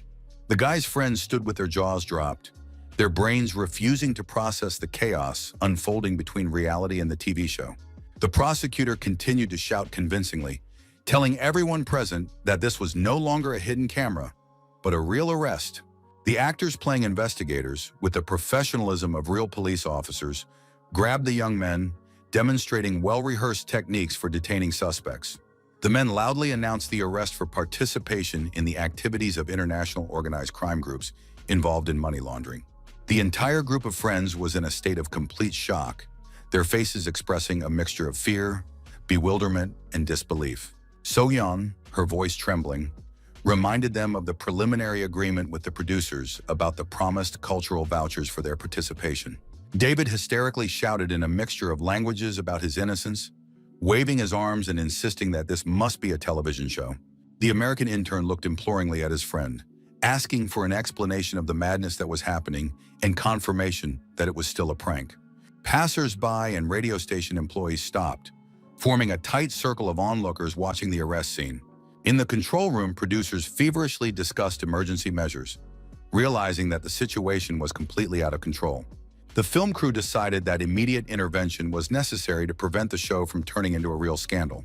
The producers rushed out of their hiding place, desperately shouting at the actor playing the prosecutor to immediately stop the overly realistic and dangerous performance. The actor, completely immersed in his role, remained in character as a stern law enforcer, accusing those who intervened of protecting criminals. The program's chief director broke out in a cold sweat, realizing the real threat of the entire television project being shut down due to ethical concerns. The prosecutor mysteriously promised to explain all the details of what was happening later by phone, keeping the intrigue alive for the television audience. Producer Kim Seok-gyu desperately shouted at the actor to immediately stop his uncontrolled improvisation, which threatened to revoke the channel's license. The producer understood that if the situation ended this way, the entire program would be hopelessly ruined and shut down forever. Jong-hyuk suddenly stopped in the middle of the chaos, drawing everyone's attention with his calm demeanor. The young man looked closely at the actor-prosecutor and smiled, appreciating his excellent performance as an investigator. The young man turned to the man, asking if the ending was dramatic enough for the television audience. With a sly smile, the young man reminded the prosecutor of his words about a possible career in acting. Everyone present froze in shock, realizing that the young athlete had brilliantly outplayed the entire film crew. Actor Jin-hyuk stood with his mouth open, unable to utter a word out of amazement and admiration. Jong-hyuk showed 2 fingers in a sign of victory, beaming with the satisfied smile of a true winner of the prank. The young man solemnly announced to everyone present that they had become participants in a hidden camera prank played on them by him. The film crew couldn't believe how an 18-year-old boy had managed to fool experienced television professionals. David breathed a sigh of relief, admitting that he really believed in the reality of the arrest and financial charges. Soo-ho asked his friend with admiration at what point he had figured out the hidden camera prank. Jong-hyuk explained that the prosecutor's strange behavior and the lack of a warrant immediately aroused his suspicions. The young man admitted that at first he was really confused by the surprise, but quickly got his bearings. He added that the appearance of investigators without official documents seemed extremely suspicious to him. The producer admitted with disappointment that thanks to the young man's quick thinking, their plan had completely failed in front of the viewers. His friends laughed, praising Jong-hyuk for his acting, which made them believe in the reality of the threat. His friends reproached him for being too realistic, admitting that they were scared to death by what was happening. The actor-prosecutor asked everyone to wait a minute, while he stepped out of character as the stern investigator. The man laughed and asked to have the fake handcuffs removed, since filming was officially over. The prosecutor thoughtfully admitted that the script had not gone at all as planned by the producers. The actor seriously asked the young man if he had thought about applying to law school. The man clarified his question about the young man's possible desire to become a real prosecutor in the future. The actor jokingly promised to remove the handcuffs only if the young man chose a career in law instead of the police. A few days later, investigators at the Central District Prosecutor's Office approached their boss with news. Prosecutor Kang laughed, admitting that he had anticipated such a reaction from his staff to the television program. The man generously told his subordinates that he had to praise them for their professionalism. The secretary announced a call from the district prosecutor, who requested that he come to his office immediately. Kang was alarmed by the unexpected call from his superiors and hurried to the door of the main office. The man cautiously opened the door, asking his boss about the reason for the urgent call during working hours. Prosecutor Kang tensely asked the district attorney about the case for which he had been summoned so urgently. The district attorney smiled and explained that he had seen his subordinate on a television program and decided to discuss it. Kang apologized sheepishly for participating in an entertainment show without notifying his superiors in advance. Unexpectedly for his subordinate, the district attorney warmly praised him for his acting skills. The elderly leader repeated the compliment, noting his excellent work in creating engaging television content. Yesterday, the Attorney General called to ask if this amazing man from the TV show really worked in their department. Thanks to this unexpected attention from management, Kana was promoted, as their department had always cared about its reputation. The man replied to his superiors with sincere joy that his long-held desire for promotion had finally come true. Khan explained that he had agreed to be filmed not for fame, but to improve the image of the prosecutor's office in the eyes of the public. He reminded his boss that most law students dream of becoming lawyers, not prosecutors, because of prejudices. The man candidly remarked that his superiors were unaware of the real situation regarding the prestige of the profession among young people. Modern students are not interested in public service, but in successful careers and high incomes in the private sector. The district prosecutor entrusted Kanu with an important mission: to prove to society the attractiveness of working in the prosecutor's office. The man ambitiously replied that he must attain a high position in order to carry out truly important work. Kanu hinted at his desire to transfer from the district prosecutor's office to the prestigious prosecutor's office of the Central District of Seoul. The district attorney thoughtfully asked if his subordinate was prepared for his children not seeing their father at home. The boss nodded understandingly, acknowledging his subordinate's ambitions, and let him continue his work. The boss smiled and noted that he had always known about the selflessness and ambition of his best prosecutor. Kang Chul sat in his office, reflecting on his important conversation with the district attorney. The man understood that his real career as a prosecutor was beginning at this turning point. In the future, countless threats, temptations, and moral dilemmas awaited him on the path to justice. The prosecutor mentally asked his children to be patient with his frequent absences from home. He remembered the investment company Kwan and Park, which managed the assets of influential politicians and lawyers. The man took out of his pocket a business card he had received from a young man after filming the show. Jung introduced himself as an advisor to a holding investment company, which greatly surprised the experienced prosecutor. Kang couldn't believe that an 18-year-old judoka was an advisor to a serious financial organization. The prosecutor dialed the number on the card, still doubting the reality of such an incredible coincidence. The young man amiably agreed to meet the following Sunday to discuss possible cooperation. Jung-hyuk thought with satisfaction about successfully establishing contact with Prosecutor Kang for future plans. In order to catch corrupt officials, the prosecutor needed the strength to remain unshakable under any pressure from above. The young man reflected on the need for honest people in the prosecutor's office, recalling his dream of becoming a judge in his past life. The young man pondered the problem of not being able to conduct investigations without the appropriate authority, thinking of the National Intelligence Service as an alternative. Jung-hyuk understood the futility of dwelling on his past life, deciding that he still had a whole year to make a decision. As the young man put on a construction helmet, one of the workers called out to him, wondering what he was muttering to himself. His mother called her son to an improvised table where she had laid out a homemade meal for the workers. The woman kindly offered the builders something to eat after their hard work on the construction site. The workers gratefully acknowledged the young man's help, promising to finish renovating the first floors of the building soon. Jung-hyuk watched with warmth as his mother smiled happily, delighted at the opportunity to care for people. The 10-story building was carefully chosen, with the first 3 floors for shops and the rest for offices and apartments. His mother often repeated the wisdom that without the owner's supervision, construction work is done half-heartedly. The young man's thoughts were interrupted by an unexpected phone call, distracting him from his physical work. The young man looked at the screen with curiosity, wondering who had decided to disturb him during work. David's voice sounded excited as he shared the wonderful news about a major agency's interest. The American explained that the agency's director had seen their performance on a hidden camera and offered to sign a contract.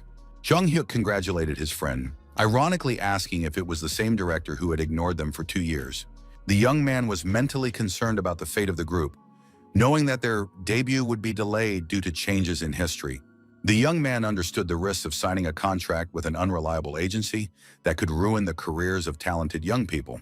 David announced an upcoming meeting with actor Jin Hyuk and the director to discuss the details of the contract. Jin Hyuk apologized to his mother, explaining that an urgent matter had arisen that required his immediate attention. The woman suspiciously asked her son if he was trying to escape from hard work on the construction site. On the way to the agency's office, David was surprised to notice that they were going in the opposite direction. Jung Hyuk explained that they first needed to stop at a clothing store to buy a suitable suit for his friend. The young man reminded him of the importance of first impressions and the need to look presentable at a business meeting. Another call interrupted their journey, and the young man apologized, explaining the need to answer an important call. The young man knew that he had asked Kwana Yan to check the information about the agency and was eagerly awaiting her report. Kwana Yan reported the results of her investigation. The agency had gone bankrupt, laying off all its interns, and the director had fled abroad with the money.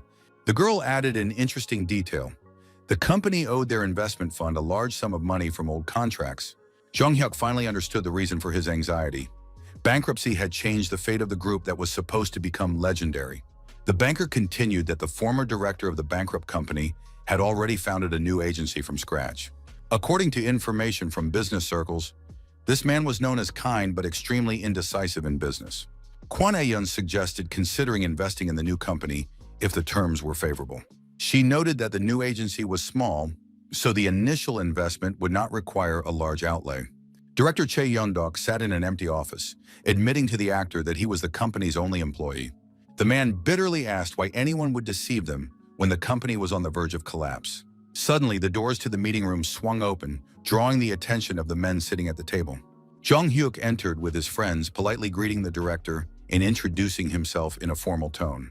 The young man had changed into an elegant business suit, demonstrating his serious intentions to negotiate. Director Chae Yeon-dok was shocked to see respectable young men instead of the street thugs he had expected.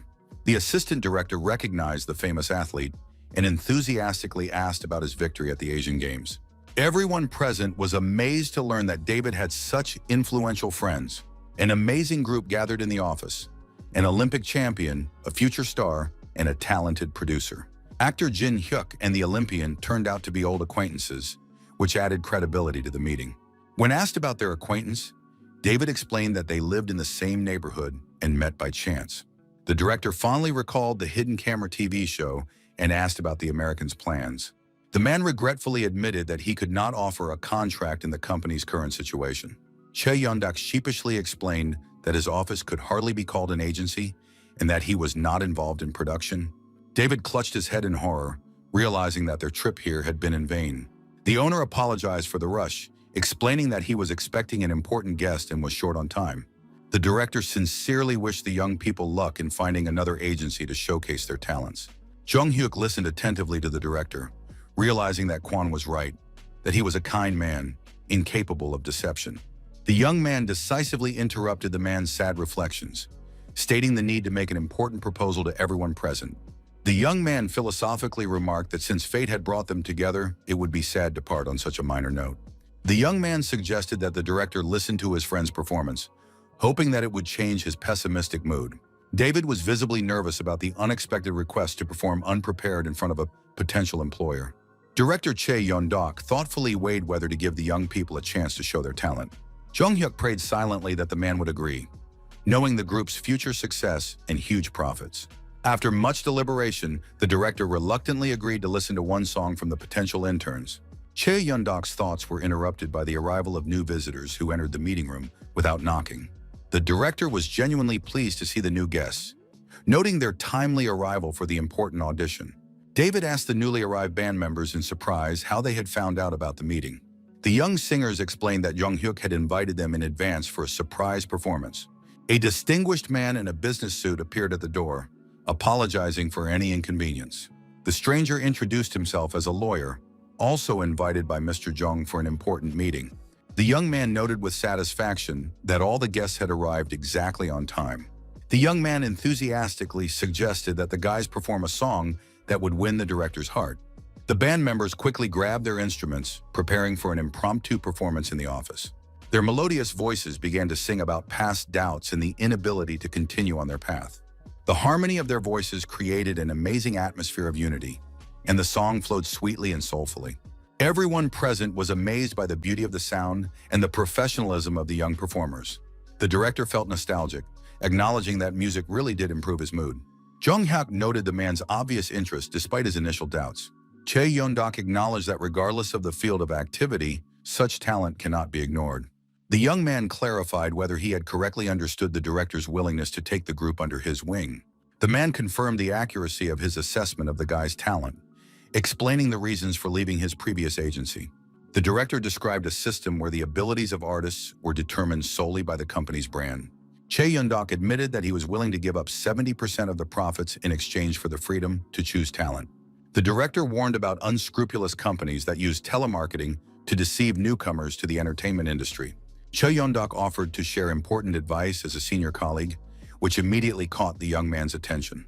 The man seriously warned not to trust anyone in this field, where unscrupulous people constantly try to take advantage of inexperienced artists. The director strongly recommended reading every clause of the contract carefully, regardless of the producer's attractive promises.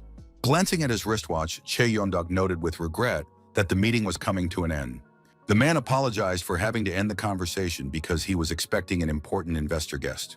Jung Hyuk unexpectedly interrupted the director's apology, asking for one more minute for an important message.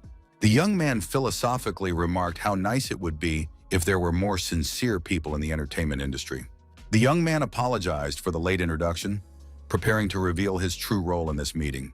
The young man officially introduced himself as an investment consultant for Kwon and Park Holding.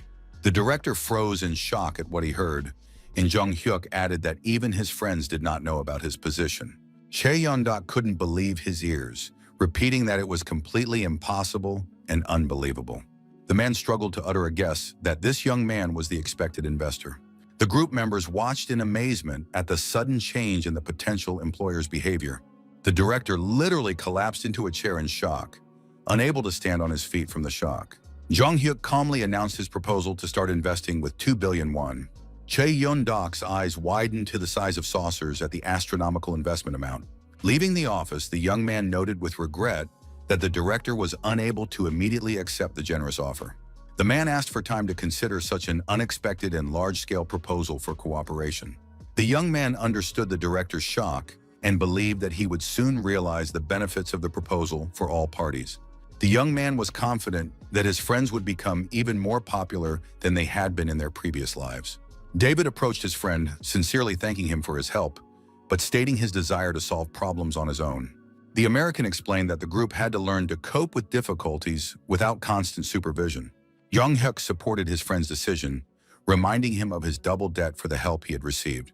The future stars emotionally shouted words of gratitude and love to their patron and friend. The guy accompanied the group to the bus stop, warmly wishing them luck on their musical journey. Jung Hyuk watched the bus drive away with a warm smile, sincerely happy for his friends, knowing what a bright future awaited these talented young men in the music industry. Meanwhile, Hyun-suk climbed the stairs to his apartment with a tired gait after a long day at school, carrying a bag with a few small purchases. As soon as he opened the door, the joyful cries of his younger brother and sister filled the small apartment as they greeted their older brother.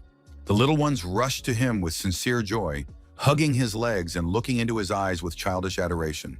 Noticing the bag of food in their brother's hands, the children eagerly reached for it, hoping for something tasty. His younger sister asked disappointedly why it was only appetizers again, and not the fried chicken she had been dreaming of. Hyun-suk wearily explained that prices in Seoul were incredibly high and he couldn't afford expensive food. Her younger brother sadly remarked that even soy paste was hard to find in the capital, and it was so necessary for a good mood. A sudden knock at the door interrupted their conversation, and the girl happily ran to open the door for the uninvited guest. Her sister shouted from the hallway that a friend of her older brother's had come and was waiting at the door. Hyun-suk frowned in surprise, wondering who could have come to see him since he had only recently transferred to a new school. A familiar voice from the intercom said his name, asking him to open the door and let him into the apartment. The boy instantly recognized the voice of the athlete who had helped them at the market a few months ago. Hyun-suk rushed down the stairs, unable to believe that the famous champion remembered him. A broad smile spread across the young man's face at the sight of the unexpected but welcome guest. Jong-hyuk warmly greeted his future friend, sincerely asking about his affairs and well-being. The young champion smiled and asked if Hyun-suk remembered their meeting at the market a few months ago. Hyun-suk excitedly admitted that he had watched the athlete's interview after the Asian Games countless times. Jong-hyuk had found out the family's address in advance through prosecutor Kang, with whom he had arranged a meeting on Sunday. The young man mentally noted that he had worried in vain about the inappropriateness of the visit, seeing Hyun-suk's sincere joy. Going up to the apartment, the young man correctly assumed that prosecutor Kang and his wife were still at work. The younger children were thrilled to meet the famous judoka, who had been shown on television after his victory. Hyun-suk admitted that he was frightened by the realism of the arrest scene in the hidden camera TV show. Jong-hyuk laughed, agreeing with the realism of the production, and asked if they had had dinner yet. The young man took out several boxes of pizza, knowing that it was the favorite food of all children and teenagers. The younger children enthusiastically thanked him for the treat, inviting their brother's cool friend to come over more often. The young man explained that he had deliberately bought enough food for everyone, wanting to share dinner with the family. Jong-hyuk asked about his friend's academic progress, understanding the importance of education for his future career. His younger sister proudly revealed the family secret that their brother was the best student and ranked first in his class. Hyun-suk modestly declined the compliment, noting that Jong-hyuk's achievements in sports and academics were incomparably higher, with a gold medal at the Asian Games and a place among the top 10 students at a prestigious school. The younger brother declared with childlike spontaneity that their older brother would definitely become a prosecutor, as their father had always dreamed, continuing the family tradition of serving the law. Hyun-suk sharply objected to his younger brother, categorically denying any plans to follow in his father's footsteps into the prosecutor's office, which caused confusion among everyone present. Jong-hyuk asked his friend with sincere surprise why he had turned down the prestigious career of a prosecutor, which seemed predestined for the son of such a man. The young man sadly explained that the job of a prosecutor meant constant absence from home, and he did not want to repeat the fate of his father, who rarely saw his family. The young man nodded understandingly and looked at the younger children, who were eagerly eating pizza and happily chatting about school. Jong-hyuk noticed with concern the numerous patches and holes in the children's clothes, revealing the prosecutor's family's difficult financial situation. The young man mentally noted the sad irony. Both parents worked late for the sake of their children, who were forced to stay alone in a small apartment. At that moment, Prosecutor Kang was climbing the stairs to his apartment with a weary gait after a long day at work, thinking about the cases that had piled up. Jong-hyuk patted Hyun-suk on the shoulder in a friendly manner, advising him to eat more and exercise for physical development. The young man noted that his friend was a good guy, but he needed to eat better to grow and strengthen his body during adolescence. The prosecutor opened the door to his apartment and, tired but smiling, announced his return home after a hard day. The children happily rushed to their father, hugging him and eagerly telling him about the events of the past day and the unexpected guest.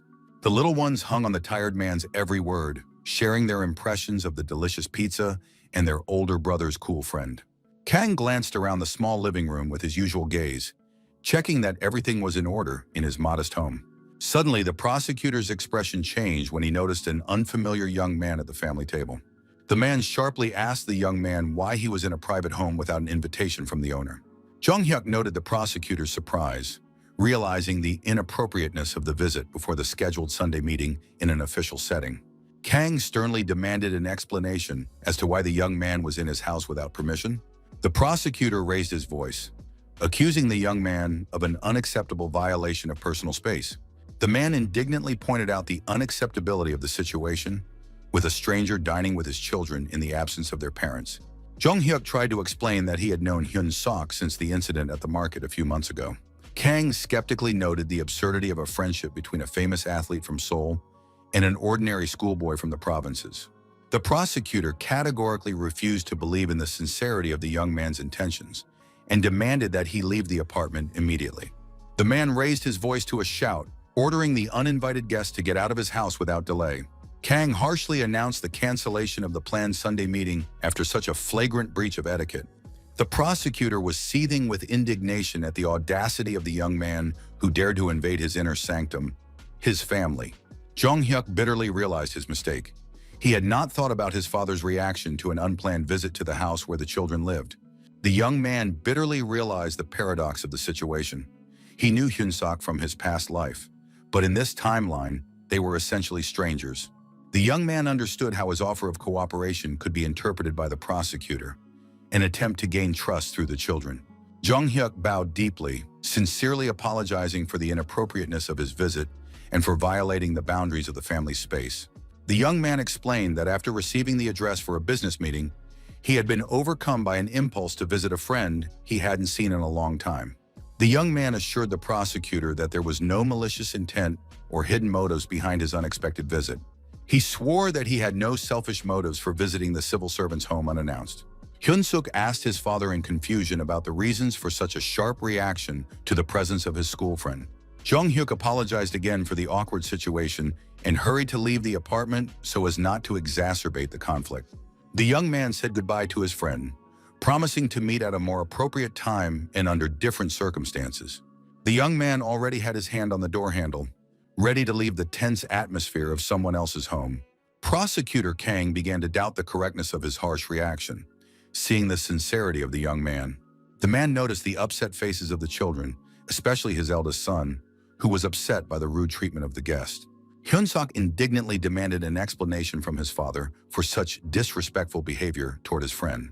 Kang waved him off wearily, telling his son that he did not understand the complexity of the situation and should calm down.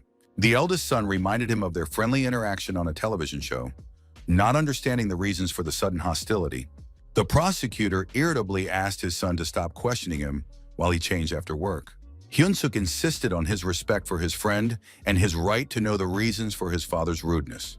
The man sternly reminded the children of the rule not to take food from strangers, hinting at the danger. The younger children agreed fearfully and hurried to another room to play. Hyun-suk indignantly asked why his father did not believe in their acquaintance with the champion. The boy reminded his father of the incident at the market when an unknown young man protected them from loan sharks. The young man revealed that it was Jong-hyuk who was the hero who saved their family from the gangsters. Hearing this revelation, the prosecutor abruptly turned off the TV and turned to his son. Kang was shocked to realize that he had driven away the man who had protected his family from danger. The next day, the prosecutor sat in a bar, apologizing to Jong-hyuk for yesterday's misunderstanding. The man poured soju into small cups, acknowledging his mistake in assessing the situation.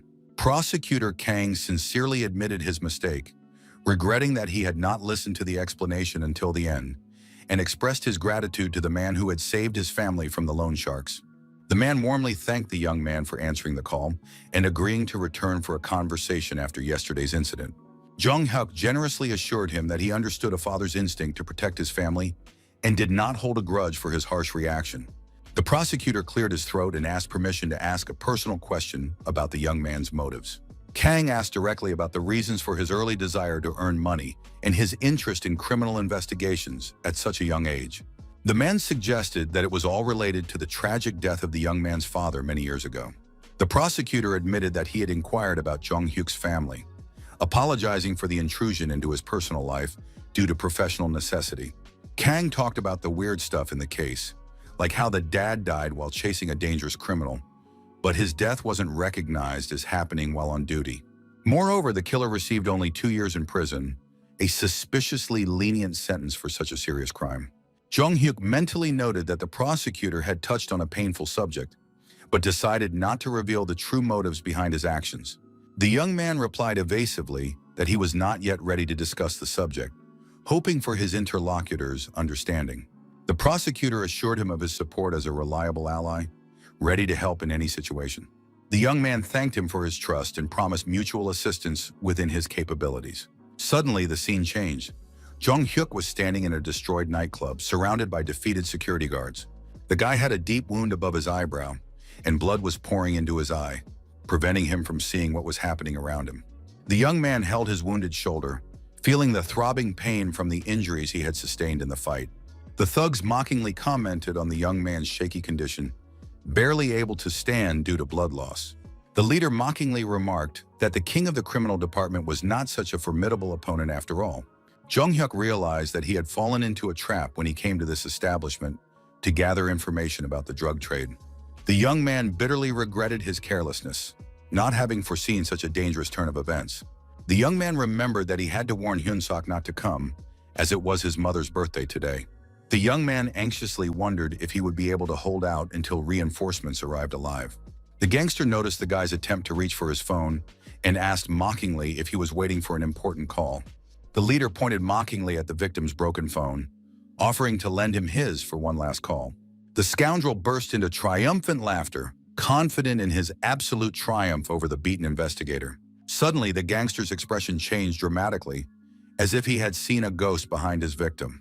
Jung-hyuk struggled to turn his bloodied head, trying to see the cause of fear in the leader's eyes. Hyun-suk stood in the doorway with a fire extinguisher in his hands, directing a stream of foam straight at the stunned gangsters' faces. Despite the pain, the young man smiled inwardly at his friend's recklessness in coming to his rescue at the most critical moment. The future police officer cheerfully suggested quickly dealing with the scoundrels and then celebrating the victory with a glass of soju. Jung-hyuk nodded slightly, promising to find the most delicious snacks to celebrate their survival. The presence of his friend gave the wounded boy strength, allowing him to stand more confidently on his feet. The young men understood the need to join forces against their outnumbered opponents. The young man gathered his last strength and rushed into the attack, putting his fists forward. The judoka's muscle memory allowed him to block blows and counterattack even in a semi-conscious state. The gang leader pulled out a knife, intending to finish off the stubborn investigator with one blow. Noticing the glint of steel out of the corner of his eye, Jung-hyuk tried to dodge the deadly attack. The blade slid across his shoulder, leaving a deep cut, but the young man remained standing. The bandit was confident of victory, but his pupils suddenly dilated in surprise. The vision faded, and Jung-hyuk woke up abruptly in his bed, covered in cold sweat. The young man felt his body, relieved to find no wounds or scratches. The realism of the nightmare caused his heart to pound wildly for several minutes after he woke up. The young man remembered yesterday's meeting with the prosecutor and hoped that he had made it home safely. His mother peeked into the room, happily noting that her son had finally woken up after yesterday's drinking. The young man felt the effects of the alcoholic evening, a dull headache and dry mouth. Despite his hangover, the young man forced himself to focus on finding candidates for new investments. He understood his company's weakness in real estate matters and the need to find a competent specialist. The lack of experts in this field posed a serious problem for the expansion of the investment portfolio. The aroma of kimchi soup filled the room, although the young man was puzzled as to why a hangover dish was being prepared. The woman smiled and explained that she just wanted to treat her son to traditional Korean soup. At the table, the mother carefully served her son a large portion, insisting on the need to regain his strength. The woman asked about the content of yesterday's conversation with Prosecutor Kang. Jung-hyuk told her about the offer of help if he chose a career in the prosecutor's office. The young man noticed his mother's strange reaction and asked her opinion about such a career path. The young man reflected that the job of a prosecutor should be safer than police work, hoping to calm his mother's fears. The woman warmly noted that Prosecutor Kang seemed like a decent person, but that the final decision about his career should be made by her son himself, and that she was proud of his independence. His mother shared the good news that the construction work on the building was almost complete, freeing her son from the need to be present at the construction site and supervise the workers.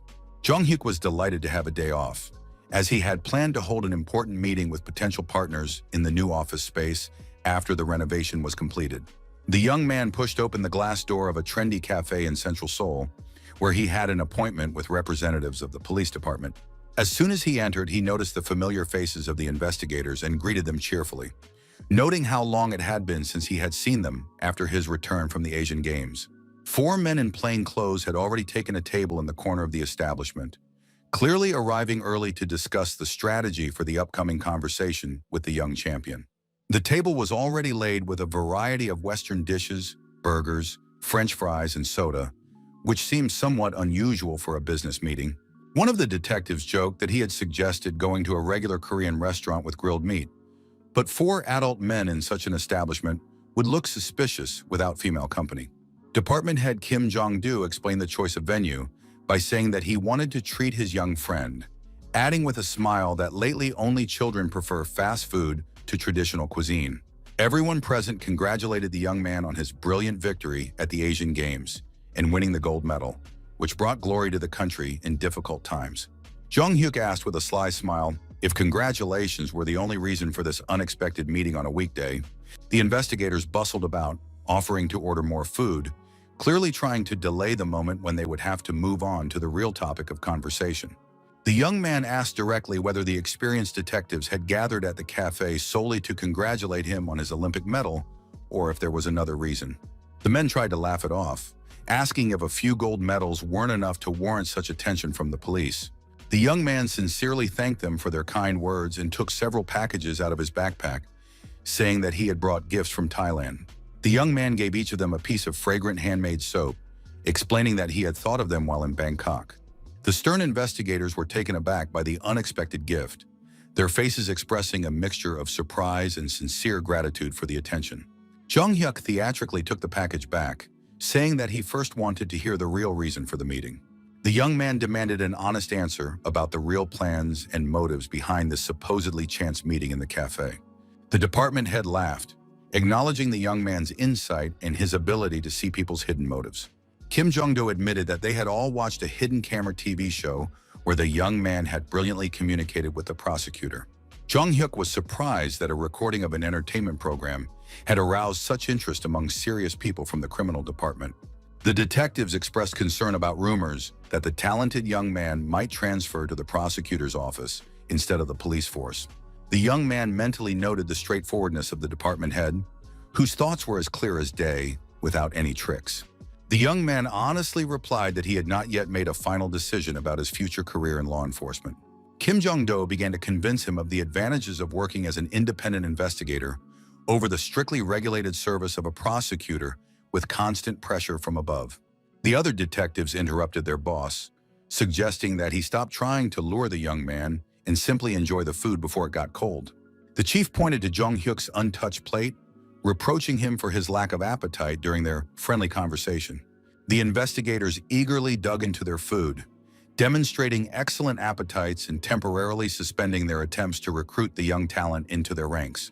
Jung Hyuk watched the lively conversation of the investigators, realizing that it was this relaxed atmosphere of camaraderie that had always attracted him to police work more than the formal atmosphere of the prosecutor's office.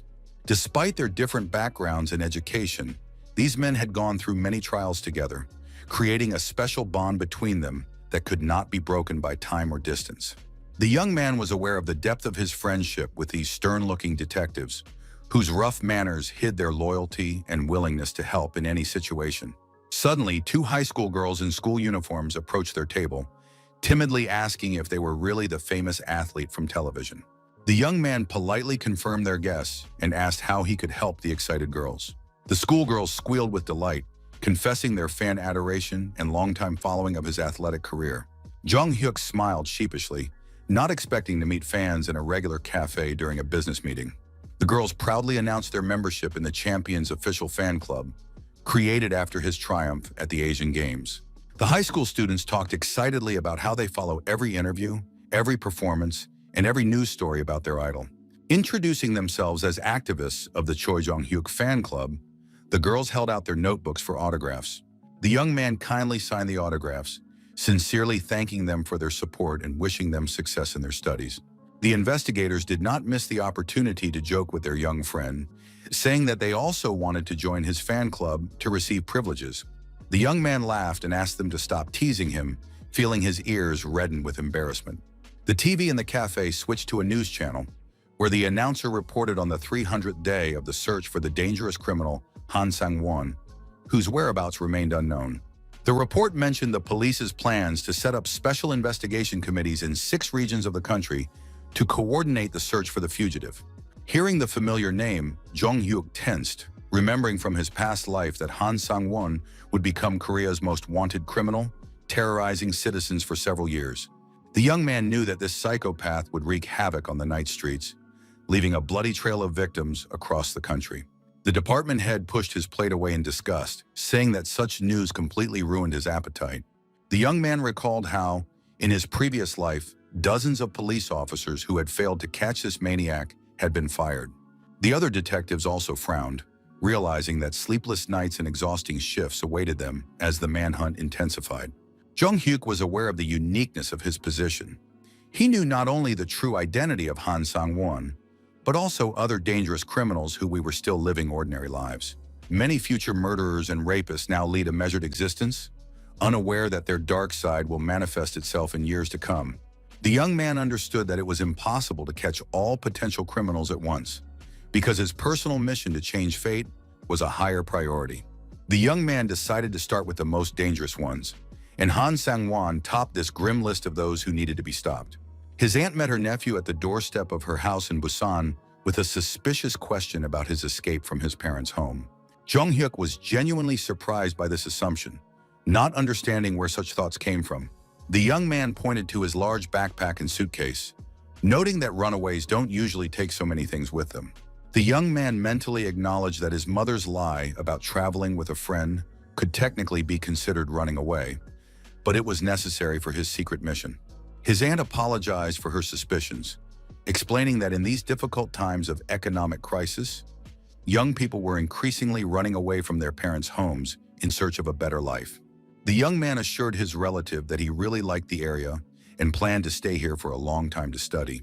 The woman warned him about the need to pay rent in advance, noting the modesty of the accommodation without any special amenities. Jung-hyuk was secretly delighted with his good fortune. Having money would allow him to conduct covert surveillance without attracting attention to himself. The young man made a list of necessary purchases, starting with thick curtains for the windows to hide his activities from curious neighbors. He checked the stability of the surveillance equipment he had installed and was satisfied with its reliability. A knock at the door interrupted his preparations, forcing him to hastily cover the equipment with newspapers. The courier delivered the box he had ordered, containing special equipment disguised as ordinary household appliances. The second package contained expensive rice cakes from a well-known pastry shop, an important element of his cover story. The young man remembered the main rule of undercover investigation: complete assimilation into the environment without the slightest sign of suspicious activity. After installing surveillance cameras, the young man began to methodically study the daily routine of the residents of the neighboring house. Jung-hyuk understood that the smarter the criminal, the faster he would notice the surveillance and change his hiding place. Han Sang-won was renowned for his exceptional powers of observation and ability to sense the slightest changes in the familiar surroundings of the neighborhood. In his previous life, despite the mobilization of enormous police resources, it took almost 2 years to arrest the maniac. The young man knew the approximate location of the hideout thanks to his memories of the criminal's diary he had found. Unfortunately, the diary did not specify the exact floor, which made it difficult to find him quickly. The young man was confident of success thanks to his knowledge of future events and the criminal's behavioral patterns. According to his calculations, it would take at least a week to establish a relationship of trust with the local residents. A group of elderly women who gathered in the courtyard every day was an ideal source of information about all the residents. Establishing contact with the local gossips required delicacy and naturalness so as not to arouse suspicion. As he approached the bench where the women were sitting, the young man heard them discussing the new student tenant. The elderly ladies greeted the young man warmly, noting the thoughtfulness of the treats he had brought. The most talkative of the women thanked him with a warm smile for the expensive rice cakes. The young man explained that he planned to treat all his neighbors when they returned from work in the evening. The landlord noticed the young man's generosity, hinting at the extravagance of such an expensive gift. Jung-hyuk clarified that he would only treat his closest neighbors, not the entire neighborhood. As if by accident, the young man pointed to the gloomy building opposite, asking about its residents. The atmosphere changed instantly. The women exchanged anxious glances, and their faces darkened. The young man innocently asked if there was any reason to avoid that house. The landlady lowered her voice to a conspiratorial whisper, informing him of the bad reputation of the girls from the house opposite, who led a dubious lifestyle. The elderly woman described with disapproval how these individuals leave during the day and return drunk at dawn, disturbing the peace of the respectable neighborhood. Jung-hyuk mentally rejoiced, as the information about the night butterflies perfectly matched his knowledge of the fugitive criminal's preferences. The young man remembered from the case files that Han Sang-won always sought refuge with women of easy virtue, using their apartments as temporary shelters. The young man innocently asked for the apartment number, explaining his desire to avoid awkward situations with questionable neighbors. After receiving information about apartment 204, the young man thanked the women and hurried to his observation post. Through the installed equipment, he saw a sleeping couple, the criminal and his temporary girlfriend in an untidy room. Han Sang-won woke up abruptly to the insistent ringing of the doorbell, his body tensing with sudden alarm. The man cautiously got up, listening to the sounds behind the door and trying to determine the degree of threat. The sleepy girl asked him discontentedly why he was so agitated, not understanding the danger of the situation. The criminal gestured for her to be quiet and cautiously crept up to the peephole to see who the uninvited guest was. The daylight and the quiet of the neighborhood somewhat calmed his paranoid suspicions of a police raid. The insistent voice outside the door continued to politely ask if anyone was home. The girl offered to open the door, seeing no reason for concern during the daytime. The woman stood up decisively and headed for the door, ignoring her guest's warning gestures. Opening the door slightly with the chain still on, she asked irritably why they were disturbing her so early in the morning. With a charming smile, Jong-hyuk introduced himself as the new neighbor, asking for a moment of her time to get acquainted. The girl looked the handsome young man over appraisingly, noting his obvious youth and innocent appearance. The young man handed her a box of expensive rice cakes, explaining the tradition of treating neighbors when moving in. The young man told her about his recent move for school and his desire to get to know the residents of the building. The woman accepted the gift with polite gratitude, but did not rush to invite the stranger inside. Through the slightly open door, the young man noticed a man's watch on the table, car keys, and a lighter. Jong-hyuk innocently asked if the girl lived alone in such a large apartment. The young man added that he had also just started living on his own and understood the difficulties of loneliness. The woman coldly suggested that he leave if he had no more questions, clearly wanting to end the conversation. The young man understood the need to stay longer to confirm the identity of the man hiding in the apartment. The young man asked to at least find out the neighbor's name for future encounters in the stairwell. Jong-hyuk complained about the lack of friends in the new neighborhood and suggested that they were close in age. The girl smiled, asking his age and noting the obvious difference in their ages. The woman told him to come another time. The woman handed him a business card for a wine club with the name Yumi and the address of the entertainment establishment where she worked in the evenings, hinting at the possibility of a future meeting in a more suitable setting. Jong-hyuk mentally rejoiced at receiving important information about the criminal's accomplices' place of work, which would greatly simplify further surveillance of their movements. The young man was absolutely certain of the woman's identity. She was the one who had been helping Han Sang-won hide from the police, providing temporary shelter in exchange for money and gifts.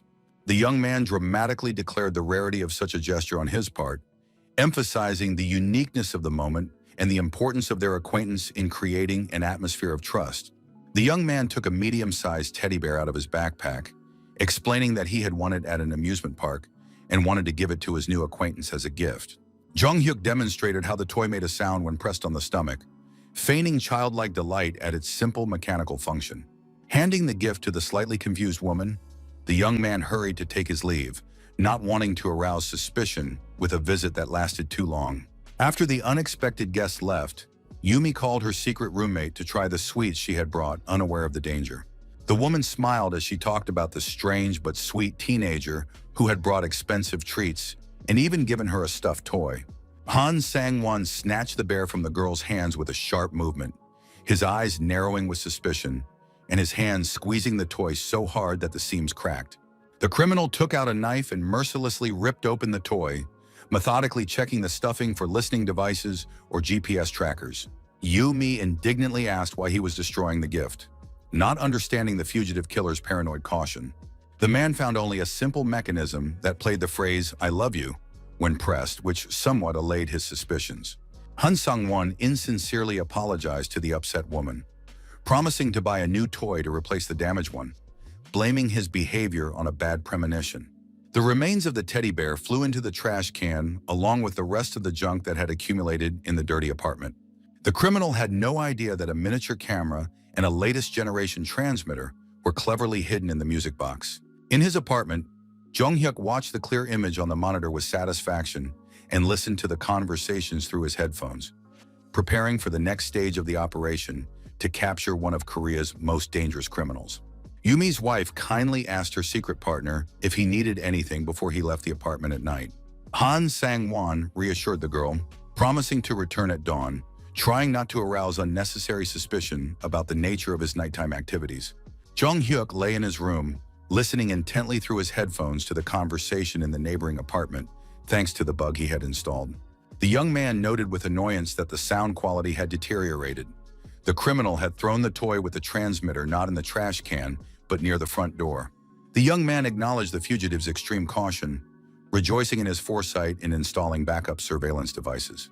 Through the speaker, the criminal's words could be heard, expressing regret about the girl's hard work and concern for her well-being. The sounds of kissing made the young man grimace with disgust, mentally reproaching the couple for their lack of decency. The young man assumed that the lovers were in the hallway, preparing to say goodbye before the man left. Jong-hyuk rushed to the window with his camera, preparing to capture the criminal's face as he left the building. The young man waited impatiently for Han Sang-won to appear, mentally urging him to leave his hiding place so he could take a photo. All these days, the young man had been methodically observing, studying the routine and habits of the dangerous fugitive. The click of the lock in his headphones signaled the long-awaited moment. The criminal was finally leaving the apartment. The young man pondered whether to follow the subject or limit himself to taking photos to hand over to the police. The guy knew from the file that even while on the run, Han Sang-won continued to commit serious crimes, including robberies.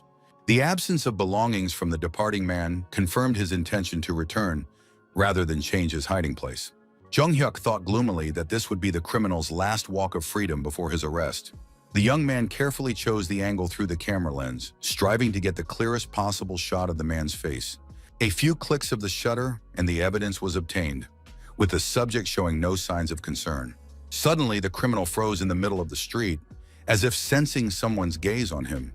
Han Sang-won slowly raised his head, scanning the windows of the houses in search of the source of his uneasy feeling.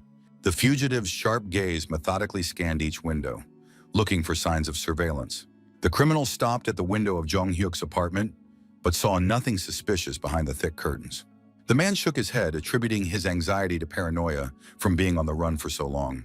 The guy breathed a sigh of relief, managing to hide behind the curtain just in time before the criminal's gaze reached his window. Han Sang-won continued on his way down the deserted morning street, unaware that he was being followed. Jong-hyuk leaned against the wall, feeling his heart pounding wildly with fear of being exposed. Studying the photos he had received, the young man was convinced of the correct identification. It was definitely the wanted killer. The board in the young man's room was covered with photographs, diagrams, and notes about the criminal's movements. The young man dialed the number of the head of the criminal department, reporting the discovery of Han Sang-won and his readiness to hand over the photographic evidence.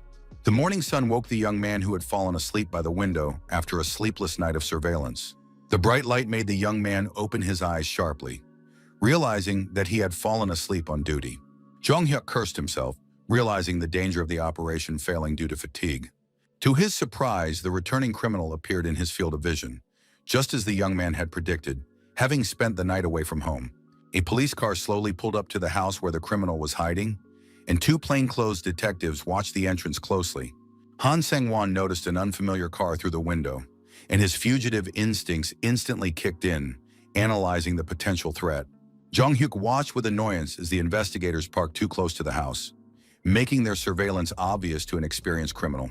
The fugitive returned to the apartment with a teddy bear in his hands, maintaining the appearance of a normal morning for his neighbors.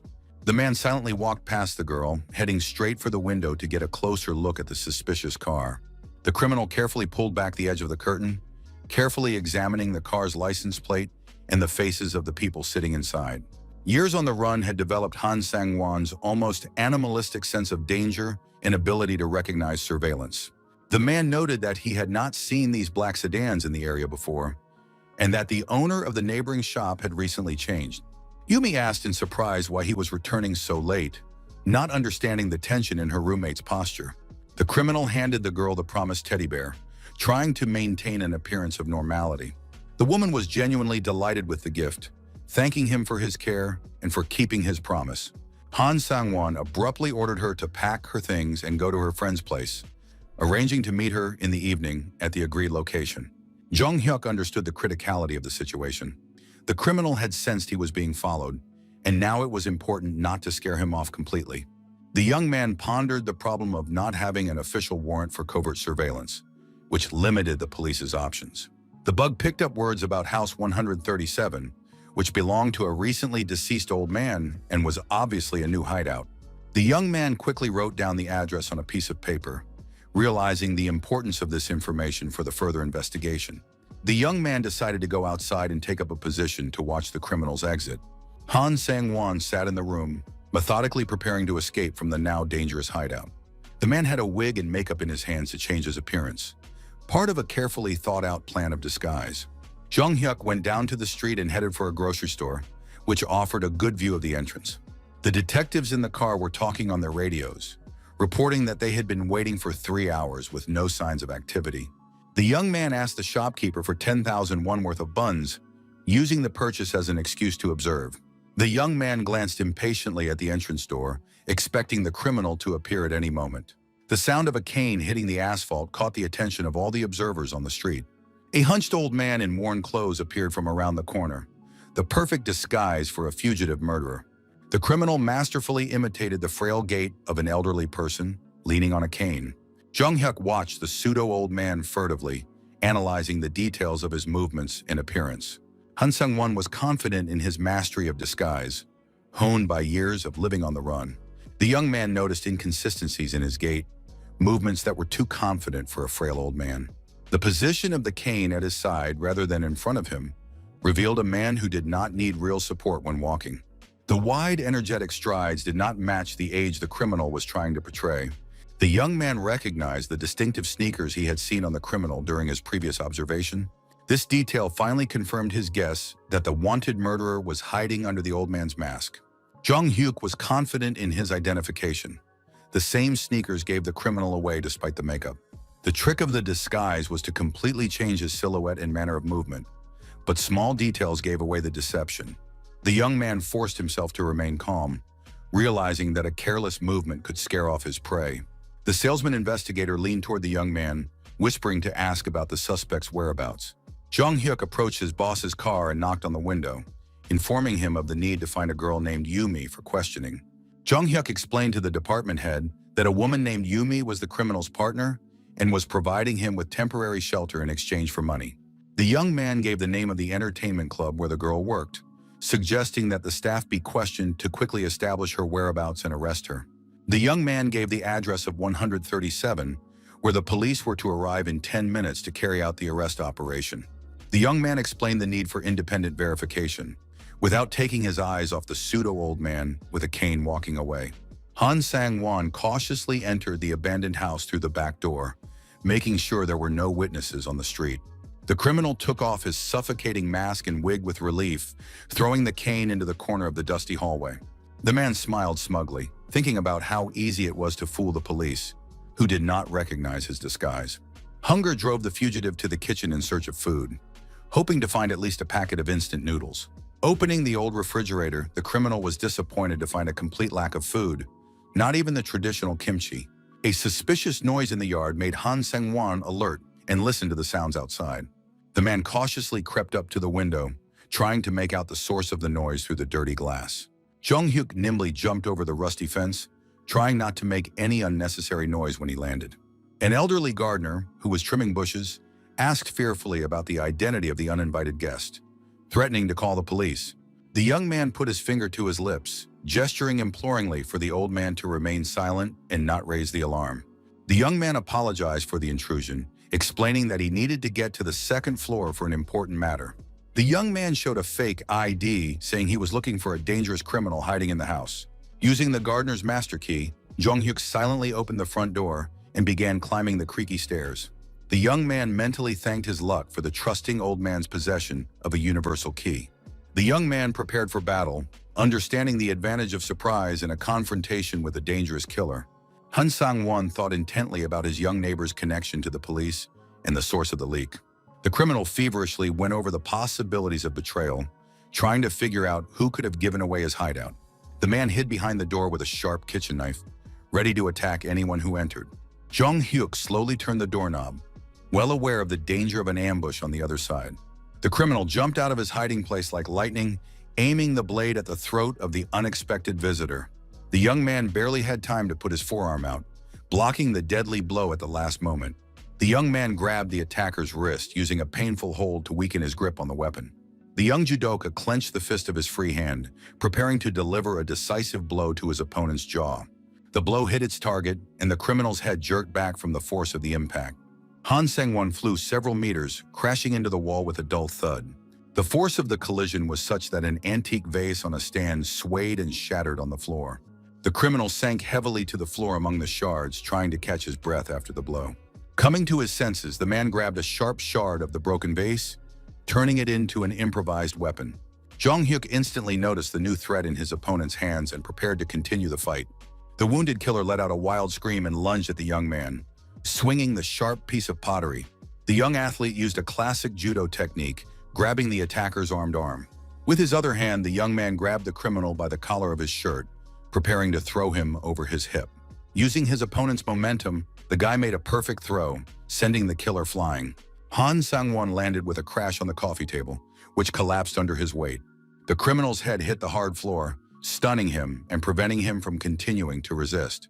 Jong-hyuk caught his breath, noting that the fight had been easier than expected. In the past, he had had to fight more dangerous opponents. Jong-hyuk thought with relief about the successful arrest of the criminal. Listening to the sounds of approaching police sirens on the street, the young man's attention was drawn to the whistling kettle on the stove, steam pouring from its spout and filling the kitchen with a damp mist. The young man noted with disgust that the killer felt so confident in someone else's house that he even cooked himself a meal. While the young man was distracted by the boiling kettle, Han Sang-won struggled to his feet, holding onto the wall. The criminal grabbed a pair of sharp tailor's scissors from the table and, with a desperate cry, swung at the young man's back. A blow from a police baton struck the killer's wrist, knocking the improvised weapon from his numb fingers. Investigators burst into the room at the most critical moment, preventing the attempted attack from behind. Jong-hyuk gratefully noted the timely arrival of reinforcements and the professionalism of the police officers.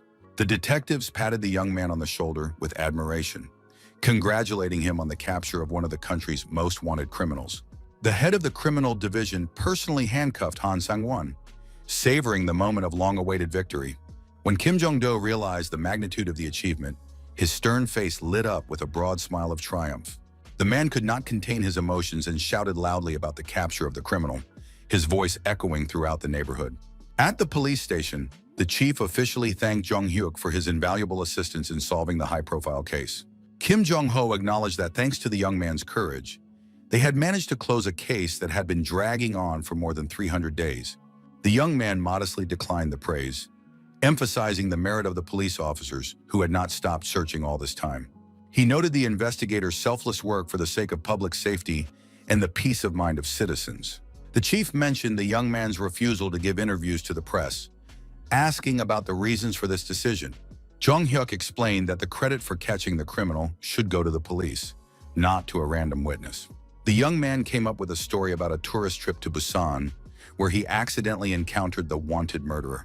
Detectives predicted that Chief Kim would soon be promoted and transferred to headquarters after such a success. Kim Jong-do reflected on the uniqueness of the young man, an Olympic champion with the talent of an investigator. The chief offered him special employment in the police force without going through the standard recruitment procedure. The man assured him that the decision was up to the young man and that he could take his time to consider the offer. Jong-hyuk politely thanked him for his trust but did not rush to give a final answer. The young man smiled thoughtfully, weighing the pros and cons of the offer to join the police force.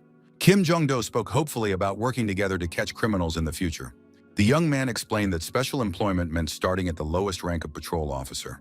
The young man recalled his past life, where he had spent years working his way up to the rank of lieutenant and did not want to repeat that path. The chief agreed with the logic of the refusal and asked about the reasons for avoiding publicity. Jong-hyuk wisely noted that a recognizable face would not be able to conduct covert investigations effectively. Kim Jong-do laughed and promised to treat the young man to the most expensive beef in gratitude for his help in advancing his career. The head of the criminal department apologized for having to return to his duties, promising to meet in the evening to celebrate the successful conclusion of the case. Jong-hyuk loudly addressed someone invisible, suggesting that they come out of hiding and stop hiding behind the corner of the building. A middle-aged man reluctantly emerged from the shadows, notebook in hand, clearly embarrassed at being spotted. The stranger suggested going up to his office to talk or going downstairs if that was more convenient for the young man. Reporter Park Yeon-il, with whom the young man had already dealt with after his victory at the Asian Games, came down the stairs. The journalist apologized for eavesdropping unintentionally explaining his professional interest in the details of the capture of a dangerous criminal.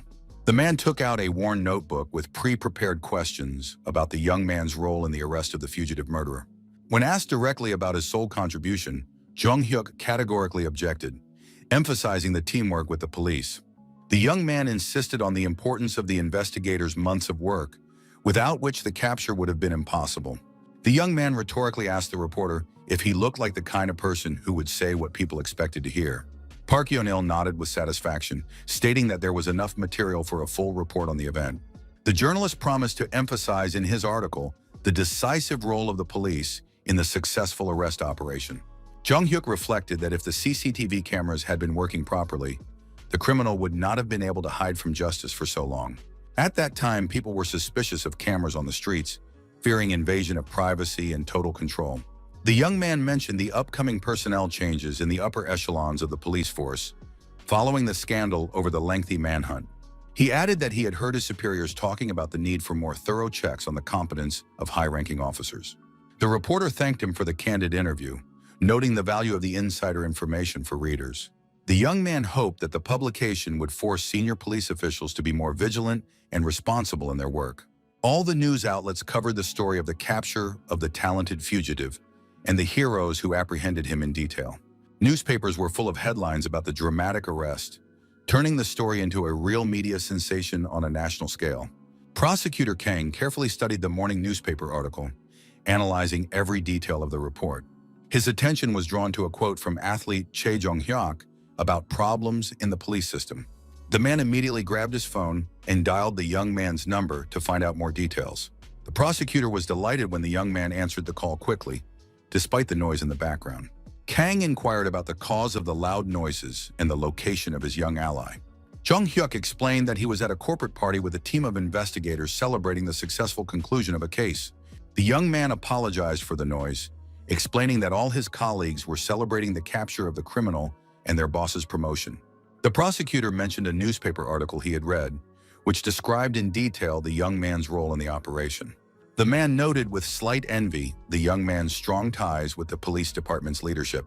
Kang half-jokingly warned him not to give in to persuasion to become a police officer, hinting at better prospects in the prosecutor's office. The young man confirmed his refusal of the police offer, assuring the prosecutor that his decision was final. Kang tactfully ended the conversation, not wanting to distract the young man from celebrating with his fellow investigators. After a brief farewell, the prosecutor hung up the phone, tapping his fingers thoughtfully on the table.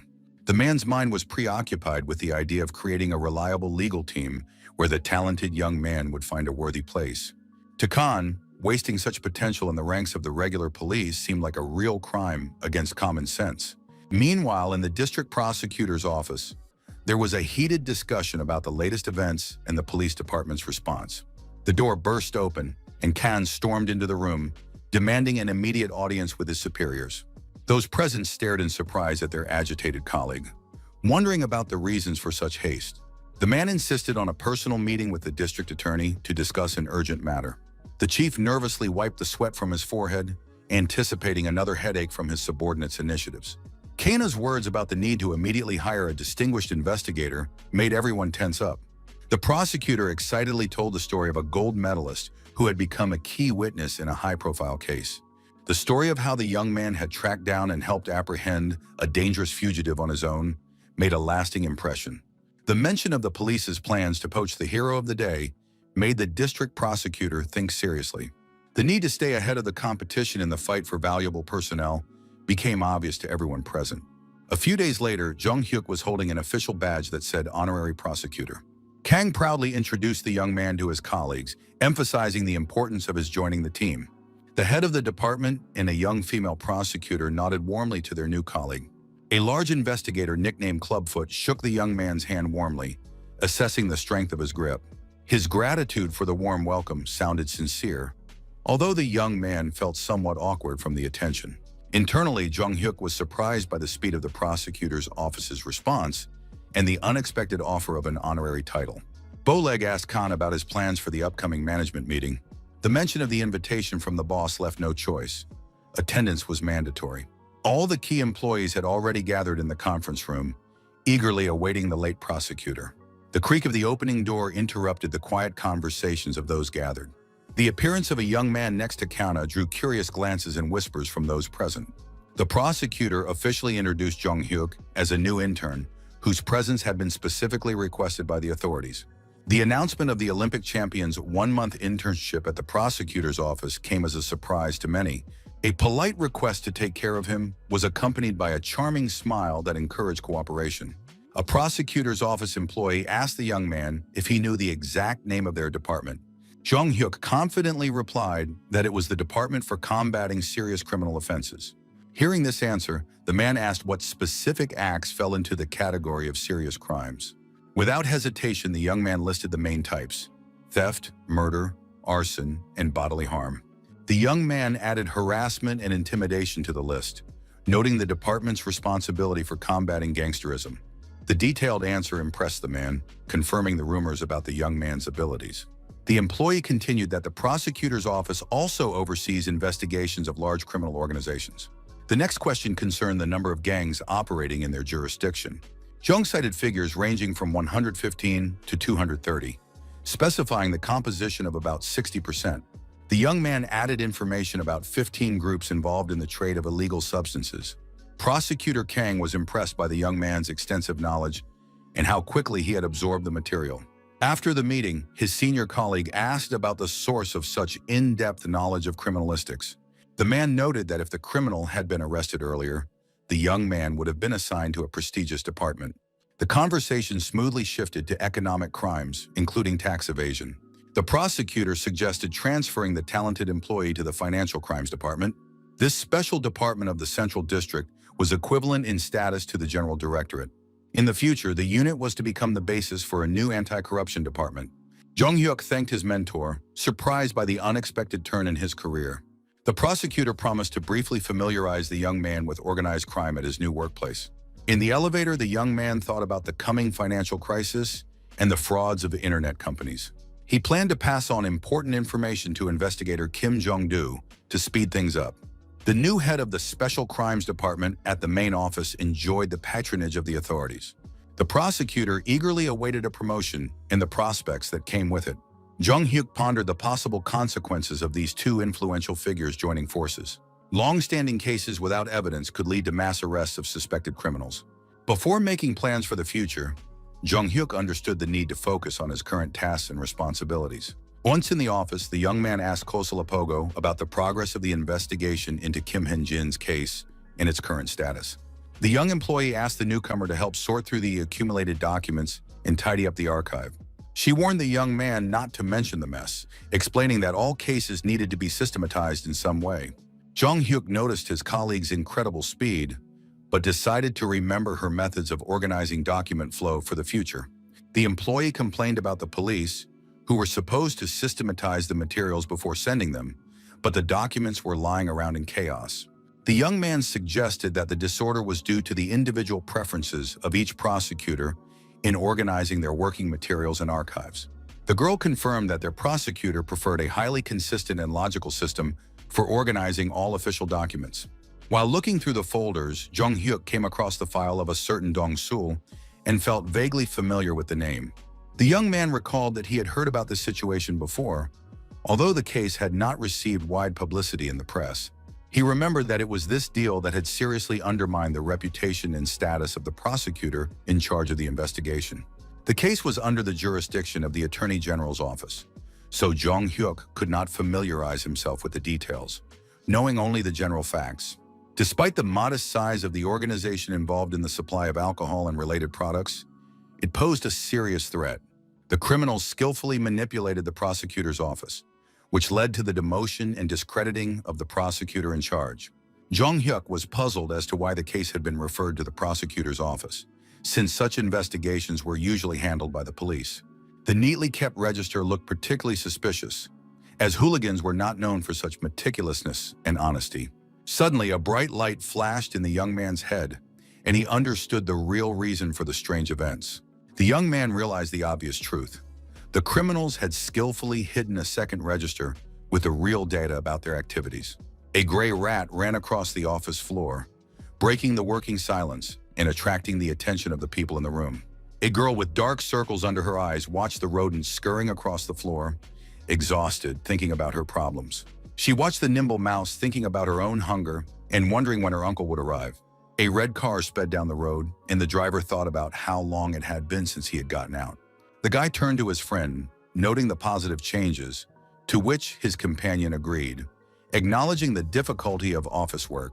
The man admitted that he hadn't been anywhere in a long time, so he was ready to buy any food his friend wanted. The clubfoot noticed that the prosecutor clearly did not want to see this particular guy on their work team. The senior colleague noted that the boss even allowed the newcomer to go to the scene of the incident to better understand the case.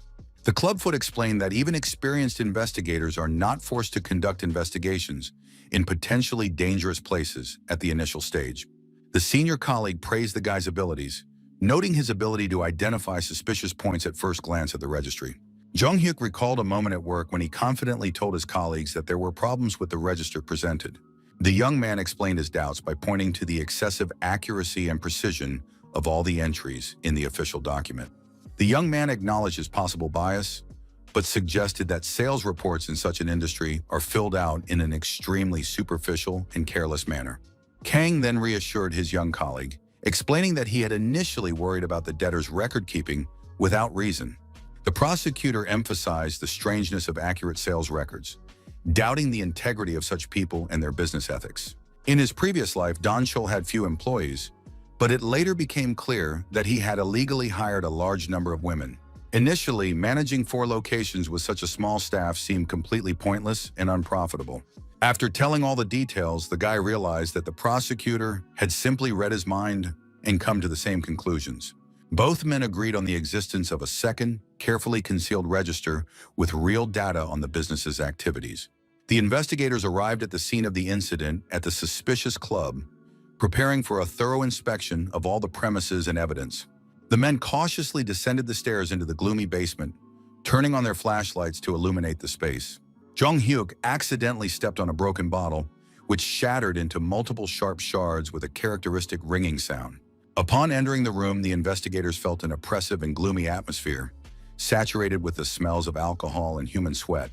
The clubfoot suggested that they first take a thorough look around and determine whether the hidden registry was indeed in this building. Jung-hyuk expressed his firm conviction that the documents they were looking for must definitely be stored in this very place. The investigators decided to start their search in the boss's office, realizing the need to be persistent and decisive in their investigation. The young man realized that simply waiting and doing nothing would only lead to disgrace and the failure of the entire investigation. The young man pondered the reasons for transferring the case to the Attorney General's office, suspecting that the names of high-ranking officials were included in the second register. In a previous life, an unknown woman left a secret register in front of a police station and then disappeared without a trace. The document contained the names of numerous employees, including minors, as well as detailed information about the establishment's regular customers. After the discovery of compromising evidence, the case was immediately transferred to the prosecutor's office, depriving the police of the ability to control the investigation. It was assumed that the evidence did not disappear by accident and that high-ranking officials at various levels were involved in concealing the evidence. Kosolapi noted with surprise that the young man quickly learned to orient himself and act correctly at the scene of the incident.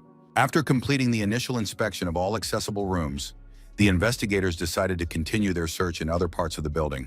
The chief stopped the young man at the door, warning him that minors were strictly prohibited from entering this particular room of the establishment. The man explained that the ban was because beautiful girls were changing clothes there, so the young man was strictly forbidden from entering. Jung-hyuk thought about the stupidity of such prejudices and resolutely pulled the door handle, ignoring the boss's warnings. Upon opening the door, the investigators discovered a strange room with a variety of women's clothing of various styles scattered across the floor. What struck the men most was the sharp, unpleasant smell, which was definitely not there during their previous visit to this place. The young man asked his boss for the exact number of girls who worked there and was told that there were 12 employees. The young man noticed that there were more than 15 items of clothing lying on the floor, which was clearly too many for that number of people. After carefully counting all the scattered clothes, there were more than 100 different outfits and accessories throughout the room. Jung-hyuk noted that in such establishments, the rush hour is on the eve of Saturday, so the girls risked getting fines. The boss, in complete shock, asked the young man how he managed to guess such obvious but hidden details. The young judoka reminded his interlocutor of his words about the absence of anything suspicious in the back room of this establishment. The man confirmed that there were indeed police officers there who were simply guarding the area and doing nothing else. Hearing this answer, the young man suggested the possibility of secret rooms or hidden storage areas for evidence in the building. This question came as a complete surprise, as no one could imagine where secret rooms could possibly be located there. The chief laughed and sarcastically remarked that the young man had obviously watched too many detective movies with similar plots. Jung Hyuk decided to go all the way in his search and began methodically feeling all the walls in the room. The young man tapped on each section of the wall, trying to check all suspicious places and irregularities as thoroughly as possible. The guy noticed a strangely hollow sound on one side, different from the dull thuds on other sections. The investigators realized that they needed to work together to press on the suspicious section of the wall and see the result.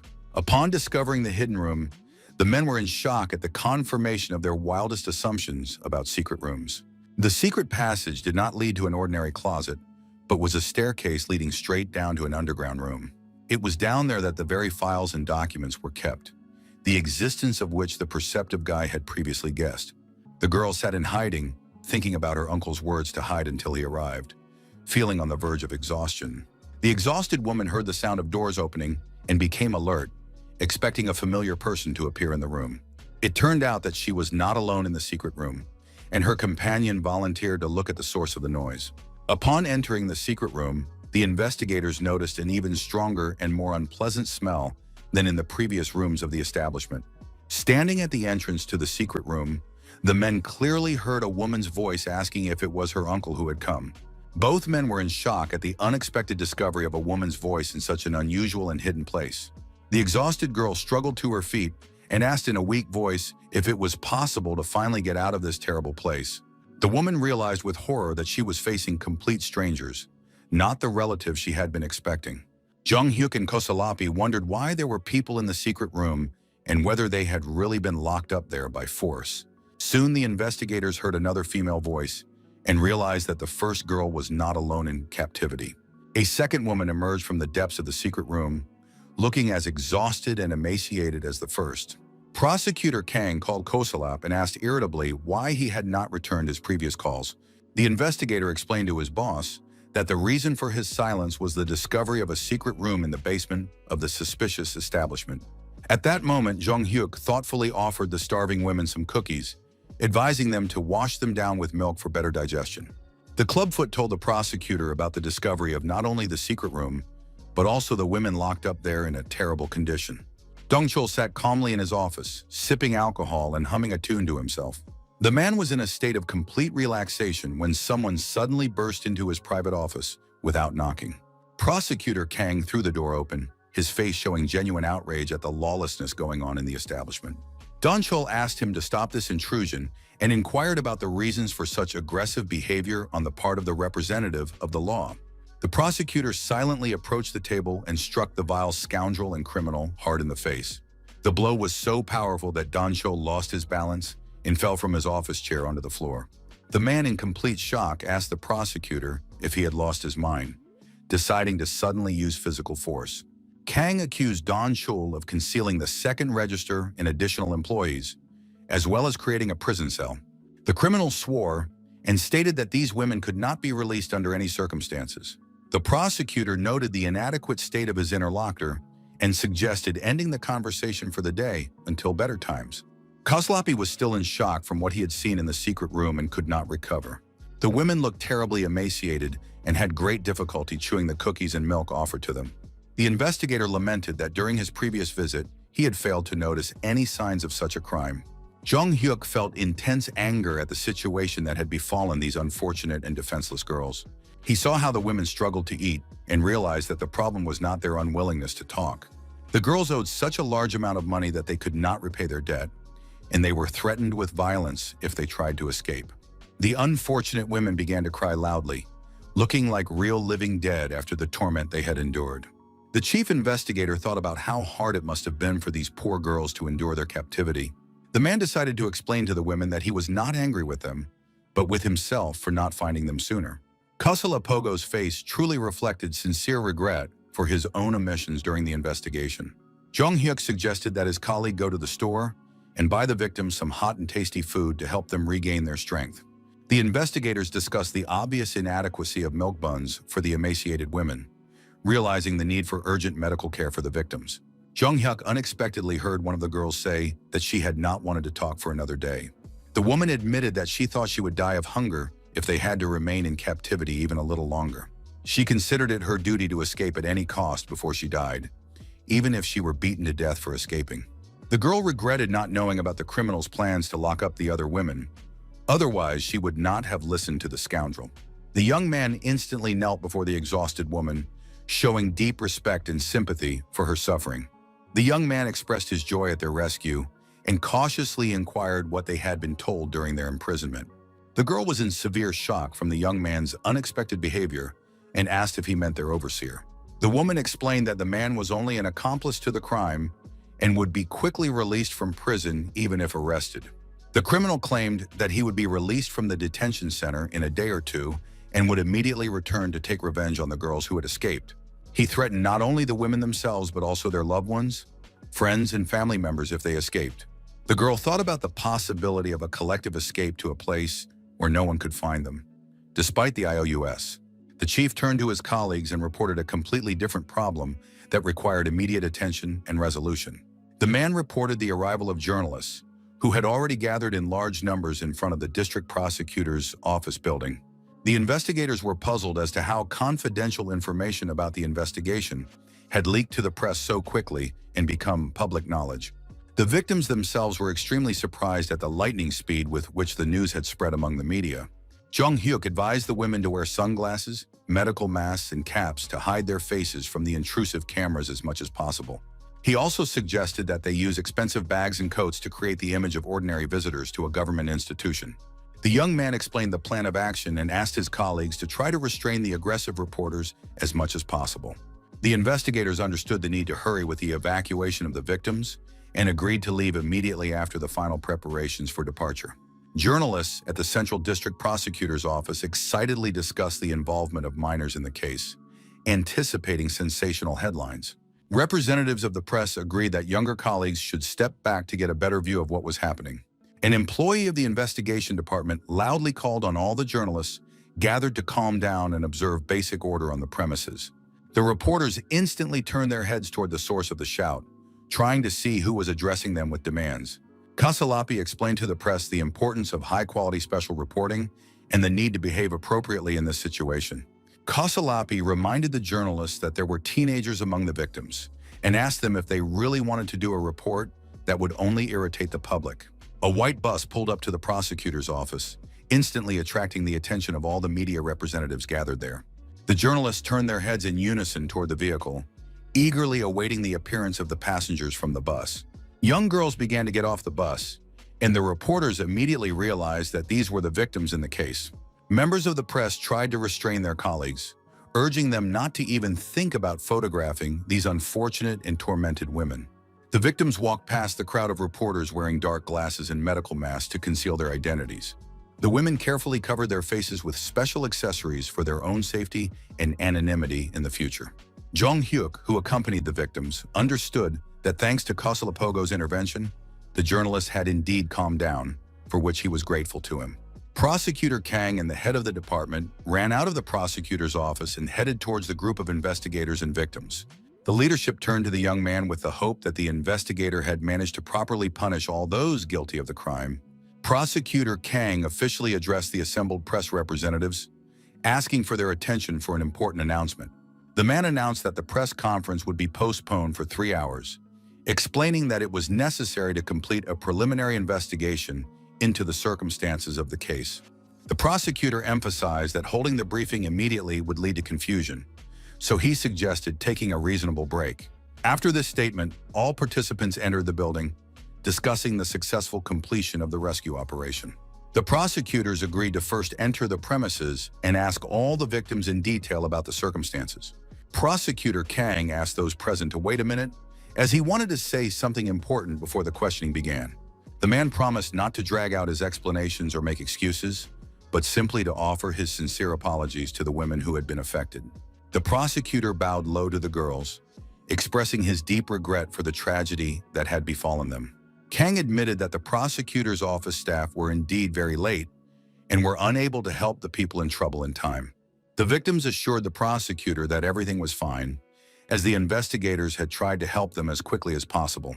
Jung-hyuk understood how difficult it was for the proud prosecutor to admit his own guilt and bow his head to others. The young man realized that his boss was actually a strong and outstanding person with high moral principles. The young man approached the girls and explained that he was giving them expensive clothes to change into so that no one would recognize them. One of the women asked why he advised them to take beautiful clothes and expensive bags for camouflage. The young man recalled that he had successfully used this method in his previous life to conceal the identities of crime victims. The girl thanked the investigator and politely asked for permission to know the name of her savior, if he didn't mind. The guy introduced himself. The girl introduced herself as Henji, and then he advised her to forget everything and return to her normal life. With a sincere smile on her face, the woman once again thanked the young investigator for his help and support. Jung-hyuk pondered the strange feeling of familiarity with this name, which for some reason seemed well known to him. Prosecutor Kang suddenly hugged the young man from behind and asked admiringly how he had come up with a way to help the victims remain unnoticed. The man admitted that he had not even taught the young man such methods, but he performed all tasks too perfectly anyway. The prosecutor hurriedly suggested that they quickly go inside the building, as the Attorney General was already actively searching for the young investigator. The Attorney General asked the young man if this kind of work was his true calling in life. The high-ranking official noted that the young man had not been working as an honorary investigator for the prosecutor's office for very long. The Attorney General expressed his gratitude for the discovery of important evidence and emphasized the significance of the young man's contribution to the investigation. Jung-hyuk modestly replied that he was just lucky and that nothing would have been possible without the help of the prosecutor and other investigators. The chief thought that this young man truly possessed not only outstanding abilities, but also rare modesty. The Attorney General expressed such deep gratitude that he was ready to grant the young investigator any wish as a token of his appreciation. Deep down, the young man thought about how he would really like to have access to the archives of the main prosecutor's office. The Attorney General encouraged the young man to speak openly and not to be shy about expressing his wishes and requests. The young man knew of rumors about the existence of countless high-profile cases in the Central Investigation Department that could shake the entire country. The young man assumed that he might find information there about the very criminal organization he had to take revenge on for the past. Jung-hyuk replied that he had simply done his duty and that his only personal desire was for Korea to become a safe place. The Attorney General noted the similarity of their desires and suggested that they work together for the good of the people and national security. The leadership suggested that the young investigator take a break while they finished their conversation with the Attorney General about future plans. The chief remained alone with his high-ranking colleague and confirmed his words about the extraordinary nature of this young man. The men discussed the surprising fact that the young man had refused to fulfill his wish when he was offered any reward for his achievements. The Attorney General reflected on the dream of a safe Korea and recognized the young man as a truly outstanding talent with noble goals. The high-ranking official informed Prosecutor Kanu of the Attorney General's office's plans to conduct a search in connection with the arrest of the criminal. Measures were also planned to confiscate the property of the suspicious establishment and all related assets. The Attorney General emphasized the need to take care of the young man, predicting a great future for him in law enforcement. Suddenly, the Attorney General's cell phone rang, interrupting an important conversation about the plans and prospects of the young investigator. The caller introduced himself as the head of the Kwan and Park Holding Company, who wanted to speak urgently with a high-ranking official. The Prosecutor General was puzzled by the sudden call from the head of a large consulting firm at such an inopportune moment. Jung-hyuk left the building with the prosecutor and offered to treat him to lunch, realizing that he had not had time to eat during this time. The prosecutor asked his young colleague about his preferences, noting his hard work and the need to eat well after a difficult day. The young man mentioned that he had something for his mentor and reached into his briefcase for an important document. The young man took out a strange electronic device and asked the prosecutor to look at the readings on this technical device. Jung-hyuk explained that it was the profit from investments that the prosecutor had made earlier on his advice and recommendations. The man looked at the display and saw the numbers 10,000, then 500,000, not believing his eyes. Looking closer, the prosecutor was amazed to see $1,000,000 in investment profits on the display. Kang thought about the improbability of the situation. Not even a week had passed, and the million had turned into $6,000,000. Jung Hyuk explained the excellent performance of companies in the US and the opportunity to earn even more by the end of the current month. The prosecutor expressed his immense gratitude to the young investigator for such valuable investment advice and assistance. Kang repeated his question about the young man's food preferences, truly wanting to thank him for his invaluable help. The young man thought that if his mentor was so insistent on treating him, he had one small request. Jung Hyuk left the restaurant with a bag of delicious food, planning to take it home for a family dinner. The young man walked with fish dishes as appetizers, hoping that his mother would enjoy such a treat. The young man realized that he had been neglecting his mother under the pretext of being overly busy with work and investigations. Thanks to the prosecutor's permission to study the archives of the special departments of the General Prosecutor's Office, he spent a significant amount of time there. Although he did not have time to review the archives of the Middle Department, access to the secret files was a huge success. When he got home, the young man happily shouted to his mother about his return, expecting a warm welcome from his loved one. Looking around, the young man was surprised to find his mother missing from her usual places in the house. Jung Hyuk carefully placed the snacks he had bought on the way back on the kitchen table for dinner with his mother. The boy decided to knock on his mother's bedroom door, hoping to hear her voice in response. Receiving no answer, the young man headed to the bathroom, assuming that his mother might be there at that moment. Jung Hyuk realized how strange the situation was, as there was no sign of his mother even in the bathroom. Continuing his search of the house, the young man noticed unusual disorder in one of the rooms, which had clearly been left by someone. The young man was completely baffled by the chaos he saw, not knowing how to react to such a situation at home. Jung Hyuk saw scattered items lying on the floor without any order or system. Fortunately, his mother opened the front door and asked in surprise when her son had managed to return home from work. The young man was very worried about his mother's fate, admitting that her absence had frightened him greatly. The young man anxiously asked his mother where she had gone alone so late at night without warning. The woman told him that she had visited her neighbors to treat them to homemade snacks and enjoy pleasant conversation with friends. Looking at her watch, the mother admitted that she had indeed chatted with the neighbors and did not notice how late it had gotten. The son confessed to his mother that he was very frightened and worried about her safety, not hiding his emotions from his loved one. The woman asked her son with concern what had happened to him and what events had caused such an alarming reaction. The boy simply hugged his mother tightly and asked her never to scare him again with such unexpected absences from home. The woman tenderly remarked that her son was already so grown up, yet he was still frightened by his mother's absence from the house. Jung Hyuk thought about the fear of a car accident involving his mother, as had happened in his previous tragic life. Winter came, and people had fun on the ski slopes, enjoying active winter recreation and entertainment. The boy's mother expressed her gratitude to her son for organizing the family trip, emphasizing the importance of spending time together. She happily noted that this was their first full-fledged family trip in a long time of living together.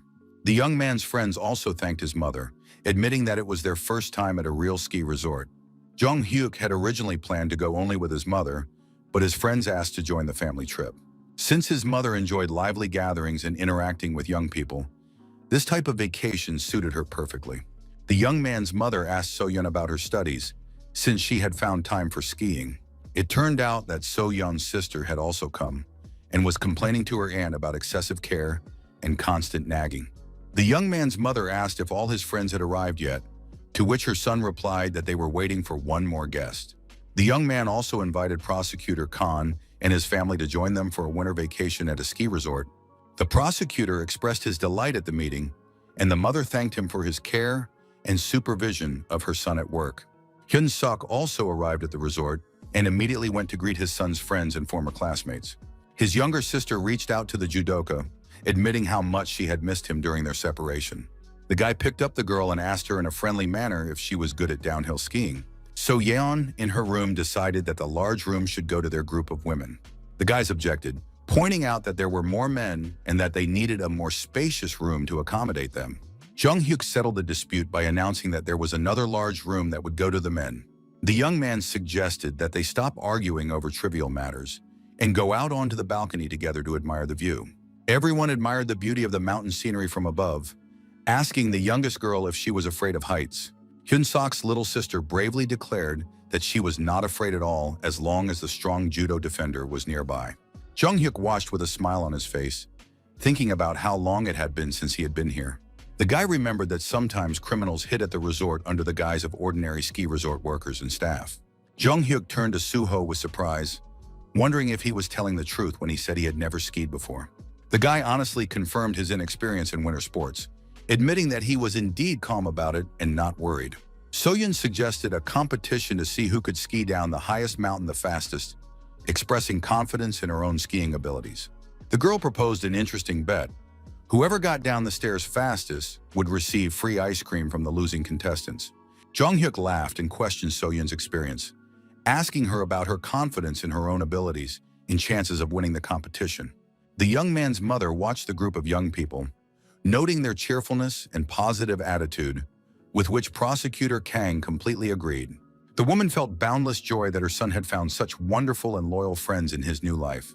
At the ski master class, the instructor explained the technique of stopping, demonstrating the correct foot placement and body position on the slope. The coach showed how to position your feet and descend a winding route, drawing smooth turns on the snow-covered mountain slope. During the explanations, the instructor noticed something surprising that caught his professional attention and aroused genuine interest in what was happening. All the guys present simultaneously turned their attention to a snowboarder who was masterfully performing tricks on the neighboring slope with incredible ease. A man was descending the slope on a snowboard with astonishing speed and grace, demonstrating a professional level of mastery of this extreme sport. So Yan and Suho were completely enthralled by the skill they saw, forgetting about their own bet and competition in speed skiing. It turned out to be Jung-hyuk, who, like a true master of extreme sports, rode his snowboard with professional technique. The guy approached his friends and asked with a smile if they had managed to warm up properly before the main skiing session. His friends expressed their doubts about Jung-hyuk's claims that this was his first time skiing, as his skill suggested otherwise. The young man confirmed with a sincere smile that it was indeed his first time skiing, although he understood that this only applied to his current life. Suddenly, someone screamed in panic, warning everyone to immediately move the children away from the dangerous trajectory. Jung-hyuk turned toward the source of the scream, trying to understand who was warning of the danger and what was happening on the slope. He saw a girl skiing down the slope at breakneck speed, clearly unable to control her skis and losing her balance. The unfortunate skier was screaming, "Oh my God," in English, expressing her horror at the critical situation she was in on the slope. The girl was rapidly approaching a crowd of vacationers, and a collision seemed inevitable, threatening serious injuries for everyone involved in the incident. So Yan was already mentally preparing herself for the terrible collision, realizing that in a few seconds the uncontrollable skier could knock her off her feet.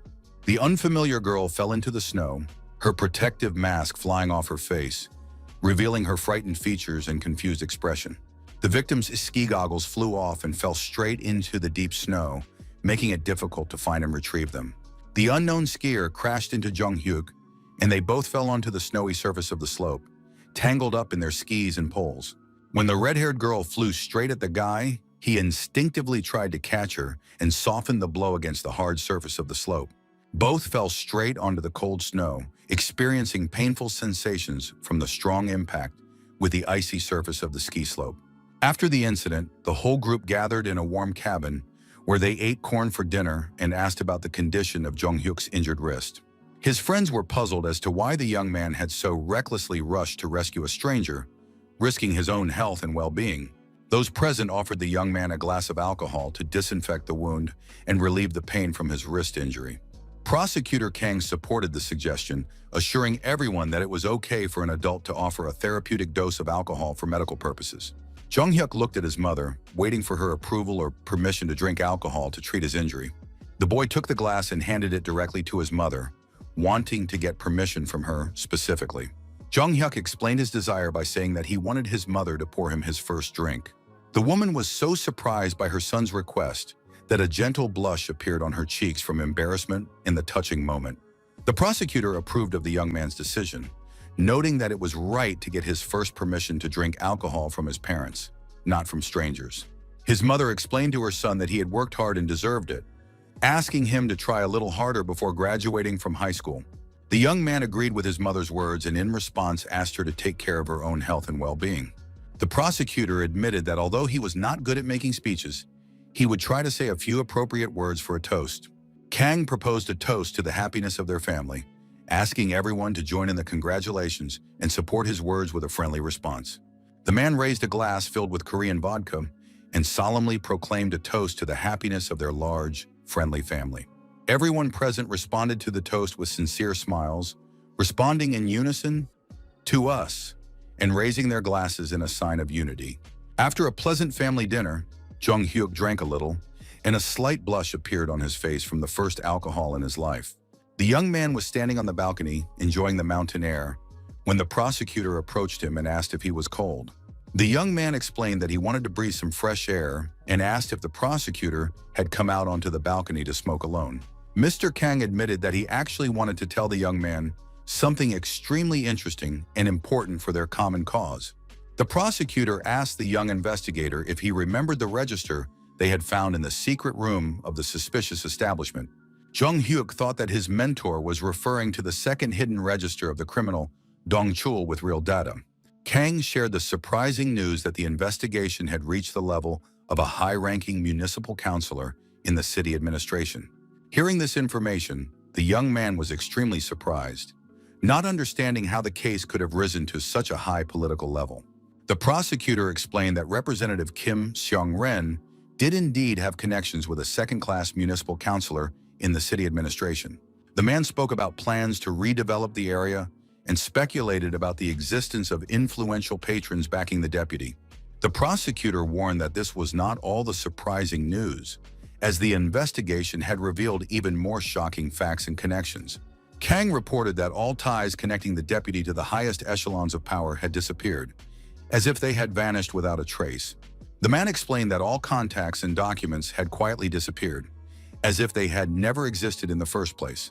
Jung-hyuk inquired about the fate of the deputy himself, assuming his arrest or detention in connection with the disclosure of the criminal scheme. The prosecutor reported the tragic news of the deputy's death on the day he was summoned for questioning. The man had hanged himself at home.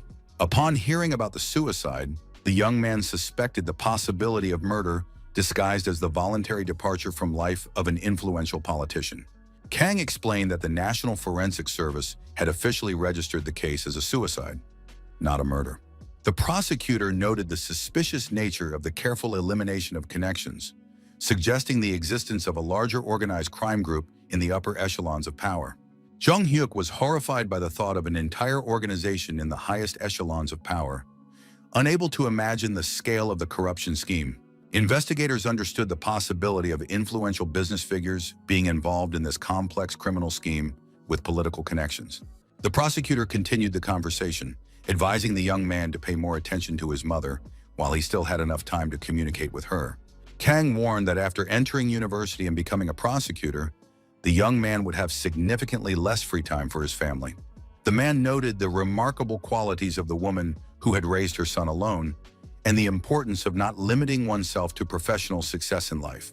The young man promised to do his best, although he thought to himself that he did not yet know for sure whether he would become a prosecutor. After a serious conversation with his mentor, Jung-hyuk sank into deep thought about his future and family priorities. The young man stood on the balcony, breathing in the frosty air and thinking about the existence of an entire criminal organization in the highest echelons of power. He wondered if this organization could be connected to those who had harmed him and his mother in his past life. Jung-hyuk firmly decided that no matter what happened, he would never stray from his goals and principles. The young man suggested that his mother go down the slope with him, reminding her that they had come here to ski, not just to watch others. The woman agreed, expressing interest in seeing her son's skiing skills and spending time together on the ski slope. The red-haired girl who had crashed into the boy yesterday approached them and asked about the condition of his injured wrist. Jung-hyuk explained that it was her he had collided with yesterday, assured her that everything was fine, and invited her to dinner. The girl politely asked if they would mind if she and her father joined their friendly company for dinner. The young man noted that he had not had the opportunity to introduce himself yesterday and introduce the stranger to his mother and other friends. The girl's father expressed his deep gratitude for saving his daughter and introduced himself as Mr. Kazel Shak, a university professor. The red-haired girl's name was Irina, and she was 18 years old, which made her the same age as Jong-hyuk and his classmates. The young man noticed that they both spoke Korean very well, which aroused surprise and interest in their origins. The man explained that he worked as a professor of English in the foreign languages department at a Korean university.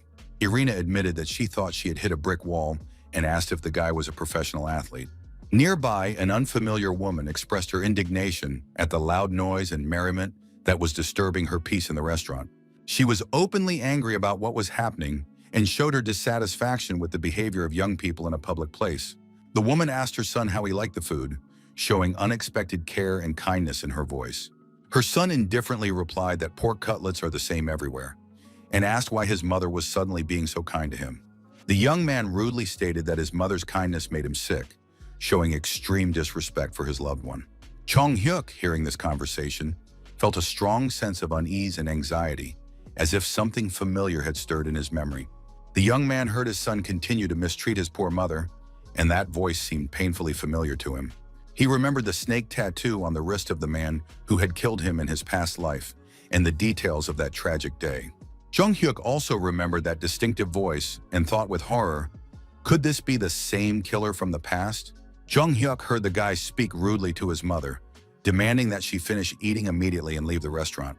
The young man listened carefully to their conversation, wondering what kind of unworthy person would treat his own mother that way.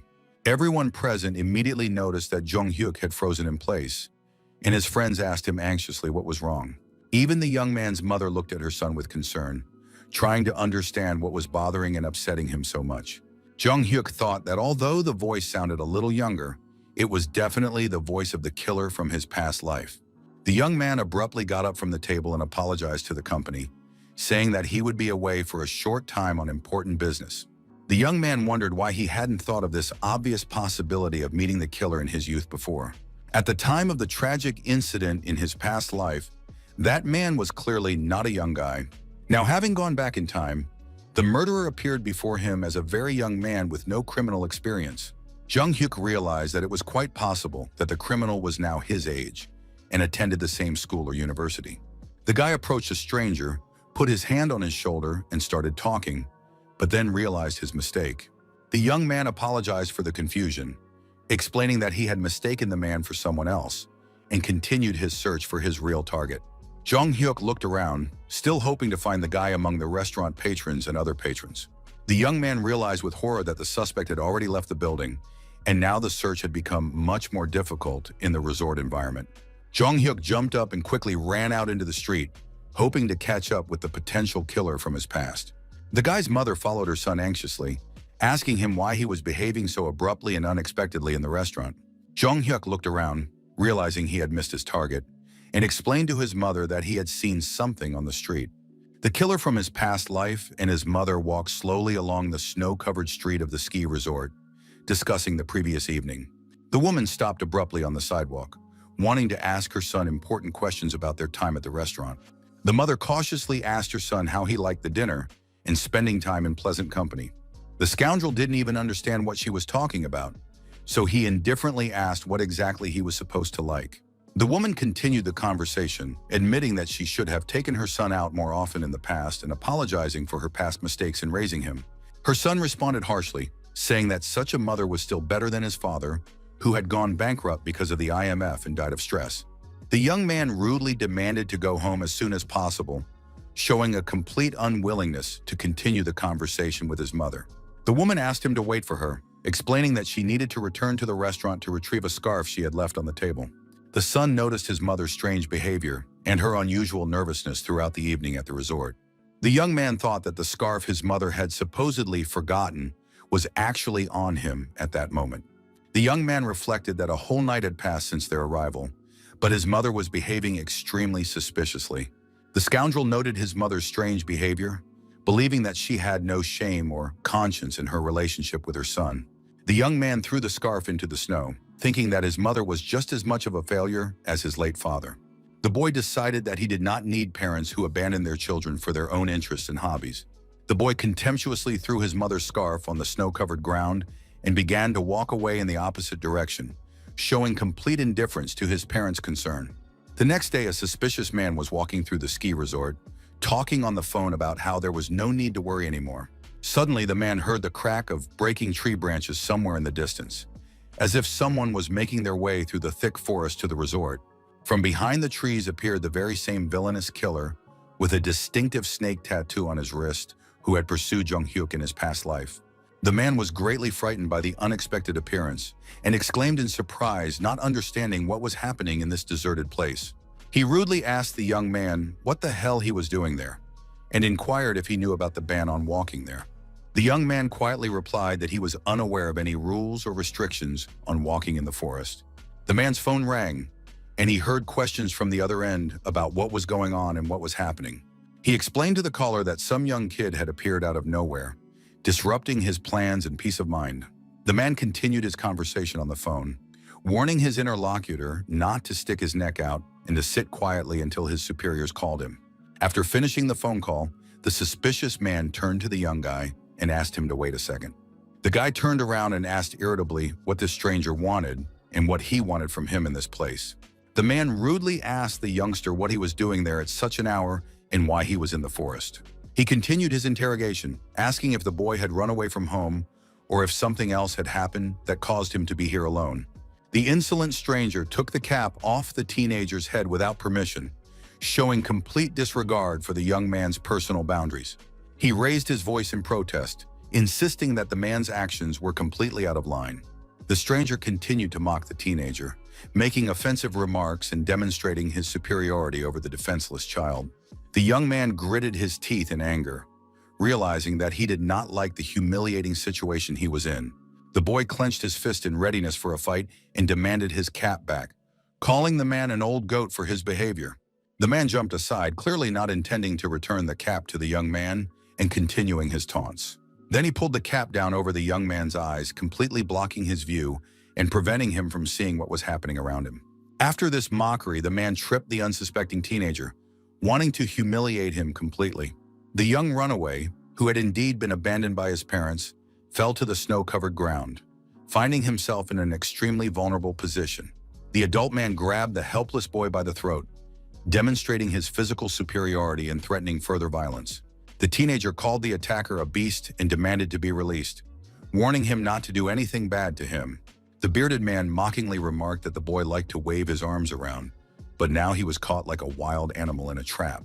This real devil suggested that the boy go with him, promising to feed him properly and take good care of him. The young man's face reflected his shock at the unexpected offer and his incomprehension of the true intentions of this strange stranger. The guy wondered with surprise if anyone in this world really wanted to take care of him and help him.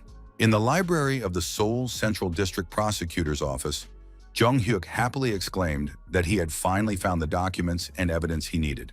The young investigator realized from the materials he found that the death of official Kim was definitely a murder, disguised as a suicide by influential criminals. The individual involved in this case was an advisor with a 3-year term of office and committed suicide immediately after the discovery and started the investigation. It has been 3 years since this case, and as in Kim's case, all connections to higher-ranking officials have disappeared without a trace from the paperwork. The documents and evidence disappeared as if this person had never existed in nature or in the state system. The criminal organization may have existed for at least 30 years, counting from the time before the murder of Jung-hyuk. Suddenly, an elderly man entered the library and asked in surprise what the young man was doing in the archives at such an hour. The old man curiously asked the young man what he was studying so intently among the dusty folders and old documents of the prosecutor's office. The man noted the young observer's attentiveness and expressed admiration for his dedication to his work and attention to justice. The old man expressed his wish that science would advance and help solve all the so-called cold cases of the past. Jung-hyuk thought about talking to this experienced man about such cases and suggested they have coffee together. The man smiled and remarked that the future prosecutor was going to treat him, an old man, to something in gratitude for the conversation. Suddenly, the young man's cell phone rang, which the elderly interlocutor noticed, interrupting their interesting and informative conversation. Jung-hyuk apologized, saying that he knew about the call, but that the phone could wait a little while until he finished talking to the wise man.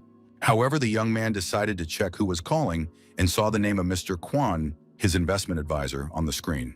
The old man asked understandingly if it was important and added that he was always here, so they would see each other next time. Jung Hyuk replied awkwardly that he felt uncomfortable leaving like this and asked if he could come back to continue the conversation. The man kindly confirmed the possibility of future meetings and asked the young man to leave while he tidied up the archive a little. After that, the young man left the library and the old man watched him attentively and thoughtfully until he reached the exit. As soon as the young man was completely out of sight, the smile disappeared from the man's face and his expression became completely different, more serious. He began to carefully put away the boxes of documents that the young investigator had been studying, erasing all traces of his research. The old man quietly remarked that sometimes ignorance really is bliss for curious young people. Jung Hyuk went outside and started talking on the phone with Kwon, apologizing for the delay in answering the call. The guy thought about the long search in the archives for information about this organization, but he couldn't find anything special. If it had been that simple, he would have caught the criminal long ago and uncovered the entire corruption scheme. Jung Hyuk apologized to Kwon for the delay in answering, explaining that he had been busy with important work in the prosecutor's office archives. Kwon reported that the .com investment story was coming to an end and suggested that they finish the project together in the near future. The young man smiled and agreed that it was the right thing to do, promising to come as soon as possible to finish the job. The young man quickly caught the first taxi he saw to get to the meeting place with the investment consultant as quickly as possible. Getting into the car, he asked the driver to take him to his destination as quickly as possible without breaking any traffic rules. A strange car suddenly appeared behind Jung Hyuk's taxi and began to follow them unobtrusively through the streets of Seoul. The black car seemed to be following Jung Hyuk's taxi the whole time, keeping a discreet distance on the streets of Seoul. The guy arrived at his company, sat down at the conference table, and asked the employees how the move to the new building was going. Kwon admitted that she was completely focused on the .com project, so she completely forgot about other important company matters. She explained her plans to find a few more employees to expand the business, so the move needed to be completed before the staff increased. Jung Hyuk suggested postponing the discussion of the move and asked his colleagues to do one important thing for society first. He shared his idea of creating a shelter for teenagers who run away from home due to family problems and violence. Kwon and Taegu looked at each other in confusion, wondering about the details of the project, and Jung Hyuk confirmed his desire to help underage runaways. The young man explained the need to help teenagers who want to wait out a difficult period by providing not only shelter and food, but also education. The economist noted that such a project would require a large financial investment and inquired about the motivation behind this decision. Jung Hyuk froze for a second at this question, as he did not know how to explain the true reasons for his desire. He remembered how he had lost track of the young man at the resort and continued to wander the slopes, but returned empty-handed. He was struck by the number of parents who had lost everything due to the IMF crisis and found themselves in desperate financial straits. Many of them left their children at ski resorts and amusement parks, unable to afford to support them. Jung Hyuk explained that they now earn a lot of money. He used to only think about it, but now it has become a reality. The young man addressed the employees, noting their talent, but also noticing some confusion in the real estate and business sectors. The young man expressed the need for an informant who would act as a reliable source of information, similar to a private detective. Jung Hyuk recalled that Dorian Gray had more than 8 personal informants, including even gangsters. Among the informants were flop house owners and various convicted criminals willing to cooperate for a fee. While the young man was deep in thought about his future plans, the black car continued to follow him unnoticed.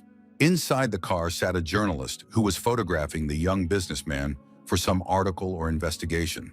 There were 2 men in the car, the driver and the photographer, discussing how hungry they were and wanting to take a break.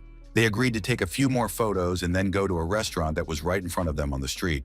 However, journalists noticed that the young man suddenly disappeared from view, as if he had vanished into thin air among the passers-by. The photographers were upset because they still needed to take several high-quality photos for the article about the young entrepreneur. The men began to argue with each other, blaming each other for the missed opportunity and distraction from the main task. Jung Hyuk suddenly appeared behind the car and grabbed one of the journalists by his clothes, catching them off guard. The guy quickly threw the photographer out of the car, causing him to fall painfully onto the asphalt of the city street. The driver of the car was in complete shock, not understanding what was happening or who had attacked his colleague. The frightened journalist's face changed dramatically, and he began to tremble with fear in front of the angry young man. Jong-hyuk viciously asked the only question about who exactly had sent the journalist to follow him and for what purpose.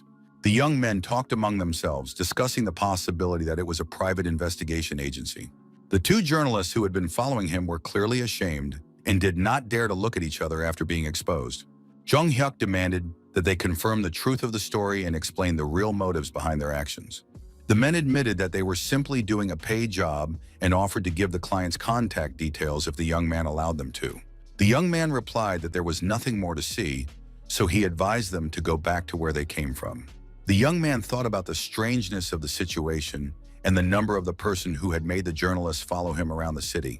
Jong-hyuk received a piece of paper with a phone number and carefully studied the numbers written on it before calling. First, he decided to dial the number immediately to find out the identity of the person who had ordered him to be followed. An elderly man with a gray beard answered the phone, speaking in a calm and confident voice. The man asked who was calling and why he was calling so late. Jong-hyuk arrived at the designated location in central Seoul, surprised by the traditional style of the building and its imposing appearance. An assistant who introduced himself as Lee Yeon-chan, an elderly man with respectful manners, greeted the young man. Upon hearing this name, Jong-hyuk was shocked, as he realized he had heard it somewhere before in some important context. The young man looked at the badge on the man's jacket and thought of a lawyer, but wondered why he looked like a butler. Then a memory of that name popped into the young man's head. It was the lawyer who was Chairman Kang's right-hand man. Jong-hyuk realized that he had come to the home of Kwon Ho-soo, who turned out to be the father of his colleague at the investment company. When the young man was led inside the building, he was immediately served fragrant traditional tea in elegant cups. The young man took this as a real blessing and sincerely thanked them for their hospitality and warm welcome. Jong-hyuk sat in front of the high-ranking man, slowly sipping hot tea and observing the surroundings. A real silence settled between them, and the young man wondered what to expect from this meeting. Mr. Kwon also calmly sipped his tea, studying the young guest with an attentive and penetrating gaze. Jong-hyuk thought he never imagined he would meet the company chairman in such an informal setting. The chairman was the first to break the silence, saying that first of all, he must apologize to the young man for what had happened. The man expressed regret that they had had to spy on the young man and keep him under surveillance for so long. Jong-hyuk realized that this man was much nicer than he had thought, as he spoke politely despite the difference in status. Kwon explained that there was nothing else to do but drink tea, so he called it the curiosity of a rich old man. The chairman said that in his youth he was involved in so-called usury and accumulated capital in various ways. The man admitted that he had to be strict with his children so that they would not go down the wrong path in life. Kwon noted that his daughter did not want to get married and insisted on playing with money. In a sense, she was like him in his youth. Therefore, the chairman was extremely interested to find out how much money the young man had spent on a secondary topic, which turned out to be so magnificent and profitable that it was worth all the investments. The man admitted that he had made much more profit than he had initially expected, as the investment had multiplied his wealth several times over in a short period of time. Jong-hyuk modestly noted that without the chairman's initial investment, the entire project would not have worked so brilliantly and would not have yielded such results. Hearing such words of gratitude, the elderly man smiled and said, "Here we go again," showing his attitude towards his young partner's excessive modesty. Jong-hyuk seized the moment and expressed his desire to make his own business proposal, since they had met in such an informal setting for discussion. The young man handed over documents titled Shelter for Runaway Youth, the very project he had discussed that morning with his colleagues at the company office. The young man suggested using some of the money they had earned for something truly important and meaningful that could bring real benefits to society and people in need. After reading the name of the project, Kwon did not immediately understand the meaning of the term Shelter for Runaway Youth and its social importance for modern society. Jong-hyuk already had a confident smile on his face, as he knew he would definitely be able to get support for his charity project. When the young man shared all the details of his plan, the old man became clearly interested in the idea and thoughtfully stroked his gray beard as he considered the proposal. The chairman asked for some time to think, to carefully digest all the information he had received about the social project and its potential results. The elderly man thought to himself that the young man was saying the right things, but he was not at all what he had initially imagined him to be. After these reflections, the old man suddenly began to laugh very loudly, which embarrassed even his loyal butler lawyer behind the wall. The lawyer outside the door was puzzled by the content of the conversation between the chairman and his guest, not understanding the reasons for his master's cheerful mood. At that moment, Mrs. Kwan approached her father's office, greeted him, and noted that they had not seen each other for a long time for family communication. The girl also noticed the strangeness of the situation, hearing the unusually loud and cheerful laughter of her usually serious and reserved father from behind the closed door. She announced her arrival and was given permission to enter the office to talk to her father about family and business matters. When the door opened, the chairman invited his daughter to sit directly opposite him at a massive wooden table for a serious conversation. The girl asked if the guest had left yet, but her father unexpectedly asked why such a grown woman was still unmarried. As always, the girl did not like such conversations about her personal life, so she asked directly about the real reason for her father's summons. Kwan Jr. was surprised and asked what had happened and why her father had suddenly decided to have tea and a family conversation during working hours. The chairman explained that they had something to talk about, as a young man had approached him with an interesting business proposal and a request for cooperation. Hearing this, the girl suggested that the visitor wanted sponsorship for his business and expressed doubt that her father would agree to help. The old man replied cryptically that he would help this young man only for her sake, but did not explain what he meant by this. The chairman explained to his daughter that the young man wanted to open a special place for teenagers who had run away from home and expressed interest in the results of this project. The girl replied that it was not just about doing good deeds, as creating a positive image through charitable shelters would improve the public's perception of their company. She added that this way, if their company were to face a crisis, it would not collapse so easily thanks to the reputation it had built as a socially responsible business. Mr. Kwan thought that anyone involved in serious business should be able to see the benefits in absolutely all endeavors and projects. Her father handed his daughter a stack of documents, suggesting that she take on the organization and launch of this charitable social project. The girl was surprised to find that these were documents registering real estate in her father's name, which came as a complete surprise to her. The man explained that he thought about the prospect of losing much more if nothing changed in their approach to business in 5 years. The young man told the chairman that he was earning money that he would not be able to take with him to the so-called afterlife.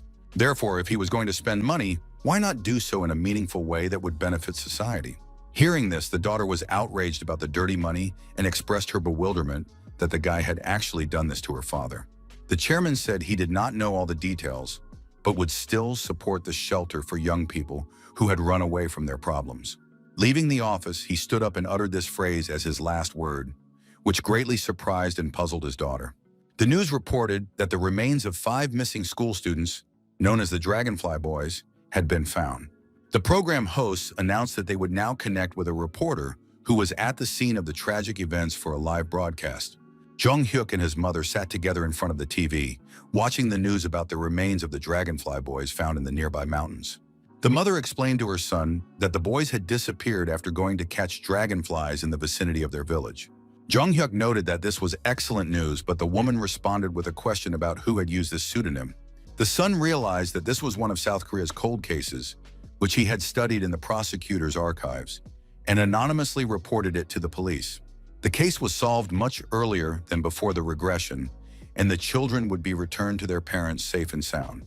Jung Hyuk thought that a day had passed since the conversation ended, but he had already found a building for the shelter and a person for the position. The guy thought that wasn't enough, but he had already managed to talk to the administration of the future shelter for runaway youth. Suddenly, he heard voices behind him arguing about something and a suggestion to ask Jung's opinion to resolve the disagreement between colleagues. The prosecutor asked the guy's opinion on the number of something, assuming that it was a matter of dozens of units or cases. Jung Hyuk stated that the price was not important, as their prosecutor had been promoted to the Economic Crimes Investigation Department. Prosecutor Kang expressed his deep gratitude for this wonderful gift and sincerely thanked the young investigator for his support. Kang asked his colleagues if they were done celebrating to go about their business, as he had a lot of work to do. Jung Hyuk and the prosecutor were left alone, and the young man asked if everything seemed too complicated for the new appointment. The man admitted that throughout his career as a prosecutor, he had only dealt with murderers and gangsters, doubting his ability to handle economic crimes. The young man suggested that the prosecutor was concerned about innocent victims who could suffer from financial fraud and scams. Jong Hyuk remembered his transfer to the Intelligence and Criminal Investigation Department in his previous life, so he could understand his mentor's concerns. The young man thought to himself that this was precisely why he liked the prosecutor. Instead of simply chasing criminals, he cared about preventing crime. The young man expressed confidence that Kang would definitely cope with his new responsibilities and promised to do everything possible to help. He added that the prosecutor was someone who could be trusted completely in any circumstances in difficult situations. Hearing these sincere words of support from his young colleague, the man felt deep satisfaction and gratitude for the trust placed in him. Jong Hyuk understood that there was only 1 week left before the end of his term as an honorary investigator, and after the winter break, he would become an ordinary high school student. His colleagues regretted that the young man would no longer be able to engage in his favorite investigations, expressing regret at the end of their collaboration. Suddenly, the prosecutor's phone rang, and he noticed the young investigator's popularity, judging by the number of incoming calls.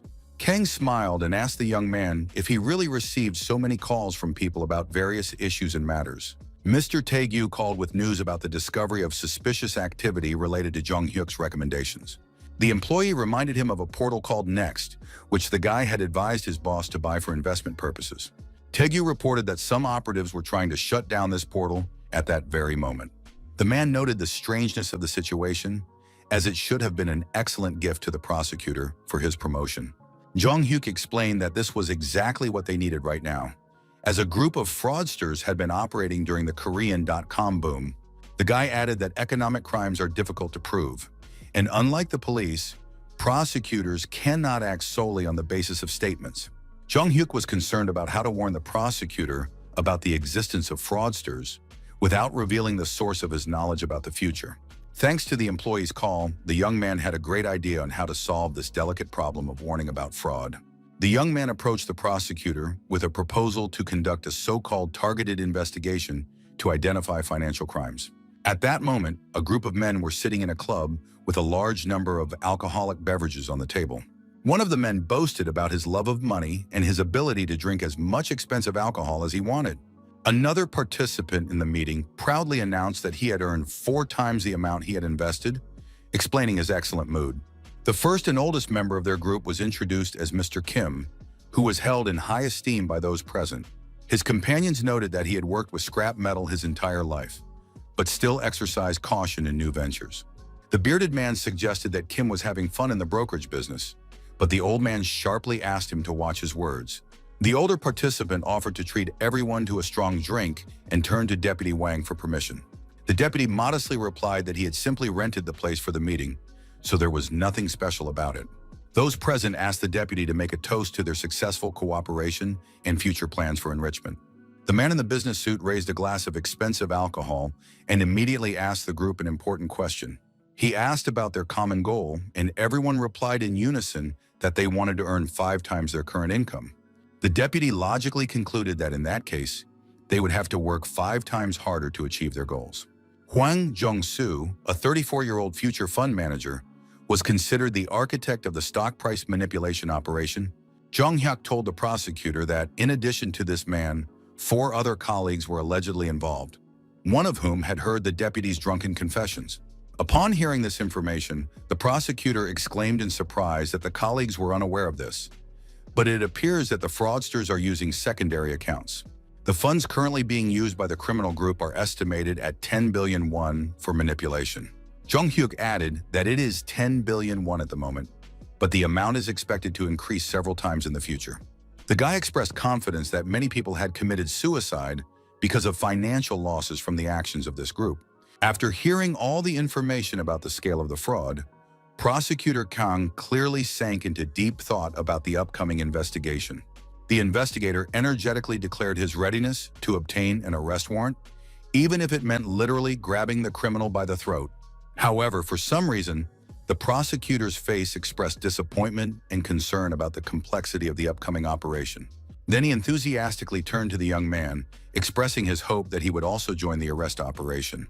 Jong Hyuk was naturally delighted with the offer, as he really enjoyed and was fascinated by this kind of work. The investigators were surprised to hear about the young man's participation in the operation and asked how they could prove the crimes without evidence. A female colleague expressed concern that Huang and his gang could simply format the computers and destroy all the evidence. Hearing this scenario, everyone present was shocked by their colleague's practical assumption. Jung Hyuk said that this was possible, but that they had access to digital forensics to recover deleted data. Then the guy realized with horror that digital forensics had not yet appeared at that time and was not available to investigators. The prosecutor also showed interest and asked what this mysterious digital forensics was all about. The young man explained that it was a data recovery program, but immediately heard from his colleagues that such technology did not yet exist. Jung Hyuk suggested that if the criminals were trading through a brokerage firm, all records would necessarily be stored on the company's servers. After this logical remark, everyone present thought about it and agreed that the young investigator was right on this issue. The employees decided to start by thoroughly checking all the relatives, friends, and acquaintances of the criminal gang's leader. Kozolapi suggested checking whether the stolen money was hidden in their accounts, so surveillance of the suspects should be organized. The investigators agreed to act as cautiously and accurately as possible so as not to be caught by the criminals and scare them off prematurely. Prosecutor Kang urged everyone to give their all, as only they were capable of successfully closing this complex economic case. Jung Hyuk became much more serious, realizing that they were about to undertake a truly important and dangerous investigation. The young man and investigator Kozolapi arrived at the surveillance location in an official vehicle to organize the stakeout. Sitting in the car, the colleagues discussed how yesterday after work, the criminal had gone to room 306, the monthly rent for which was deducted from his brother's account. Jung Hyuk noticed that the windows of the building were opaque and wondered how to organize effective surveillance under such conditions. The young man understood that the only option was to break into the building, but such a move seemed extremely risky. The young man said that before joining the prosecutor's office, he had been involved in investigations in a similar secretive manner. Kozolapi confessed his love for secret investigations, but regretted the lack of money for such operations, which surprised the young man. The investigators discussed whether funds should be allocated for such activities, receiving a negative response from management. The young man thought that in that case, he would be able to finance the operation himself and pay for everything.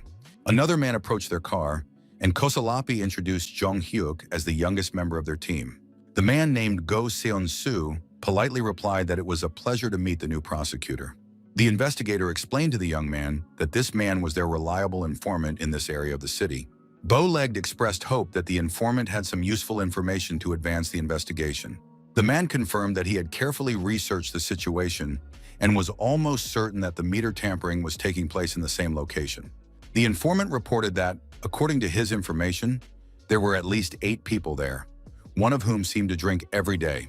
The informant added that another person was constantly sleeping, and there was another suspicious character who was the first to arrive. The man reported an important detail. Today, the criminals did not order lunch from the Chinese restaurant, which was a break from their usual routine. When he heard about the Chinese restaurant, Jung Hyuk was very surprised by this information, as it opened up new possibilities for surveillance. Kozolapi praised the informant for his truly excellent work and expressed his gratitude for such valuable information about the group's activities. The young man turned to the investigator with a rather anxious expression on his face, anticipating the complexity of the upcoming surveillance operation. Jung Hyuk suggested going to the Chinese restaurant immediately to take advantage of the opportunity that had arisen for the investigation. The basics of covert surveillance are to act in such a way that no one suspects the true intentions of the observers. Disguising oneself as a courier is an excellent opportunity, as most people do not pay attention to the faces of food delivery personnel.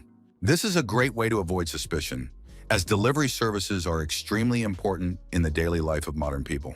A new courier was approaching the building, as the popular advertisement said, with an iron briefcase, "You can go anywhere in the country." The courier stopped after another delivery and was ready to finish his working day at a Chinese restaurant. The clubfoot immediately approached the delivery man, apologized, and showed his service ID for official identification. The investigators invited the courier to talk, noting the difficulty of his work, but the man said he could not help them. The delivery man explained his refusal by saying that the restaurant owners were simply closing their shop in the near future. Jung Hyuk asked if the delivery man could work for at least a few more days to complete their operation. The man replied that he would like to help, but his son had been in an accident, so he urgently needed to find money for treatment. After hearing the sad story, The young man said that in that case, they simply had no other choice but to continue their surveillance. Jung Hyuk asked if the courier had also signed a contract to rent the premises to other people. The young man slammed his fist on the table and said that in that case, he would simply buy the Chinese restaurant for the purposes of the operation. With a serious expression on his face, the young man asked the owner how much the shop cost and what the final purchase price was. After the unfinished conversation, the guy quickly rode off on his motorcycle, hurrying to complete all the formalities for the purchase of the establishment. Judging by the smile on Jung Hyuk's face, the negotiations ended favorably for the purposes of their secret investigation. The young man entered the restaurant and happily informed his colleagues that the delivery of information and documents had been successfully completed.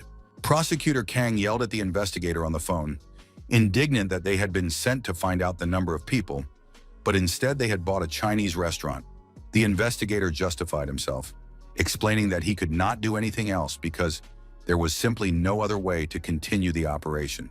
The bow-legged man added that even if they banned these people from trading, they would not be able to stop the manipulation of Next Portal stock prices. Jung Hyuk thought that by quickly becoming the main shareholder of Next, they could minimize the damage caused by Hwang Jung-soo's actions, so buying the restaurant was justified. The chief investigator said he would go fry some dumplings and prepare for the operation to observe the criminals. Picking up a dumpling, he exclaimed in surprise at how insanely delicious and appetizing this food was. Jung Hyuk heard the phone ring in the restaurant and told his colleagues that he would answer the call from customers himself. The young man picked up the phone and heard an order for 3 servings of some dish, but did not immediately understand the details of the order. Not understanding the details of the order, the young man asked the caller again what exactly 3 portions of were and to what address they should be delivered. The customer clarified that 3 portions should be delivered to room 603 as soon as possible for a group of people.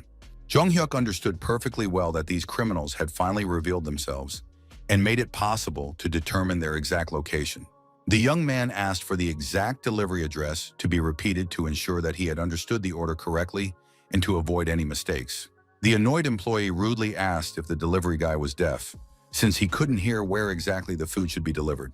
The man repeated that he had clearly stated that the order needed to be delivered to room 603 and not to any other location. Jung Hyuk politely apologized for the misunderstanding and assured him that everything would be as usual, so he should just wait for the delivery.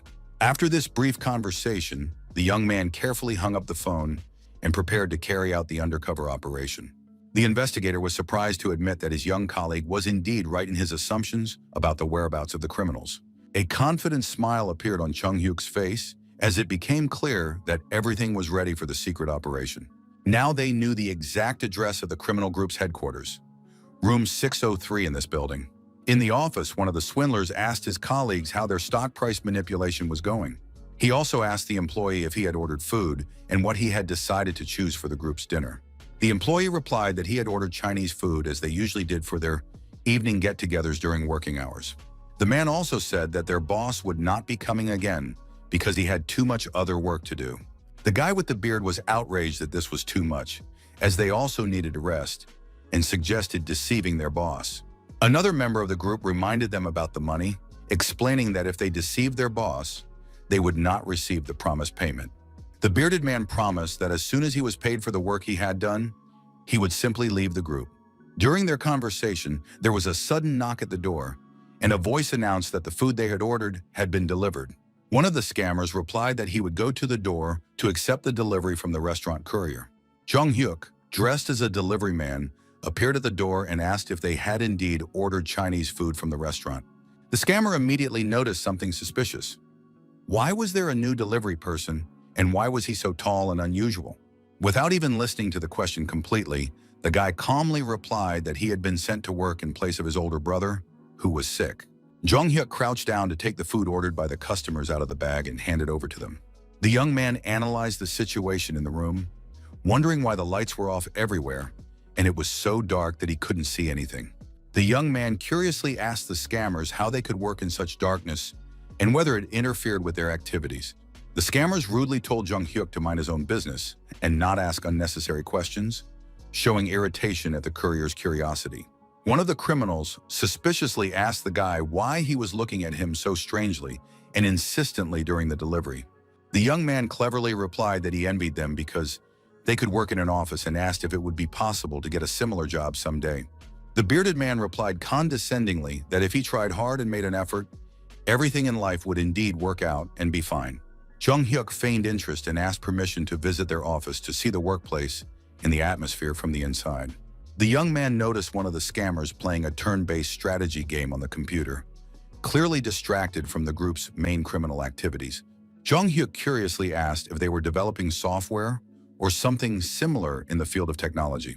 One of the group members approached him and asked mockingly if a simple courier understood stocks and financial instruments. The swindler boasted that if the courier knew how many billions they were making, but immediately called him ignorant, incapable of understanding their activities. Jung Hyuk decided he had seen enough for the operation, so he politely mentioned that he had other orders and wished them bon appetit. As soon as the young man left the building, he immediately took off his courier mask and took out his cell phone to urgently contact his colleagues. The young man called the chief investigator and confirmed the location of the criminals, reporting the successful completion of the reconnaissance mission. Jung Hyuk said that he had seen documents that the fraudsters were working on simultaneously on several computers to coordinate their actions. The young man assured his superiors that he had learned absolutely all the information necessary to carry out a successful operation to detain the criminal group. He suggested arresting the fraudsters tomorrow, as soon as they started their usual dirty work of manipulating stock prices. The next day, a whole crowd of armed police officers in heavy gear climbed the stairs to the right floor of the building. Kasalapi stopped the group of riot police at the entrance and gave them final instructions before storming the premises where the criminals were located. The investigator emphasized the priority importance of protecting computers containing evidence from attempts by fraudsters to destroy compromising data. At this crucial moment, the criminals in room 603 were discussing plans for tomorrow, unaware of the impending danger of arrest. Kasalapi knocked on the door and politely said that he had come to pick up the dirty dishes from yesterday's Chinese food delivery. One of the fraudsters was surprised by the strangeness of the situation, as the dishes should have been picked up much earlier, not now. The investigator explained that there were no dirty dishes under the door, so he asked them to open the door to check and collect the used utensils. The annoyed criminals agreed to open the door, complaining about the restaurant staff's intrusiveness and their constant visits. One of the crooks headed for the door, grabbed the handle, and muttered under his breath about how annoying the Chinese restaurant workers were. As soon as the door opened, the man was blinded by a bright flash of light and instinctively covered his eyes with his hands in surprise. After the blinding flash, the criminal was literally knocked aside, and the riot police received the order to immediately enter the premises. The fraudsters were in complete shock and bewilderment, not understanding where such a large number of armed special forces officers had come from. The leader of the group began hysterically shouting at his subordinates about the need to urgently delete all data from the computers in order to destroy evidence of criminal activity. The fraudster was quickly grabbed and his throat was squeezed so that he could not shout orders to his accomplices and coordinate resistance to the arrest operation. The police rushed to the computers to block access as quickly as possible and prevent the destruction of important evidence of criminal activity. One of the criminals desperately tried to do something to save the situation, but his actions were chaotic and fruitless. Special forces officers pinned the resisting fraudster to the floor so that he could not do anything to interfere with the arrest of the group.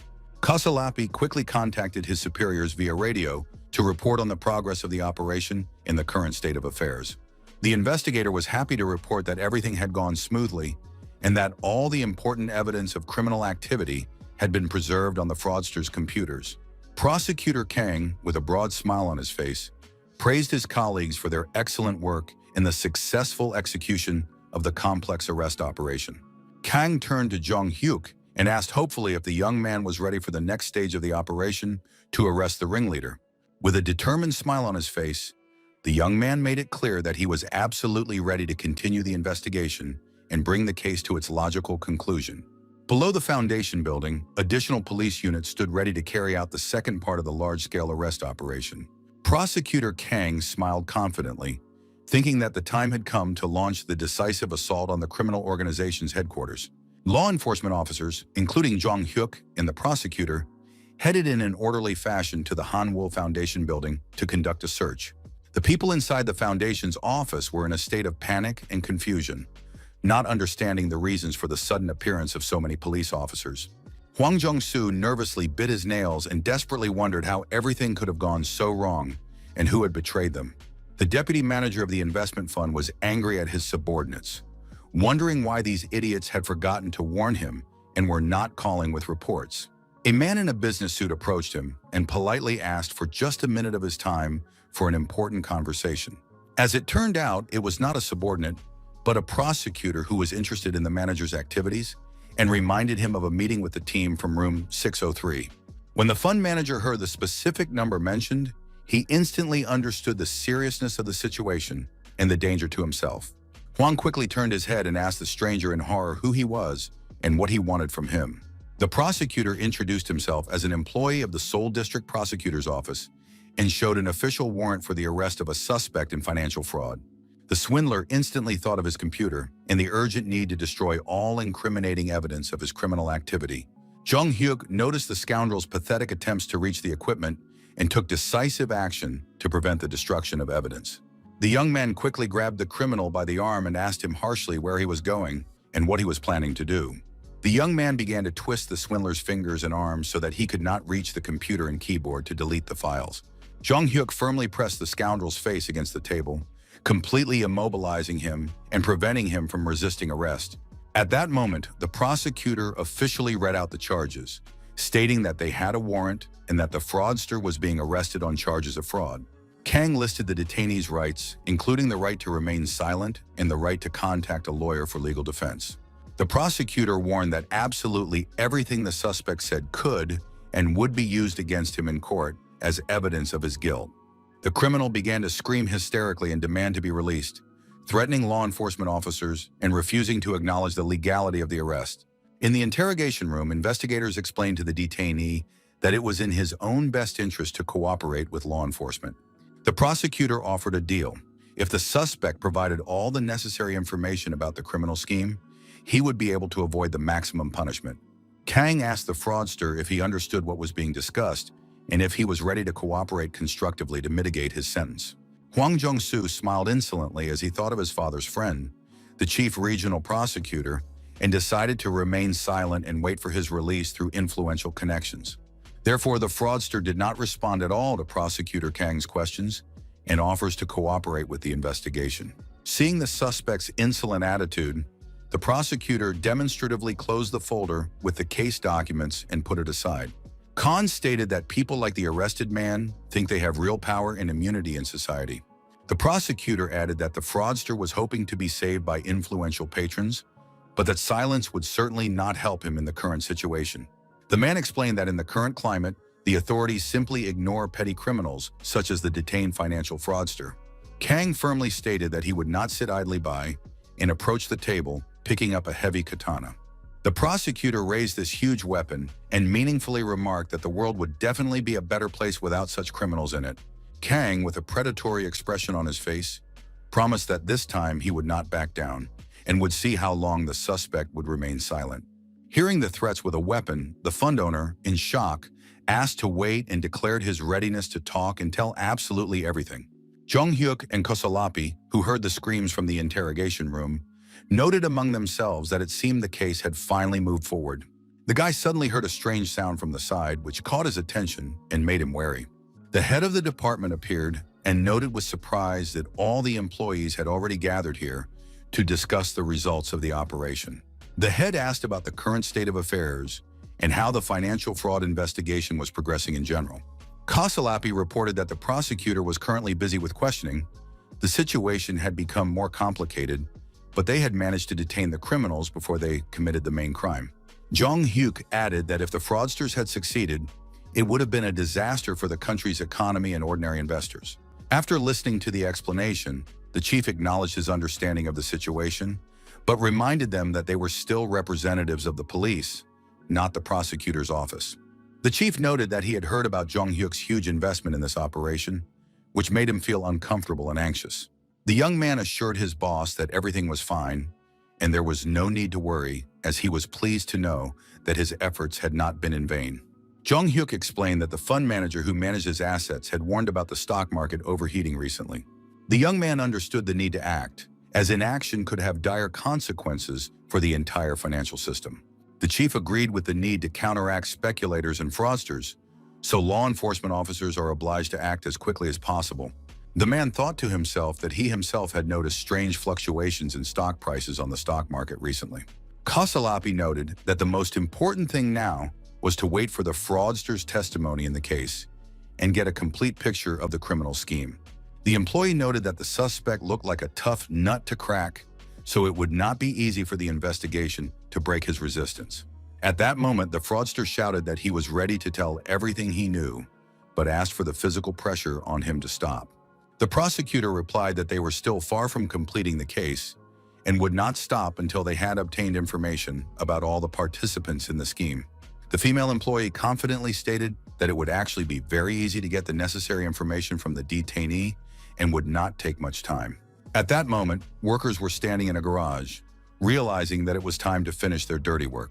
A young man was trembling with fear, holding a control panel with a single red button to start the press. The young man was extremely agitated, and beads of cold sweat from nervous tension and horror appeared on his pale face.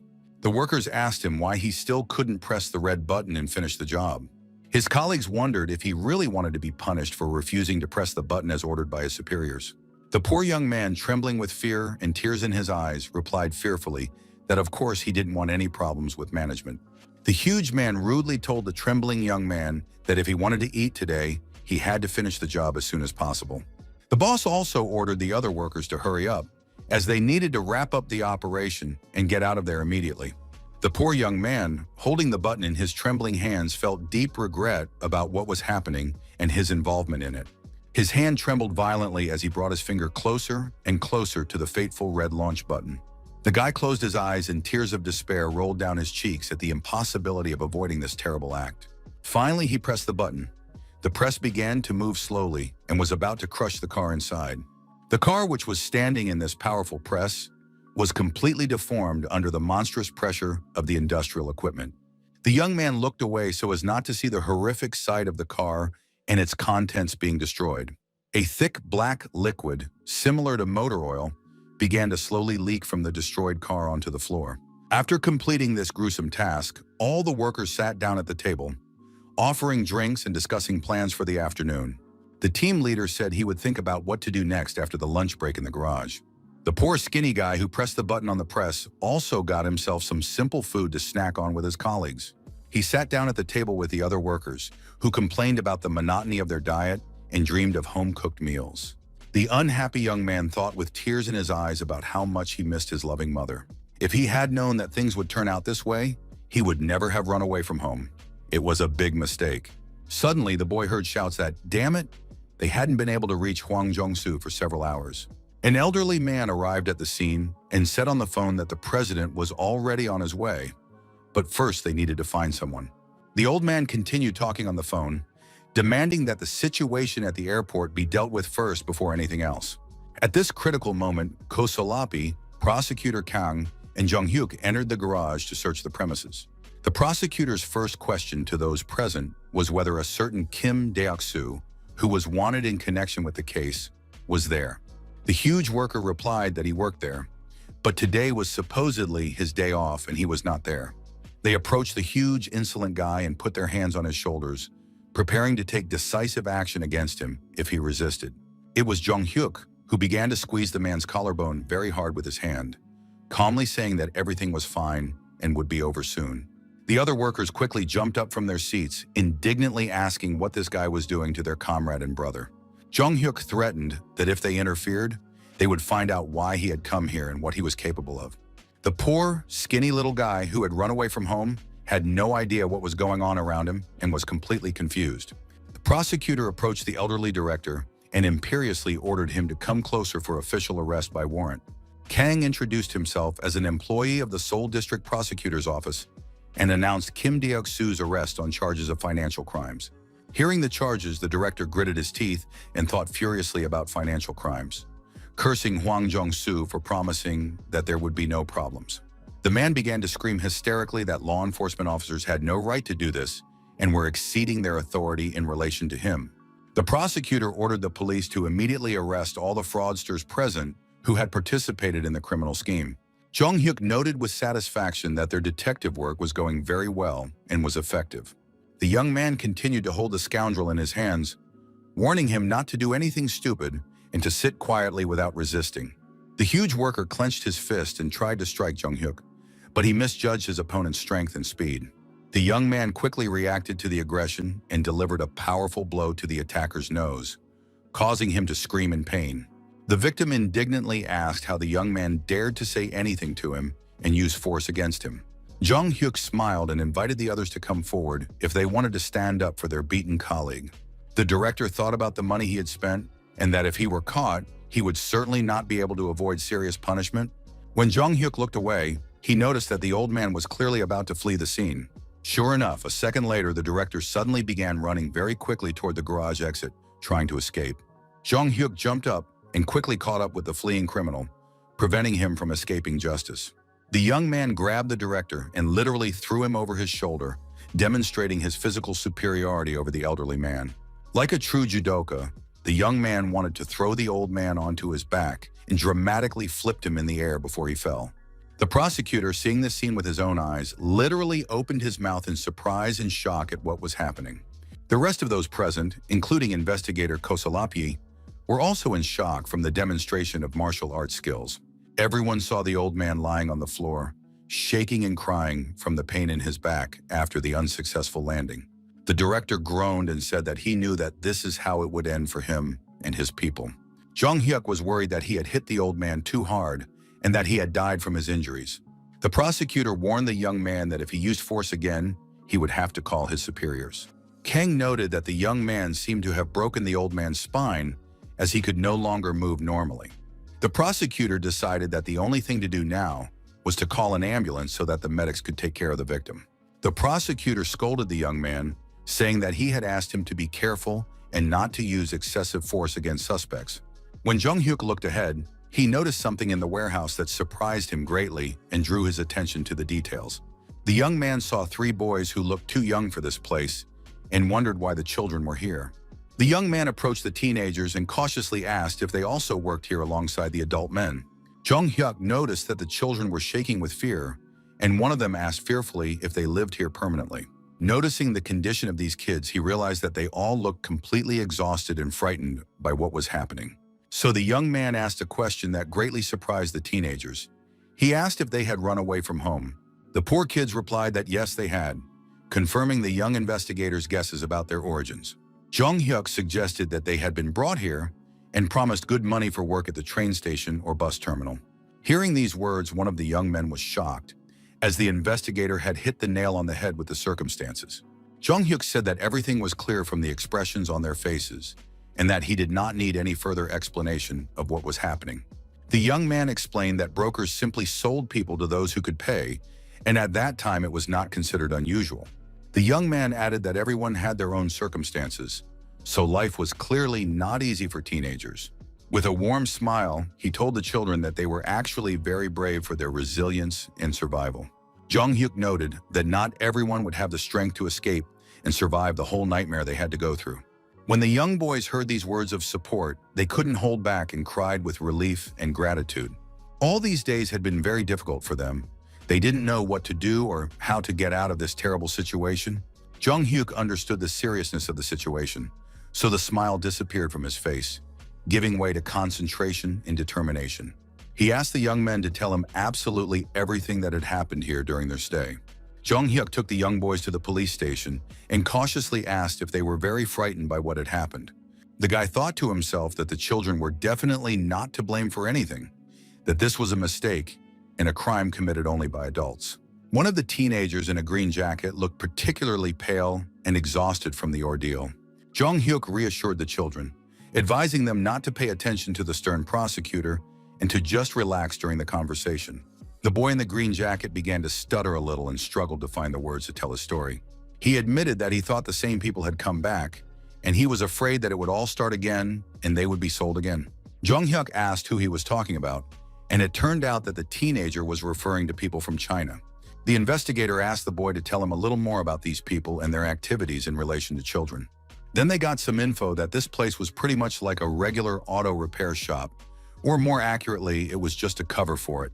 The teenager recalled how his bosses yelled at them in Chinese to hurry up and go there, and how people from China brought him and his brothers to this place. He said that the boss told them to go home, but it was a lie to calm the children and their parents. Kim Dik-soo then asked the children about the house where their new families were supposedly waiting for them, misleading them about his true intentions. The boy recounted how he was grabbed and tied to a chair when he failed to complete the task, and how he shouted that he was only doing what he was told. The teenager desperately shouted that he had never stolen anything, never informed on others, and never done anything against the will of the criminals. The poor guy was beaten before being captured and tied to a chair as punishment for disobedience. One of the criminals noted that workshops and landfills really have a lot in common in terms of disposing of unwanted items. With a crazy look in his eyes, he added that what was destroyed there simply could not be restored or traced. The tied-up guy screamed, begging them to look at him and believe that he was telling the truth about his actions. He asked them to wait and give him some time to figure out the situation and correct his mistakes. But the criminals replied that it was too late, and one of them swung a hammer, holding it over the victim's head. The huge hammer was almost touching the face of the poor man, who had already been through so much in this terrible place. The next day, the criminals discussed how the entire conflict had been completely resolved by their radical methods. The teenager recalled how he was there at the time and was called upon to witness the punishment of his friend. A thug approached him and said that he had done a good job, so now it was his responsibility. The poor guy, looking guilty, just slumped down, realizing that he had become an accomplice to the crimes. The teenager told everything that had happened and shared his feelings about the experience. After listening to the story, Jung-hyuk thought about how the criminals had destroyed the evidence while disposing of the cars. The boy, looking guilty, said that perhaps he shouldn't have told anyone about these terrible events. Finally, the teenager gave his name, Han So-ho, and tried to remember the faces of his accomplices. He admitted that he didn't really remember them well because they wore hats and sunglasses to hide their identities. Jung-hyuk asked for any details that might come to mind to help identify the criminals. The pale teenager tried to remember at least the voice of one of the thugs he had seen in the workshop. Suddenly, Han So-ho remembered that one of the criminals had a distinctive tattoo on his arm. The boy clarified that, if he was not mistaken, the tattoo was not simple, but depicted a snake. Upon hearing about the snake tattoo, Jung-hyuk was shocked, as it was very familiar to him from his past life. Jung-hyuk thought that the man with the snake tattoo was clearly not the only one of his kind, and that it was not worth jumping to conclusions. The teenager continued his story, saying that there was a car they had been working on that night, and it was still there. When investigators arrived at the scene, the boy pointed out that the car was at the top of a pile of scrap metal. The prosecutor noted that the criminals seemed to have flattened the car into a pancake using an industrial press. It became clear that this gangster was not just playing with money, but was a much more vicious and dangerous criminal. The investigators summoned Kozolapi to coordinate further actions to examine the crime scene. The prosecutor ordered a call to the police to ask them to thoroughly examine the white car for evidence. Kang explained that the criminals had been working with this car tonight, so there could be fingerprints or other traces left behind. Jung-hyuk understood that it would be quite difficult to find usable evidence due to the large amount of dust and dirt at the landfill. But if they managed to find something, it would be a real stroke of luck for the investigation. The young man reasoned that if they found evidence, and the man with the tattoo was connected to the case, the evidence from the landfill could be the key to fully exposing the organization.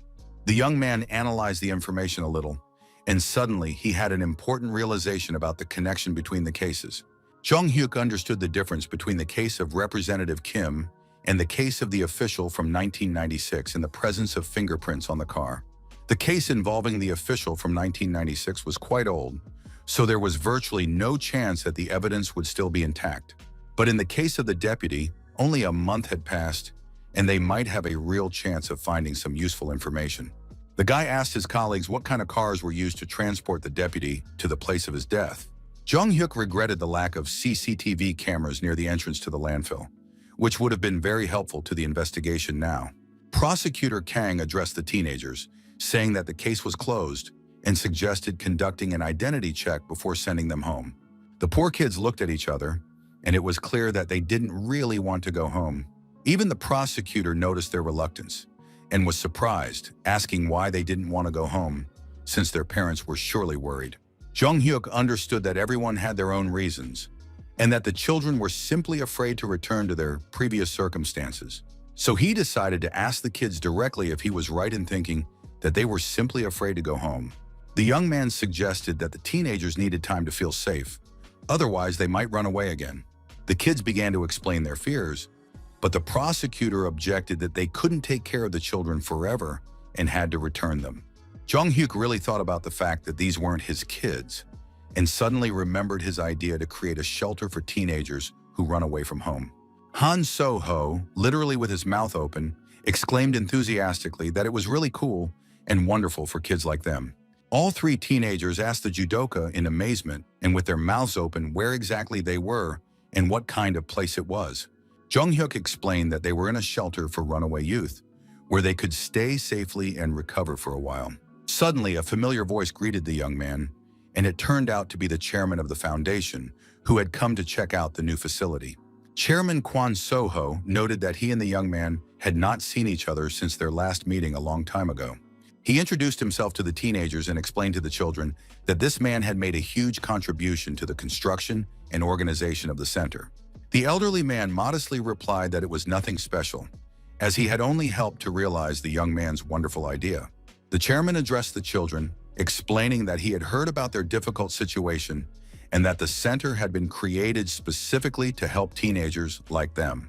Kwon suggested that from now on, they should live in peace and harmony, helping each other to overcome life's difficulties and problems.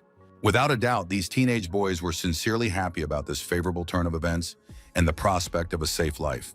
When they entered the reception room, the chairman first introduced the person who would be responsible for the day-to-day running of the shelter. It was Ms. Park Yeonja, a woman with 20 years of experience working with orphans, who would take care of the children as if they were her own. The experienced teacher modestly replied that the chairman was flattering her, but that she was very pleased to meet her new charges and help them. The chairman added that the young man was a member of the national judo team and a gold medalist, and that he was the one who had planned the shelter. Jong-hyuk proudly told the teenagers that they would be the first pupils at the center and would help to get it up and running. The female teacher noted that their meeting was probably a twist of fate and expressed her hope that they would have a happy time together. The judoka replied that it was not easy to devote oneself to helping others, but that the director was truly a remarkable person for such work. The woman replied that this was made possible thanks to the support of many other people, including the chairman of the foundation and his team. The teacher asked the young man how he had decided to pursue such bright and noble ideas at such a young age. The judoka replied that he simply wanted children in similar situations not to feel abandoned and useless to society. Everyone present noted that this was a wonderful idea and that the young man truly deserved respect for such an initiative. Jong-hyuk admitted that he had also run away from home in the past, as everyone goes through difficult periods in their lives. The young man understood that this was a period before his regression, but he felt lost and useless after suffering a serious injury to his arm. Therefore, the young man sincerely thanked the chairman, noting that he was truly surprised by the scale of the contribution he had made to the implementation of the shelter project.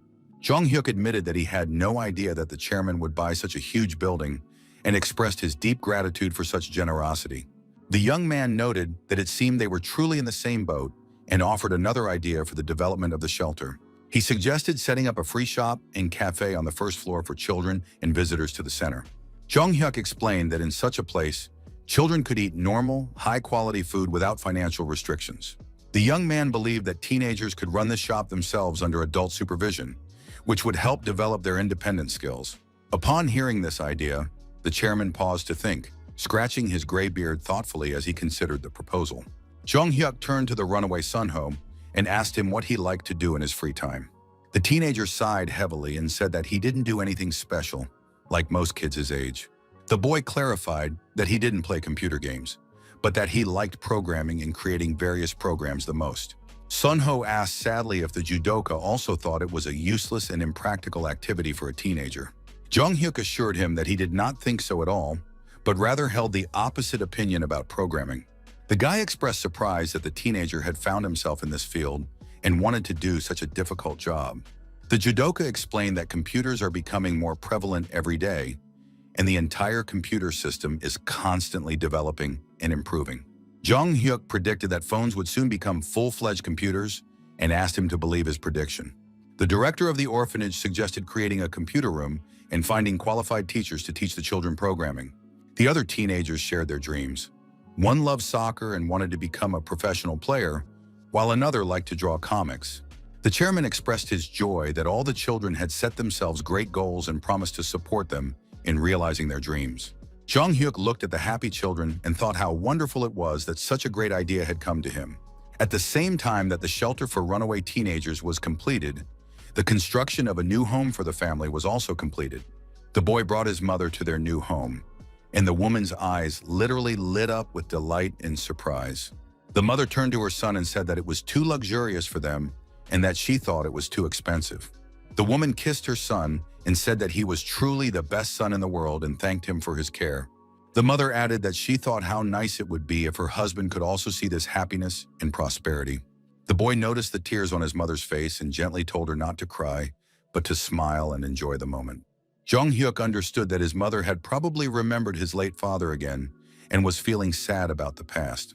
The young man said he had prepared a little surprise and took a small box out of his pocket for his mother. The woman was delighted to see another gift and asked her son in surprise what else he had come up with for her. When his mother opened the elegant jewelry box, she saw a beautiful ring that made her heart skip a beat with happiness. This ring was very similar to the one his mother had previously donated during a fundraiser for family needs. The woman asked in surprise if it was the wedding ring they had donated during the charity fundraiser. Her mother replied that it was an important day and that her father would like to see them happy today in their new home. She continued to wonder how this could have happened, since she had personally donated the ring to help other people. The son explained to his mother that he had managed to get the ring back, so he asked her not to worry and let him help her put it on. Jong-hyuk carefully took the ring in his hands and gently put it on his mother's ring finger, returning the family heirloom. The young man said there was no need to thank him for this and asked his mother to always wear the ring with her now. The young man understood that he wanted to fill this new home with joyful moments and happy memories for the family. Investigator Kasalapi turned to the judoka with a joking demand to confess why he was leaving their prosecution team.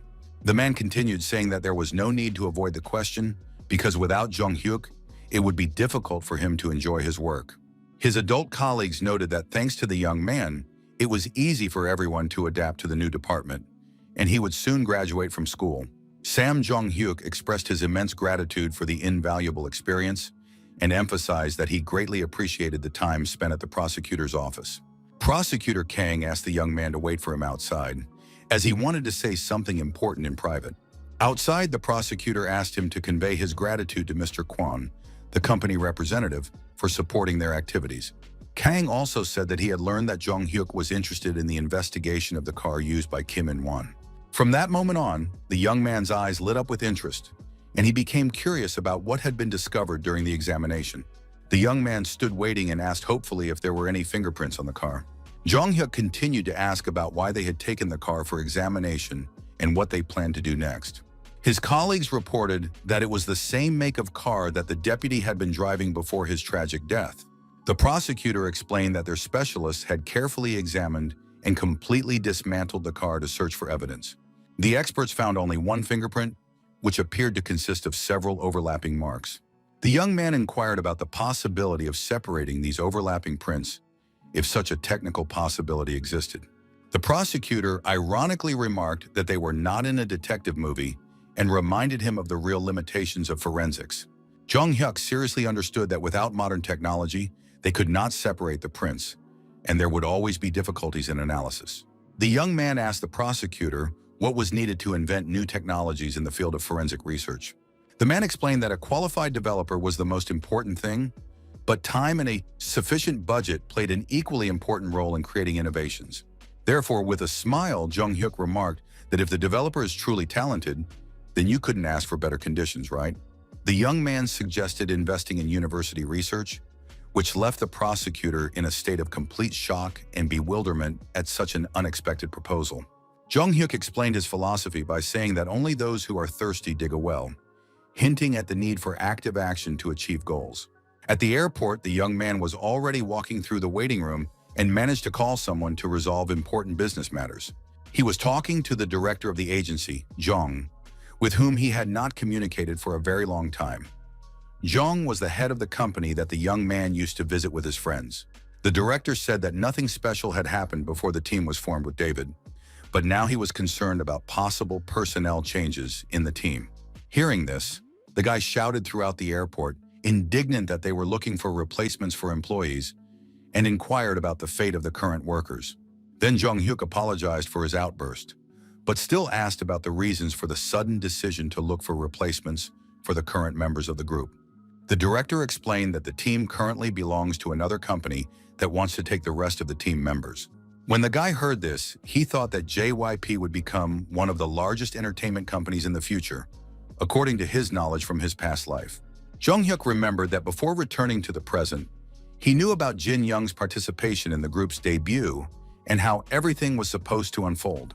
The guy understood that if all the members were transferred to JYP, the CEO of the current agency would suffer significant financial losses. Therefore, he realized that it was impossible to simply replace the lead singer and looked for a way to bring all the members of the group together in one place without harming anyone. Jong-hyuk suggested buying JYP shares, which shocked the CEO as he couldn't believe what he was hearing. The guy explained that the company only recruits already famous artists without trying to find new talent among young people. Therefore, the company is not in the best situation right now and may not even pay dividends to shareholders on time.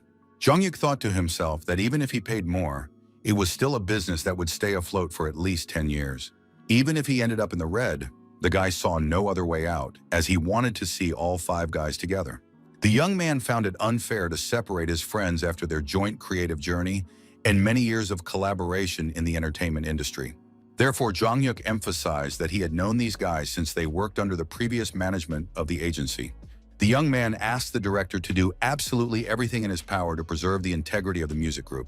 After this conversation, the judoka thought that if everything went according to plan, the director would no longer have any reason to refuse investment offers. Thinking that it was already time for the meeting, he noticed someone approaching him at the airport.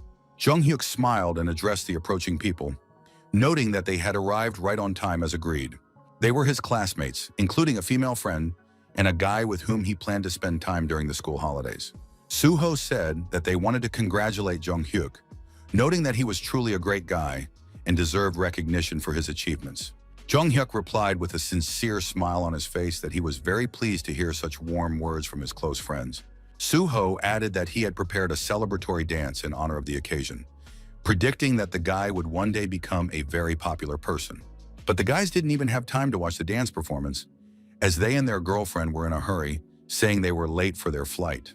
When they arrived at the hotel in Japan, the friends admired the beauty of the place and how incredibly cool it was decorated.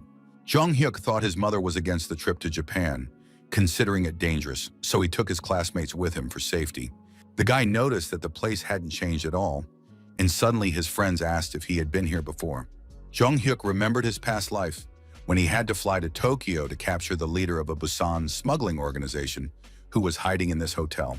He stayed overnight and took the opportunity to enjoy the hot springs, fortunately resting without any problems the next day. So the guy lied to his friends, explaining that he had been here several times for international judo competitions. So Yun asked about the cost of a taxi, but the guy admitted that he didn't know the local transportation rates. The girl waved her hand dismissively and jokingly said that she would no longer travel with him because of his disorganization. Jong-hyuk thought he had done well to think about who would sponsor the trip in advance, as he couldn't bring himself to ask his friends to pay for his entertainment. The guy asked about plans for tomorrow, and his friends replied that they wanted to visit the famous hot springs. Jong-hyuk agreed, but honestly admitted that there was someone in Japan he absolutely had to see before his vacation. The guys were curious about this person, and the guy replied that his name was the Forgotten Programming Genius. Hearing such an unusual nickname, his friends were surprised and asked what the term Forgotten Genius meant. At that moment, the Japanese man known as the Forgotten Genius woke up late at night in his apartment in Tokyo. He thought about the previous day, remembering that he had gotten too carried away with alcohol at a party celebrating the end of the university semester. When the guy looked at his bed, he was surprised to see an unfamiliar girl lying next to him. The Japanese man was very frightened and shuddered, screaming in surprise and confusion at the unexpected discovery. He literally fell out of bed in shock when he saw a completely unfamiliar woman right in his bed. The young man was puzzled as to what strange situation had occurred and what it all meant for him. The girl smiled and asked if he had a habit of waking up with such a dramatic effect every morning. The guy was literally shaking with excitement, and cold sweat appeared on his pale face from intense stress and fear. It was Minami, a girl the guy managed to recognize despite his hangover and general confusion about the situation. The professor repeated in a panic that this couldn't be happening and asked himself what he should do in such a situation. Minami, hearing the guy's frightened reaction to her presence, began to laugh loudly throughout the small dorm room. The girl asked why he was asking such a banal question, since they were both supposedly adults and reasonable people. She showed him a photo she had taken while he was asleep, a normal selfie next to him, and asked if he would take responsibility as an adult. The professor continued to nervously bite his nails out of fear, not knowing how to react to such an unexpected situation. He kept remembering the girl's words about taking responsibility and was afraid that other colleagues and students would find out about the incident. Now the man was sitting at his desk at the university and heard someone approaching the door of his office. The professor tensed up and wondered who would decide to visit him at such an inappropriate time. Jung Hyuk entered the office, greeted him politely, and addressed the man with the words, "Hello, Professor Ichiro." Upon entering the room, the young man immediately began to carefully examine the office, assessing the environment and working conditions. The young man thought about the small amount of space, only 4 meters wide, without even a storage room for belongings and documents. The professor apologized for the mess in the office, explaining that he had not been cleaning it often lately due to his heavy workload. Jung Hyuk assured him that it was not worth worrying about, as he was not the type of person to pay attention to such trifles. The young man noticed that the man looked overly tense, which seemed very strange to him for a normal business meeting.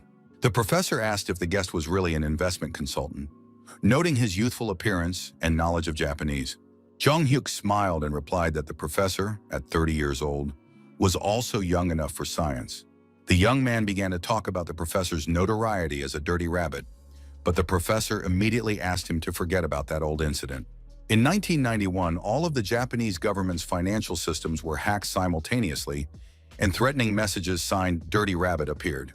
The Japanese government, realizing the power and danger of the criminal, offered him a professorship and a job working on cybersecurity programs. Professor Ichiro was the legendary hacker known by the pseudonym Dirty Rabbit in the cybercriminal world.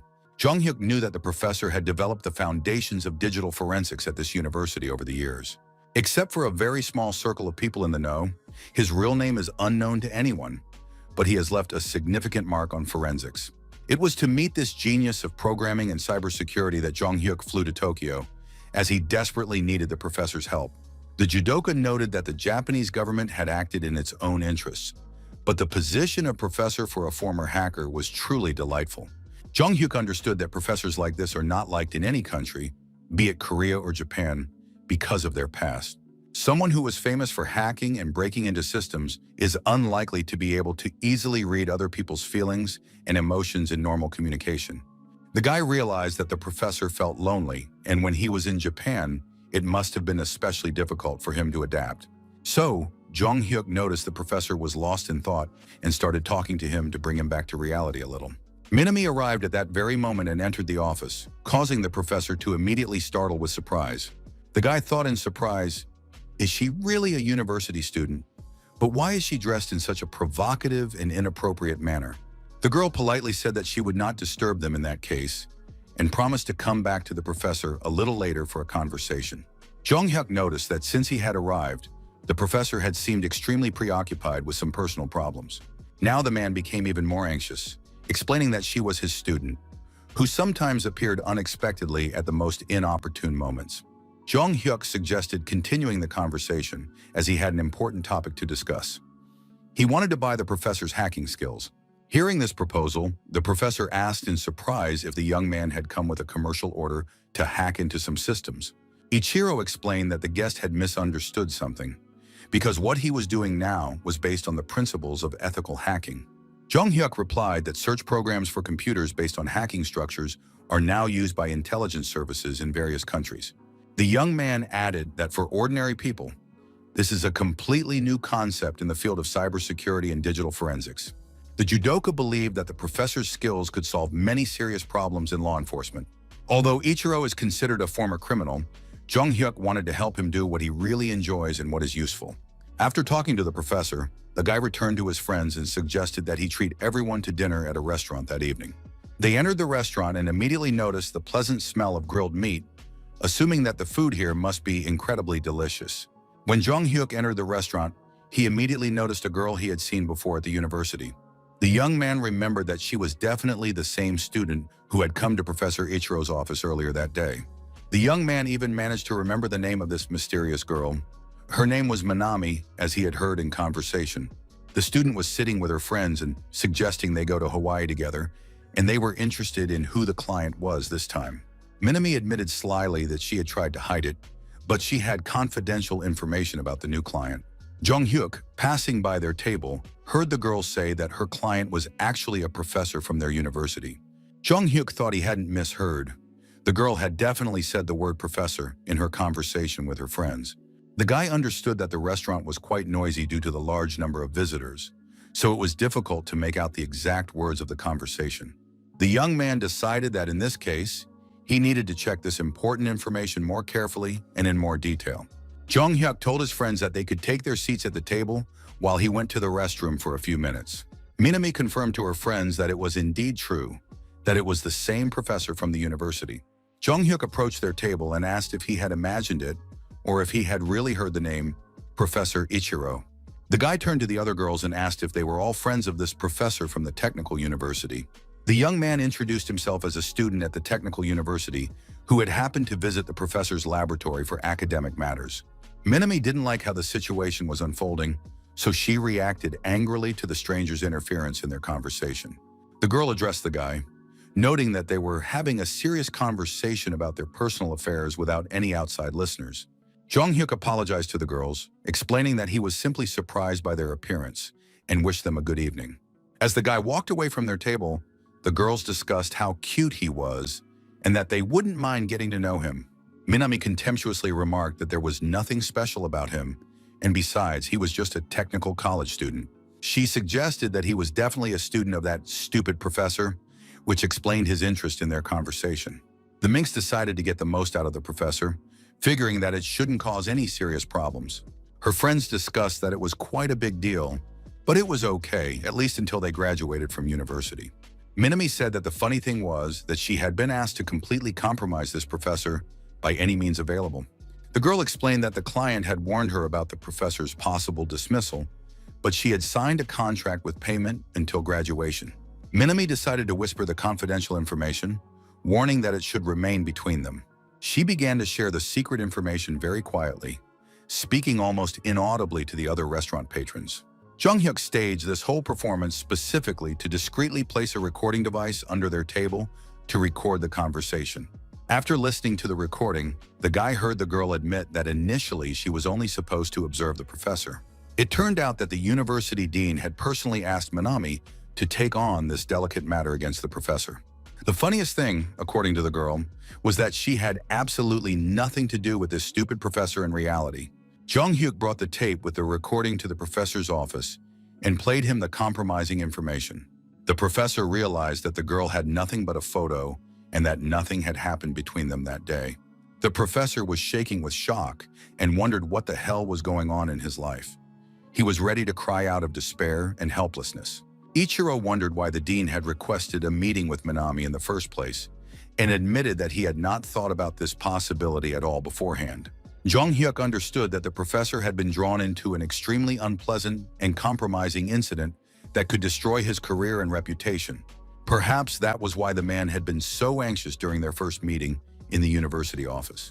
Or perhaps the professor had already encountered something similar before and feared a repeat of unpleasant events in his life. So, Jong-hyuk asked directly why the dean needed to follow the professor and ask a student to do such nasty things. The man admitted that he had absolutely no idea about this and did not even understand what the problem could be. The young man suggested that he think carefully and analyze the situation, as there must have been some misunderstanding or conflict between the professor and the dean. The professor sighed heavily at first, then admitted that there was indeed something going on in their relationship with the university administration. Ichiro recalled that the only thing he had asked the administration was to upgrade the lab's computers to newer and more powerful models. The man shared that the engineering department's research funding had recently been of extremely low quality and volume. All problems stem from a limited budget, But Jung Hyuk noted the strangeness of the professor handing over all his research to the university. The young man thought that perhaps it would be worth investigating the dean's actions, and then all the ambiguities would become clear. The professor was surprised and asked why the young man was helping him at all, since it would be easier to sign a technical contract and leave the matter alone. Jung Hyuk explained that he was a bit curious by nature, and that the dean's use of students to spy on the professor was unacceptable. Mr. Ichiro bitterly remarked that this was a disgrace for any university professor, and he was ashamed of the whole situation. The young man objected that the professor was not to blame, and that they should not stand idly by when they had such strong evidence of illegal activity. Therefore, the professor asked hopefully if the young man had any specific ideas for solving the problem. Jung Hyuk pointed to himself and confidently stated that he was an expert in such complex and delicate matters. The next day, the young man was again walking with his friends through the beautiful streets of Tokyo, discussing the picturesque Japanese architecture and atmosphere. Suho noted the really good weather and suggested that they all go to a sushi restaurant to get acquainted with Japanese cuisine. His friends asked Jung Hyuk what he thought of the idea, and he enthusiastically supported the suggestion to spend time at the restaurant. Suddenly, a stranger appeared behind them, who had clearly been eavesdropping on their conversation, and noticed that everyone looked so happy and carefree. This man addressed Jung Hyuk directly, calling him by name, which surprised and alarmed the young Korean. Jung Hyuk was taken aback, not understanding who had addressed him on the street in Japan, as he did not expect to meet anyone he knew in a foreign country. The stranger introduced himself as Yoshida and explained the reasons for his appearance and interest in Korean tourists in this area of Tokyo. The courier handed over the documents and said that they were the materials requested by his boss, as agreed in advance. Jung Hyuk knew that before returning, he had obtained information through his acquaintance with the Japanese police, having arranged a meeting in advance. The guy used the services of a Korean courier center to obtain confidential information about this university dean. Jung Hyuk read the materials and was surprised that the detectives had managed to gather so much information in just half a day. They were true professionals. When the courier left, the young man continued to carefully study the documents and investigation materials he had received. The young man saw the dean's name, Kitamura Ryuichi, and realized that the name seemed familiar from some source. As he continued reading, the young man was surprised at how this dean could have so many hidden financial transactions.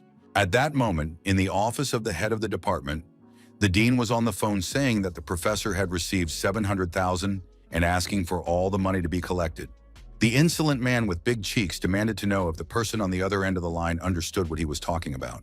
The person on the phone replied that, of course, the contractor would definitely complete the task without any problems. The dean warned not to put too much pressure on the professor, as he might start to panic and make things worse. The girl on the other end of the line assured him that she would definitely do everything in the best possible way, and the conversation continued. The dean thought that the professor cost a lot of money, but thanks to this person, it was possible to earn even more. Third-rate universities have their own limits on how much you can officially earn from research. Thanks to the professor, the administration receives money it could not have dreamed of before, and the scientist is inexperienced but easily controlled.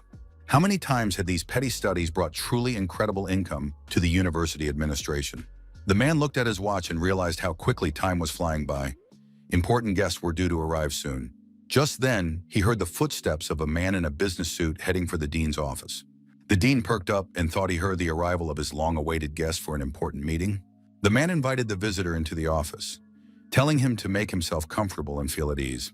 When the dean saw his guest, he was completely confused and did not expect such a turn of events. It turned out to be Professor Ichiro, whom the dean clearly did not expect to see in his office. The professor asked the dean in surprise what he was doing there at such an hour and for what reason. The dean rudely told the professor to come back later, as he was expecting a very important guest. Then the head repeated his request, asking if the professor had not heard him or if he lacked the manners to leave the office. The dean insultingly remarked that the professor did not even know the basic rules of politeness and questioned the upbringing of the scientist's parents. At that moment, another man in a light-colored suit approached the office door with documents in his hands. An elderly woman asked what had happened and why there were shouts and raised voices in the university corridor. The dean turned toward the voice and was even more surprised by who he saw standing in the doorway of his office. The elegant woman addressed the man, noting that they had not seen each other for a long time and had not communicated on work matters. It was a pretty elderly lady who had come with Jung-hyuk, looking very elegant and respectable in a business suit. Kitamura asked the woman what had brought her to the university, expressing concern about the unexpected visit. The director inquired whether there were any closed doors or similar restrictions at her own university. Jung-hyuk politely introduced himself, saying that it was a pleasure to meet her, and identified himself as a representative of Kwon and Park. Hearing this, the dean realized that he was the investor with whom the meeting had been scheduled, but did not understand the reasons for their joint arrival. The woman suggested that everyone present sit down at the negotiating table and calmly discuss the situation in a civilized manner. Professor Ichiro apologized to the dean for the disturbance and unexpected intrusion into his workday and plans. The dean was in a state of utter shock, completely unable to comprehend what was happening in his office and how all these people had ended up there.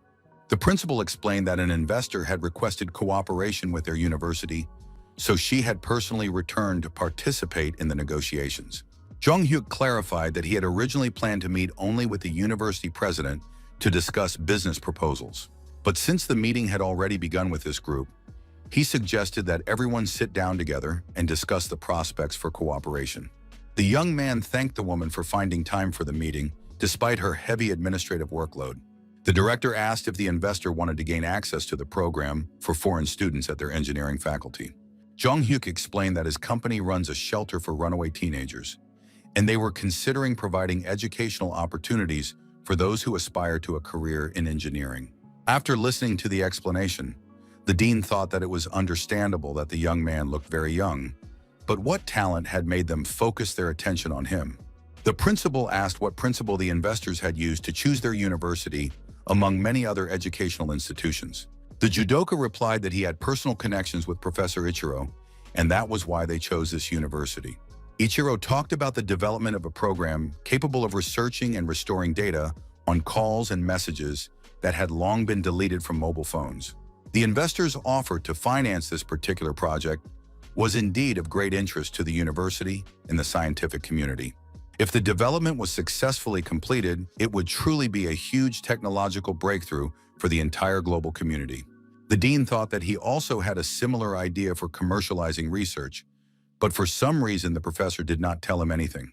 Jung-hyuk expressed his delight that everyone was interested in the project and asked about the possibility of demonstrating the program right in the office. The director confirmed her readiness for the demonstration and noted that the developers had already prepared a file with the program to show its capabilities. Jung-hyuk politely apologized for the disturbance and asked the dean to lend him his cell phone to demonstrate the program. The young man explained that as investors and developers, they had to be as unbiased and objective as possible in their work. The dean, upon hearing the request, thought it looked suspicious but still decided to give his phone for the demonstration. Suddenly, the man's pupils narrowed as he realized the danger. The program could restore all deleted messages and calls from the device. Jung-hyuk noted that mobile phones are connected to people's personal lives, so it is probably not a good idea to use them for testing. The young man suggested an alternative, using a desktop computer instead of a mobile phone to demonstrate the program's capabilities. At this point, the dean became even more nervous, realizing the risks involved in checking a computer with his data on it.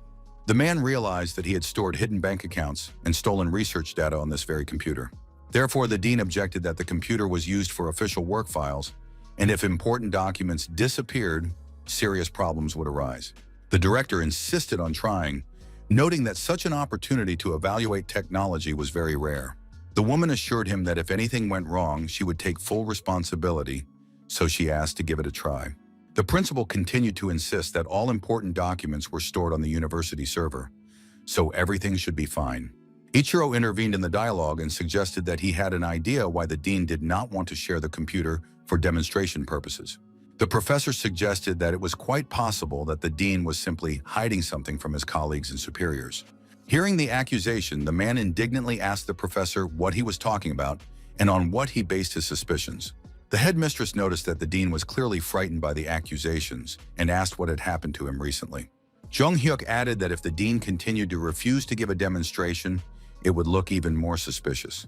Therefore, the elderly lady resolutely suggested that, in that case, they should simply try to run the demonstration on the dean's computer. The man realized that the situation was really bad for him and that there was practically no way out. The dean reluctantly got up from his seat to go to the computer, trembling with fear of his machinations being exposed. The man hoped that the files on the computer were always completely deleted, and even if someone tried to recover them, nothing would be found. Despite all his efforts to cover his tracks, the dean understood the vulnerability of his position in the face of new technologies. Jong-hyuk sat down at the professor's computer and was surprised to find something unexpected in the device's system. The young man asked in confusion why there were so many deleted documents here, which seemed extremely suspicious. The judoka leaned over the screen and discovered that these were research articles, written not in the name of the university, but in Kitamura's personal name. The young man continued his analysis, noting a strange discrepancy between the faculty's official funds and the actual research expenses in the documents. The dean tried to push the young man away from the computer, demanding that he step aside and give way to other people. Professor Ichiro finally lost his temper, as this was beyond all conceivable limits for him, and began shouting the dean's name.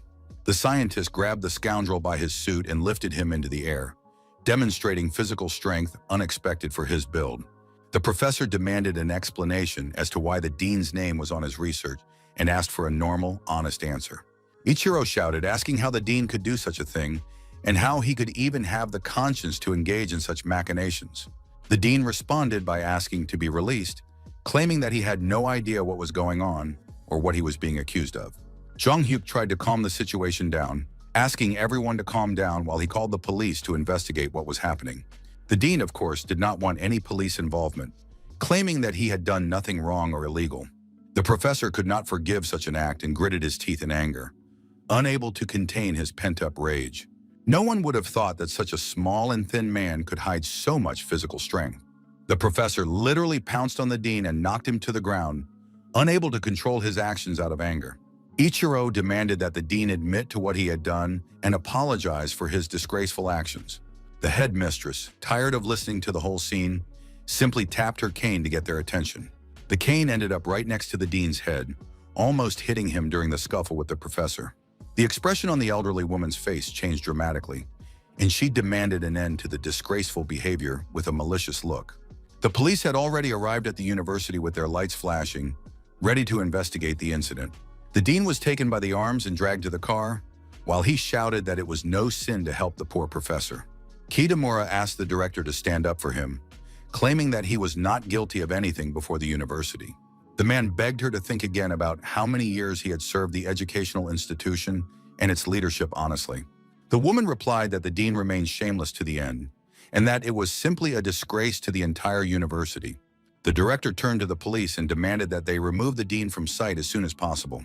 The dean continued to shout, asking for at least one more chance to redeem himself and begging for mercy.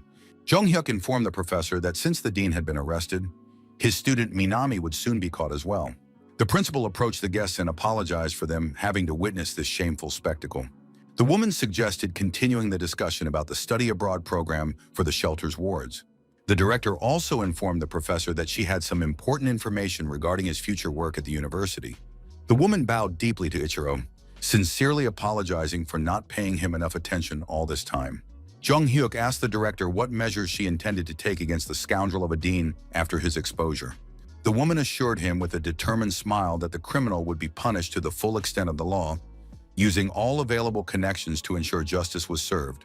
The director tactfully withdrew, leaving the guests alone for a private conversation, wishing them all the best in their further negotiations. The judoka invited the professor to sit down on a university bench to calmly discuss the events that had taken place and further plans for cooperation. Sitting in the shade of the trees, Ichiro expressed his immense gratitude, admitting that without the young man's help, he would have remained a puppet in the hands of the swindlers.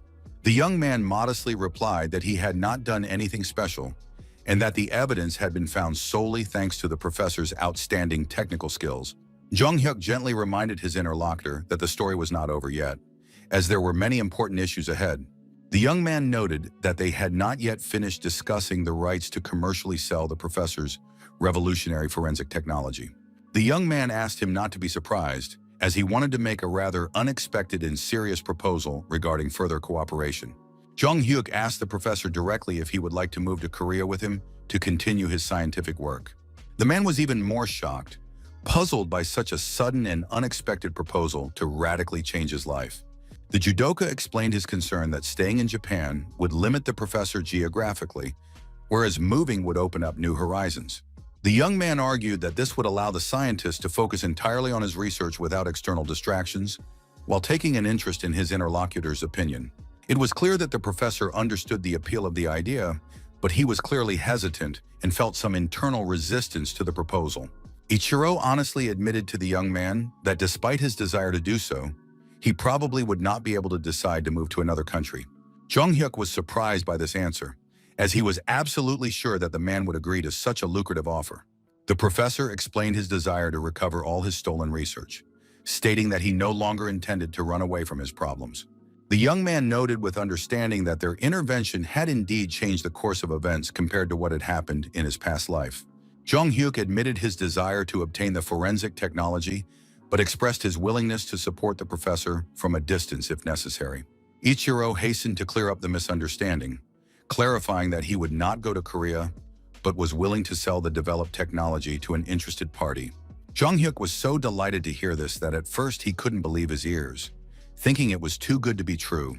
The professor firmly stated that it was here in Japan that he would complete the development of innovative technology for forensic research and law enforcement agencies.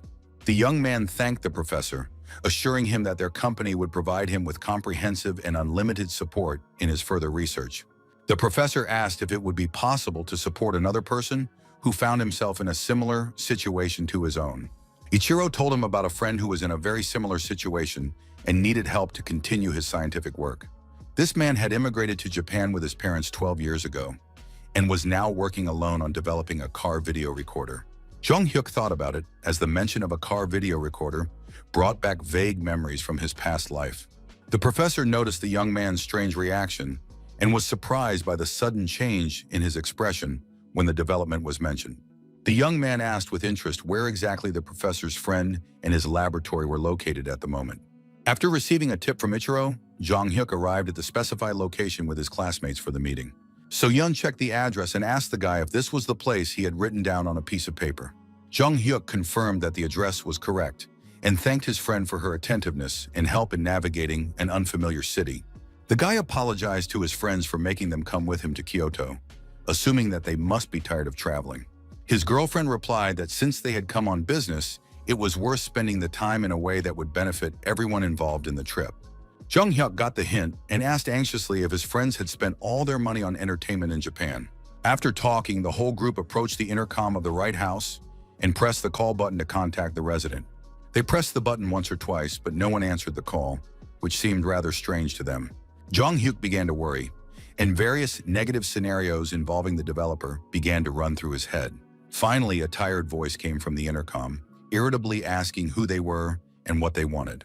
The young man politely greeted him and asked if this was indeed the home of Mr. Katara Kunihiro, as indicated in the address. Jung-hyuk introduced himself as an employee of Kwannon Park, who had called yesterday on the recommendation of Professor Ichiro.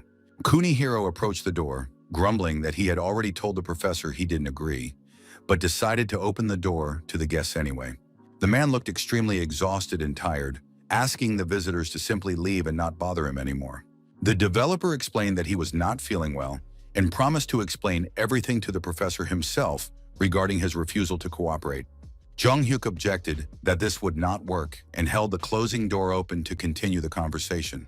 The young man explained that he was traveling with friends in Japan, leaving for Korea tomorrow, and only had one day for negotiations. His friends were surprised by Jung-hyuk's persistence and his strong desire to talk to this unfamiliar developer. Even the developer himself was shocked by the young man's passion and persistence in wanting to talk to him. After these words, the man simply lost consciousness and seemed to melt away, falling forward in one place. Suho saw the falling guy and quickly rushed to his aid to support him and prevent him from falling. Kunihiro approached his fallen friend, his face expressing complete shock and incomprehension of what was happening to the guest. The developer asked Suho if he was the Hiroshi they were expecting. Kunihiro apologized for his strange behavior, explaining that he had confused the people in the situation as a whole. When everyone was sitting inside the house, Jung-hyuk assured them that it was nothing serious, that it was their fault for coming without prior warning. The man asked if the professor had told them about their situation and clarified whether the guest was indeed an investment consultant. The developer introduced himself, handing over his business card and saying that his name was Kunihiro and his Korean name was Soo Chang. The man talked about his previous job at a semiconductor company, but after being laid off, he had been doing small development projects on his own. Jung Hyuk expressed his admiration for the research, noting his particular interest in the development of a car video recorder among all the projects. The young man honestly admitted that he did not fully understand the essence of this development and how such a device works. Therefore, Jung Hyuk asked the developer to explain in more detail what this technological innovation is. Kunihiro confirmed that the guest's understanding of the essence of his development was correct and was ready to explain the details. The inventor explained that this device is attached to a car and continuously records video during trips. Recording continues regardless of whether the car is moving or stationary in standby mode. Jung Hyuk thought with satisfaction that this was exactly the device he had been thinking about from his memories of his past life. The car video recorder, also known as a black box, was an extremely important invention for law enforcement agencies. In his past life, after the introduction of these video recorders, the crime detection rate increased significantly across the country. Thanks to surveillance cameras on the streets, in restaurants, and dash cams, a network was created that made it difficult for criminals to escape. The guy asked the developer to at least show him a working prototype of the device, if there was one. Kunihiro regretfully replied that there was no prototype yet, but he could show him the available drawings and development diagrams. Jung Hyuk knew he didn't understand technical drawings at all, but the shape of the device seemed to be what he expected. The guy inquired about the time frame for completing the development and was told that it would take several more years of work. Even with sufficient financial support, it would take that long to perfect the device. As can be seen from the drawings, the development is only 80% complete, but the main problem lies in the device's memory. Round-the-clock video recording requires a huge amount of memory, and modern technology does not yet allow for the creation of a compact device with sufficient capacity. Therefore, it will take at least 7 years for memory technology to develop to a level acceptable for the full functioning of a video recorder.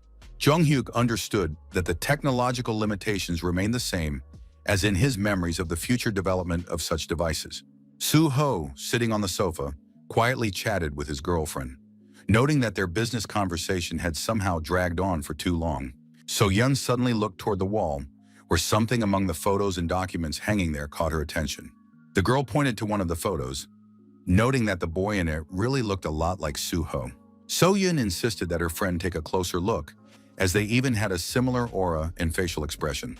Jung Hyuk became interested in his friend's conversation and also noticed the photo that had caught their attention.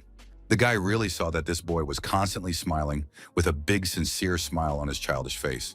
Jung Hyuk asked the developer who this cheerful boy in the family photo was. Kunihiro replied sadly that it was his son, who was no longer with him, but who had been incredibly dear to him. The man added with difficulty that his son had gone very far away and would never return to his father's home. The boy had died in a car accident because he loved riding his bike so much and was always riding it. The child always rode his bike to school and back home, but one day he had a terrible accident on the road. The father still cannot come to terms with the loss of his only son and is tormented by guilt over his inability to protect his child. Every time he sees a car, the man remembers the tragedy, so he even sold his own car on purpose. Kunihiro is tormented by the thought that if he had been there, things might have turned out differently, and with witnesses present, his son would have survived.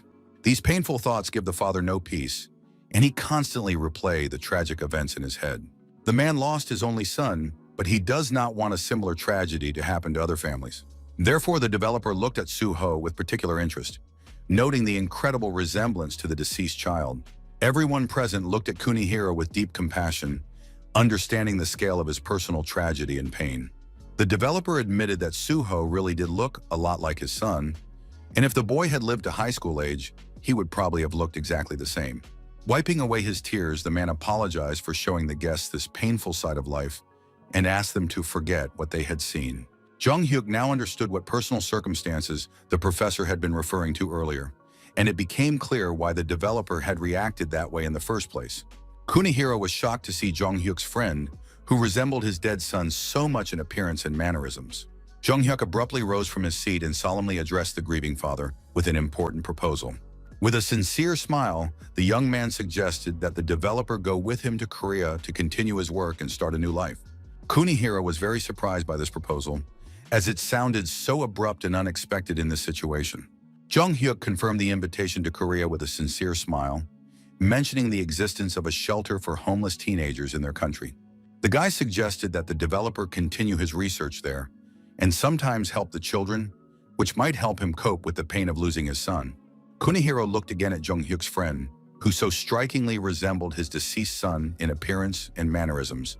The man seriously considered the offer, realizing that such a change in his life might not be such a bad idea. After several days of reflection and inner struggle, the man decided to agree to move to Korea. The friends sat in their school classroom, reminiscing about their wonderful trip to Japan and dreaming of going there again in the future. All the students were excitedly discussing who would be their new homeroom teacher this school year. A stern-looking man entered the classroom, causing all the students to literally open their mouths in surprise and greeted the class. The new teacher wrote his name on the board and announced that he would be teaching English, assuming that they had heard of him. The teacher warned the class to be prepared for his strictness, as any mistake would be severely punished. Jung Hyuk thought that if he was not mistaken, this teacher's nickname was Viper because of his harsh character and teaching methods. The English teacher added that they shouldn't get too excited, as he had something else for the class. The man invited someone to come in, and a pair of slender legs and school shoes crossed the classroom threshold. A new classmate with beautiful red hair entered the classroom, and all the boys opened their mouths in admiration at the sight of her. The students immediately realized that they were looking at the most famous and beautiful girl, who was the subject of legends at the school. Even the judoist himself could not contain his surprise when he saw this stunning beauty in their ordinary school classroom. The girl smiled sweetly, and the teacher announced to the class that they would now have a new classmate to study with. It was the same cute girl from the winter resort who waved her hand and greeted everyone in English. The beautiful foreigner's name was Irina, and she was indeed an incredibly attractive and charming young lady. Irina and Jung Hyuk were already walking together down the school corridor when the girl noticed that they hadn't seen each other in ages. The guy agreed that they really hadn't seen each other in a long time and expressed surprise at such an unexpected meeting at school. So Yeon joined the conversation, noting how incredible it was that they would all be studying at the same school and even in the same class. Irina explained that she hadn't told anyone about her move because her classmates weren't interested in her future education plans. Jung Hyuk recalled that when they met at the ski resort, he didn't expect the girl to have such a style, but now he was happy to have a new friend. As far as Jung Hyuk could remember, he had never had any real close friends to talk to and support him in his past life. At that moment, the business-minded guy received another call on his cell phone, interrupting his school conversations with his classmates. Jung Hyuk picked up the phone and heard a familiar voice. It was his friend from the band calling. As always, it was David, the American singer from their band, jokingly reminding him that he was calling a real pop star. The musician explained that thanks to Jung Hyuk, he was busy and was currently in the dressing room before a performance. So the guy curiously asked his friend why he was calling him at such a time. David reported a serious problem. They had run out of rice and other food supplies in their dormitory. Jung Hyuk asked in bewilderment why his friend was telling him this and what he thought the singer should do. David explained that the agency director had said that the musicians would go hungry because of excessive spending on food, and now he was starving. The other members of the group also complained of unbearable hunger and a lack of proper nutrition in recent days. The singers said that they were indeed no longer provided with adequate meals, with their rations reduced to a minimum. However, the musicians spent over 100 million won on food in a short period of time, which was really hard to believe. Jung Hyuk was surprised by this amount, noting that 100 million won was spent on food alone, when they had been rehearsing as a group for less than 2 months. The guys explained that this was why all their bank cards had been taken away and they were forbidden from buying food on credit. The musicians apologized for the trouble, but asked for permission to eat at Jung Hyuk's mother's restaurant, if possible. The guy, of course, agreed to help his friends, but he understood that they really did eat too much for ordinary people.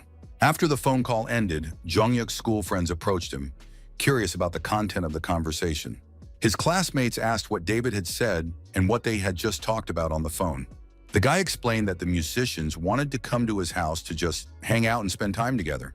Jung Hyuk, not noticing his friend's reaction, suggested that they join the party too, if they were interested. His friends were delighted with the invitation, saying that they had been waiting for this for a long time, so they asked him to be sure to invite them to the meeting. So-yeon suggested introducing the musicians to Irina to expand their social circle and make the party more interesting. Irina asked in surprise who exactly they were going to introduce her to, not understanding who they were talking about. When the group arrived at the building, Jung-hyuk explained that technically, the building belonged to his mother for business purposes. So-yeon noted with admiration that Irina really spoke Korean beautifully, wondering when she had learned it. Entering the building, Jung-hyuk thought it was very strange to see a new flower pot that hadn't been there before, probably placed there by his mother to decorate the interior. Irina said that she had learned Korean by watching various Korean shows, family gatherings, game rooms, and parenting diaries. She particularly noted the parenting show where idols take care of babies, calling it an amazing and informative program. At that moment, Jung-hyuk became interested in a flower pot standing in the corner and moved a little closer to examine it. The young man began to examine the plant closely with his eyes, trying to understand what was bothering him about this interior item.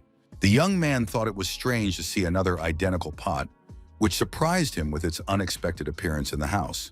Jung-hyuk explained to his friends that he had simply noticed these pots, which he had never seen in this room before. His classmates suggested that perhaps his mother had bought them for decoration, or that they were a gift from acquaintances. The guy thought about his professional deformation. He was constantly suspicious of something, and he needed to get rid of this habit. However, Jung-hyuk realized that these pots looked too suspicious, and he didn't like this situation at all. Seeing something alarming, the guy's expression changed dramatically, becoming extremely anxious and tense with worry. The young man crouched down and began to examine the pots in detail, and his friends also became interested in his strange behavior. Inside one of the pots, Jung-hyuk noticed something hidden that seemed extremely strange and suspicious to him. The guy quickly ran away after this discovery, heading for the stairs leading to the apartment. He began to climb up to his home, shouting loudly and asking his mother if everything was all right and if anything had happened. After climbing upstairs, the young man was completely stunned by the unexpected sight that met his eyes. His friends didn't understand what was going on and asked him in bewilderment what was wrong with him, suggesting that he just go about his business. When he went upstairs, the guy saw a pop group busy filming some kind of TV show in their house. The musicians greeted him cheerfully, explaining that it was a surprise for their friend and an unexpected gift. Jung-hyuk just laughed with relief, but thought to himself what pranksters and jokers they all were. The guy asked the guys what was going on and why one of them was holding a small child. His friends explained that this was their partner on the popular show Father's Diary, where celebrities take care of children. The girls, upon hearing the name of the program, excitedly noted that it was indeed a very popular and trendy show right now. The friends apologized, explaining that they had told the director about their acquaintance, and he really wanted Jung-hyuk to participate as well. Jung-hyuk thought that the musicians had collected money for the rental, but the guys assured him that everything had been organized in a completely honest way. Soo-ho approached the actress on the set and confessed that he was a huge fan of hers and her work. The actress was extremely embarrassed by the compliment and modestly thanked him for his support and kind words. Jung-hyuk asked his friend what this girl was doing there, whether she was a host, a guest, or a participant in the show. The guy began to try hard to remember who this familiar girl was and where he might have seen or met her before. Jung-hyuk analyzed the actress's behavior, realizing that she looked awkward and was very nervous for no apparent reason. The guy hoped that it was just fatigue from filming and not a premonition of something bad or dangerous. At that moment, the actress was indeed being watched through binoculars from a safe distance from the set. An unknown man was watching the girl's every move from afar, not missing a single detail. The actress really did feel that she was being brazenly watched, and this caused her great anxiety. The director announced the end of filming, praising everyone for their good work, especially noting that David was on top form today. So Yeon and Soo-ho enjoyed playing with the little child, who was also participating in this interesting family show. The friends eagerly called the baby over to them, inviting him to come to his older brother or older sister. However, the child crawled past them and headed on all fours toward the insanely beautiful Irina, drawn by her presence. Irina smiled, noticing that even babies could sense her special aura and were drawn to her. So-yeon was very upset by this turn of events, considering the baby's behavior to be quite unpleasant for her. One of the singers approached Jung-hyuk and immediately noted that the actress had done a good job on the show. Turning to the girl, the musician suggested talking to her privately about some important issues. Jung-hyuk realized that something was wrong and that the conversation would be about the actress's problems. The three of them went into a separate room and sat down at a table for a private conversation about serious matters. The guy asked for details, and the famous girl admitted that she had a persistent stalker. The actress said that at first she thought it was just prank calls from bored fans. She recalled how she got into her minivan after work once again, complaining of extreme fatigue. The girl wondered why she was so tired today. Perhaps she was getting sick or had simply been overworking lately. The driver said that she had no plans for tomorrow, so she should go home and get some rest. The actress agreed with him, admitting that she had probably been working too much in recent weeks without a break. The girl got out of the minibus, which immediately continued on its route. Suddenly, her phone started ringing very actively, which seemed strange to her at such a time. She quickly took her cell phone out of her bag and answered it, expecting to hear a familiar voice. A stranger said her name in a very scary and frightening voice, which made her jump with surprise. The man asked why she hadn't answered his calls, as he had been waiting a long time for her to finally respond. This stranger indignantly said that she should be ashamed of herself for not recognizing his voice, since they were such good friends. The stalker continued to speak in a disgusting voice, saying that he had been thinking about her all day and had been collecting unpleasant personal information for his own purposes. It was with this phone call that all the nightmarish events began to unfold in the young actress's life. Since then, the criminal has called her every single day and told her about her every little move in his disgusting voice. Every day, terrible gifts were delivered to the actress's home, even though she repeatedly asked him to stop and leave her alone. He then desperately shouted into the phone that she was not his girlfriend, and if he did this again, she would really call the police. The stalker calmly replied in a gentle tone that his dearest was very angry and asked why she was behaving this way. The criminal said that he knew how she would react, so he had prepared a special gift for today, which further angered the frightened girl. Left completely alone in her apartment, the actress noticed traces of men's shoes on the floor by the front door. The girl wondered where this man got all the detailed information about her personal life and daily routine. When she went into the bedroom, she was so horrified and disgusted by what she saw that she was simply speechless. Red roses were scattered across the bed as a creepy romantic gift from the stalker. The actress was extremely frightened by this invasion of her personal space in violation of the security of her own home. Her nightgown lay on the bed, surrounded by photographs of the girl taken during the secret surveillance, and all of it was strewn with rose petals. Now she is in a constant state of high anxiety because of this whole situation and is afraid to go outside unnecessarily. Jung Hyuk first asked about the police report, and the girl said that the police had conducted covert surveillance. But whether it was a coincidence or the stalker somehow found out about the police measures, as soon as the police showed up, the calls and visits stopped. The celebrity explained that the police had come several times but nothing happened, so the officers decided that she was overreacting. Jung Hyuk understood that stalking was not taken seriously at the time, and that breaking into a house was a truly dangerous stage. Even if all the evidence was gathered and the criminal was arrested, he would get off with a light punishment and soon be released. The judges would simply consider it overly persistent courtship, and the perpetrator would most likely be released to continue harassing the victim. So the guy stood up decisively, turned to the girl, and assured her that the most important thing was not to worry about anything. Jung Hyuk gave a 100% guarantee that they would definitely put this criminal behind bars for a long time. The young man explained that he had certain connections in law enforcement, so there was no need to worry about the successful resolution of the problem. The young man thought to himself that at the same time, they would change the law's attitude toward crimes related to stalking and harassment. In the evening, local children were happily playing soccer near the house, unaware of the danger lurking nearby. At that moment, the stalker was already patiently waiting for his victim under the staircase, choosing a convenient position for observation. The criminal carefully hid behind a thick tree trunk in tall grass, from where he could discreetly follow the actress's every move and plan his next steps. As if behind him, the criminal heard the security guard ask him what he was doing there so late at night. The security guard asked what the stranger was doing there, as he had never seen him before, and he clearly did not live in the building. The stalker, realizing he had been discovered, immediately jumped to his feet and ran forward, trying to escape pursuit. A woman standing at the entrance exclaimed in surprise, but it was obvious that this man had come to spy on a celebrity living in the building. A resident of the house complained that because of this actress, they now had nothing but problems, and security had to patrol the area twice as much. Neighbors said that strange people had recently appeared in the area whom they feared to death, as they were constantly shouting under their windows. Meanwhile, another man quietly entered the building where the actress lived and headed up the stairs to her apartment. When he reached the girl's door, he was extremely surprised by what he saw at the entrance to her home.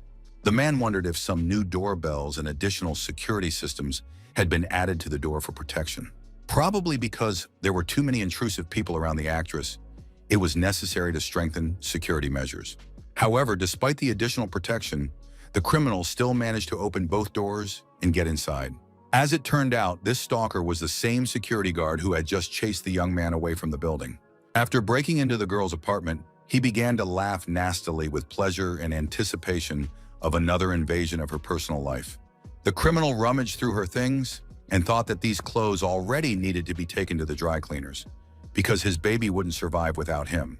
In the dressing room, the stalker suddenly noticed a box, which greatly surprised him with its presence among women's things.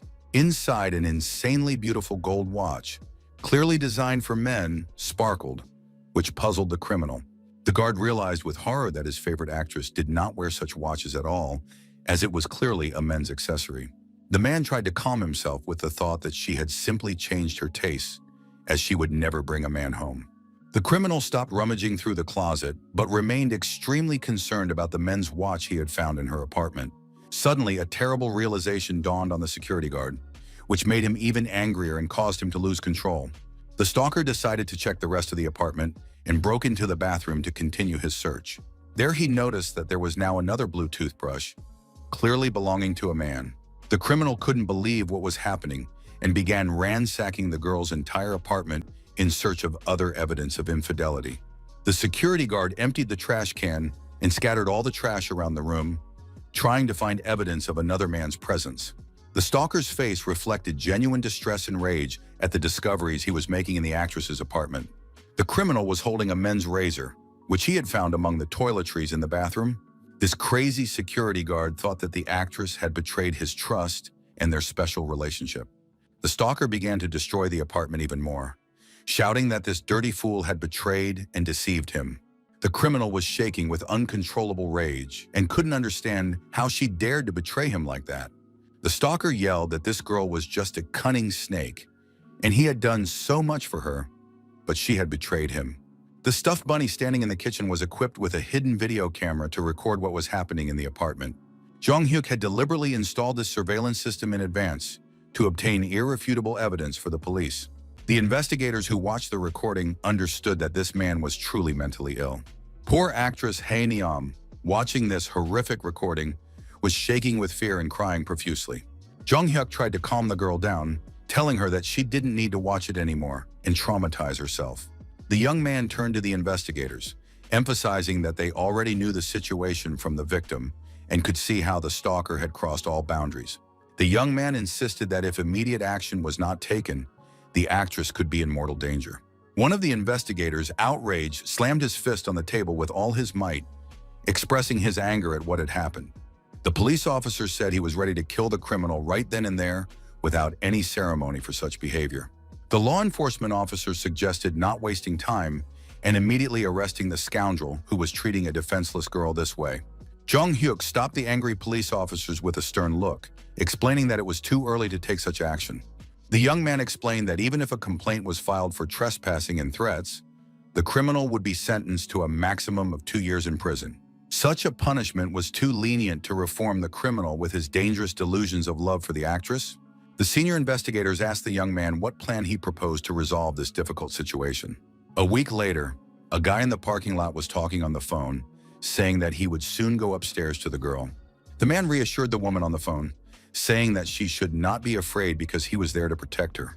The guy called Heenam a coward, and all this was overheard by a nasty security guard stalker lurking nearby. The young man promised the girl that he would be with her soon and that she had nothing to worry about in his presence. He assured her that tonight, no one but him would dare lay a finger on her. These words enraged the stalker, and he was determined to kill the scoundrel who dared to approach his girlfriend. So the security guard went up to the floor where the actress lived, clutching a sharp dagger in his hands for revenge. The criminal waited until late at night and quietly made his way into the apartment through the locks he had broken. The stalker approached the sleeping girl's bed and stood over her like a black, ominous shadow of death. He saw confirmation of his suspicions. The actress had indeed found herself a new lover. The guard whispered about how much he loved her and couldn't understand how she could treat him so cruelly. The criminal reminded her of his vows to love her forever, wondering if that wasn't enough to make her happy. The stalker climbed onto the bed, swung his dagger, and began shouting throughout the apartment, preparing to commit the crime. But at that moment, the police arrived and apprehended him. Suddenly, an investigator appeared from the closet and quickly and powerfully kicked the scoundrel right in the face, knocking him off his feet. The security guard stalker flew sideways from the force of the blow and lay on the floor, barely breathing from the pain and shock of the unexpected attack. The criminal, confused, asked the police officer who had appeared who he was and where he had come from. The investigator coldly replied that it didn't matter who he was, but rather that he explained what he was doing in someone else's apartment with a knife. The police officer officially announced his arrest for repeated illegal entry into a dwelling and attempted murder. The criminal was quickly restrained and handcuffed, preventing him from resisting or harming those around him. The stalker screamed in horror that it had all been set up from the beginning and that he couldn't believe the betrayal of his love. As it turned out, it wasn't even an actress lying in bed, but a male police officer who had participated in the operation to capture the criminal. Seeing this, the security guard was in complete shock, realizing that it was not his beloved actress in front of him, but a decoy. The criminal was already being led out of the building, where police cars with flashing lights had gathered to complete the operation. Many residents of the building came out onto the street and discussed the shocking fact that the security guard from their own building had been stalking the unfortunate girl. Neighbors expressed sympathy, saying that such a young girl had already endured so many terrible trials in her life. The stalker noticed the actress standing outside the building, surrounded by police officers, watching his arrest from a safe distance. The criminal began to hysterically yell at the girl, calling her a bitch and promising not to leave her alone after his release. The security guard threatened that as soon as he got out of prison, the first thing he would do would be to kill her for deceiving him. The stalker confidently stated that this was not the first time he had been caught and that he would serve a maximum of only 1 year for such acts. Therefore, the criminal promised to take revenge on the actress 1,000 times more severely so that she would know how to treat him in the future. Jung Hyuk approached the scoundrel and put his hand on the arrested man's shoulder, looking him straight in the eye. The young man told the criminal that he had no idea that his real torment had not even begun yet. The stalker didn't even understand who this confident young man was and where he got such information. The police officer intervened in the conversation, advising him to ignore the threats and simply walk away. Law enforcement officers put the criminal straight into a police car to take him to the station. The car, with its lights flashing, quickly drove away, taking the arrested stalker away from the scene of the crime. Jung Hyuk dialed Chairman Kwan's number and apologized for disturbing him at such a late hour, but he had an important request. The young man explained that he needed the help of an influential person to resolve issues related to this criminal case. The next day, the newspapers were full of news about the incident caused by a fan's obsession and discussions about the fairness of the punishment. Ordinary people read about the incident and were outraged by the mentally ill man's behavior toward the young woman. Many felt that arrest was not a severe enough punishment for the criminal's perverse pursuit of the actress. In the courtroom, the judge announced to the defendant, Kang Moon-chik, that he would be given the last word before sentencing in the stalking case. The stalker cowered in fear, crying and shaking, realizing the seriousness of his situation in the courtroom before the face of justice. The criminal said he deeply regretted what had happened, admitting that he loved the girl too much and had made a terrible mistake. Kang Moon-chik addressed the judge, saying that while in detention, he had repented of his actions and written a letter of apology to the victim. The stalker swore that nothing like this would ever happen again and begged for another chance to reform and become a normal person. Listening to these words, Jung Hyuk thought about what hypocrisy and a terrible attempt to manipulate the court it was. Even through the criminal's tears, one could sense his hidden, terrible smile and confidence that he would receive a light punishment.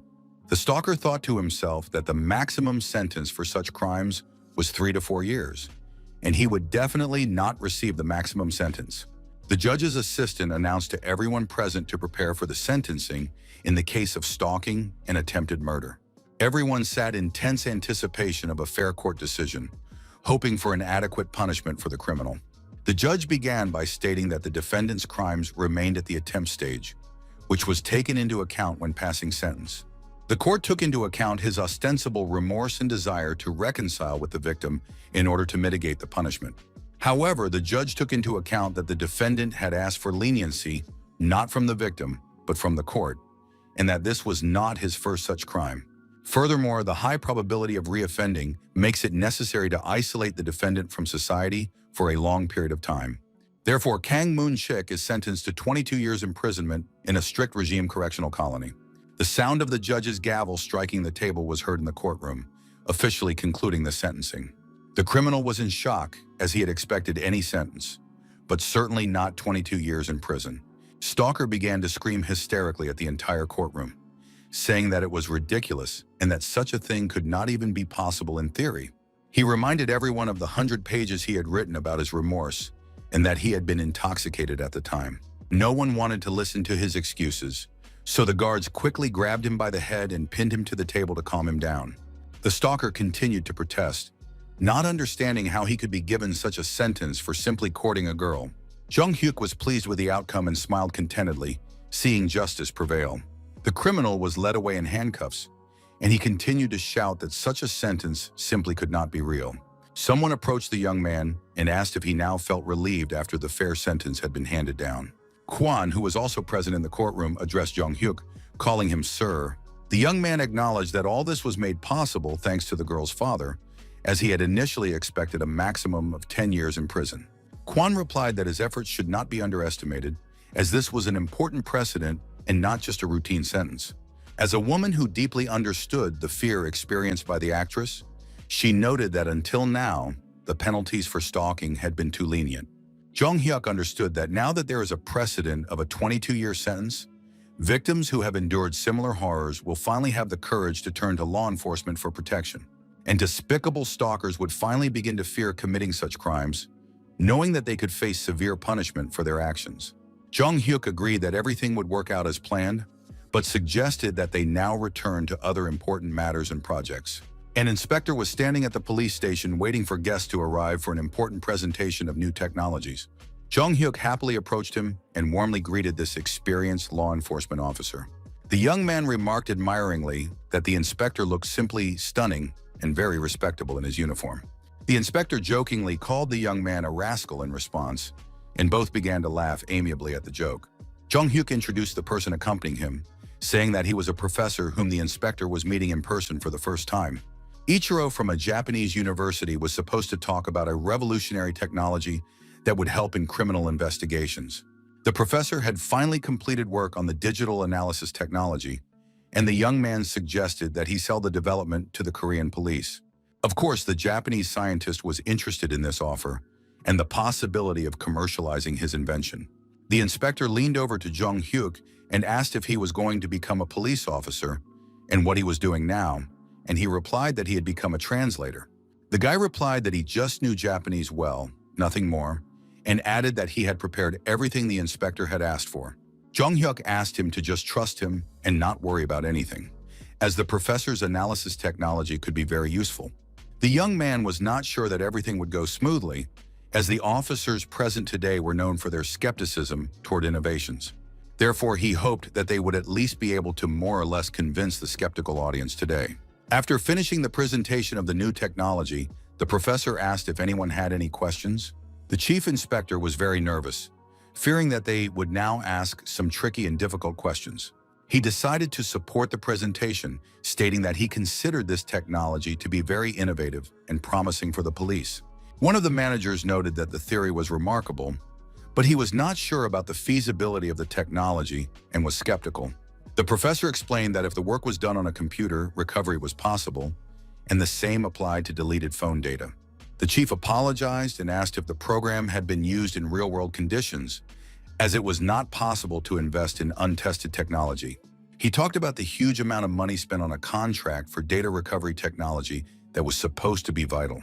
The development turned out to be useless, and this was not the first such case, and the budget for the contract was quite substantial. Jung Hyuk asked Inspector Kim Jong-do to get what he had asked him to prepare in advance for the demonstration. The guy reminded him that it had been said that it was impossible to invest in technology that had not been properly tested. Jung Hyuk declared his readiness to demonstrate the effectiveness of the digital forensics program right now. He promised to show the technology working in real time to convince the skeptical audience. The guy began demonstrating the program's capabilities using pre-prepared materials and equipment for a convincing presentation of the latest technologies. All the police officers immediately leaned in and began to watch the demonstration closely, literally opening their mouths in amazement at what was happening on the screen. Law enforcement officers thought with disbelief, could the technology really work as effectively as the developer promised? They exclaimed joyfully that the data had indeed been recovered, including information on the case of a serial killer who could not be stopped due to a lack of evidence. The police realized that with this revolutionary technology, they would be able to catch almost any criminal who was covering their tracks. The deputy chief cautiously noted that additional tests were needed before making a final decision on purchasing the equipment. Kim Dong-chu couldn't hold back and turned to the deputy chief, insisting that they had to get this tech for their work. The inspector explained that with this program, they would be able to convict all the criminals who could not be convicted due to lack of evidence. Therefore, all employees unanimously agreed that they definitely needed to purchase this technology to improve the department's work. After the successful presentation, Jung Hyuk walked with the professor, praising him for his excellent work and professional presentation of the material. The professor gratefully noted the sum of 200 million yen, admitting that he could not have imagined the possibility of signing a contract for such an amount. The scientist began to cry with happiness, saying that without the young man's help, he would never have had such a unique opportunity. Jung Hyuk thanked the professor for introducing him to Son Se-chan, expressing his deep gratitude for this important acquaintance. The young man noted the developer's truly great talent, so he was glad that the professor had introduced them for further cooperation. Jung Hyuk assured him that Son Se-chan was currently working on research with a team that had come from Japan specifically for this project. The young man explained that the black box the developer was working on was a technology that, once completed, would be of great help to police investigations. The professor thought that this young man was truly rare, with a desire to serve society and the ability to realize his ambitions. This is truly a unique case and a unique person, so it is worth looking forward to his future outstanding achievements. At the awards ceremony, it was announced that the winner had made a significant contribution to the capture of dangerous criminals and the solving of complex cases. The organizers noted that the award winner provided the necessary equipment for investigations and thus contributed to effective police work. His mother also came to support her son and shouted from the audience how wonderful he was and how proud she was of his achievements. Jung Hyuk thought that it had been so long since he had been in the auditorium of the main office, and this was the first time he had received an award for his service to society. The host solemnly announced that for his courage and outstanding contribution to law enforcement, the young man was being awarded the honorary title of police officer. Jung Hyuk placed his hand on his heart like a true soldier and solemnly declared that he was ready to serve the people and defend justice. Now the young man has become a senior inspector, the 6th rank in the South Korean police hierarchy, which was a significant achievement. Unexpectedly, the young man's mother also did not understand why her son was behaving so strangely, demonstrating military bearing at a civilian event. His friends laughed at him a little, saying that the senior inspector already thought of himself as a real law enforcement officer. His friends noted his high ambitions and advised him to become a detective if he was so serious about police work. Jung Hyuk realized with horror that this was a reflexive reaction from his past life, when he was indeed an experienced officer. The young man felt a little awkward about what had happened, but he thought that everyone had moments of strange behavior and slips of the tongue. In the crowd, the young man noticed Prosecutor Kang, who was clearly unhappy with what was happening and whose expression showed his disapproval. Jung Hyuk was surprised to see the prosecutor at the ceremony, wondering what he was doing there at his award ceremony. Kang replied that he couldn't not come since there was a whole article in the newspaper about the guy becoming a senior inspector. The prosecutor noted that lately the young man had been spending a lot of time with the police instead of studying. Kang asked if the young man really wanted to become a police officer and how his grades were not suffering with such a lifestyle, since he was supposed to become a prosecutor. Jung Hyuk assured him that there was no need to worry, as he had received good grades this time and was going to a competition in a few days. The young man planned to buy his mother her favorite pastries as a gift for her support and understanding. The young man had a strange expression on his face, which the attentive and experienced prosecutor immediately noticed. Kang said that the young man was born to be a prosecutor and seemed to have strayed from the right path, as there was no job more convenient than that of a prosecutor. Jong Hyuk thought that it was certainly enviable that prosecutors had a much easier job than police officers. If he had become a prosecutor instead of a police officer, he could have investigated many crimes differently than in his previous life. Unlike the police, a prosecutor could have a more direct influence on the sentencing of criminals in the course of trials. But how to respond to crimes that had not yet occurred in the present remained a mystery. So the young man once again addressed the prosecutor with respect, calling him his mentor. Jong Hyuk asked what prosecutors would do if they knew a crime was about to happen. The man thought about the question, wondering what kind of crime should happen, as it was a strange and silly question. The young man asked him to imagine a situation where he knew for sure about a future crime and could prevent it in advance. The prosecutor understood that this was an extremely rare event in law enforcement practice and did not happen very often. Kang admitted that even he, as an experienced prosecutor, honestly did not know how to answer such a hypothetical question. Meanwhile, at the construction site, young children were talking among themselves, noting how scary the place looked. The children grabbed their friend San-min's hand and suggested that he avoid this dangerous place. One of the children explained that his mother had told him not to go to such dangerous places without adults and parental permission. San-min argued with his friends that there was nothing dangerous here, no one was around, and this was the fastest way home. His friends said they would not go there, because if they went without permission and got caught, they would be in big trouble. The boys said that it was somehow eerie and scary here, but the boy did not like his friend's cowardly reaction. San-min contemptuously said that they should stay behind, calling them pathetic cowards who weren't ready for adventure. The boy went alone, thinking that his friends were fools. What were they afraid of? He had been there so many times. As the child was walking through the construction site once again, an unfamiliar voice suddenly called his name. It was an adult man who leaned very close to him, but his face could not be seen because of his mask. The little boy asked the stranger fearfully who he was and what he wanted from him. The man confirmed that he had the boy's name right by repeating, "You are San-min," in a threatening tone. The boy's eyes reflected real fear. He didn't know what to say or how to react to the situation. The child saw the stranger take a knife out of his pocket and prepare to swing it in an attack. The criminal was already swinging his huge weapon to kill the defenseless 7-year-old boy at the construction site. Suddenly, someone shouted, "Hey, you bastard!" causing the stranger to tremble with surprise. Jong Hyuk arrived in time and was able to prevent this horrific murder of an innocent child. The guy started yelling at the criminal that he was now under arrest and had to surrender to law enforcement. In the original timeline, at 4 o'clock this afternoon, the body of a 7-year-old boy was found at the construction site, badly damaged. The examination showed that someone tried to destroy the body with a chemical solvent. This happened on May 20th, 1999. The 7-year-old child was stabbed to death, sustaining multiple wounds all over his body. After the murder, the perpetrator also burned the body. It was found too late. It was a brutal crime that shocked society. The case became known as the child case and caused a huge stir, but due to imperfect technology, the criminal was not caught. 14 years later, just before the statute of limitations expired, a television program about the crime was broadcast.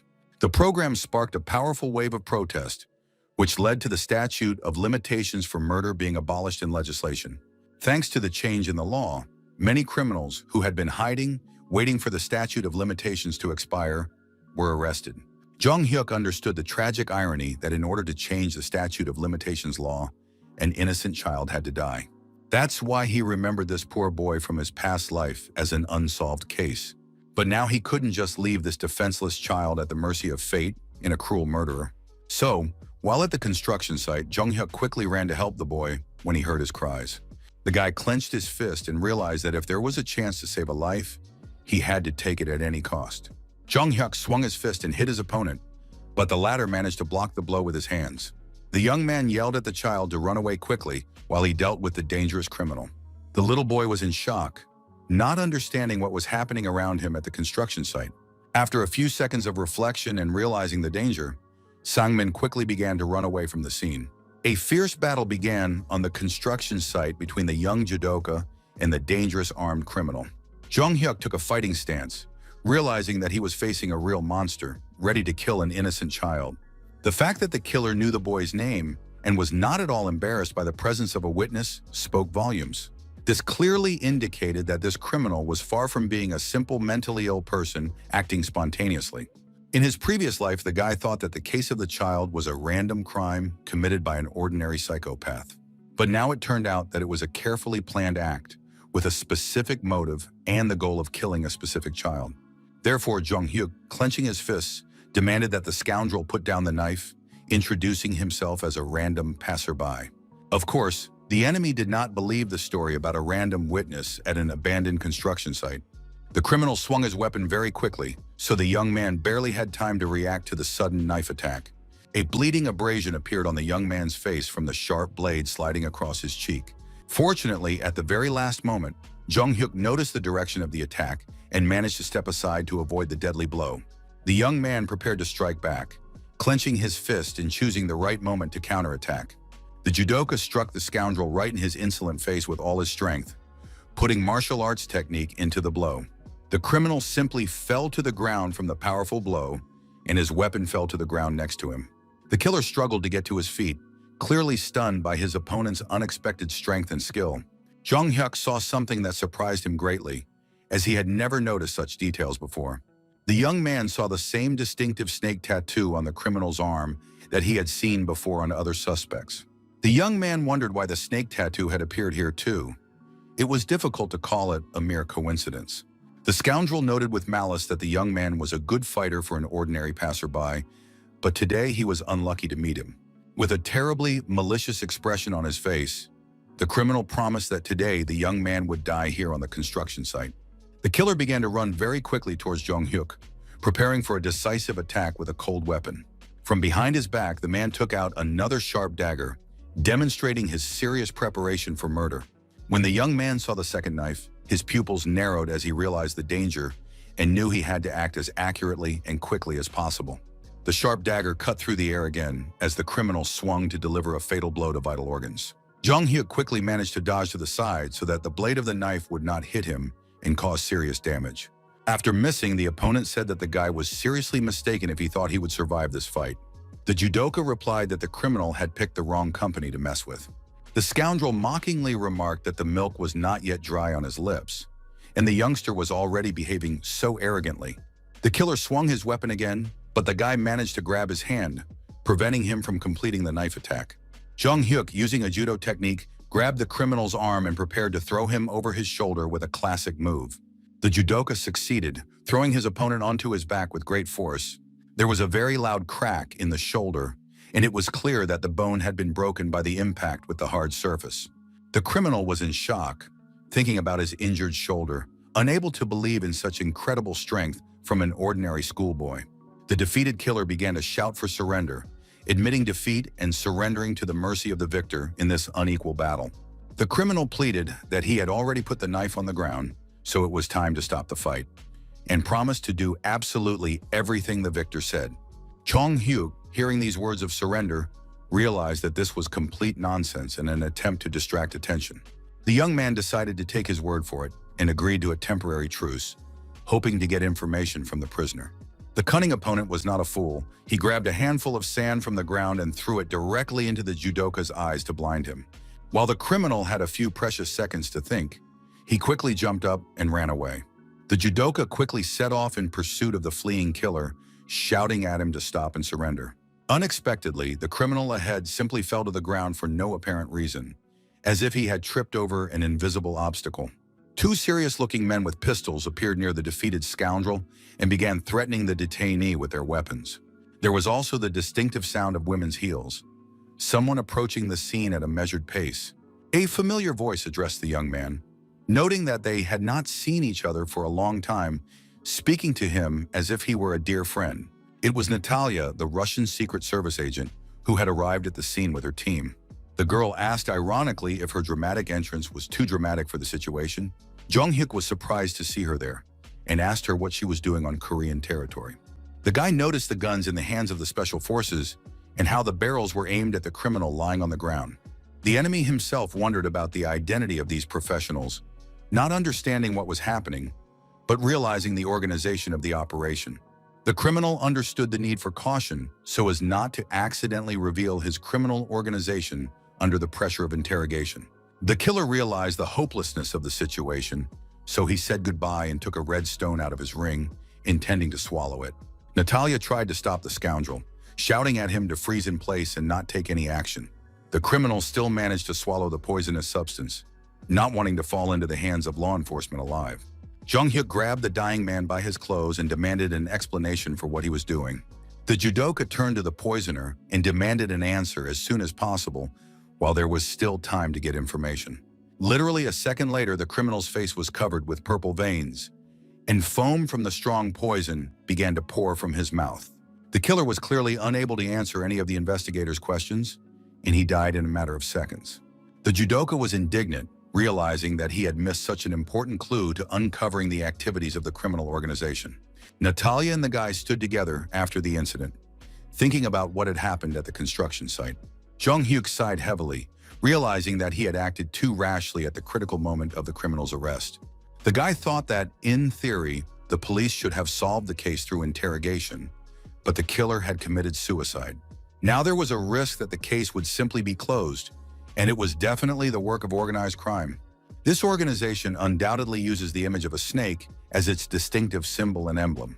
The guy clutched the ring in his hands and thought that he had finally found the first clue that would help him find those who wanted to kill him. Natalia turned to the guy and said confidently that he shouldn't worry, because they would take care of the criminal's body and remove all traces. Even though such a serious incident had occurred, the girl still had a slight smile on her face and seemed completely confident in her actions. The KGB agent wondered if the young man would ask boring questions about the reasons for her presence, but suggested that they meet officially first. Natalia briefly explained that Russia had decided to take Jung-hyuk under state protection and patronage. The girl mentioned the artifacts provided by Victor as proof of the guy's ability to foresee future events and disasters. The agent added that considering all of the young man's other talents, it was necessary to establish a close cooperative relationship with him. When the young man heard this proposal, he literally stood and listened to the information with his mouth wide open in surprise. Still, he liked this information, so a slight smile of satisfaction appeared on Jung-hyuk's face. The judoka admitted that the offer was too generous, but protection would definitely come in handy, so why not agree to cooperate? Natalia inquired about the identity of the killer the guy had just fought at the abandoned construction site. The agent noted that the criminal had not fought by chance, and the poison for suicide indicated that this was no ordinary hired killer. The girl explained that such methods were characteristic of professional espionage, so she asked who exactly the guy was looking for. Jung-hyuk honestly admitted that he did not know exactly who was behind the attacks, but he was sure that there was an organized group. After hearing his answer, Natalia thought for a moment, realizing that the guy didn't want to tell her everything and preferred that she find out the details herself. The agent reflected on the mysterious nature of the young man.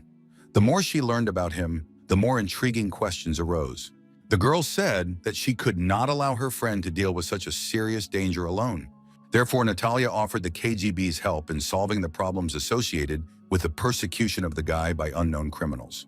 Jung-hyuk agreed to the proposal and admitted that he did indeed have one small request for the Russian Special Services. Meanwhile, in the secret office of the criminal organization, they were discussing the progress of a mysterious project codenamed D. The gang leader sat at the table and rubbed his temples wearily, suffering from a headache due to the difficulties of the case. A subordinate approached the leader and inquired about the whereabouts of Park Dae-ri, who had not yet returned from his assignment. The gangster noted that the hitman had left half an hour ago and was already half an hour late, which was strange for such a responsible operative. The leader picked up the phone and asked his informants about the current situation in the controlled territory. Information came in that Kim Se-chan's son had returned home safely after the incident at the construction site. The most surprising thing was that the little boy was completely unharmed. There was no contact with Park, and the police were not taking any action. Hearing this news, the leader was shocked and asked if there had been any reports of an unidentified body in the area. The criminals thought that Park must still be alive and somewhere near the scene of the accident. In principle, killing a defenseless child is not a difficult task, so it was unlikely that an experienced killer could fail at such a simple job. But the mission failed. There is no contact with the perpetrator, and the police have not yet found his body. The gang leader realized that something was clearly wrong here, and he didn't like the way things were going at all. A disturbing thought crossed the criminal's mind. It seemed that someone outside the gang had interfered with their operation. The boss quickly got up from his seat and ordered all observers to be withdrawn so that all traces could be erased as quickly as possible. The leader demanded that the entire branch in the city be shut down within an hour, everything be packed up, and everyone moved to the training camp. Gritting his teeth aggressively, he thought that they should have taken control of Kim Sa-chan himself first, not his son. The criminal remembered that a few months ago in Seoul, they had almost been caught, so they had to be much more careful. At that time, they had been accidentally discovered by some prosecutor, but now the situation was completely different, and the boss didn't know what to think, while a ring with a snake adorned his finger. At night, a man cautiously peered around the corner of a building, checking the safety of the escape route. With him was a little boy who, half asleep, asked his dad where they were going at this hour. The father turned to his son and explained that San Ming wanted to go to the sea, so now they were going to fly on an airplane to admire the water. Walking beside them was his wife with a small child who slept peacefully in her arms during their hasty departure.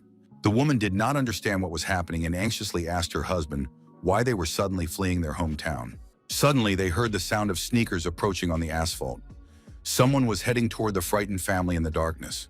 The whole family turned around in fear and wondered in horror who could be approaching them at such a late hour. A masked stranger approached them and addressed the head of the family, identifying him as Mr. Kim Kwon-chul. The man trembled with fear, and his wife anxiously asked who this suspicious man in a mask was.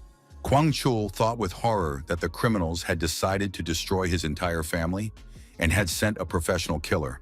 The father began to shout at his wife to grab their son and run away from the danger as quickly as possible. As it turned out, the stranger was Jong-hyuk, who took off his mask and assured them that he was not dangerous at all. Little San-min pointed at the guy and excitedly shouted to his parents to look at his savior.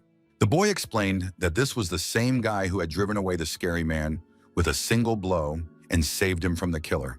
His father couldn't believe his son's words and asked again if this was really the hero who had saved him. Jong-hyuk blushed awkwardly and laughed sheepishly, unaccustomed to such gratitude for his actions. The man bowed low in respect and began to apologize for mistaking the savior for a criminal in the dark. The young man explained that the family had mistaken him for a suspicious character because his face was covered, but he simply had a bad cold and runny nose. Although in reality, Jong-hyuk understood that he was hiding his face on purpose so that he would not be recognized by members of a criminal organization. The judoka recalled that in his past life, this family had not particularly insisted on an active investigation into the assassination attempt. Apparently, the parents had decided to keep quiet about the details of the incident in order to protect their little daughter from possible revenge. The young man assured them that there was no need to thank him, but he would like to know more about the man who attacked his son. Jong-hyuk politely asked if the father of the family could tell him who he was or what he did for a living.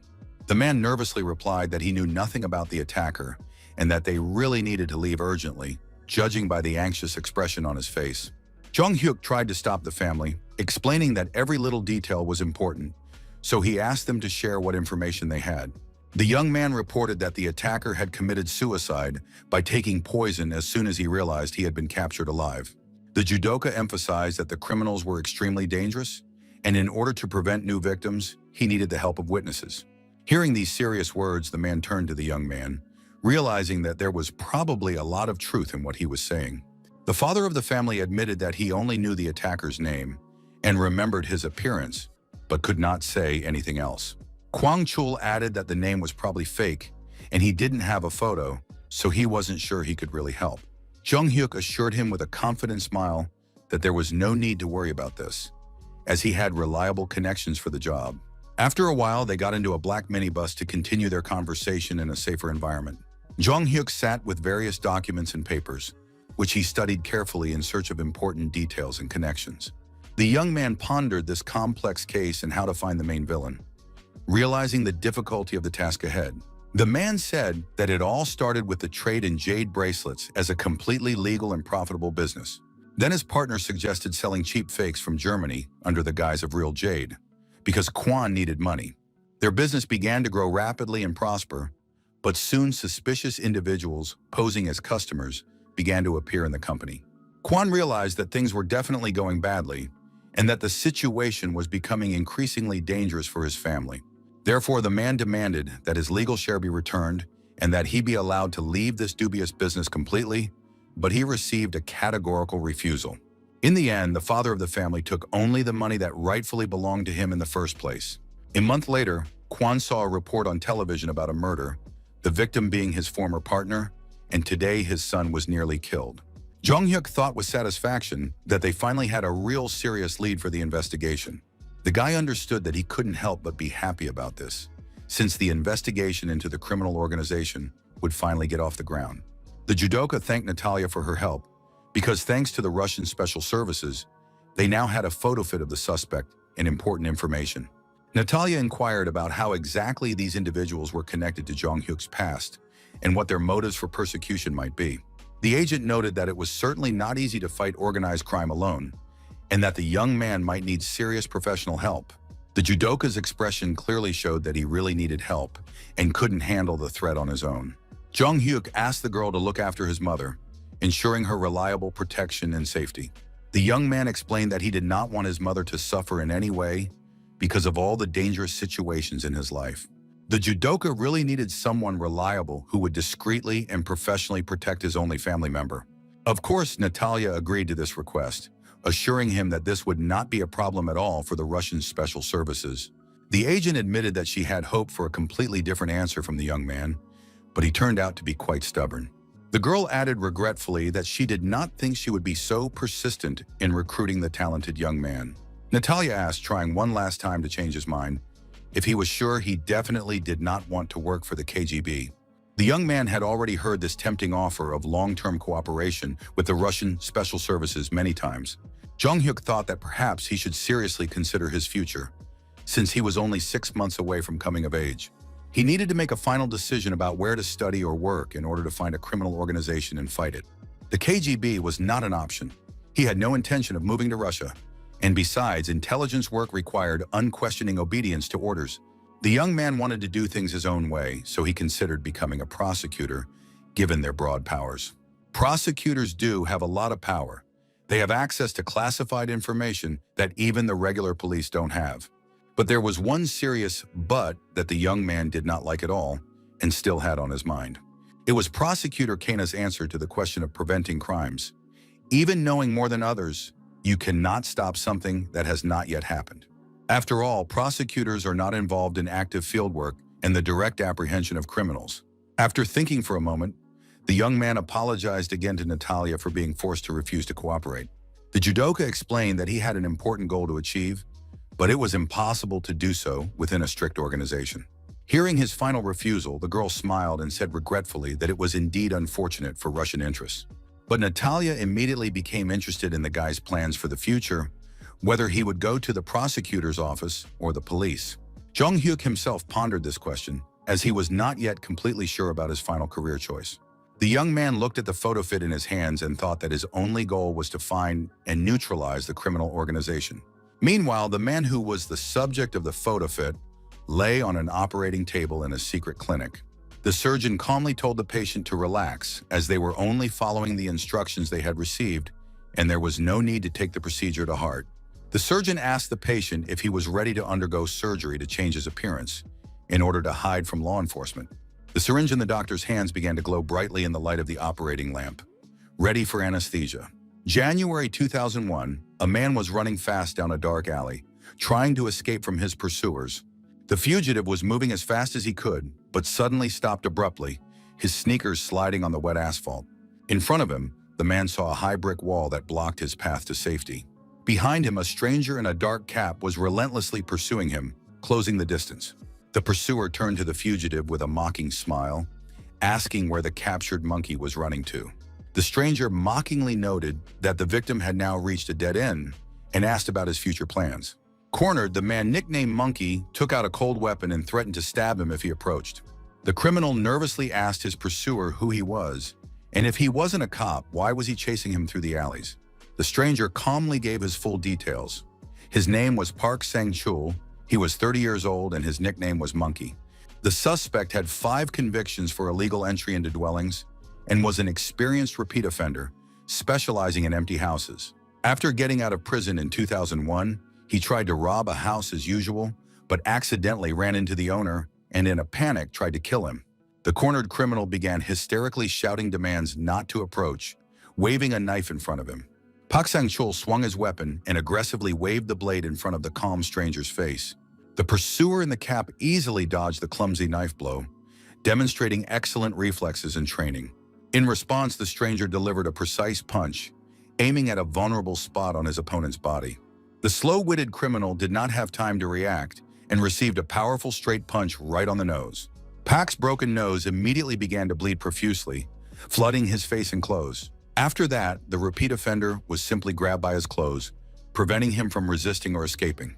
With one powerful movement, the pursuer lifted the criminal and pinned him to the ground with a classic move. When Park Sang-chul landed on his back, he screamed loudly in pain and surprise. The defeated robber began to tremble with fear and begged not to be touched, admitting complete defeat. As it turned out, it was Jong-hyuk, who explained that he had saved the criminal from becoming a murderer. The young man added that he was not yet a police officer, but was already studying to become a detective at the police academy. The defeated villain was quickly taken into custody, and his hands were tied to prevent escape or resistance. Pak tried to smooth things over by apologizing and begging to be let go without being handed over to the authorities. The criminal was curious how the student had found out about his whereabouts, since he was not an active police officer. Jong-hyuk explained that he had hired a private detective to follow him, so the robber was under constant surveillance. The judoka called his acquaintance, an inspector, and told him that he had some interesting information for the police. The young man apologized for addressing him informally, as his interlocutor was no longer an inspector, but a department head, but reported the capture of repeat offender Park Sang-chul, who had again attempted to rob an empty house. Jong-hyuk approached the defeated criminal and grabbed him firmly by the shirt, demonstrating the seriousness of his intentions. The young man warned Monkey menacingly that if he tried to commit such atrocities again, he would face serious consequences. After the threat, the academy student offered the detainee a friendly smile and suggested they walk together to the waiting police officers. While at the police academy, Jong-hyuk spoke on the phone, apologizing for not answering the phone because of his lectures. Soo-ho said that their mutual friend was also a busy student, but still found time to visit her friends. His friend yelled into the phone, demanding that he stop making excuses and hurry up and come for a group photo. The guy smiled at his friend's reaction, thinking that he was still the same energetic and cheerful person. Last winter, Jong-hyuk graduated from high school and was successfully admitted to a prestigious police academy. Prosecutor Kang was very upset by the guy's choice, but he really wanted to become a police officer as soon as possible. While he was thinking, one of his classmates approached him and called his name. His friend asked who the hero had caught this time, since he had arrested another criminal last week. His classmates asked him enviously to take them with him next time he caught lawbreakers. Two guys looked at Jong-hyuk with admiration, thinking that they were looking at a famous academy student. They discussed how the guy would definitely not go to serve in a regular mobile unit after graduation. The student said that last year he won a gold medal at the Olympics and was exempted from military service. Jong-hyuk ranked first in the admissions rankings and brought home a medal, which made the rector very happy. As soon as the guy enrolled, a new dormitory was built for him, and many saw illegal attempts by other candidates to enroll. His classmates wondered what kind of person he was to be so outstanding, so far above the other students. In class, the teacher explained that the ultimate goal of criminal psychology is to study the peculiarities of criminals' thinking. The professor emphasized that criminal behavior is determined not only by innate traits, but also by interaction with the social structure. Therefore, an excellent investigator must take into account even the most insignificant habits and characteristics of the suspect. This was Professor Sun, who in his previous life was a member of parliament and worked hard to improve criminal investigation methods. When the lecture came to an end, the teacher announced the need to prepare for the upcoming exams. The professor gave the following assignment. One representative from each group should come forward and draw a piece of paper with an assignment. The students were surprised by the unusual method their teacher had come up with for the practical class. The students thought that since there was no way out, they had to obey the teacher's assignment and go draw the pieces of paper with the assignments. The group representatives read out the contents of the slips of paper, which contained the names of real convicted criminals for study. The professor explained the task: to find out where, how, and why the criminal committed the crime, and to analyze the motives behind his actions. It was also necessary to determine the presence of mitigating circumstances and to record everything in the form of a detailed interview with the prisoner. After reading his assignment, Jong-hyuk realized that the upcoming work would be quite difficult and responsible. His teammates were curious to know which criminal their group had been assigned to study. An announcement was made in the prison calling prisoner number 105 to quickly get up to meet with visitors. The guards approached the prisoner and informed him that students from the academy had come to visit him. Jung Hyuk and his classmates waited in the prison cafeteria for prisoner number 105 to appear. The young man thought it was his first time in prison and wondered why the meeting was taking place in the dining room, rather than in a special visiting room. His friend noticed the tense expression on Jung Hyuk's face and asked why he was so nervous. The academy student admitted that he had some unpleasant memories from the past with this prisoner. His friend asked in surprise what kind of bad memories they were talking about.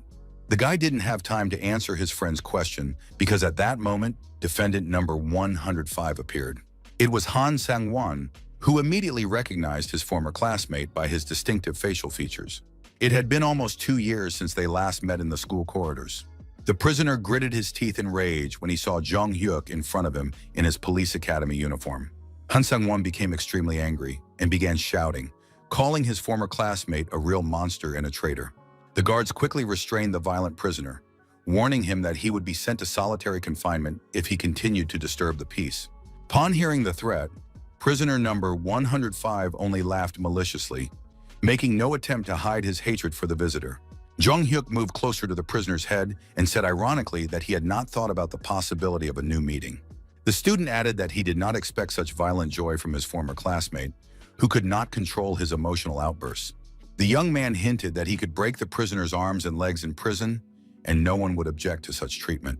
The criminal realized that the situation was not going in his favor, and that it was better not to provoke a conflict. The future police officer enjoyed psychologically pressuring the former school bully, demonstrating the change in the balance of power, and the prisoner immediately began to apologize.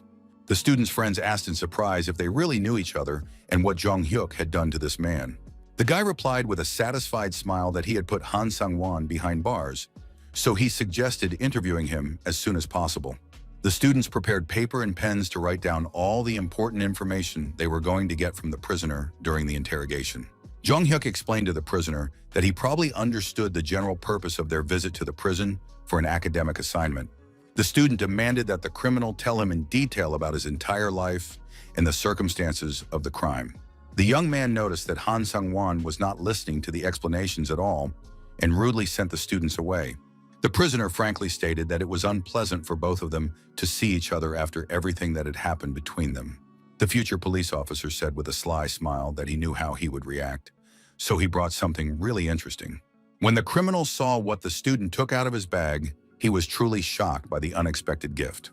In front of the prisoner lay an appetizing meal, a delicious fried chicken in golden breadcrumbs with aromatic spices. Jung Hyuk explained the terms of the deal. If the interview was informative and useful, the prisoner could eat the food before it got cold. Although Han Sang-won was initially interested in the offer, he then turned his head away and asked contemptuously if the student thought he would be bribed. The prisoner reminded him that Jung Hyuk's girlfriend was also in prison, so the young man should not even dream of getting any help. The student added that the criminal had no money in his account either, so during that time he had only eaten tasteless prison food. These words hurt Han Sang-won even more, and he could barely contain his boiling emotions and rage. After that, the prisoner opened his mouth and began to shout to the entire dining room what a despicable monster and manipulator Jung Hyuk was. When the chicken was eaten down to the last crumb, the student noted with satisfaction that with such material, the group would definitely get a high grade. The guy thanked the defendant for his unexpected cooperation and for providing information for the academic project. Then Jung Hyuk turned to his friends who were surprised by the guy's sudden desire to talk to them alone. The student asked his friends to leave the dining room for a moment, as they needed to discuss something important with the prisoner. His classmates understood the hint perfectly and decided to quickly leave the prison cafeteria, leaving the two alone. The criminal suspiciously asked what the student really wanted to hear from him in a private conversation. Jung Hyuk showed the prisoner a piece of paper and asked him to look closely at the face depicted on it. The young man showed him the same photo fit that had been compiled in Natalia's car after the incident at the construction site. The student made an unexpected proposal to the criminal to work together on a very interesting and important case. When Jung Hyuk left the prison, his friends joyfully greeted their comrade and began to ask him about the results of the conversation. His classmates noted that he had been gone for a long time and asked about the content of his private conversation with the prisoner. Jung Hyuk did not want to tell his friends all the details of the negotiations, but he thought to himself that the criminal also did not know about the organization, but they had obtained valuable results for further investigation.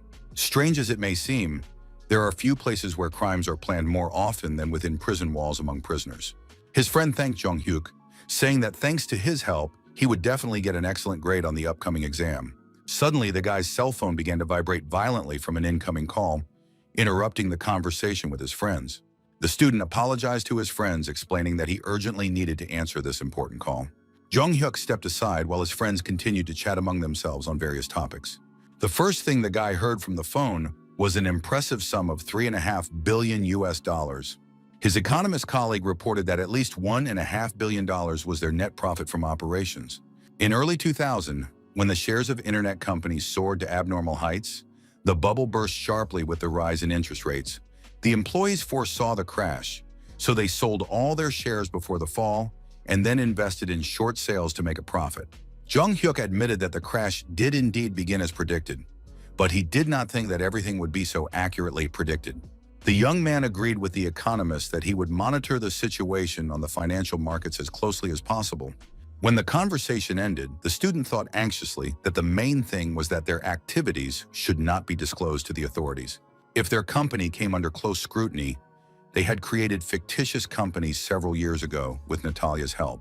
This was done to conceal stock transactions, but he could not completely trust Russia and did not want to attract attention. Therefore, it was necessary to further obscure the financial routes so that they would not be exposed by law enforcement agencies. After thinking it over, the guy returned to his friends, who were discussing the possibility of going to a Chinese restaurant to eat again. The students had no idea of the trouble ahead, as someone was watching them closely from a black car nearby. The observer reported by radio that the target was moving and that they would continue to follow the academy student.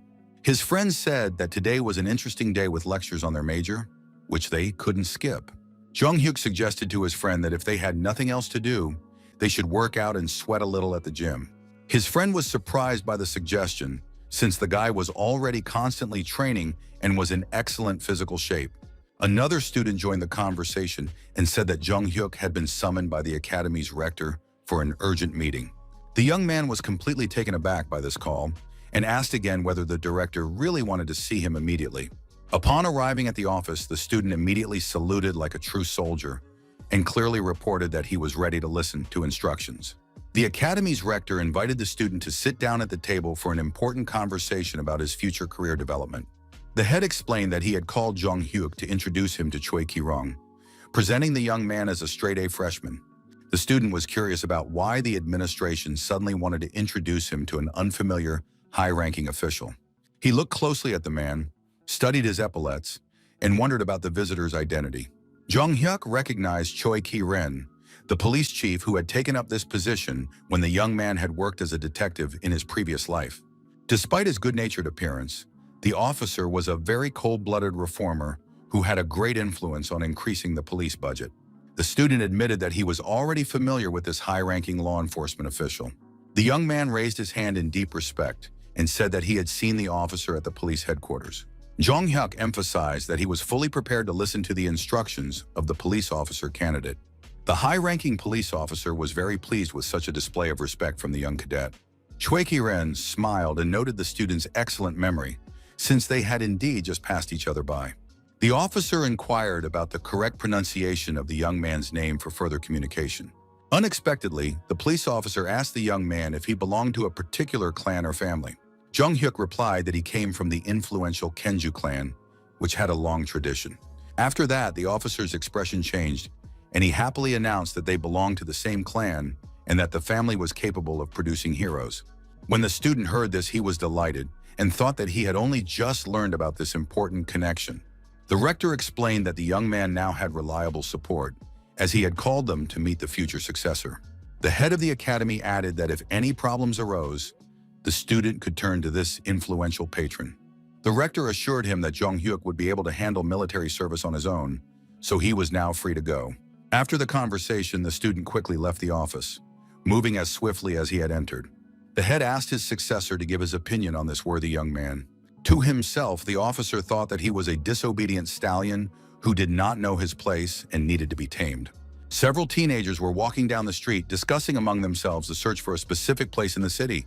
The boys were looking for something, saying that what they were looking for must be somewhere nearby.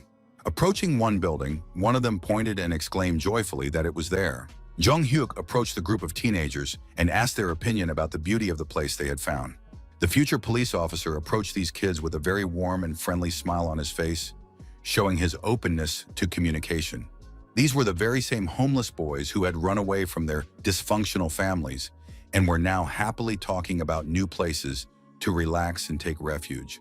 The teenagers noted that they had thought about helping Jung-hyuk with the setup, but he had already built a wonderful facility for them on his own. March arrived, the cherry trees bloomed at the police academy, and a new busy school year began with many responsibilities. The student had so many important things to do that even on weekends, he had no time to rest. The first thing he had to do was check out the new children's shelter. The main feature of this new facility was that it was sponsored by a very interesting and influential person. Just then, the sponsor herself, Natalia from Russia, arrived to inspect the results of her investment. The Russian agent warmly greeted Jung-hyuk, noting how long it had been since they had seen each other and spoken in person. The girl smiled and told the guy that he had become even more handsome and looked like a real adult man. Embarrassed by the sight of the attractive woman, the teenage friends said they would take a short walk around the shelter grounds. Natalia, noticing the boy's reaction, just laughed, realizing that she was the reason for their shy behavior. Jung-hyuk explained that these boys were also residents of the shelter, and Suho was the first child they had taken in. The KGB agent expressed her hope that many children would also receive reliable protection at the second orphanage they were funding. The guy understood that Natalia had decided to support their charitable foundation on behalf of the Russian government in order to strengthen ties. The official reason for the sponsorship was to create similar social institutions in Russia, like their Happiness Orphanage. But the real goal was to ensure unhindered communication with Jung-hyuk under the guise of charity. The Russian guest noted the excellent location of the building and the quality of the infrastructure, for which the chairman of the foundation deserves praise. Natalia praised the proximity of the school, library, and police station, which guarantees the safety of the shelter's residents. Suddenly, the agent interrupted her conversation with Jung-hyuk and asked him to wait a moment, taking out her cell phone. The girl immediately started calling someone, which puzzled the guy, who did not understand the reasons for the sudden change in mood. The student anxiously asked Natalia what had happened and why she was so wary of her surroundings. The agent replied that it seemed they were being followed and that someone clearly wanted to ruin their important meeting. Indeed, professional surveillance was being conducted from a nearby minibus, and conversations were being broadcast in real time. The man sitting in the surveillance vehicle realized he had been discovered and became very angry. The spy immediately recognized Natalia, thinking that she was the legendary Russian intelligence officer who had repeatedly stumped his American colleagues. The observer wondered what such a high-ranking person was doing in Korea and why she was involved in local affairs. The stalker wondered why this Korean schoolboy had gotten involved with a dangerous Russian spy and what interests they might have in common. Another agent suggested that the Russian intelligence representative had come to study the workings of the Happiness Orphanage in order to implement it in Russia. The observer dismissed his colleague's explanation with disbelief, saying that he did not believe such nonsense and considered it to be clearly untrue. Suddenly, the listening system's headphones began to emit very loud interference, disrupting the sound quality. The agent quickly ripped the headphones off his head and threw them aside, nearly deafened by the sharp sound. Natalia resolutely approached the surveillance van and began knocking, asking what was going on inside. The Russian agent suggested that the observers join her for a cup of coffee, since they were watching her so closely. In fact, the group did not go to a coffee shop at all, but to some abandoned construction site for a confidential conversation. The stalker noticed that this place was not very suitable for a friendly conversation over a cup of coffee in a relaxed atmosphere. Natalia apologized and explained that she was only interested in quiet places without outside observers. The agent added that it was also more comfortable for the interlocutors to communicate when there were no extra eyes watching their every move. The man suggested skipping the preliminary conversation and getting straight to the point to save time. The stalker immediately asked a direct question about what Natalia had forgotten in Korea and what the goals of her mission were. The Russian agent replied that it was cherry blossom season, so she was just a regular office worker on a business trip. Natalia explained that she had been sent by Russia to support the Happiness Orphanage, as Russia had similar problems with young people. According to the agent, the president had instructed her to take care of these children and study the experience of her Korean colleagues. Of course, the stalker did not believe this version and advised her to tell such stories to someone else. The observer turned to Natalia with a proposal to be honest with each other, as he understood her real profession. The Russian agent realized that she had encountered a person who was far from stupid and who was well aware of her true activities. Natalia's bodyguard simply stood and waited tensely to see how this dangerous situation would unfold. One of the guards reached behind his back to be ready for a possible violent turn of events. The stalkers also quickly reached for the pistols hidden in the inside pockets of their jackets for self-defense. Natalia stopped her bodyguard with a wave of her hand, asking him to wait and not take any hasty action. The agent agreed to speak as honestly and openly as possible, without diplomatic evasions or official versions. Natalia began to admit that she actually had a completely different secret mission in Korea. The Russian side wanted to get hold of Jong-hyuk and convince him to move to Russia to cooperate. Hearing this confession, the stalker was shocked and asked her to repeat the information he had heard to be sure. The observer was surprised that the Russians were really interested in this young athlete, considering such interest very strange. Natalia laughed and noted that even if the Koreans learned of Russia's true intentions, they would not be able to effectively counteract them. The agent added that Russia does not consider the resources expended when it needs to take something that is of strategic interest. After these words, Natalia simply turned around and headed back, demonstrating confidence in her actions. The stalker was puzzled by Natalia's words about the Russians simply coming and taking what they needed. The agents returned to their office and quickly began typing on their keyboards, gathering information about the mysterious young man. They tried to find detailed information about the young man who had attracted the attention of Russian intelligence to such an extent. All the scoundrels could find was his name, 2 gold Olympic medals, and his status as the best student at the police university. Jong-hyuk had a very impressive track record, but that wasn't enough to understand why Natalia was so interested in him. Even the support of the influential Kwan and Park for the Foundation did not seem like something to be afraid of or wary of. The stalker understood that there must be some deeper scale of this guy's enormous potential, hidden from prying eyes. The man realized that there must be something very special and unique about the academy student's personality or abilities. The agent then found additional information and ordered his subordinates to contact the Judo Association for data. His subordinates immediately obeyed their boss's instructions and assured him that everything would be done immediately and as quickly as possible. Stalker understood that if Russia's intentions were so serious, then in that case, Jong-hyuk should cooperate with them. Meanwhile, the young man himself was on his way to training, talking on his cell phone with someone he knew. The person on the other end of the line asked why Jong-hyuk said they were going to teach him to work late at the academy. During the phone call on the street, someone called out to the student, interrupting his conversation with his friend. It was the same stalker from intelligence who appeared right in front of the guy in a crowded place. Jong-hyuk didn't even understand who it was, so his first question was about the stranger's identity. The agent apologized for his unexpected appearance and politely asked for a chance to talk to the young man. The student asked in confusion who this man was and what he wanted to know from him. The stranger showed him a photograph, and the young man was completely shocked by what he saw. As it turned out, the man's name was Han Sang-jin, and he worked for the National Intelligence Service of Korea. They went to the nearest coffee shop to discuss important matters and questions in a calm atmosphere. Jong-hyuk wondered why representatives of the National Intelligence Service had suddenly started following him and had come to see him. Perhaps he had come under suspicion or attracted attention because of his unusually high income at such a young age. The young man thought that this was clearly not something that should arouse the suspicion of the special services.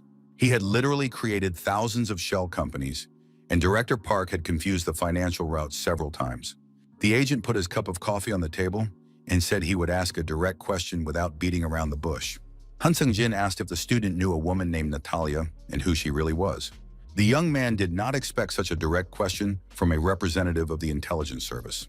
Jong-hyuk replied that yes, she was a diplomat at the Russian embassy who supported their shelter, happiness, with charitable donations. Jong-hyuk asked in bewilderment why the intelligence agents had suddenly decided to question him about this particular woman. Han Sang-jin explained that although this woman presented herself as a diplomat, she was in fact a dangerous Russian agent. The intelligence officer added that they were not even sure that Natalia was her real name, as used in documents. The agent did not want to go into details, but emphasized that she was a legendary spy, trained from a very early age. Han Sang-jin reported that the U.S. had attempted to physically eliminate this dangerous woman several times because of her activities. The intelligence officer warned that she is extremely dangerous, and any assistance from her is also extremely dangerous for the country. The agent noted that the more the special services studied Jung Hyuk, the more interesting and mysterious he became to them. Han Sang-jin admitted that even forgetting all the guy's gold medals, his academic successes, and athletic achievements, the scout emphasized that it was very strange to verify the fact that they had never heard of such a talented young man before. The agent clarified that they had only heard about the student for the first time now, and that until that moment he had been completely unknown to the services. Therefore, the man honestly admitted that he did not understand why the Russian agent was so insistent on getting this particular guy. Jung Hyuk was really stressed out and asked again what the intelligence representative meant. The national intelligence officer literally grabbed the student by the arm, demonstrating the seriousness of the moment and his intentions. Han Sang-jin begged the young man not to leave his homeland and to think about the good of Korea first and foremost. The student literally sat with his mouth open, completely unexpected such emotional and patriotic behavior from an intelligence officer. Jung Hyuk was thinking about what was happening when the agent continued to explain that the Russians wanted to take him to Russia for their own purposes. The spy tried to convince him that the only thing they were trying to do was use the guy for their national interests. Han Sang-jin warned that the Russians wanted to turn the talented student into a weapon against his homeland and nothing more. Jung Hyuk breathed a sigh of relief, realizing that he had been afraid of what this serious man might say to him for nothing. The agent continued to convince him that the student should return to the sports school and help his coach train young athletes. The intelligence officer noted that the training materials and methods developed by the young man were indeed very impressive and valuable to the country. Jung Hyuk replied that he had heard similar proposals many times before and was well aware of this opportunity. The student explained that when they met with Natalia, she had indeed tried to lure him to Russia last summer. The young man emphasized that, understandably, he simply declined this tempting offer to move and collaborate. Jung Hyuk assured her that he had absolutely no intention of leaving Korea, so the agent need not worry. The man was literally delighted and relaxed when he heard these patriotic words from the talented young man. After the conversation ended, the young man quickly ran off to attend to his academic affairs, and the scouts shouted after him that he was a hero of the Republic of Korea. Jung Hyuk continued on his way, thinking gratefully that nothing serious had happened, and that Director Park had indeed covered up the financial fraud well. Jung Hyuk honestly admitted to himself that he was already sure that he had been caught red-handed in financial fraud. Once again, as the guy was thinking aloud about what had happened, he received an unexpected call on his cell phone. The person on the other end of the line literally started yelling at him, asking why he wasn't at the meeting place with his friends yet. The student started running to his destination, apologizing and promising to arrive in 5 minutes at the most. A new semester had begun at the academy, and the guy had promised to meet his classmates over the weekend for joint training. It was the last semester he was helping his old coach, but the new coach had also asked for his support, so the student came. When Jung Hyuk arrived at the gym, he greeted everyone and energetically suggested starting the training without delay. The guy announced the program, suggesting that they first run a lap, warning that those who lagged behind would be punished. All the guys quickly got on the treadmills and began to run intensely, following their comrades' instructions. A man approached the group and asked if these energetic clients were students at a sports university. The comrade replied that no, they were studying at the police academy, where all students maintained excellent physical shape. The stranger assessed that the guy's figures were quite good, but there were problems with muscle lines and technique. The self-proclaimed coach suggested that they work with a personal trainer to improve their results and exercise technique. Jung Hyuk did not like such unsolicited comments and advice from a stranger in the gym. The guy looked at the man and thought that it was obvious that he was just a charlatan and a fraud. The student noticed the stranger's unnatural muscles and smelled an unpleasant chemical odor coming from his body. Jung Hyuk politely declined the offer, saying that they preferred to train on their own without outside help.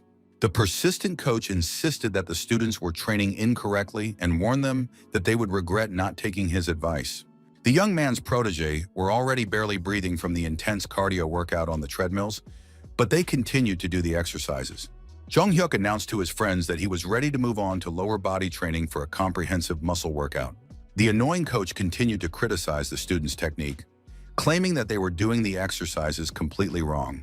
The man intervened in the training again, saying that the guys had been taught incorrectly and offered his professional help. Jung Hyuk was already completely fed up with such intrusive behavior from a stranger. The pseudo-trainer continued to insist that they sign up for personal training sessions with him, claiming that he rarely offered such an opportunity to anyone. The young man asked his friends to leave their sports equipment behind and finish their workout in this gym. The intrusive instructor inquired about the cost of their monthly membership, continuing to pursue potential clients. The personal trainer continued to smile and insist, calling the students his future clients. Jung Hyuk said that today would be his last workout and that he would no longer be attending this gym, demanding a refund. Hearing the demand for a refund, the male athlete was shocked and began to explain the rules for refunds. Jung Hyuk calmly told the owners that he was not going to cause any trouble. Suddenly, another muscular man entered the gym and aggressively inquired about the cause of the noise and commotion in his establishment.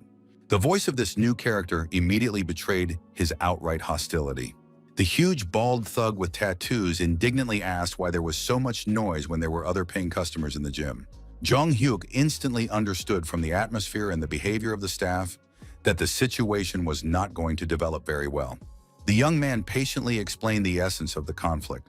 The trainer was too insistent on selling expensive personal training sessions, so the student was willing to pay for the day and get a refund for the remaining funds. Hearing the unexpected demand for a refund, the chief gangster, with undisguised surprise and anger, asked again about the seriousness of the young people's intentions to return the money they had paid. Unable to contain his boiling rage at his subordinate, the angry leader abruptly approached the annoying coach and slapped him hard in front of everyone. The three student friends were completely stunned and shocked by such openly aggressive and violent behavior on the part of the sports facility's management. The chief thug angrily reminded his subordinate of the categorical prohibition on imposing expensive personal training sessions on clients. The beaten instructor plaintively justified himself by saying that he had been directly instructed by his superior to meet a strict minimum quota for attracting customers to additional paid services. The bald thug formally and insincerely apologized to the students, routinely explaining it away as the inexperience and incompetence of a new unqualified employee. Then the man showed his true criminal nature, demonstratively rolling up his shirt sleeves and showing off numerous tattoos from the criminal world on his muscular arms. The threatening thug bluntly and categorically told the students that there would be no refunds under any circumstances at their institution. Jung Hyuk's friends were literally speechless from the unexpected shock, beginning to realize that they had accidentally stumbled into a real den of thieves. The frightened comrades turned to their more experienced friend with an anxious question about the safest course of action in the critical situation that had arisen. The young man noted with sincere surprise the complete madness of the modern world. Hearing the offensive word bandit spoken aloud, the bald man indignantly and aggressively asked the young upstart what he meant by such a bold accusation. Finally enraged, the massive thug quickly grabbed a heavy metal weight and contemptuously called the insolent guy a petty, pathetic freak. The dangerous gangster held the huge, heavy weight threateningly directly above the defenseless student's head. The enraged criminal grabbed Jung Hyuk firmly by his clothes with one hand and pulled him close to him. The police academy student was not afraid at all in this situation, thanks to his full awareness of his own exceptional physical strength and excellent combat skills. The dangerous bandit with a heavy dumbbell in his muscular hand swung very quickly and sharply to deliver a crushing, deadly blow to his victim's head. Jung Hyuk unexpectedly shouted standard military commands to his comrades, acting like a real experienced police officer in a critical situation. The bald gangster completely misunderstood the meaning of this strange performance and suspected that the young man was having a serious nervous breakdown or mental disorder. All of the academy students' loyal friends instantly picked up on the game and began to repeat the military commands in unison with their leader. The young people began to greet each other in a strict military manner. At the most critical and tense moment of the confrontation, the massive Hulk suddenly noticed the appearance of a completely new, unknown visitor in the hall. Concerned, the friends quietly and cautiously asked their leader, Jung Hyuk, about the possible identity and intentions of the new mysterious man. Jung Hyuk quietly told his friends in secret that the man who had appeared was their future police academy rector, Cho Ki-ren, a high-ranking officer. Choi Ki-ren praised the student's keen observation and explained that he had come specifically to see how young people cope with crisis situations. The bald gangster was shocked to realize that a representative of the police high command was now in his illegal establishment. Jung Hyuk explained the essence of the conflict to the officer in detail. They politely asked for a refund for the membership, but the owners began to threaten physical violence. The officer candidate asked with interest whether this was really all that had happened at the sports facility.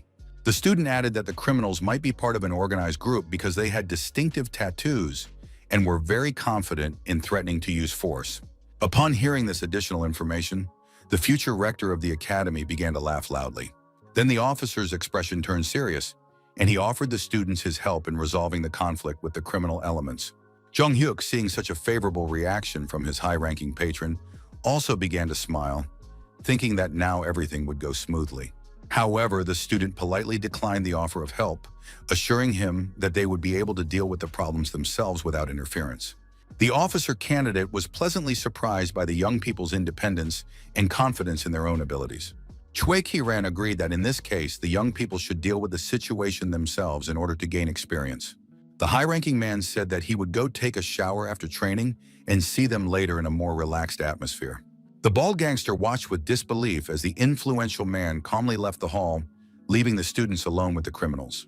With an ironic smile on his face, Jung Hyuk reminded the gangsters that he had heard about the no-refund policy at their wonderful establishment.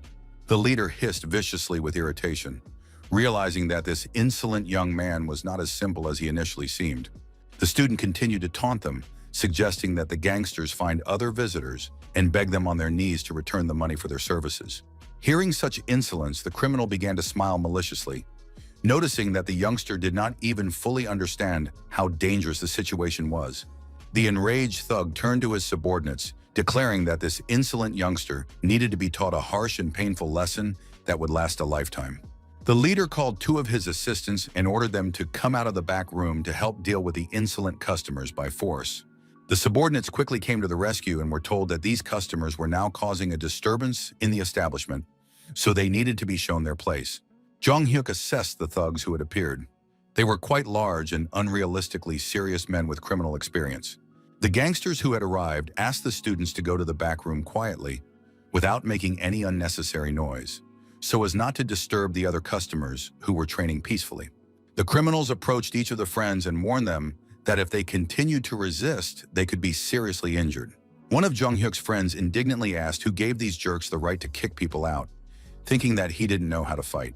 Jung Hyuk reminded his friend that they were not police officers yet, so they could not get involved in fights. However, the student assured his friend not to worry, as he had a very interesting and effective plan to get out of the situation. Jung Hyuk did not explain his plan when the bald thug approached and grabbed another heavy dumbbell to intimidate the students. The criminal raised the sports equipment into the air again and aggressively asked the young men why they were still standing there and not listening to his commands. Suddenly, the bald thug was very surprised by the unexpected sight he saw right in front of him at that moment. A fresh bruise suddenly appeared on Jung Hyuk's cheek, which the student cautiously touched with his hand to check the damage. After discovering the injury, the guy took out his cell phone and prepared to call someone to resolve the situation. The student first dialed the number of the local police station, which greatly surprised and frightened the gangsters present. Jung Hyuk told the officer on duty in detail about the attack, explaining that they had simply asked politely for their money back for the services. Kieran secretly watched everything from around the corner, thinking about what the student had said about solving the problem on his own, but he didn't cross the line and settled everything. The officer noted his good self-control for his age, as young people usually have a heightened sense of justice at this age. Now the bald gangster was lying with his head on the cold floor, and they were explaining to him the need for separate negotiations with the victim and the closure of the establishment for 15 days. The director of the criminal group said that thanks to his influential connections, the case had ended this way, and his subordinate was very lucky. The man in the expensive blue suit reminded him to be careful with the police, who no longer turn a blind eye to bribes. The boss emphasized that law enforcement agencies were now actively cracking down on illegal businesses all over the city. The boss expressed his bewilderment that his subordinate was well aware of the changed situation, but continued to behave irresponsibly. The boss was outraged that as soon as he was entrusted with the management of the gym, his subordinate was immediately caught by the police for illegal activities. The boss reminded him that they had started a legal business specifically to avoid raids, and that the subordinate had brought trouble upon himself.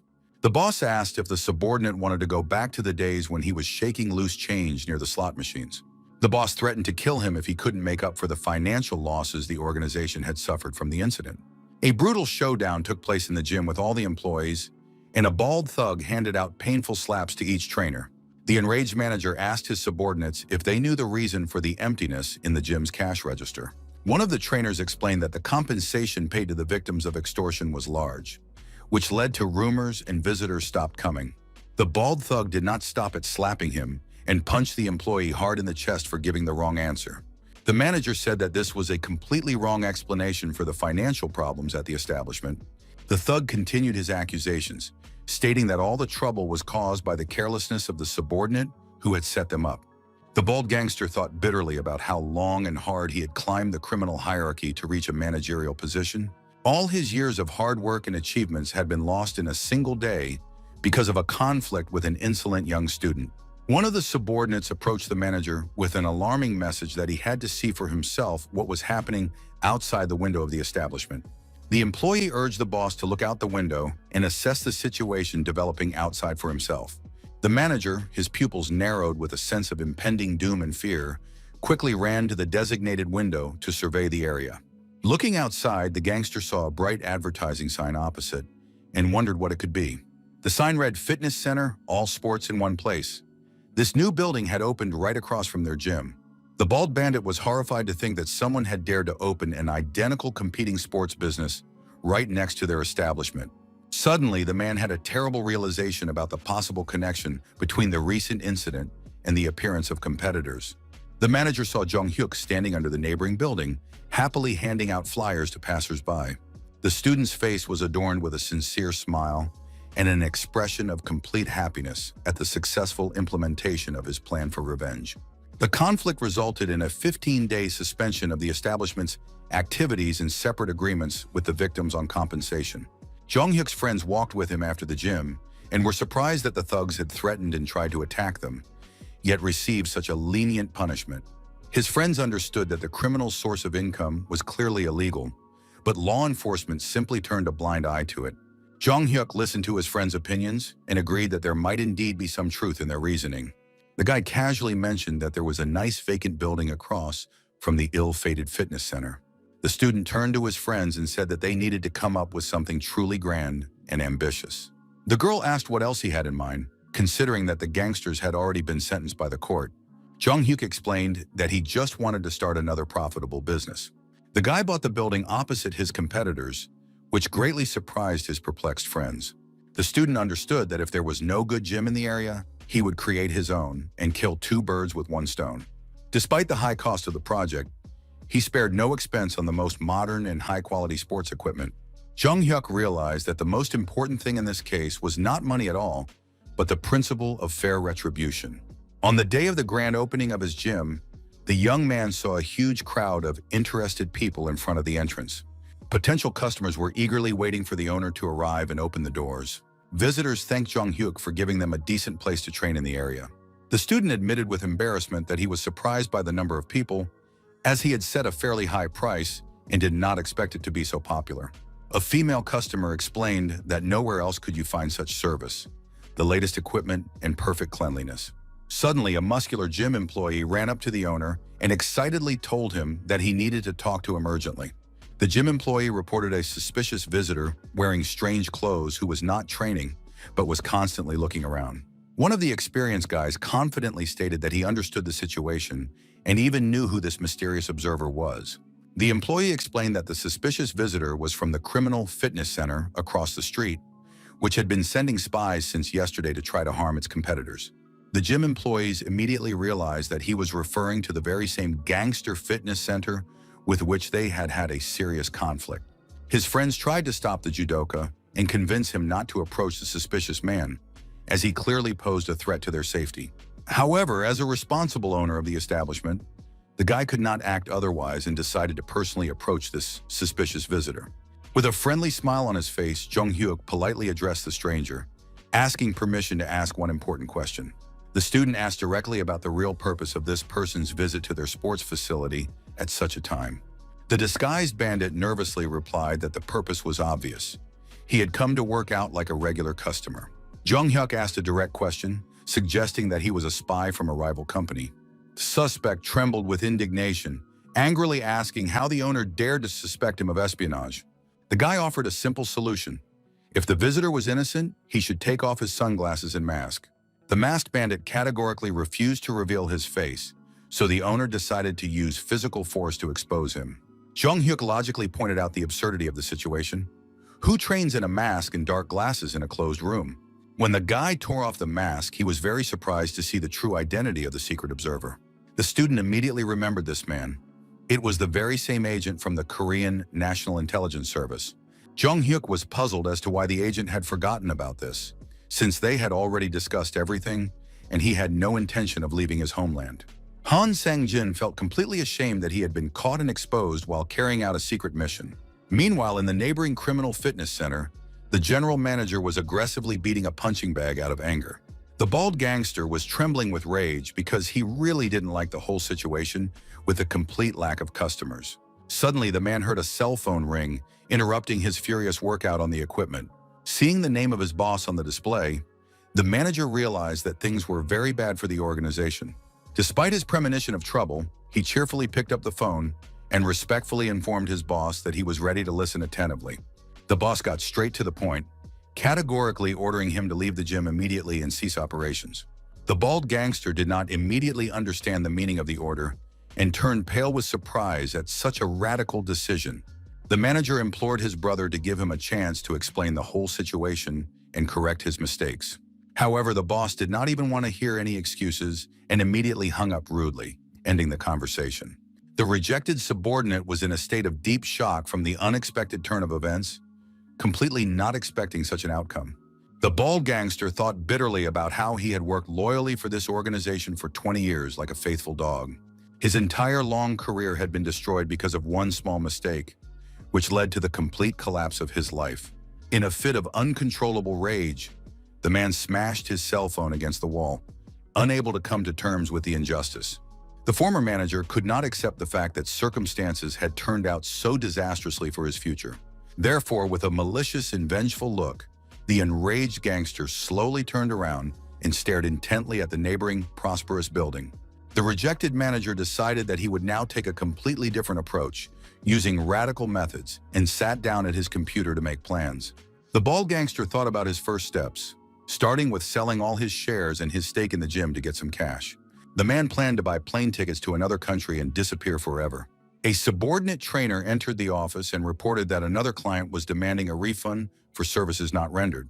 The bald man irritably replied to his subordinate that the client was a brainless idiot and simply ordered him to take the money and give it back to the man. However, immediately after saying this, the man stopped abruptly, as if something important had suddenly dawned on him. The manager stopped the departing coach and asked him to wait, as he had a new plan of action. The gangster said that tomorrow one building would have to be demolished, so he needed to gather all the most reliable and trusted guys. The subordinate was shocked by the order to demolish the building and could not believe the seriousness of his boss's intentions. The leader ordered him to get ready and stock up on as many cans of gasoline as possible, because the premium fitness club had to be burned to the ground. Late at night, a black minibus silently pulled up to the premium gym building to carry out the criminal task. Serious muscular guys, led by the former manager, got out of the car, ready to commit arson. The criminals approached the entrance doors as closely as possible and discovered that the entrance was locked with a massive metal chain. The gangsters had prepared for this situation in advance and brought special powerful bolt cutters to cut through the locks. The arsonist's arsenal also included lighters and other tools to effectively destroy the entire building. The bald manager was already mentally picturing the ideal scene of his competitors' building in flames, relishing the anticipation of revenge. The criminals quickly broke the lock with their professional tools and gained access to the building. As they climbed the stairs, the subordinates began to have doubts and asked the director if he was really sure that what he had planned was right. The enraged man sharply cut off their doubts, saying that they should not ask him anything because he had thought everything through. The leader emphasized that he was not afraid of going to prison for the crime he had committed in order to achieve his goal. With a cynical smile on his face, the gangster said that he did not want to frame his subordinates, so in the worst case, he would take responsibility himself. The bald man added that if the organization was exposed, he would not turn anyone into law enforcement. The cunning man thought contemptuously to himself that his subordinates were idiots for falling for this primitive ploy of nobility. A huge number of pumped-up guys followed their leader straight into the building, to carry out a large-scale arson attack. The manager ordered them to evenly douse all the rooms with gasoline so that absolutely nothing would remain of the building after the fire. His henchmen eagerly carried out the order, pouring the flammable liquid throughout the building without leaving a drop behind. The arsonists spared no gasoline, pouring it into every corner of the room and onto every expensive piece of equipment. The bald gangster noted with satisfaction that the plan was going perfectly and that there was very little left to do before the preparations were complete. The vengeful manager thought triumphantly that all those who had set him up and betrayed him would soon meet their deserved end. Suddenly, a bright electric light came on in the dark room. Someone had turned on the lights at the most inopportune moment. The criminals looked around in fear, thinking that the building was surrounded by the police or other law enforcement agencies. All the gangsters began to panic and shout to each other that the building was indeed surrounded and that this was a real police operation. The chief police inspector suddenly appeared on the floor with a group of operatives ready to arrest the criminals. The experienced officer addressed the bald gangster with an ironic greeting, noting that they had not seen this repeat offender for a long time. The police really did surround all these armed gangsters in a tight circle, depriving them of any possibility of retreat. The bald leader thought desperately, cursing what kind of monsters these were and why all these misfortunes had befallen him. The chief inspector calmly advised the criminals not to waste their energy resisting and to simply surrender without unnecessary bloodshed. The enraged bald man wondered where the police had come from at such a critical moment. They definitely had a rat among them. In a fit of madness, the leader began to scream hysterically, demanding to know the name of the traitor who had leaked information about the secret plan. The gangster demanded that someone point out the traitor who had dared to reveal the planned arson. One of his henchmen simply stood aside and remained sardonically silent, watching the hysteria of his former boss. The massive thug understood from his subordinate's behavior that it was this man who had set him up for the police operation. The guy in the business suit brazenly declared that it was indeed him and asked what the boss didn't like about it. The traitor explained his motives, saying that all this time he had been treated like trash, so now it was time to get even. When the informant was called a traitor, it only amused him and brought a cynical smile of satisfaction to his face. The former subordinate retorted that the real traitor was the bald man, who was planning to flee and had even secretly bought a plane ticket. Hearing this revelation, the other gang members couldn't believe what they were hearing and asked incredulously about the truth of the accusations. The gangsters demanded that the leader refute the accusations, asking why he was silent if the accusations were untrue. The coach remembered that he had indeed entered the office and seen the bald manager buying plane tickets online. The exposed leader had no choice but to grit his teeth in helpless rage in the face of betrayal. The desperate criminal realized that he had a lighter in his hands and could set fire to the gasoline-soaked building in a matter of seconds. The bald man demanded that everyone shut up and listen only to his orders, threatening to blow up everyone present. The bandit warned that any careless movement would cause everything to instantly burst into flames from the spark of the lighter. The inspector tried to calm the situation down, explaining to his colleagues that this was just the feverish ravings of a madman in a state of emotional distress. The officer understood that it would not be difficult to get out of the building, but with so much gasoline, the structure would burn to the ground along with the evidence. However, it was also categorically impossible to obey the demands of this monster. A way out of the stalemate had to be found. The desperate scoundrel continued to make his demands, insisting that he be allowed to pass through the police cordon. The criminal insisted that they simply let him go and leave him alone, threatening to set fire to the building if they refused. Unexpectedly, the chief inspector received a call on his cell phone, and he decided to answer it despite the tense situation. The officer was very surprised by the identity of the caller when he heard a familiar voice on the phone. It was Jung Hyuk, who reported that he was monitoring the situation through the building's security camera system. The student offered to convey an important personal message to the scoundrel from the owner of the affected establishment. The chief inspector, of course, readily agreed to act as a mediator in the exchange of information between the parties to the conflict. The bald man began to lose his mind even more, hysterically demanding that the phone be hung up immediately and the negotiations be stopped. The policeman calmly explained that he had just received a call from the owner of the building, who had unexpectedly allowed his property to be burned to the ground, which radically changed the balance of power in the confrontation. The owner explained that the building was fully insured against fire, so what kind of crime was it? A serious attempt at arson or the actual act of arson itself? The bald thug began to smile maliciously and ominously, realizing that the situation was not going in his favor. His subordinates tried to stop the crazed leader, begging the director not to do anything stupid or rash. The desperate man thought only of getting to the airport at any cost and leaving the country. The only thought running through the criminal's head was to avoid falling into the hands of justice. Suddenly, the crazed bandit rushed towards a large window, trying to make a desperate escape. The chief inspector shouted to his subordinates to quickly stop the fugitive, as there was no time to waste. The mentally ill bandit fell out of a second-story window and lay on the asphalt with multiple fractures and severe injuries. The evening news reported that the organized crime department had declared gangs to be a form of fascism. While this news was being broadcast on television, someone from the leadership approached a subordinate and demanded that he come out to talk. Jung-hyuk quietly opened the office door, fearing what he would hear from his superiors. The latest news reported that the further development of events in the organized crime case remains unknown. Senior management summoned the academy student for a serious conversation to clarify all the circumstances of what had happened.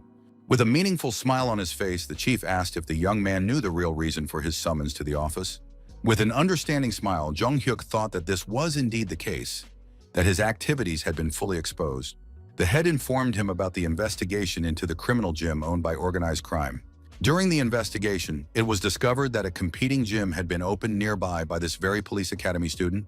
The chief asked seriously if the young man wanted to take the law into his own hands, or if he thought he was a real police officer. The young man honestly replied that he had not acted like a future police officer at all, but had been guided by other motives. The student explained that he had first tried to seek justice through the official police, but had suffered a huge setback due to the lenient punishment. The rector asked if the young man thought that this somehow justified his arbitrary actions against the criminals. Jung-hyuk replied that in a civilized society, there is a moral line that cannot be crossed under any circumstances. The student emphasized that he could not allow those who cross that line to escape punishment because of the limitations of the investigation. The young man explained that he could not remain inactive, as he was not only a future police officer, but first and foremost, a person with a conscience. Jung-hyuk told his superiors that he was ready to be punished and promised to accept any fair punishment peacefully. Upon hearing these words, the chief slightly opened his mouth in surprise and began to smile understandingly. After a pause, the chief began to laugh very loudly and sincerely, noting what an honest and straightforward answer he had heard. The boss asked how many people would be willing to spend tens of millions of dollars solely for moral reasons. The boss said that in that case, he would simply turn a blind eye to this unusual case involving the student. The young man expressed surprise at the unexpected reaction and asked about the reasons for such a lenient attitude towards his actions. The manager replied that the reason lay elsewhere and asked why the student had set such high prices at his gym. Jung-hyuk explained the logic behind the pricing. If he wanted to lure away competitors' customers, he would have to set prices significantly lower so as not to give his rivals any chance. The young man pointed to strategic considerations, as there were other fitness centers with honest business practices a little further away in the area. The student explained that if he started an aggressive price war, it would ultimately cause serious damage to his reputable competitors. The academy director approvingly noted that this was precisely why he would not punish such a far-sighted student, asking if the young man was satisfied with this outcome. Relieved, Jung-hyuk beamed with joy, and a slight blush of embarrassment appeared on his satisfied face. Left alone in his office, the academy's rector sipped hot tea and mentally digested all the events of the day. The headmaster reflected that if there was a chance to prevent a crime, this student would even buy a building and open a gym for the sake of justice. The director understood that this was one of the most outstanding examples of moral behavior he had encountered in his recent work. Even more surprising was the realization that something more valuable than they had initially thought about the student's abilities had come to their academy. While the man was deep in thought about the young man's future, someone knocked politely on his office door. A subordinate entered the office and reported that an official letter had been received from the Japanese National Police University. The subordinate handed the document to the rector, who noted that, by all indications, the time had come for important decisions. It concerned a special cadet training program in which the 9 best students of the academy were to participate this time. The administration had already prepared a list of 9 candidates selected from among the students with the highest academic grades. The rector decided to carefully review who exactly had been selected to participate in the prestigious international program. The director noted that when it came to training, all participants should be 4th-year students. However, his subordinate explained that there were no strict regulations, recalling that even last year, third-year students participated. The head asked about the theoretical possibility of sending a talented sophomore to Japan. The employee gave an evasive answer, saying that there had simply been no such precedence with second-year students in the history of the program. Meanwhile, at the airport, a group of students who were supposed to fly to Japan for training were getting ready. Jong-hyuk stood with his luggage and thought that it had been a long time since he had been at the airport for international travel. The guy wasn't sure if he would be accepted into the program as a second-year student, but in any case, it seemed like an interesting opportunity. Suddenly, one of the senior students' huge, heavy backpack literally flew into the student's face. The guy addressed Chung-hyuk with contempt, asking what a sophomore was doing among the chosen ones. The senior arrogantly declared that if the younger student was already in their group, then he should at least carry their heavy things. Jong-hyuk reluctantly agreed to carry out the orders, understanding the need to avoid conflict before an important trip. The chief rector of the academy approached the group of students and asked if everyone was ready to fly to Japan to begin the training program. Another student approached Jong-hyuk and suggested that he was the one everyone at the academy was talking about after recent events. His friend advised him not to pay attention to the envy of those around him, as the sophomore had become the center of attention of the entire educational institution thanks to his actions. A top student named Kang Ik-woon expressed the opinion that the Japanese would most likely admit the young man to the program because they would fear him. At that moment, the latest news about the criminal situation in the region was being broadcast on television at the airport. The announcer reported that 5 days had passed since the Yamada gang of criminals had made their daring escape from a maximum security prison.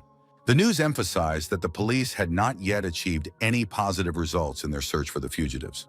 Meanwhile, a suspicious man was walking quickly down a deserted city street in the pouring rain. Ahead of him, a woman was running with her dog, which kept breaking free from its owner's grasp and pulling on the leash. The tired lady complained to her pet that if it continued to pull like that, she would get very tired from the walk. The woman with the dog noticed the suspicious stranger approaching and felt an instinctive sense of alarm. She tried to call her pet back, suggesting that they quickly leave the area to get away from the potential danger. The suspicious man in the hood showed an unhealthy interest in this woman and began to follow her. The stranger's face was thin and emaciated, and his features were completely hidden by his deep hood. At the Japanese Police Academy, the new students were met by a guide who introduced himself as Saito and promised to be their mentor. The chief representative of the Korean side, Song Won-so, asked his Japanese colleagues to take care of their students during their training. The Japanese director warned the guests that most of the local students were experienced detectives with practical experience. The program curator suggested heading to the venue for the first classes according to the schedule. The Japanese mentor also announced changes to the program and asked if the Korean guests had any objections. The group arrived at the gym, where Japanese students were already waiting for them with openly unfriendly looks. The organizers explained that in order to strengthen friendly relations between the students, the schedule had been changed to something more interesting. Instead of lectures, it was decided to hold a friendly judo tournament between representatives of the two academies. The Japanese students stood waiting for the opportunity to test their strength against the Koreans, casting openly provocative glances at them. Jong-hyuk reflected that although they were called experienced detectives, the Japanese had an animalistic look in their eyes, and he had a guess as to why. One of the Korean students asked the organizers about the real reason for such a sudden change in the academic schedule. The Japanese instructor explained that there was one Korean student who had particularly attracted the attention of their university and teaching staff. Therefore, after receiving news of the Olympic champions' visit, Japanese students literally flooded the organizers with requests to spar with the medalist. Jong-hyuk understood that the Japanese still wanted revenge on the Koreans for taking Japan's gold medals at the last Olympics. The program guide, now acting as the referee for the matches, announced to both sides that they needed to prepare for the competition. The first to be called was a representative of the Japanese team, a fourth-year student and top student at their police academy. Kang Ik-woon stepped onto the tatami mat against this huge Japanese man, who defiantly asked about his Korean opponent's readiness. The Japanese judoka said that the Korean had nothing to worry about and suggested that he simply call his famous friend Yang for a real fight. The top Korean student did not immediately understand what his self-confident Japanese opponent meant by his words.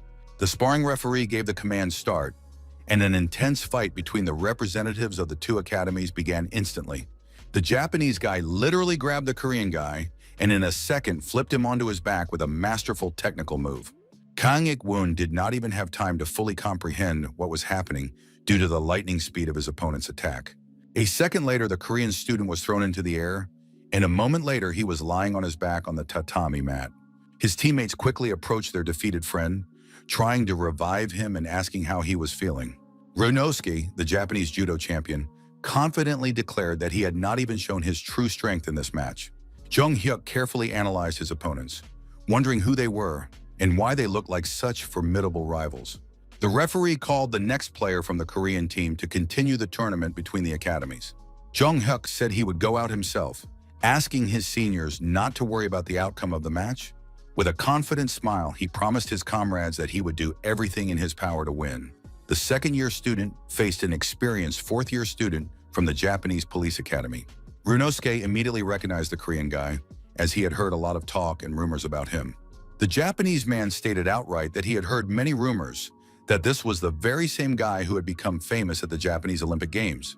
The referee asked the fighters if they were ready and asked them to raise their hands in confirmation. After checking their readiness, the referee abruptly lowered his hand and announced that the match had officially begun. The confident Japanese fighter promised his Korean opponent that he would show him what real traditional Japanese judo was all about. However, immediately after these boastful words, the gold medalist simply took hold of the Japanese fighter and instantly threw him to the ground. Jung Hyuk masterfully defeated his opponent in a second, pinning him to the mat with a classic technical move. Seeing the result of the match, the referee was in complete shock and began to slowly count to the winning score. The referee counted a clean victory, announcing that Korea would receive 1 point for a technical victory. The Japanese students were shocked by what they saw, wondering how their best fighter could have lost so quickly. However, the defeat only strengthened the Japanese desire to defend the honor of their country, and everyone wanted to fight the Korean champion. Jung Hyuk faced his second opponent and also quickly grabbed him, pinning him to the ground. All the Japanese present were in a state of shock, literally opening their mouths and gnashing their teeth in helplessness. The students of the Japanese Academy admitted with horror that this Korean guy was a real judo monster. The Korean team won a crushing victory, winning 4 consecutive matches against the tournament hosts. The Japanese students admitted that they knew about the strength of this Korean guy, but he turned out to be too powerful an opponent for all of their fighters. Jung Hyuk continued to methodically defeat all the Japanese guys, who one by one found themselves on their backs after his moves. With a satisfied smile on his face, the guy turned to his last remaining opponent, confirming that he was indeed the final opponent. Suddenly, another person entered the gym door, interrupting the tournament between the academies. This stranger said that he found what was happening quite amusing, so he also wanted to join the competition. Mr. Miroy, already a grown man, regretted that the Korean champion had not even given him time to change into his special judo uniform. When Jung Hyuk saw this man, he was truly shocked and concerned about the appearance of such an opponent. The young man knew from his memories of the future that this was the youngest leader of an elite Tokyo police unit. Miroy had worked with Jung Hyuk on an investigation in his past life, and now he had returned to participate in the tournament. The Japanese officer asked if the Korean champion would mind fighting him as the final and strongest opponent. Jung Hyuk agreed to the duel with a confident smile, saying that if his opponent so desired, he would of course accept the challenge. The Japanese man also smiled slyly, realizing that a truly interesting and exciting high-level match was about to take place.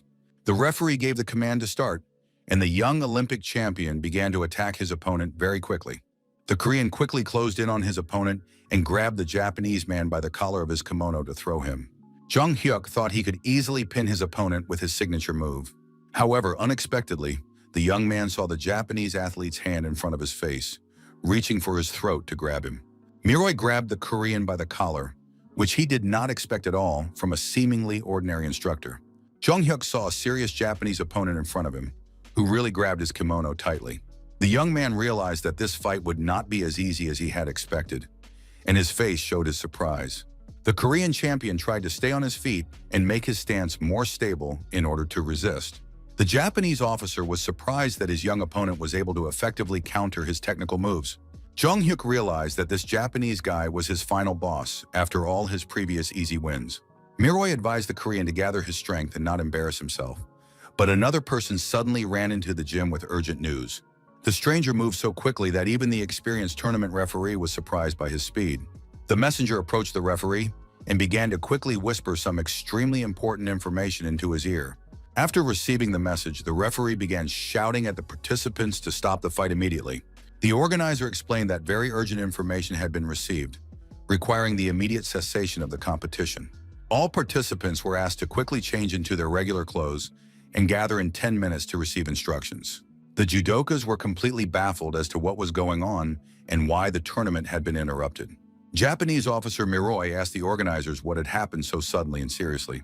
Jung Hyuk overheard someone talking about receiving an important tip regarding the Yamada gang, which had been spotted near the academy. During lunch, as the boy was walking through the cafeteria with a tray of food, he heard one of the Japanese students ask him to come to their table for a chat. A friend approached Jung Hyuk and kindly advised him to eat much more in order to continue growing and gaining weight for sports.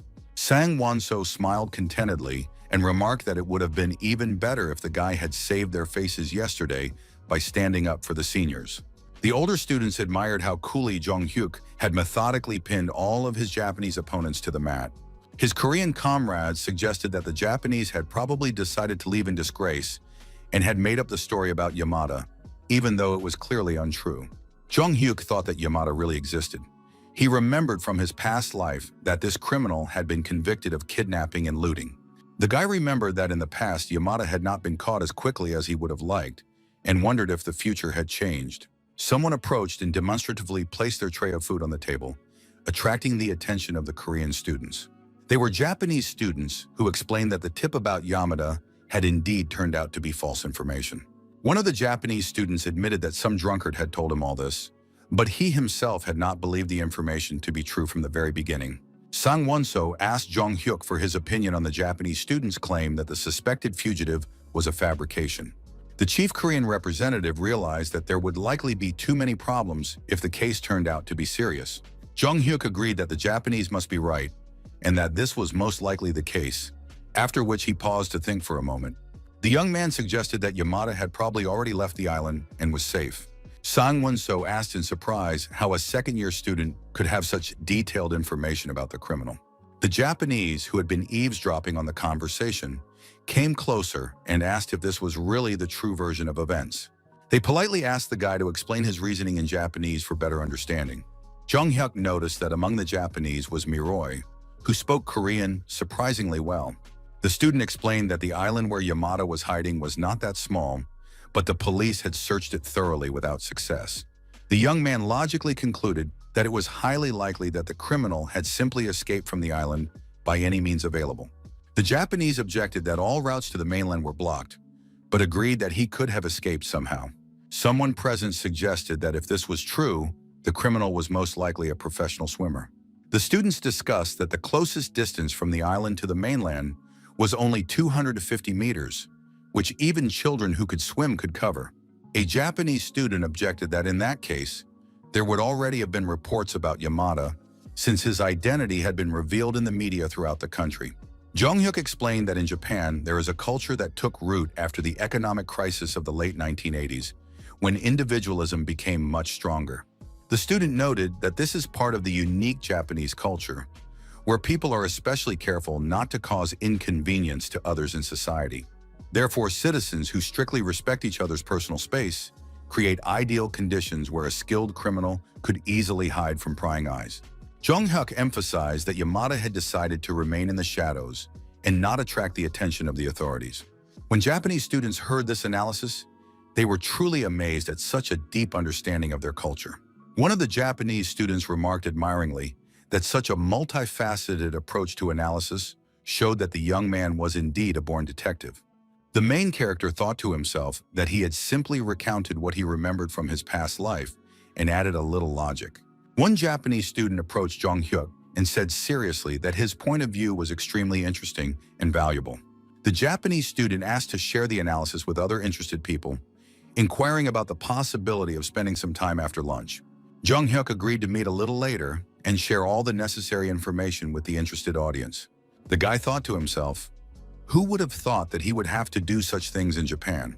The student understood the need to explain the theory to a few more people, but this was not a particular problem for him. When he arrived at the designated room, Jung-hyuk saw a group of serious-looking adult men in business suits in front of him. The young man clearly did not expect such a distinguished audience, thinking that only teenage students would be present. Jung-hyuk wondered why no one had told him that it would turn into such a large-scale and formal event. The student wondered how this man, still a candidate for leadership, had managed to gather all the top officials together. Miroi gave a thumbs up in approval, and the guy thought to himself that it wasn't even worth laughing at the situation. One of the officials present inquired about the possibility of starting the presentation as soon as possible. The government representative emphasized the urgency of the matter, noting that this was a critical moment when even the slightest comments should be listened to. Hearing this, Jung-hyuk thought that this was not the first time he had found himself in such a serious and responsible situation. Therefore, the student explained that they should not only rely on reports from citizens, but also independently predict the actions of the criminal. Jung-hyuk suggested that if Yamada had no connections, it would be difficult for him to find food or money, and asked if there had been any recent robberies on the mainland near the island. One of those present raised his hand and reported that there had been several robberies, but all the criminals had been caught by law enforcement. The man concluded that in that case, Yamada's specialty was murder, and he was also skilled at hiding the bodies of his victims, which made him a particularly dangerous and elusive criminal. Jung-hyuk explained that this meant Yamada was skilled at hiding in the blind spots of CCTV cameras throughout the city. The student added that the criminal could get food from trash cans, which is not that difficult for an experienced fugitive. The young man summed up that, in a word, Yamada would act like a real ghost, avoiding any detection. When Jung-hyuk uttered these words, all the high-ranking officials present were shocked by the accuracy of his analysis. Miroi raised his hand and asked how best to conduct the investigation under the circumstances. The student replied that there is a saying in Korea that to catch a tiger, you must first find its lair. So Jung-hyuk hinted with a sly smile that he hoped everyone understood what he was getting at.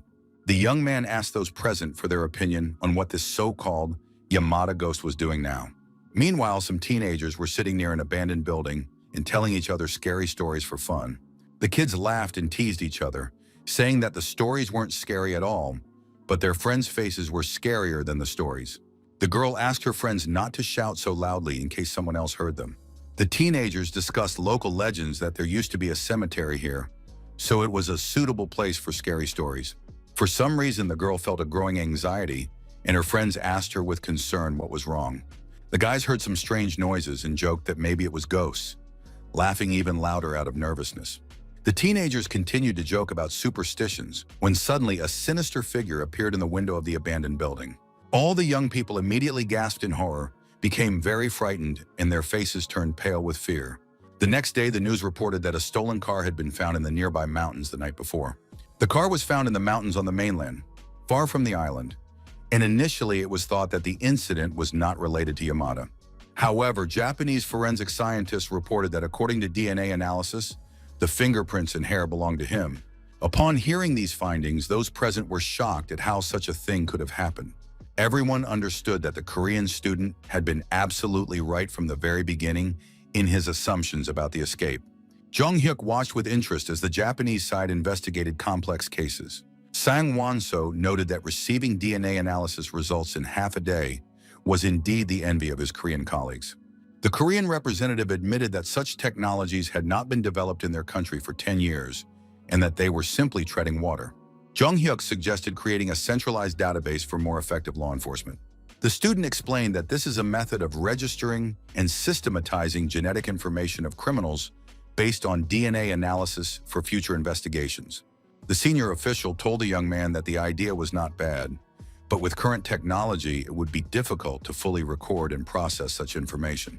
The official explained that the problem was not really technical complexity, but rather the need for various ministries to support such a large-scale project. While everyone present continued to discuss this important topic, Miroi decided to approach the Korean student with new information. The Japanese officer reported that they had prepared a list of places to search, exactly as Jung-hyuk had suggested in his analysis. The young man took the document, thanked them for their promptness, and said that it was simply excellent organizational work. Jung-hyuk suggested thoroughly searching all the abandoned houses in the specified search area. There were many suspicious objects within a 10-kilometer radius of the location where the stolen car was found. There were 12 abandoned houses there, which were thoroughly checked, but nothing suspicious was found during the search. The chief Korean representative admitted that, For the first time in his life, he had not found even a trace of anyone's presence in the abandoned buildings. Miroi reported that no one else had found anything, not even a hint that someone had recently stayed there. The Japanese investigators began to wonder if they had wasted their time and if the idea of hiding in abandoned houses had been premature. Jung Hyuk thought it was strange that they had searched all the abandoned houses in the area, which meant that either Yamada was not hiding in empty buildings or had already left. The student suggested that his colleagues carefully review all the collected materials and evidence once again. Meanwhile, the teenagers who had been sitting in the abandoned building came over and complained about the rain that had started and the possibility of catching a cold. The guys remembered someone's umbrella and discussed that there really was a real ghost outside the window that they had seen. The teenagers admitted that adults had always forbidden them from going there, and now they understood why. Jung Hyuk approached the teenagers and asked them where exactly they had seen this so-called ghost. The guy asked them to specify exactly which abandoned house they had seen the suspicious figure in. The teenager unexpectedly clarified that it was not an abandoned house, but some other hiding place. At that moment, the man in the cap and hooded jacket was cautiously moving through the narrow and hidden places of the city. Yamada thought irritably about what insolent brats had interfered with his plans for the night. Because of these teenagers, he almost had to sleep outside in the cold and rain.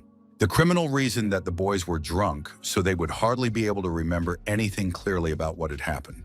Yamada thought contemptuously, who would have thought that the police were still uselessly spinning their wheels on that tiny island? The fugitive considered the cops useless because they couldn't even imagine what he was capable of doing to survive. Escaping from the island by swimming, risking his life in the cold water, was nothing compared to prison for him. The criminal was willing to drink dirty water and sleep in a landfill just to survive and remain free, provocatively challenging them to try to find him.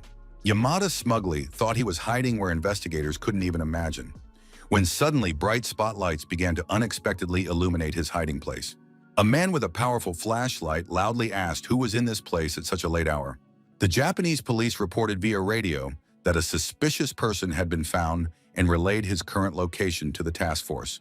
Yamada immediately became angry at the surprise and gritted his teeth viciously, realizing that his hiding place had been discovered.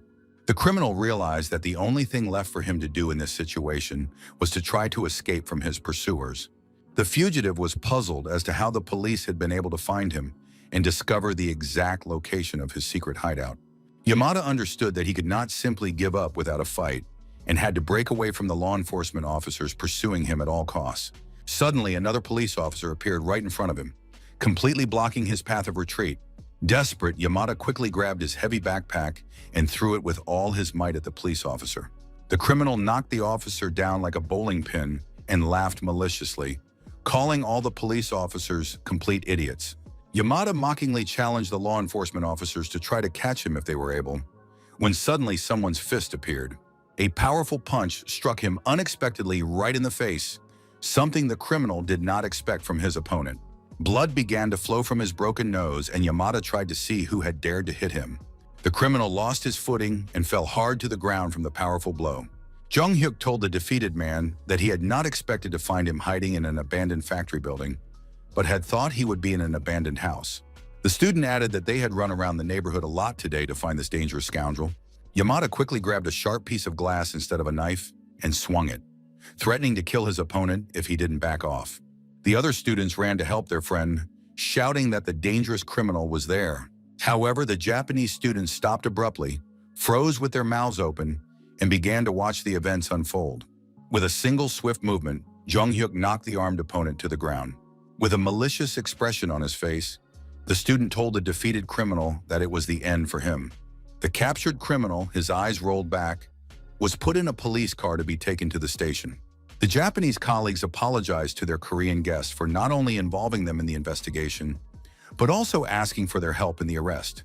The Japanese representatives emphasized that even the hint about the direction of the investigation was actually a great help.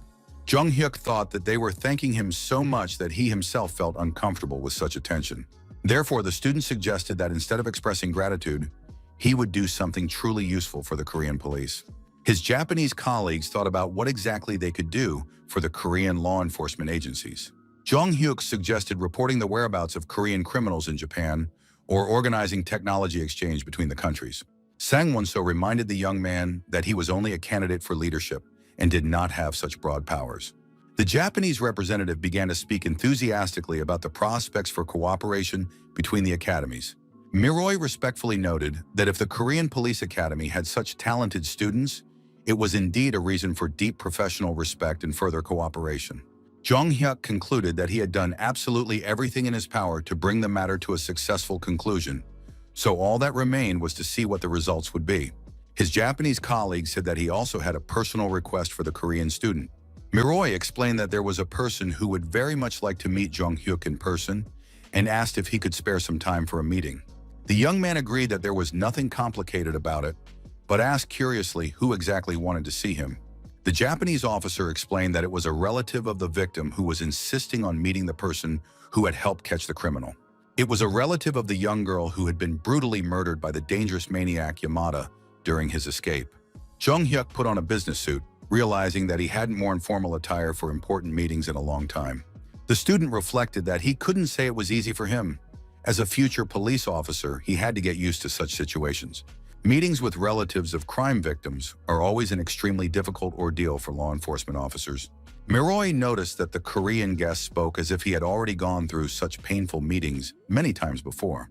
The Japanese man added that the relative he is going to meet is a close acquaintance of his father. Therefore, it is possible that Miroi's father will also be present at this important meeting with the victims.